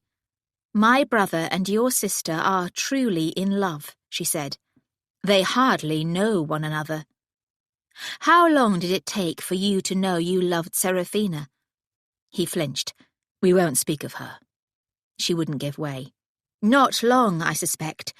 The daughter of an Italian musician, not the most suitable match for an earl." "Don't, Ariana." I merely ask that you remember the truth of low stairs. Would your devotion have melted away if she'd returned to Italy? I can't possibly know. I won't forbid Phyllis to marry. I might want to do so, but I'm not so unbalanced as that. But not yet. She's 17. It won't hurt either of them to wait. It's your obsession with the inheritance that drives you. You want her in childbed within 9 months, and I won't permit that. That truth sent heat into Ariana's cheeks, but she said, For the most part, I want them happy. Are you prepared for years of unhappiness as they wait? Will you be unhappy away from me, as I will be unhappy to be apart? She dare not ask, for the true answer might be that he'd find separation a blessed relief. Let's find them, he said, and left the room. Ariana sighed and followed, to see him being given a note by a maid. She hurried to his side. Who was that from? Phyllis, he said. She developed a headache and Langton offered to escort her back to the Weathersteads. How odd. Isn't it? She says she couldn't ask me as it was important that I be here. But to go off with Norris? They took a chaperone, he said. Mrs. Manners? She's not here. Your companion, Miss Burgess. Ethel? Even odder, but she'll make sure your sister is safe. Safe from your brother? Safe from folly of any sort. So where is my mother? There was only one public room uninvestigated, so Ariana crossed to the small reception room. Her mother was there, with the Hatchards and 2 gentlemen Ariana didn't know, all in good spirits. Ariana hadn't seen her mother so relaxed and happy since before her father had died, and she backed away. I dislike asking her to leave. Then why don't we follow precedent? Kynaston said. You can write her a note to explain, and I can escort you home. Ariana very much liked the sound of that, until he added, with one of Peake's maids for propriety. Very well. It may lead to my mother being escorted home by one of the gentlemen, and perhaps being of advanced years, they won't feel the need of a chaperone. It came out tartly, and she didn't mind. She was feeling positively sour. She returned to the library and found paper and pen in the desk there. She wrote the note and then gave it to a footman to be handed to Lady Langton when she emerged from the room. Soon, she was on her way in a hackney with Kynaston beside her, but a middle-aged maid opposite. The woman seemed to be enjoying time away from her duties, and she obligingly looked outside all the way. Ariana and Kynaston could have held hands, shared meaningful looks, and even kissed. But they sat straight, looking forward, and kept silent. What was there to say, other than piteous arguments from her that they surrender to love? Ariana was grateful to be saved from that indignity. Chapter 14. At the house, he climbed out first and handed her down. Then he went with her to the door. She didn't have a key, so she used the knocker. I'll be perfectly safe now, she said, wanting this painful time over. He simply waited, and then the footman was opening the door. But he looked behind her. The Countess isn't with you, milady? No. Is there some problem? A note came from Lord Langton, milady, to be given to Lady Langton on her return. Norris wasn't home. He could have gone on to a club or various other amusements, but an unease crept through Ariana. She went into the house and said, "Give it to me." The door closed behind her, but Kynaston was at her side. "I'm sure it's nothing," she said to him, and turned to take the note. She broke the seal and opened the paper. After a moment, she said to Kynaston, "Come into the library." He gave her that distressingly wary look, but then he told the footman to tell the hackney driver and the maid to wait a few moments, and went with her. She gave him the note and the shocking news. "My brother and your sister have eloped." "What?" A rapid read told him all that she knew. "With your companion as Gooseberry. Did you have any part in this? No. You are in urgency to have your brother married. Not like this. And with your sister so young, it's outrageous. I'm glad you agree on that at least. They can't be more than 2 hours on the way. I'll overtake them. He'd crushed the paper in his fist. Ariana ran to be between him and the door. If that letter tells the truth, this is your fault, not his, dragging your sister off to a ramshackle house and forbidding her all communication. Delacourt is not ramshackle. It's Phyllis's home, and she's too young for London, as has become clear. As for communication, I merely banned it for 3 months. That wouldn't have killed them. Clearly you don't remember love. I remember the insanity of it. There's a purpose to chaperones, though I doubt your Miss Burgess will serve the purpose. He stalked toward her. Move! Ariana was instantly reminded of that time in his bedroom, when she'd commanded him out of her way, but she didn't budge. No, I won't let you kill my brother. I won't kill him, but you won't delay me to help his devilish plans. I must come with you. Don't be ridiculous. You say you won't kill my brother, but what if he resists? Why shouldn't he? Phyllis will do as she's told. Will she? Ariana met his eyes. I don't think you know her at all, Kynaston. But then, you've neglected her for so many years. You harridan. Truth stings, doesn't it? I'll come with you. And be compromised? Oh, no. Heat flared in Ariana's cheeks. I never thought of such a thing. I assume you'll use an open carriage for speed. Yes, and thus you'll be frozen. Tender blossoms don't have big feet. He was distracted by puzzlement, but only for a moment. You're not coming, and that is absolute. Then I'll follow on my own. I can drive. You wouldn't. She let silence speak. She didn't at all relish driving at speed in icy weather, but she tried not to let that show. Well, she said, sensing victory. He seemed to become aware of the crushed note and turned to hurl it into the fire. I know where I can borrow a curricle and a fast team. A curricle? That was a flimsy sporting vehicle and dangerous, but it was built for speed. Changed your mind? He asked. Never. I'll return here. I suggest you dress warmly. If you're not back in a half hour, I set off on my own.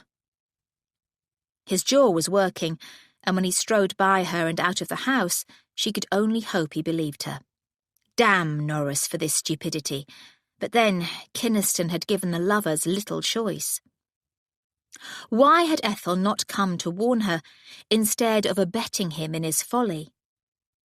She summoned her mother's maid and ran up to her room to shed finery and put on a sturdy woolen gown over an extra flannel petticoat. She exchanged silk stockings for worsted and slippers for leather half-boots. A simple hat, her hooded, fur-lined cloak, gloves and a muff, and she was ready in 20 minutes. She hurried downstairs and wrote an explanation for her mother, who would think both her children had run mad. She sealed it thoroughly and left it with the curious footman. As there was no good explanation to provide, she didn't attempt it. She watched the ticking long-case clock, and Kynaston didn't come. Had he not believed her? Norris had a curricle and team stabled near there. She was going to have to pursue alone, but she deeply didn't want to. She'd only ever tooled the sporting vehicle around the estate at Boxstall. She could do it if she must, and she must prevent bloodshed. Norris wouldn't meekly turn back, and he'd be armed. Someone could get killed, her brother or the man she loved. She couldn't stand by and do nothing. But then the knocker was used, with some violence. When the door opened, Kynaston was there, glowering. There was no other way to describe it. Chapter 15. Ariana managed to suppress a victorious smile as she hurried out to the curricle, drawn by a pair of matched blacks. A groom was at the horses' heads, but once Ariana and Kynaston were in place, and Kynaston had the horses under his command, the man stepped back. Some curricles had a seat for a groom at the back, but this did not, and in any case Kynaston wouldn't want the extra weight. The horses were given leave to go, and Ariana was reassured by the horses' even pace and Kynaston's sure hands on the reins, but as yet they couldn't travel at speed. They were weaving their way through Mayfair, and despite mourning, the ton was travelling from one entertainment to another. Hackneys and fine carriages, and even a few sedan chairs went hither and thither. Yet, even at a modest pace, the wind of their travel combined with the cold night air to be sharply unpleasant. Ariana raised her fur-lined hood. "Do we know which route they've taken?" "They'll be heading north." She suppressed irritation. North was the direction of Gretna. "There are various routes that lead to the Great North Road." He steered neatly around a coach. "I assume they've taken the fastest one, but they can only have about 2 hours on us. We'll catch them." Ariana no longer knew what to wish for. No one could want the scandal of a clandestine marriage, but it could be the only choice for Norris and Phyllis, short of waiting for years. If her brother had been enamoured of a girl like Ceci Weatherstead, she'd believe it a passing thing. But Phyllis Delacourt, it had to be true love. Lady Phyllis herself was no flibberty-gibbet. If she'd consented to this, it would be only after careful thought. It had probably been she who'd insisted on a chaperone, and Kynaston had driven her to the scandalous course. He was unbalanced on the subjects of marriage and birth. He had his emotions under control now, and was keeping the spirited horses to a steady pace. But then they escaped the boundaries of London, and even though they'd also escaped the traces of street lighting, he gave the team their heads. Ariana clutched the side of the flimsy seat. Her purpose here was to prevent bloodshed, and that included her own. She couldn't protest the speed through the dark. She'd insisted on coming. There was little traffic on the toll road this late at night, but a half-moon showed the way, and the carriage lamps added a little detail. She hoped it was true that horses could see better in the dark than humans. When they paused at the next toll booth, having to wait as the keeper hurried out half-dressed, she said, "We could ask if he's seen them pass." Without waiting for Kynaston's opinion, she called to the gatekeeper. "We're following my aunt and cousins, a young gentleman and an even younger lady. Have they passed by?" "There was a carriage a while back, ma'am. 4 horses and postilions. Gentleman looked a lot like you." He began to slowly open the gate. "How long ago?" Kynaston demanded. "At least an hour, sir. Likely more. I could check my record book." "No matter," Kynaston said, and gave the order to the horses to hurtle through. So they were on their trail. "Postilions," Ariana noted. "Frequent changes," he agreed. "We'll have to change horses eventually, and we are unlikely to get such fine ones." "I know." He was irritated by her stating the obvious, and she was annoyed at herself for doing so. Over the next hour or so, they encountered a variety of coaches heading into London, but at their speed nothing overtook them in a northerly direction. Would Norris be planning to travel through the night? Probably, and there he had the advantage over the curricle. Even if Ariana took the ribbons for a while, they couldn't drive through the night, and the horses certainly couldn't go that long. If they didn't catch up within a couple of hours, all would be lost. Or won. Ariana had nothing to do but endure the journey, which gave too much time to think. This was hardly a romantic situation, but she couldn't help but be aware of Kynaston's presence at her side. His skillful handling of the team only added to her admiration, which was good fuel for love. Why couldn't they also be en route for Gretna Green and marriage? His dread of another dead wife approached insanity. Yet, apart from his drunkenness on those few occasions, it seemed he lived a normal life. She'd encountered him out riding, and the excellent way he drove meant he must do so now and then. And, she realised, must have done so when abroad. Where had he travelled, and what had he done then? Caroused, she'd assumed, wine and wenches. But if he was resolved never again to get a woman with child, didn't that mean celibacy? Swaying and bouncing, nose icy from the wind, she reassessed what she knew of the Earl of Kynaston. It was only 10 days since she'd re-encountered him in the Albemarle Street Library, and that had been only a week after the funeral of Princess Charlotte. The funeral had taken place 2 weeks after her death, so Kynaston would have been suffering from 3 weeks of grief and gloom over the death of a lovely young wife in childbirth. Even in the countryside, no one had spoken of much else. It must have been more intense in London. Perhaps he'd begun to pull himself together when he'd been confronted by Cleo. Later that night, she'd been afraid that he might kill himself. He was better now. His focus now was the need to protect his sister, but he seemed steady, more solid than when she'd first met him.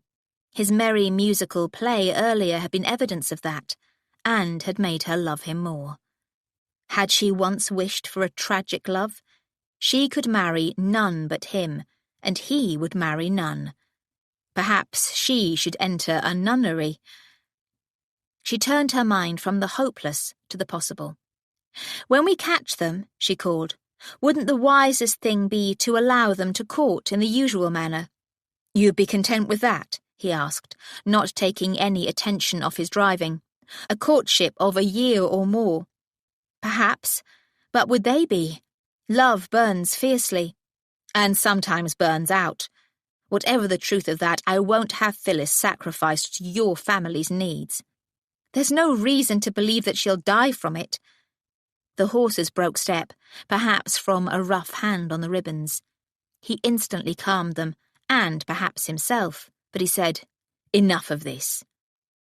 It was steely enough to silence Ariana. Therefore, she turned her mind to other matters. Clearly, the elopement must succeed. Love must have its way. Chapter 16.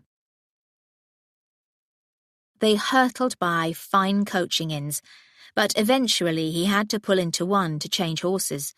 The swinging sign announced it to be the Old Boar, and it seemed a large and prosperous place.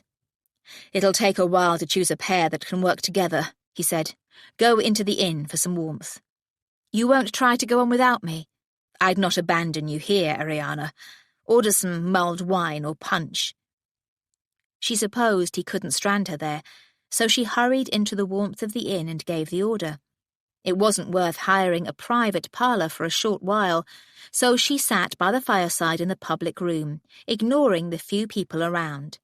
It was gone 10 o'clock and the place was quiet. No one ate at the long common table, and the few people sitting close to the casks of ale were probably local. Staring into the large log fire, she considered how to delay their pursuit. Already there was hope. He'd said it would take time to find a good replacement pair of horses, but it could be impossible. A curricle used a single pole and 2 horses harnessed abreast. The vehicle itself wasn't notably expensive. It was the difficulty of finding a perfectly matched pair to pull it that made it a toy for the rich. Quite likely this inn couldn't provide 2 horses of similar size with an identical pace. To try to go on without would mean at best slow travel, and at worst a rapid tangle and overturn. The bowl of hot punch came, along with 2 medium-sized glass tankards. Ariana filled one and cradled it in her hands as she sipped, contentedly waiting for Kynaston to join her and admit defeat. He arrived and poured himself punch. "Your brother changed horses here not that long ago. We're gaining on them, so we can't dally." The implication was obvious. "You found a suitable pair?" "They'll do. A chestnut and a grey, so hardly for Hyde Park display, but they're of a size and pace. Drink up. We should be on our way." "Let's warm up a little first," Ariana said, and sipped more of the hot drink. "I warned you this journey would be cold. I could arrange for you to stay here." "No, I'll be fine." They sipped in silence, but Ariana was thinking desperately. The elopement must succeed, but if the new horses were as good as he implied, they would catch the fugitives in the next couple of hours. She wished he were getting drunk, but he seemed likely to drink only 1 tankard full, and it wasn't very potent. The conclusion was as obvious as it was unpleasant. She must do something to damage the curricle. It would infuriate Kynaston, but it would be for the good of all in the end. Someone must be able to enjoy love. She asked the innkeeper for the use of a private room, which was interpreted as the need to relieve herself without a trip to an outhouse. Kynaston could hardly object to that delay. A maid took her upstairs to an unused bedroom, which had a clothes stool. The room was perfect. It had an extra door to the gallery around the inn-yard, and down in the inn-yard, Ariana saw the curricle pole down. As soon as she was left alone, Ariana pulled up the hood of her grey cloak and slipped out through the door onto the gallery and down the stairs. Fortunately, no vehicle was coming or going at that moment, so the yard was deserted. From voices, she guessed that the ostlers had sensibly taken themselves indoors for warmth. The door to their room stood ajar, so they'd be aware of any arrival, and she glimpsed a large fire in there. With that brightness, it must have seemed pitch dark out there. Shrouded in dark grey, she must have been close to invisible. She moved toward the back of the yard where the curricle waited, which took her close to the stables. A lamp in there showed her 2 horses, a chestnut and a grey, standing ready, harnessed but wearing blankets. Only one ostler minded the 2. She could try to injure one of the horses, but she couldn't see how, and she wasn't sure she could bear to do such a thing. That meant the curricle, and time was passing. Delicacy would mean she'd be uninterrupted for a while, but not forever. The obvious course was to cut the reins, and she had her small sewing kit in her pocket. The needlework scissors would do the job, though slowly. However, it was likely that the inn had replacements, so it would only mean a delay. The spokes of the 2 large wheels were thin, for everything about a curricle was designed to reduce weight. Even so, how could she break one, especially undetected? Perhaps it wouldn't matter if she was detected. Kynaston would be furious, but if he turned against her forever, she'd be in no worse state. He wouldn't be able to summon a new wheel in an instant. Even if a wheelwright was willing to work this late, it could take hours. Yes, she must do that. She worked her way around to the back of the curricle, where she'd be even less likely to be observed, looking around for some means of breaking a spoke. A hammer would do, or even a large stone. She found neither, but she did see a long metal rod propped in a corner. She grasped it, and only then realised what it was. It was the curricle bar. Once the horses were in their harnesses, it would be slid into place through rings on the top of each horse's harness and fixed in place in order to keep the horses the correct distance apart. Without it, the horses could bump into the pole or each other, risking injury and chaos. It would be insane to try to travel without the bar. It was quite heavy and as tall as her shoulder, but she could hold it against her body inside her cloak. With her prize, she worked her way toward the arch into the street. She'd discard it out there, and it wouldn't be found until morning. Then, with a blast of a horn, a laden stagecoach began to turn into the inn-yard. Ariana backed out of the way, encumbered by the pole. As the ostlers poured out of their room and servants hurried out of the inn, she awkwardly edged toward the stairs and climbed back up to her room of ease. At the door, she looked down over the gallery railing and saw that the coach had come to rest directly beneath her. The horses were being unharnessed and new ones made ready. The passengers were pouring into the inn in search of food and warmth, but they wouldn't be given long.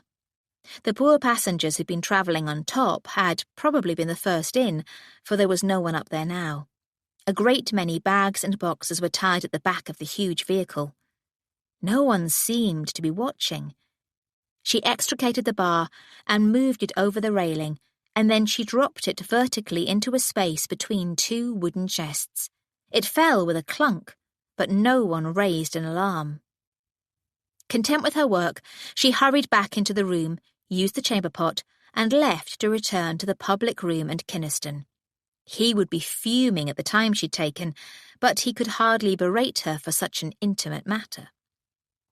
It turned out to be exactly so. As soon as he saw her, he rose, ready to pay their bill, but he couldn't grab the attention of any of the inn servants, who were all busy with the new arrivals. "Just a moment, sir, if you please." They were all attending to the urgent needs of the coach passengers, who now filled both sides of the long table. Some servants carried huge trays of bowls of steaming soup, while others put cut loaves down along the table, accompanied by dishes of butter and cheeses and ham slices. Hungry hands grabbed, and some slurped their soup too quickly, then cursed the burn. The soup smelled delicious, and Ariana was thinking that if they had to wait, they could eat. But then a slurred voice said, "Well, well, well, what have we here?" She turned to find her uncle, Paul Boxstall, leaning in the doorway, as if further progress was beyond him. He was clearly deep in drink. She had to say something, especially as a few of the coach passengers were paying attention. "On a journey, uncle?" "Repairing lease to Derbyshire. Damned cold." "It is, yes." She'd rather have him flat drunk than saying something to embarrass them, so she added, "The punch in that bowl is still warm. Have some." He collapsed into the seat she'd vacated and scooped some into her tankard. After a long drink, he snorted. "Ant's piss. Needs more brandy. More brandy," he yelled to the innkeeper. Kynaston put an arm around Ariana to urge her out of the room. "Leave him be. We need to be off." "Oh?" Paul cried. "What have we here? An elopement?" Now he had the attention of the whole room. "Of course not," Ariana said. Hastily she invented, "We're on our way to a deathbed." "Whose?" "Great Aunt Maud." "The old bag's finally shuffling off? Wonder if there's any money in it." "Very unlikely. I must be on my way." "With Kynaston? Almost as wretched as me and merely over a woman." Kynaston's arm went rigid. "Let him be," he muttered. "We need to leave." "I go, I'll not stand in the way of a wicked bedding." Someone sniggered, and he took encouragement. "Note, my friends, that noble birth doesn't lead to noble behaviour. The most noble Earl of Kynaston and my niece. Perhaps all those salty rumours were true after all." Ariana would have launched into a defence, but Kynaston forced her out of the room. "Anything you say will only fix the matter in their minds." Once out of sight, she protested. "But some will remember and spread the word. It'll all start up again, and now with more cause. This is my fault. I insisted on coming." "I can't dispute that." "You could try." "I can dispute the first part. Some may remember me, but he didn't name you. They'll not know who he is or who his niece is." "He could be telling them all now." "They're too busy eating, but—" "Innkeeper!" The sinewy man was hurrying out of the public room, perhaps fearing they'd leave without paying. "My deepest apologies, my lord. Here's your accounting." Kynaston glanced at the paper and paid, adding extra. "The man now drinking the last of our punch. Give him as much brandy as he wants." The innkeeper hesitated. "Begging your pardon, my lord, but he has the look of one who shouldn't drink any more." "All the same." "As you say, my lord." He hurried back into the public room, leaving them again alone in the hall. Ariana said, "I suspect Uncle Paul can drink a great deal and still spew vileness. We do what we can. Let's be on our way. At the least, we can prove later that we haven't spent the night here." Except that they weren't going to be able to be on their way. Again, she'd created a problem. Would they end up compromised into marriage after all? But then Norris and Phyllis entered the hall from the back. They stopped to stare, and Ariana became newly aware of Kynaston's arm around her. She pulled free. "What the devil?" Kynaston demanded. "Private parlour," Norris said tersely, with a gesture to Kynaston to lower his voice. He was right. Kynaston's loud exclamation could have been heard by the interested crowd in the public room. The innkeeper dashed out again, clearly worried about new trouble. Norris repeated his words, this time as a command. The innkeeper flung open a door to a large room across the hall, which already had a fire in the hearth, ready for anyone wealthy enough to want a private parlour, or even a bedroom. A large oak bed took up half the room, but it left space for a dining table against a window with 4 chairs attending. 2 oaken settles bracketed the large fireplace. "Refreshments, ladies and gentlemen?" the innkeeper asked. "No," Kynaston said. "Leave us." Reluctantly, the man obeyed, closing the door as he went. Kynaston and Norris were already facing off like 2 fighting dogs. "I'll have your guts," Kynaston growled. "It's you who deserve to be gutted. Never see her again. See reason." Phyllis sat on one settle close to the fire and observed them as at a play. Ariana sat opposite her. "What are you doing here?" "Trying to be sensible." The girl rolled her eyes at the men. Ariana focused on them. "Stop!" They both looked at her in shock. She didn't feel quite able to command Kynaston, so she pointed at the opposite settle and said, "Sit down, Norris, and let's all talk." Her brother flung himself down at Phyllis's side, taking her hand. Kynaston remained standing. "So you've seen the error of your ways," he said to his sister. "About Gretna only," she replied, meeting his eyes without a flinch. "I don't want a clandestine marriage." "You'll have none other. I'll never give my consent." "Then we might as well set off again." "You won't leave this room." "You won't stop her," Norris exploded. "Oh, won't I?" Ariana spoke into a growling silence. "Where's Ethel?" "What the devil does that matter?" Kynaston snapped at her. "Don't swear at my sister," Norris yelled, on his feet now. "This sister is losing her damned patience," Ariana shouted, shooting to her feet to go nose to nose with her brother. "Where's Ethel?" "She abandoned us."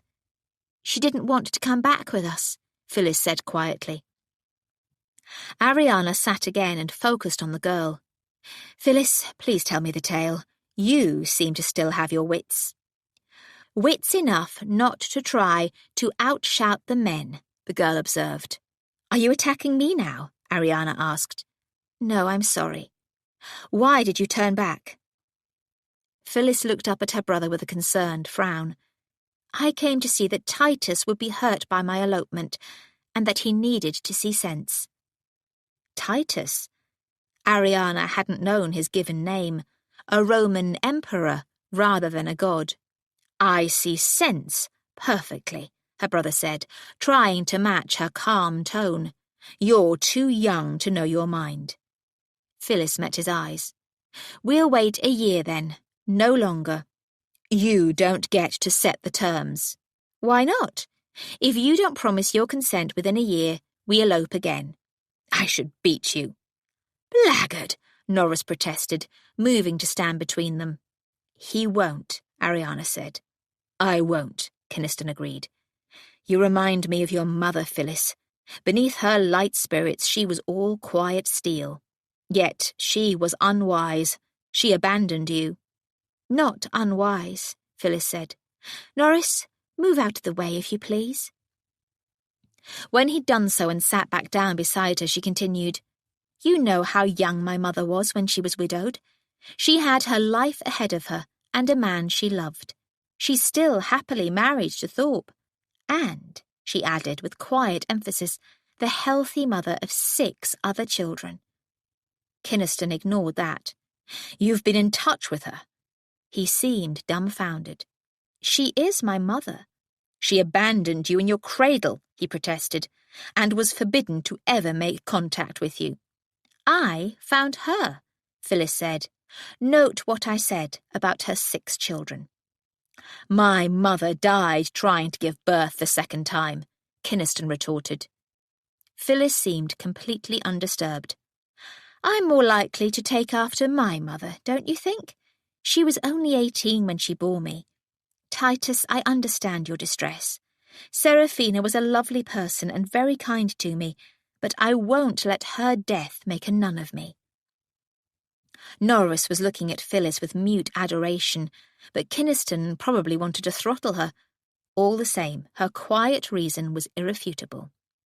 A year, then, he said, as if every word hurt. If you're still of the same mind by this date next year, you may marry. Phyllis rose, smiling. Her smile wasn't triumphant or gleeful, but gently loving. Thank you. In the church at Delacourt, in all good order. May I hope you will already be married, brother? No. Her expression promised that she intended to change his mind. Do you want to stay here? Norris asked Phyllis. I'd rather return to town, but perhaps I can stay in your house. Your mother is there after all. I truly can't endure much more of Ceci and her parents. Of course, Norris said. He'd have given her the moon and stars if she'd asked for them. All was as it should be, but Ariana asked, So what's happened to Ethel? Oh. For once, Phyllis seemed wordless, and Norris grimaced. Never say you abandoned her, Ariana protested. I know she can be annoying at times, but— Of course not, Norris protested. When we halted and decided to turn back, she declared that she'd carry on north. Why? She knows no one in the north. Phyllis answered, To marry a Lord Inching. Inching? Ariana's exclamation matched Kynaston's. Apparently he proposed to her, but she said she couldn't leave you. But when I asked her to accompany us north, she decided to seize the moment. God helps those who help themselves, Norris said, clearly quoting. Adversity makes strange bedfellows. You know what she's like. But that sounds as if she doesn't want to do it, Ariana said. The strange bedfellows was us and the elopement, I think, her brother said. Though better to light a candle than curse the darkness had me foxed. She wants to be married, Ariana said. She said as much recently, but we've made her a creature of 2 worlds. She couldn't marry in a Burgess way, but what gentleman would take her with her background and her height and build? Except Inching, Kynaston said, even with a bit of a laugh. They might do well enough. She's a strong, resolute woman and he'll adore her. He'll probably be happy to stay in Cumberland now he has an Amazon of his own. I don't get to thrash him, Norris asked, for what he did to Ariana. Let sleeping dogs lie, love, Phyllis said, which made him groan in a totally besotted way. When she added, we should leave, he agreed. He looked at Ariana. Do you want to travel back with us, sis? The carriage would be more comfortable, but they clearly needed to be alone together, as lovers do. As lovers do. Her love was hopeless, and once they returned to town, she might never see Kynaston again. She could have this little time. I'll return with Kynaston, Ariana said. We'll not be far behind. She'd truly forgotten until that moment that she'd stolen the curricle bar. Chapter 17. Outside the horn was blowing, and in the inn hall someone was yelling that the Derby coach was about to leave. All aboard! There was still time to confess her crime, and for the bar to be retrieved. She said nothing. She wanted to be with Kynaston as much as Norris wanted to be with Phyllis, and this could be her last opportunity. When the door closed, he looked at her. You should have gone with them. And played gooseberry. I'm very much in favour of gooseberries. I think your sister has proven you can trust her to be sensible. She returned to her seat on the settle, which put her closer to him. In any case, thank you for allowing your brother to put my sister at risk. What of your urgency? He could kill himself in the hunting season. She shrugged. Perhaps he'll be more careful. He's found his one true love. I can't try to force him to marry another. You could have urged them to continue their elopement. No, a horrid way to marry. You could let them marry in church next week. No, I'll see proof of constancy, especially from your brother. He's changing. It's astonished me, but it's so. I quite expect to soon find him with his nose in a book. That twitched a smile on his stern lips. Can you bear this? She asked him. In good humour for Phyllis's sake. I think she wants family around her, and you are the only family she has. Leaving aside her mother. That bothers you. It seems natural to me. Annabel abandoned Phyllis when she was only a few months old. For love. It seems you in turn abandoned her when she was 14, and I left her with her reliable governess, who turns out to have been a regular bluestocking. Mrs. Manners? Ariana asked. I only hired her a few weeks ago. As soon as I returned, Miss Armstrong left to find more demanding pupils. Manners was to help Phyllis prepare for society. A sensible woman, or so I thought. What's she done? Ariana asked, slightly amused by his air of grievance. Says she's going to marry Tom North. What about mourning? Perhaps she's mourned long enough, and, like your stepmother, deserves more life. She meant it about him as much as anyone. He didn't have to respond, because after a knock, the innkeeper peered in. All well, sir? Here's another bowl of punch, some soup, and some slices of pie. A maid carried in the refreshments and laid them out on the table, and then the servants bowed out. Ariana chuckled. They seem relieved not to have found dead bodies. Indeed. Would you like anything?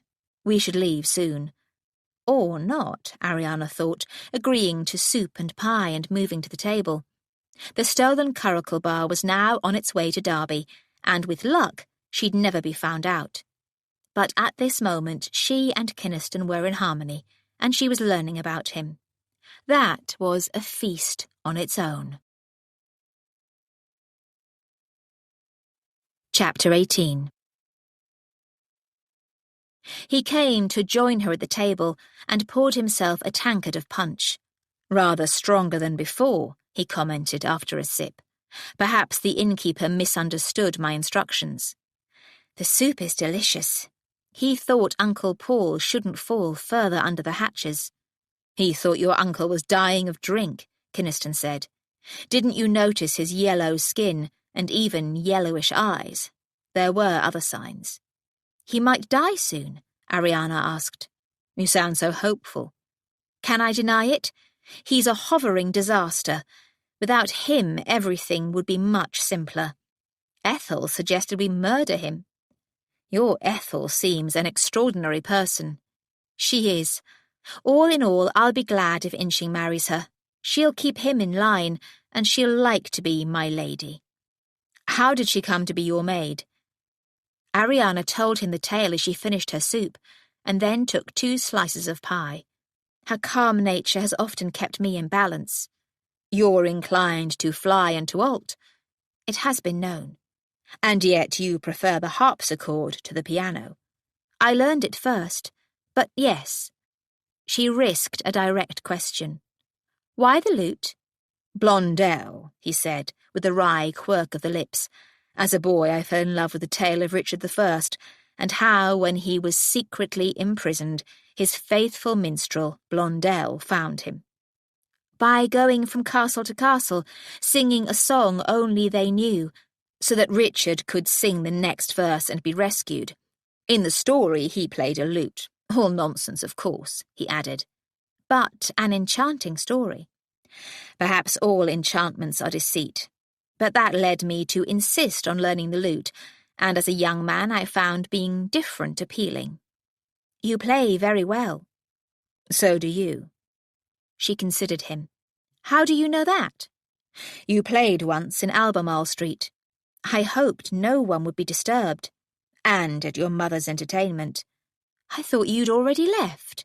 Or you wouldn't have played? That wasn't exactly what she'd meant. I heard later that you left earlier. You sing well, I don't. I've never heard you sing. That's why. She'd eaten and drunk all that she could, so there was no reason for further delay, even though she was relishing this conversation. She understood now what Hermione had said. Conversation with a beloved was precious. All the same, she said, "We should leave." "If you're ready," he said courteously. She rose and he opened the door to call that the curricle be made ready. Then he turned back to pick up her cloak and help her on with it. As he did so, his hands brushed the nape of her neck, sending a secret shiver through her. At least, she hoped it was secret. How could she let him go? How could she lose what they had? How could he?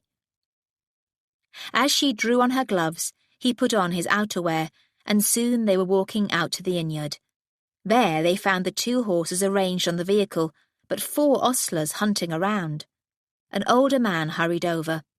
"Beg pardon, my lord, but they seem to have mislaid the curricle bar." "Mislaid? How is that possible?" "Well, my lord, it had to be taken off, my lord, as a new pair would need an adjustment, you see. It was set to leaning against the wall over there, but it's gone." Everyone stared at the wall, as if the metal bar might suddenly reappear. Kynaston turned to Ariana. "Would your brother have done this?" "No. Why?" "To prevent my following." "Back to London," she reminded him as carelessly as she could. She'd much rather he never discover the culprit. There must be another bar around. Kynaston looked at the head ostler, but he shook his head. "We don't get many curricles here, my lord, a curricle not really being a travelling vehicle, you see. The smith can likely make something in the morning. Wood would do for a while." "Perhaps, my lord, but I'd not fancy it. Under strain it might snap and injure the horses." Kynaston muttered a curse. "Keep looking. We'll return to the inn." Once back in their room, he said, "You should have returned with your brother. I'm likely to be stuck here until the morning. There'll probably be a stagecoach for London passing at some time." Ariana had no intention of returning to London on a public stage for any number of reasons. "Maybe," she said, "but though they often leave London in the dark, most arrive in daylight. Can we hire some other conveyance?" When he left to find out, she prayed he would fail. Her prayers were answered. He returned to say, "There's a gig, but it's a sorry specimen. He keeps 1 chaise for hire, but it's out." "I'd say we could ride," Ariana said, "but I'm not dressed for it." A hint of a smile twitched his lips. "A pity you don't have your brother's clothes." She smiled back, dreadfully ill-fitting. Ethel was better suited and rather liked wearing breeches. I found it embarrassing, even though no one could see. Memories of a shirt made her blush. "A bashful Hippolyta," he teased. "Don't. I mean the Amazon bit. I'm not a warrior."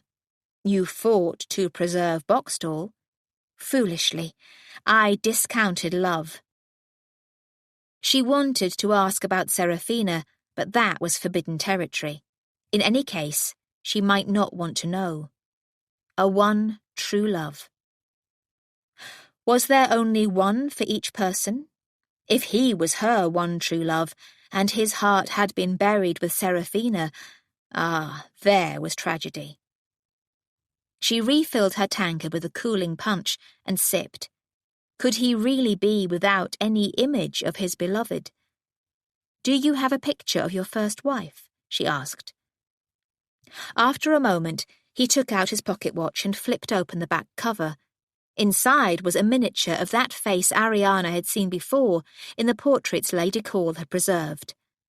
She affected surprise. "Heavens, she's very like that picture on the mummy case. No wonder you were shocked." "Yes." He considered the miniature again, and then snapped the case shut and returned the watch to his waistcoat pocket. But that picture was of a woman thousands of years dead, Ariana reminded him gently. I know that. You probably know all about such pictures, but I consulted an expert. Those mummy paintings date from the time when Egypt was ruled by Italians. Serafina was Italian, from a town near Naples, and she's buried in a lead casket. It's painful for you to speak of it. Don't. It's painful whether I speak of it or not. I should have buried her peacefully at Delacourt, her and the child, but I took the need to return her to her home and family as an excuse to escape. So she was bound in linen soaked with resin, sealed in lead, and transported 1,000 miles. Have you ever heard of Mad Queen Joan of Castile? No, Ariana said, not wanting to hear these grim details, but awed by his sudden willingness to speak them. She was born a princess of Castile, but was married to Philip the Fair, ruler of the Low Countries. She fell insanely in love with him, and when he died 10 years later, she refused to have him prepared for burial, insisting that he was merely ill and would revive. When he was finally embalmed and sealed in a coffin, she opened it daily to be sure he was still there and still dead. She would caress his corpse. How tragic. But perhaps that is part of the power of love. If so, it's a vicious one. I didn't go so far, but I should have let my wife rest peacefully in England. Perhaps her family was pleased to have her to bury in Italy. He shrugged. I told myself that, but she had only grandparents there and some cousins. Her parents had moved to England before she was born. You were driven by a noble desire. I was driven by a desire to delay her burial, for that would be final. And perhaps I was trying to flee the pain of her death, which didn't work. Instead, the journey etched it deep.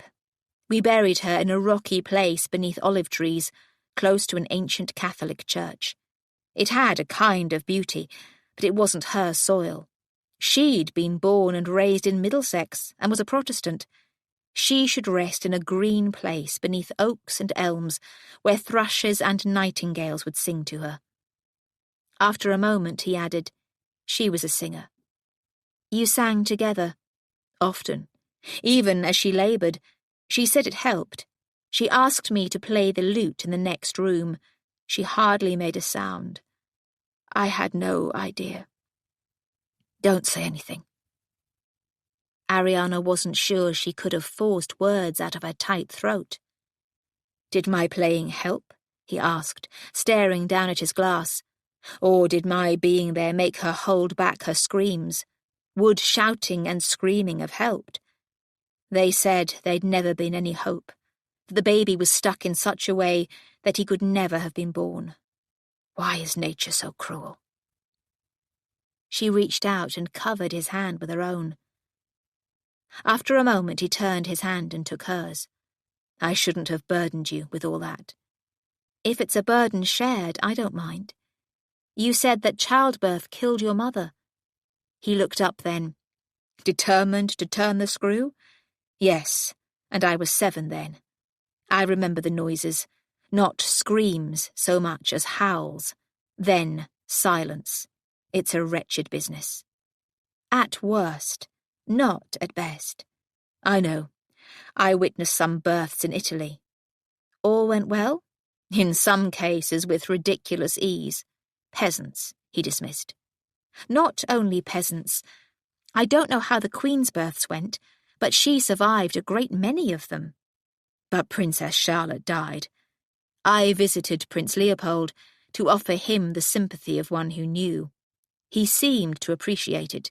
He, too, does not intend to marry again.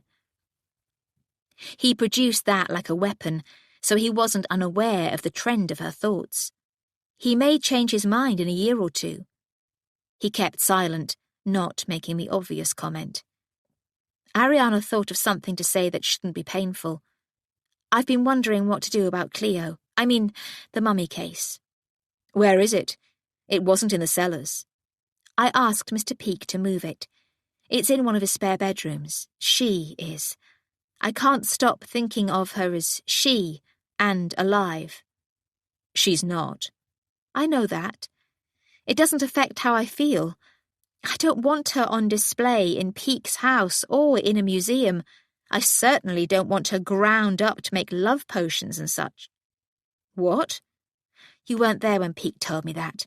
Apparently that's what happens to many of them. That's why he bought it. Her. Good man. I could purchase the mummy and store it somewhere at Delacourt. Another cellar. It doesn't seem right. What do you want to do? I don't know. They were still standing, outer clothes on, caught between the need to leave and the impossibility, but Ariana was feasting on every moment and thinking of more. A knock at the door broke the spell. She'd not realised they were holding hands until he stepped apart. Come. It was the innkeeper again, looking anxious. Beg pardon, my lord, ma'am, but did you say the gentleman was your uncle? Why? Ariana asked. Has he left his bill unpaid? That would be typical. In a manner of speaking, ma'am. The fact of the matter is, he's dead.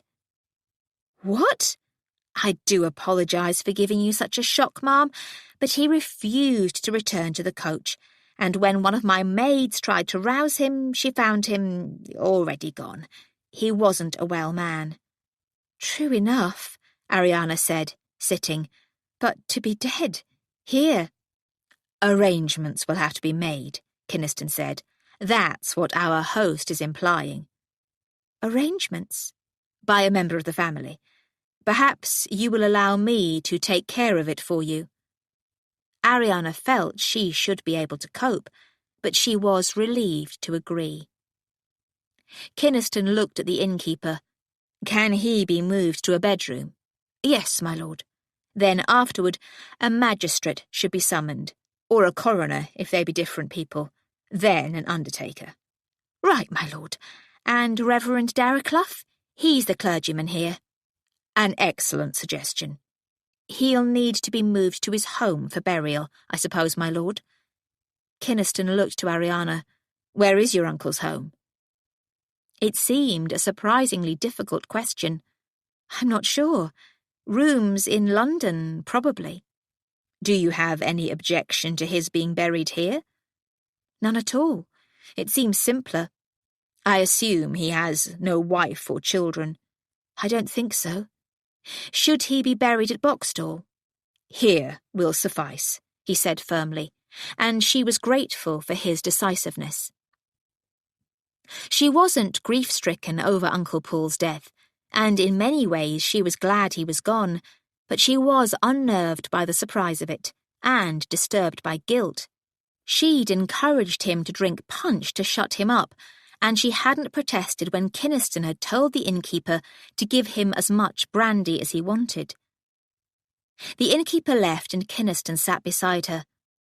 If he'd had any say, it's probably how he'd have chosen to die. By a fire, drinking brandy. How do you know what I was thinking? Easy enough. I'm feeling some guilt myself. He tried to make mischief even then. True to the end. I think I have to stay here until the burial, she said, as family. You don't have to. I can stand in for you there as well. Ariana was aware of a weak desire to lean against him and be embraced, be taken care of. Instead, she sat straighter. I've been weak enough. I can at least represent the family here, but I should write to Mamma and my brother. Undoubtedly. I'll need a room here. We both will. 2 rooms, she amended hastily. Of course. You might as well have this one, as it's warm and ready. He went to the door and called for the innkeeper, then ordered a room prepared for himself. You can have the one next door, my lord. It's not quite as spacious as this one, but it's well enough, and a fire's been burning there all evening. I keep these rooms ready for any who stop and want a private one, even for a little while. Kynaston nodded. Very well. He went into the corridor to inspect the next room, but returned through an adjoining door. It'll do. This door locks. He put the key on Ariana's side. "I'm sure I can trust you," she said, unable to resist some dryness. "Use the key," he said, and returned to his room. Ariana didn't. Did he feel any pull of lust? Was it only willpower that kept them apart? If so, shouldn't she respect that? Their earlier discussion had deepened a bond, but the bond had only increased her desire. Could she bear to let this opportunity slip by? If they bedded here tonight, how could he not marry her?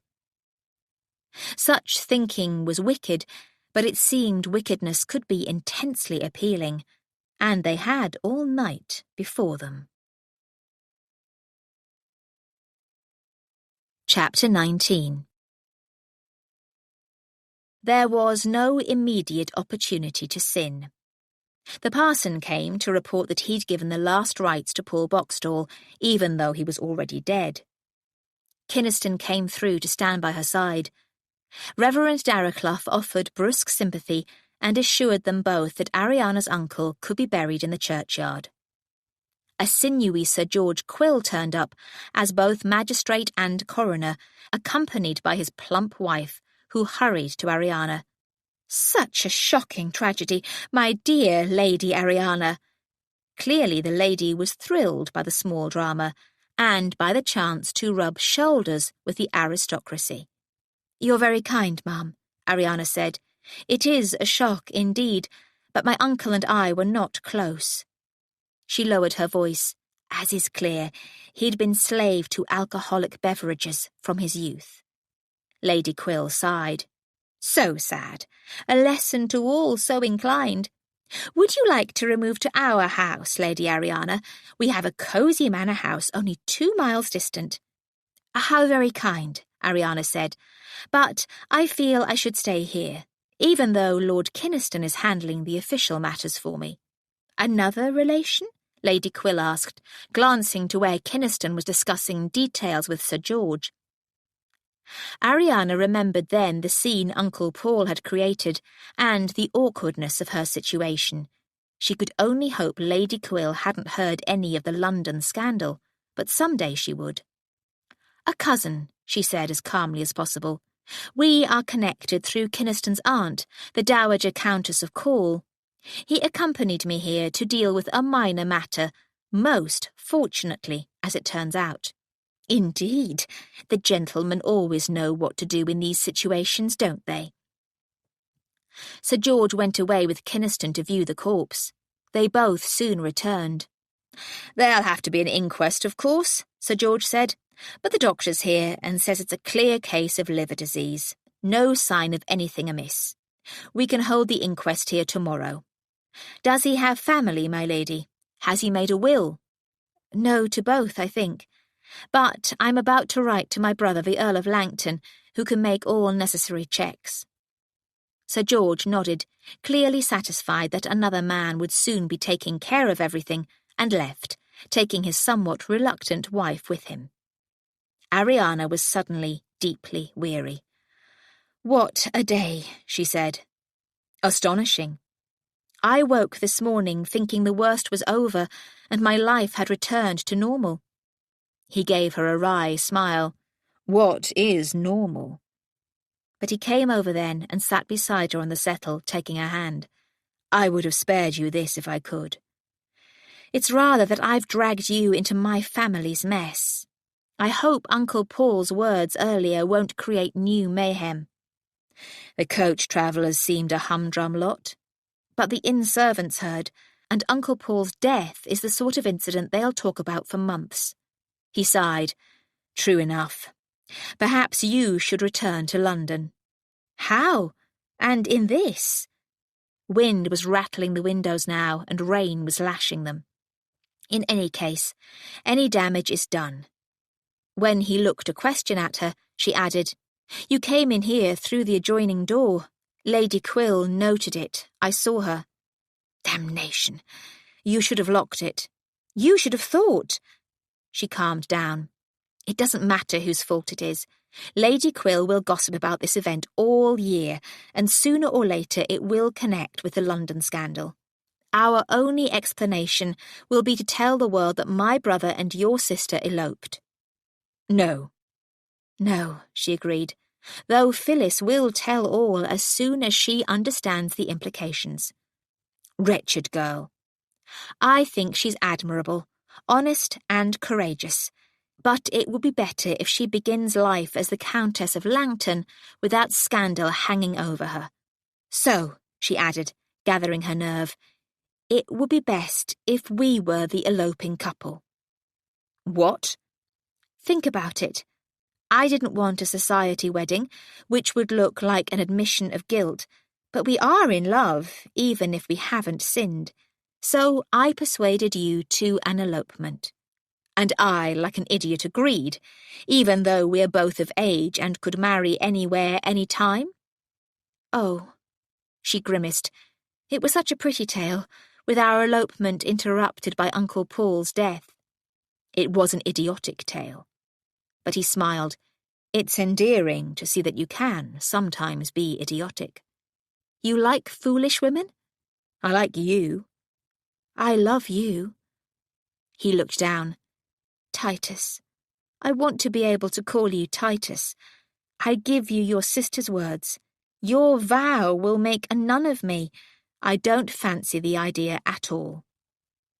He looked at her with exasperation. "There are other men, plenty of them. Once you put your mind to it, you'll find happiness." "You don't believe in a one and only?" "No." "What of Seraphina?" "You won't let her rest in peace, will you? I thought she was my one and only, until you." Ariana smiled and leaned closer. "Thank you. Is your vow entirely about childbirth, or is part of it a vow to her? I don't think she'd mind." "You can't know." That was true. Ariana realized she was thinking of Cleo. "I don't believe anyone who truly loves would want their beloved to be unhappy after their death. I think my mother will marry again." "That's different. Ariana, I couldn't bear to kill you." She went into his arms to hold him. "Oh, love, you won't. Even if the worst happens, it will be cruel nature, not you. And it won't. There's no reason to expect it. I want you, I want our children, and I want our comfortable old age as grandparents. So many people have that. Why not us?" "Perhaps I'm cursed." "Why think that? Why? What have you done to deserve that?" She waited, praying he didn't have some dreadful secret on his soul. "Perhaps nothing," he said at last. "But perhaps I persuaded Seraphina into marriage before she was ready. I was an arrogant young fool, sure that every dangling fruit was my just possession." "Did she not love you?" "Yes, but we could have waited. Her mother wished us to. I was impatient, however, and she was dazzled by my rank." "And your looks and charm, I'm sure." "Feeding me compliments?" "Truth. Don't try to deny your gifts. I suspect Seraphina wanted you equally as much as you wanted her, and her mother had no say at all." He chuckled. "You could be right. She was willful. And age would have made no difference. You said the baby couldn't be born. It wasn't a fault in her, or anything to do with her youth. She could have been 40 and suffered the same fate." "You're not advancing your cause," he pointed out. "I'm pointing out a truth. There's always a risk when a woman bears a child, but there's greater risk when a man goes off to war. That hasn't put an end to the army or navy." "Perhaps it should." "Perhaps it should, but it hasn't and it won't. More women die of smallpox than in childbirth. Even now we have vaccination. I looked that up." "Then we should vaccinate everyone." "Probably. Of the women who died last year in their childbearing years, fewer than 5% died in childbirth." "My darling Bluestocking, that's 5% too many." "But think of the 95% who lived to enjoy their children. 20 times as many females died of consumption last year. 20 times. Some may have been older or younger than childbearing years, but that's a huge number. And a risk that can't be avoided. It strikes where it will. Very well. Consider this, sir. I intend to take my chances and bear children. It will be with you, the man I love, or with some other. Choose. You wretched woman. Ariana simply waited. You'd do it, wouldn't you? I'm determined on it. I know I'm asking a lot of you, but my life, my entire happiness hangs in this moment. I wouldn't do it if I wasn't sure your happiness depends on it as well. He cradled her face and kissed her. I surrender, but I'm not eloping. We'll do it, with dignity, at Boxstall, no sooner than the spring. So that if I bear a child 9 months later, there'll be no raised brows? Challenging, but clever. Merely a few months to wait. Or not, if we're careful. Careful? I made a vow, but I haven't been a monk. Or at least... A monk? She asked in surprise. In Italy, briefly. It seemed a solution. I found I didn't suit. She chuckled, and it turned into a giggle of delight, because it was sinking in that she'd won. She'd made a bold move, and she'd won. We really will marry, in the spring. But he moved back and rose again. No, this is a momentary madness. You'll be sane again in days. No, I won't. I've loved you for years. How could you have? She was already regretting her admission. We did meet all those years ago. You were handsome, charming, and kind. I was a swollen-headed young idiot. Ariana, I hardly noticed you. I know. But I never forgot you, and you are now a man to admire. For what? I married rashly, and when fate was cruel, I ran away, neglecting my family, my estates, and my other responsibilities. I could, at the least, have joined Wellington's army and wasted my life more usefully. No, she protested, rising to her feet. You did what you had to do, and since returning, I've resorted to drink. I'm not worthy of you. That's for me to decide. You've shown strength and resolution, and I love you. I need you. She managed not to say, don't run away again, but perhaps he heard it, for he turned and plunged into the other room. Ariana regarded the slammed door ruefully. She was unskilled at managing men. Another woman would have done better. She couldn't give up now, however. She sensed the same physical needs in him as raged in her, and the deeper desires and emotions as well. She thought of Ethel, who'd clearly seen what she wanted and set about it, grasping the means of going north that Norris and Phyllis had presented. Perhaps she was, even now with Lord Inching, persuading him that marriage would be a perfect conclusion, which it probably would be. Ethel would manage Inching, and they'd live happily together in Cumberland, undisturbed by the world's opinion. Seen in that light, her own obstacles seemed insignificant.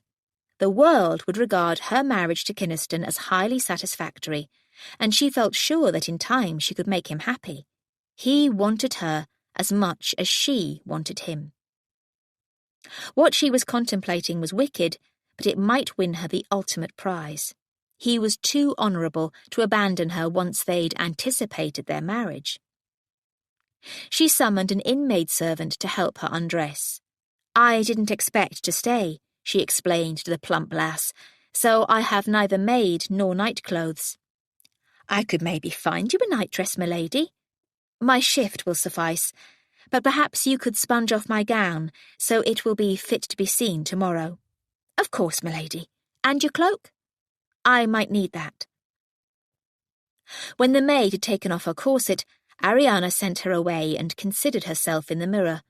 She wasn't sure what clothing would be seductive, but her sturdy linen shift, hanging shapeless down to her calves, didn't seem likely.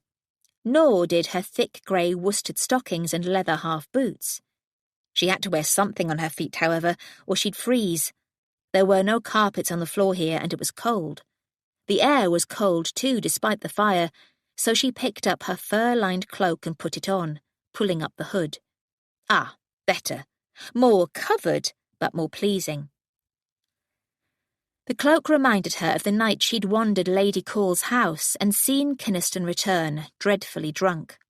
That had been the culmination of the day on which he'd encountered Cleo. "Your ghost needs to be exorcised, Seraphina," she said aloud. "Are you restless because of where he had you buried? I promise to have you brought back to rest in English soil if you will only leave him in peace, leave us in peace." She considered herself in the small, inadequate mirror. "Not that this sight will break any man's will. Help me, Seraphina. Help me, Cleo." The adjoining door opened, and she turned to face it, to face him. "Are you all right?" he asked. "I heard voices." "One voice," she said hoarsely, for he was undressed down to his pantaloons and shirt, which was open at the neck. "I was talking to myself." "You're cold. I'll order warming pans, and then you'd best be in bed." "Two in a bed would be warmer, but most unwise." He left, but she shed her cloak and pursued. "Titus!" He turned to face her, but behind him sat a larger mirror which showed her in ugly shift, woolen stockings, and well-worn half-boots. She covered her face with her hands. "I'm sorry. I'm such a sight." Warm hands lowered hers. "You're beautiful, Ariana, as you always are." She met his eyes. "I wish I were in filmy silk, like a woman in a harem." "You'd be no more alluring." "Surely I'd have to be." "Why are you always so clear-headed?" "It's a flaw?" "It means you must see me for what I am." "I see a man, no better or worse than other men, but perfect in my eyes." "That's a heavy burden to bear." "Then you must strive to. I'm sure you were a good husband to Seraphina, and will be a good husband to me." "We've talked about this." "Clearly not enough. We are going to marry Titus and be happy, with a brood of happy, healthy children." And that meant...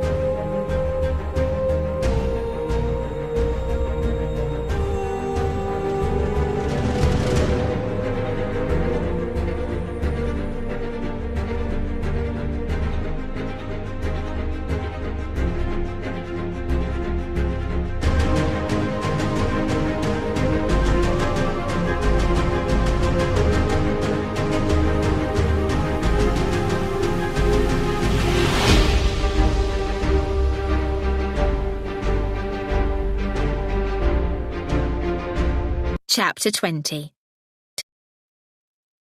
His room was much smaller than hers, and dominated by the tester bed.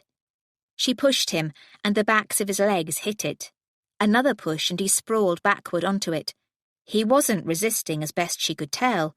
In fact, he grabbed her shift and pulled her down on top of him. She sprawled over his warmth, with only 2 thin layers of cloth between her breasts and his chest.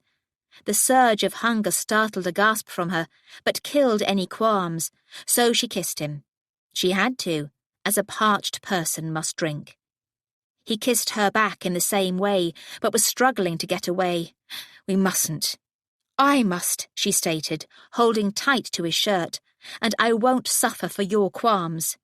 He ripped free. "Qualms?" She knelt on the bed, glaring at him.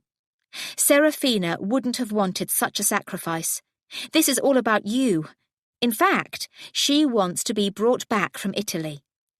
He sat up, glaring in return. "Oh, does she? She's written you a letter?" "I just know. She can't rest there, and perhaps that's why you can't be at peace." She leaned into him and kissed him more gently. "Let me bring you peace, Kynaston." "Peace," he groaned. I haven't known a moment's peace since we met. Again. Again.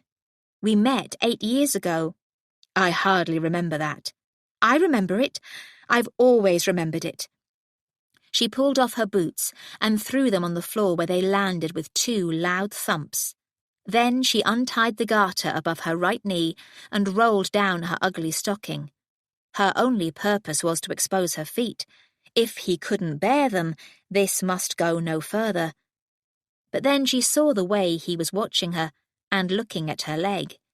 It reminded her of Ethel's words about inching, showing a bit of leg, like a cat in catmint. She pushed the stocking off her foot, watching him. No repulsion. Instead, he grabbed her foot in both hands and rubbed it. Not too cold. Boots and worsted stockings, she reminded him, then added, I have large feet. You said something about large feet before. It would be odd for someone so tall to have tiny ones. I am very tall.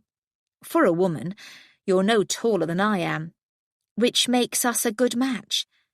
The way he was massaging her foot made her want to purr and roll. I'm not the only tall, eligible man around. She gently eased her foot out of his hands and tucked it under herself. You're the one I want. I tried to like the others, but from the start it was you I wanted. From the start? I wasn't on my aunt's list. How do you know that? Your mother showed it to me, asking my advice. And what did you advise? The same as I advised you. Ariana remembered what Hermione had said about talking and could sense what she'd meant. Desire still hummed, but they were both calmer now and in some way more open, there in a small bedroom, lit only by the fire and 1 candle. On the bed. She crawled up to sit on the pillows, resting back against the headboard, and patted the space beside her in invitation. I think I'll keep my distance, he said. As you will. Tell me about the monastery, all about taking Seraphina to Italy. He leaned back against one of the bottom bedposts, frowning in thought. We sailed for Naples. Some friends came with me. We sighted some Barbary pirates once, but they didn't bother us. We were on a well-armed Navy ship. My friends preferred to stay in Naples, so I went on alone with the coffin. I'd had the notion that her family would welcome her, but they were all distant relatives who'd long ago lost touch with her father, though I could see a family resemblance. What of her parents here in England? I didn't even consult them. So arrogant. They, too, wanted her to be returned here. They want her buried in London where they live, but she wouldn't want that. Apparently without thought, he'd taken her other foot and was massaging it. No, fondling it. Why not? She asked on a breath. She loved Delacourt, especially the wilderness area. I think she'd like it there. You don't mind me talking about her? Not at all. I'd assumed any woman would resent me talking about my first wife, a wife I loved very much. Ariana noted first with satisfaction. Some might, but not if you have room in your heart for another. He closed his eyes, dark lashes lying on his cheekbones. Do I? What of the one and only? If we'd fallen out of harmony, it might be different.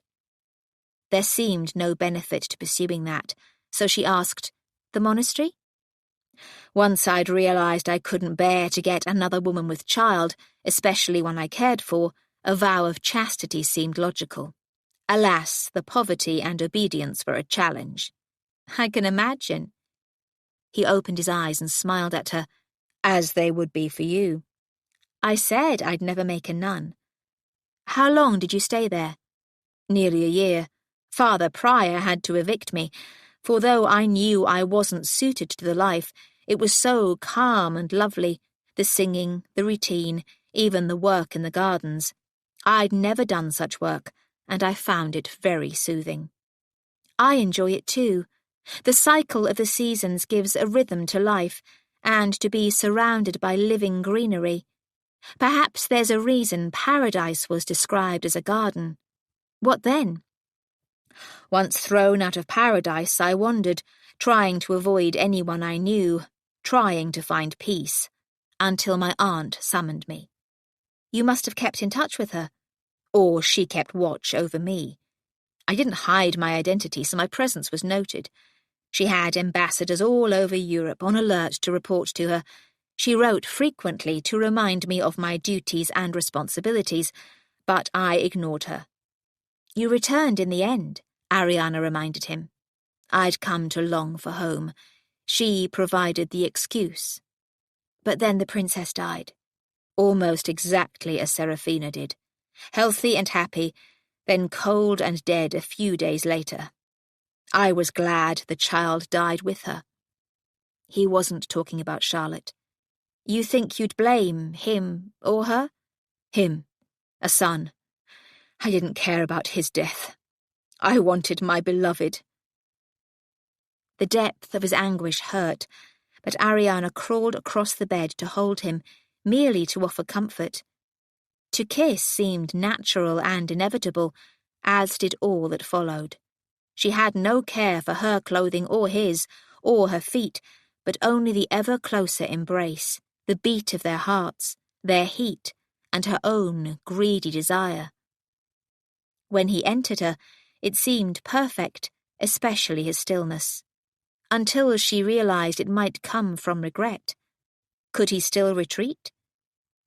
She wanted the commitment this must mean, and held him closer, moved her hips to bring him deeper, refused to let him go. It's done, she murmured against his neck. Complete. I love you. As, God forgive me, I love you. With that groan he moved in her harder and faster, until with a great shudder, all was done. Ariana couldn't say she'd achieved poetic ecstasy, but she'd won her prize. He was hers now. Later, as she dozed in contentment, he kissed her and touched her. And in the end, she said, "So it wasn't poetic invention," and snuggled against his hot, hard, naked body, smiling. Morning light woke her, so she knew it must have been late. "I shouldn't be found here," she said. "I doubt we can hide the facts, love." She became aware of smells and a sticky bed. "Are you just saying that, love, because you feel you must?" "No. I desired you that day in the library, which shocked me. I'd denied all desire for years, and it hadn't been hard, but then there was you. Every day you were in my aunt's house was torment, every moment together." He kissed her. "You were assessing other men as husbands, and I must help you. Torment." She chuckled. "For me too. No other man could ever be good enough. I'm not good enough for you. You're the one I want, the one I need. My good fortune, not my just deserts." "So," she asked, "we elope?" "No. We'll do it with dignity at Boxtor, no sooner than the spring." "What if a child comes from this?" "I did my best by separating from you when I did, so that I did not spill my seed in you." She placed a hand on his chest and could feel his deep breathing. "Can you do that every time until we wed?" "Wretched woman, there'll be no more times like this." "No?" "I've had practice at self-restraint." She chuckled, and it turned into a giggle of delight at realizing that she was with him and he was hers. "We really will marry, in the spring?" "On my honor." He pulled the covers off her. "I want to see you naked, my glorious beauty, and kiss you, head to toes." And he did, and didn't seem to mind her feet at all. Easter, the 22nd of March, 1818. Ariana was pleased to find that Easter came early in 1818. On the 22nd of March, she married Titus Frederick Delacourt in the ancient medieval Boxall Church. Norris and Phyllis married on the same day, but in a later, separate ceremony. Lord and Lady Kynaston honeymooned in Italy, even visiting a monastery, where the elderly prior blessed them, saying that he'd always known Brother Titus's calling was in the world. Ariana declined an offer to visit Greece and Egypt, saying she preferred to cherish the image of them in their prime. They returned to England, to the port of Liverpool, bringing a coffin to be reinterred at Delacourt. Kynaston had some business interests to pay attention to in Liverpool, but Ariana travelled up into Cumberland to visit Ethel. Lady Inching was in fine fettle and much loved in the area for her down-to-earth nature and true concern for the lives of ordinary people. Inching had mumbled an apology to Ariana but then kept out of the way. It was clear he adored Ethel in every way.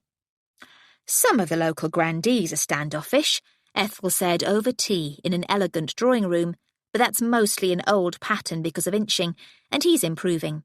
The worst ones don't spend much time up here anyway, thinking London and the area so much more important." "But you're happy to stay up here?" Ariana asked. "Of course. You don't mind?" "Not at all. I have a new lady's maid, but that's all she is, and a new friend in Kynaston." "I hope he's treating you right." "Of course he is. We disinterred his first wife from her olive grove in Italy." "Why?" "It didn't suit her. She'll rest more easily at Delacourt." "I wouldn't want a first wife's grave on the doorstep."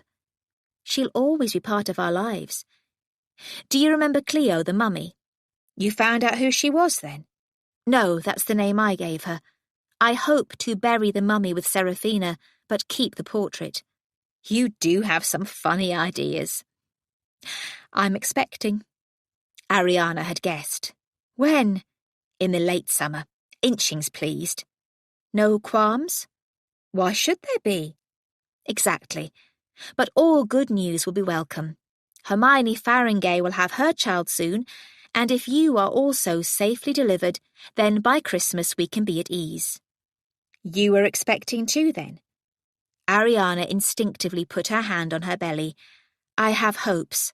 I haven't told Kynaston yet." Ethel chuckled. "Let sleeping worries lie?"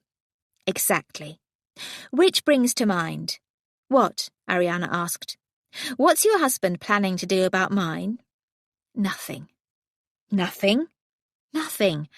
I pointed out that he's suffered from being short as much as I have from being tall." "What of Churston, then?"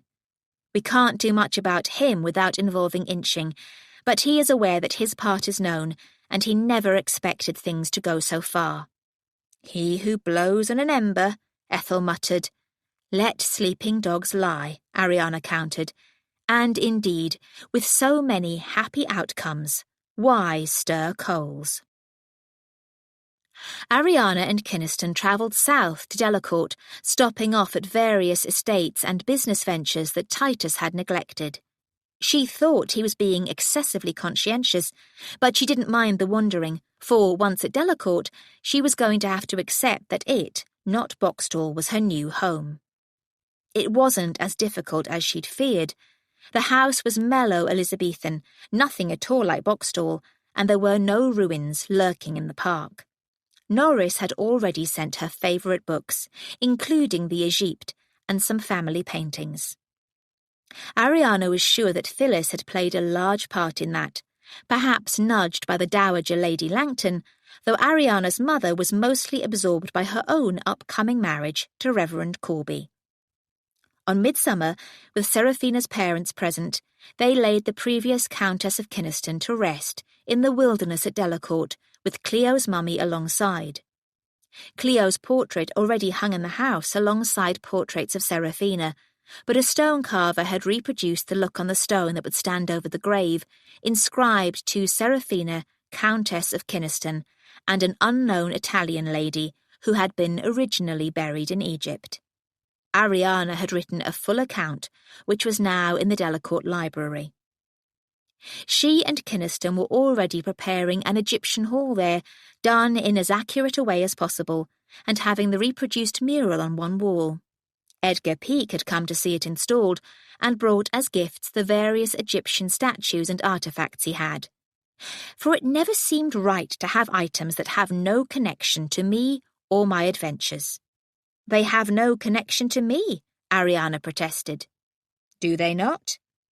She smiled at him. Perhaps they do. Perhaps they do. They celebrated Christmas 1818 at Delacourt. Ariana's mother also attended, as Ariana's time was due, along with her amiable and doting husband. She was positively glowing with new energy and joy. Though why you and Phyllis must expect your babies at the same time, I know, comes of marrying on the same day, but it doesn't always work just so. Her mother wanted to be with her, which only seems right, so here I am, though my experience is limited, and Annabel has borne 7. As it was, no experience was necessary. Ariana began her labour on December the 30th, but the midwife told her to carry on as normal as long as she could. That calmed Kynaston a little, though when she took to her bed in the evening, he insisted on being with her at every moment. My love, it's far worse to be somewhere else, waiting and wondering. Ariana tried to stay quiet, but the midwife said, Just let it out, my lady. Don't you worry about him. The babe's in a fine position, so there's no need to worry. But it's work, see? And it's only normal to make noise as we work hard. So Ariana worked, and soon the baby slithered out and squawked. A fine boy, the midwife declared, wrapping him up and showing him to his father. All's well, my lord, but you can't have him yet. He's to go to the breast to help his mother.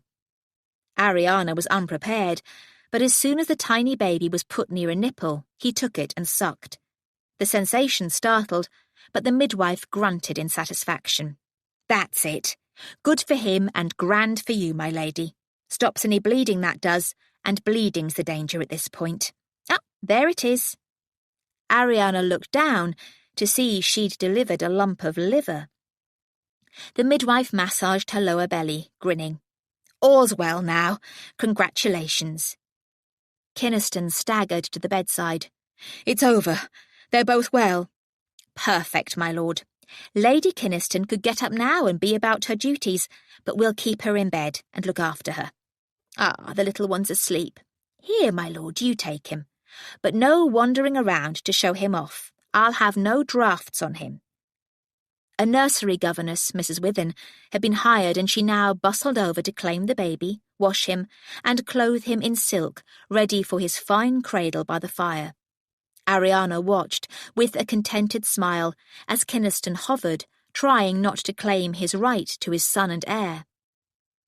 When Mrs. Withen moved to put the baby into the cradle, Ariana said, My lord, bring the baby to me, please. He obeyed, and she took the swaddled child. Perhaps you could climb on the bed beside me. He did, and took them both in his arms. Thank you, for the child, and for dragging me this far, my love. She smiled at him. It's been my delight, my lord, every step of the way.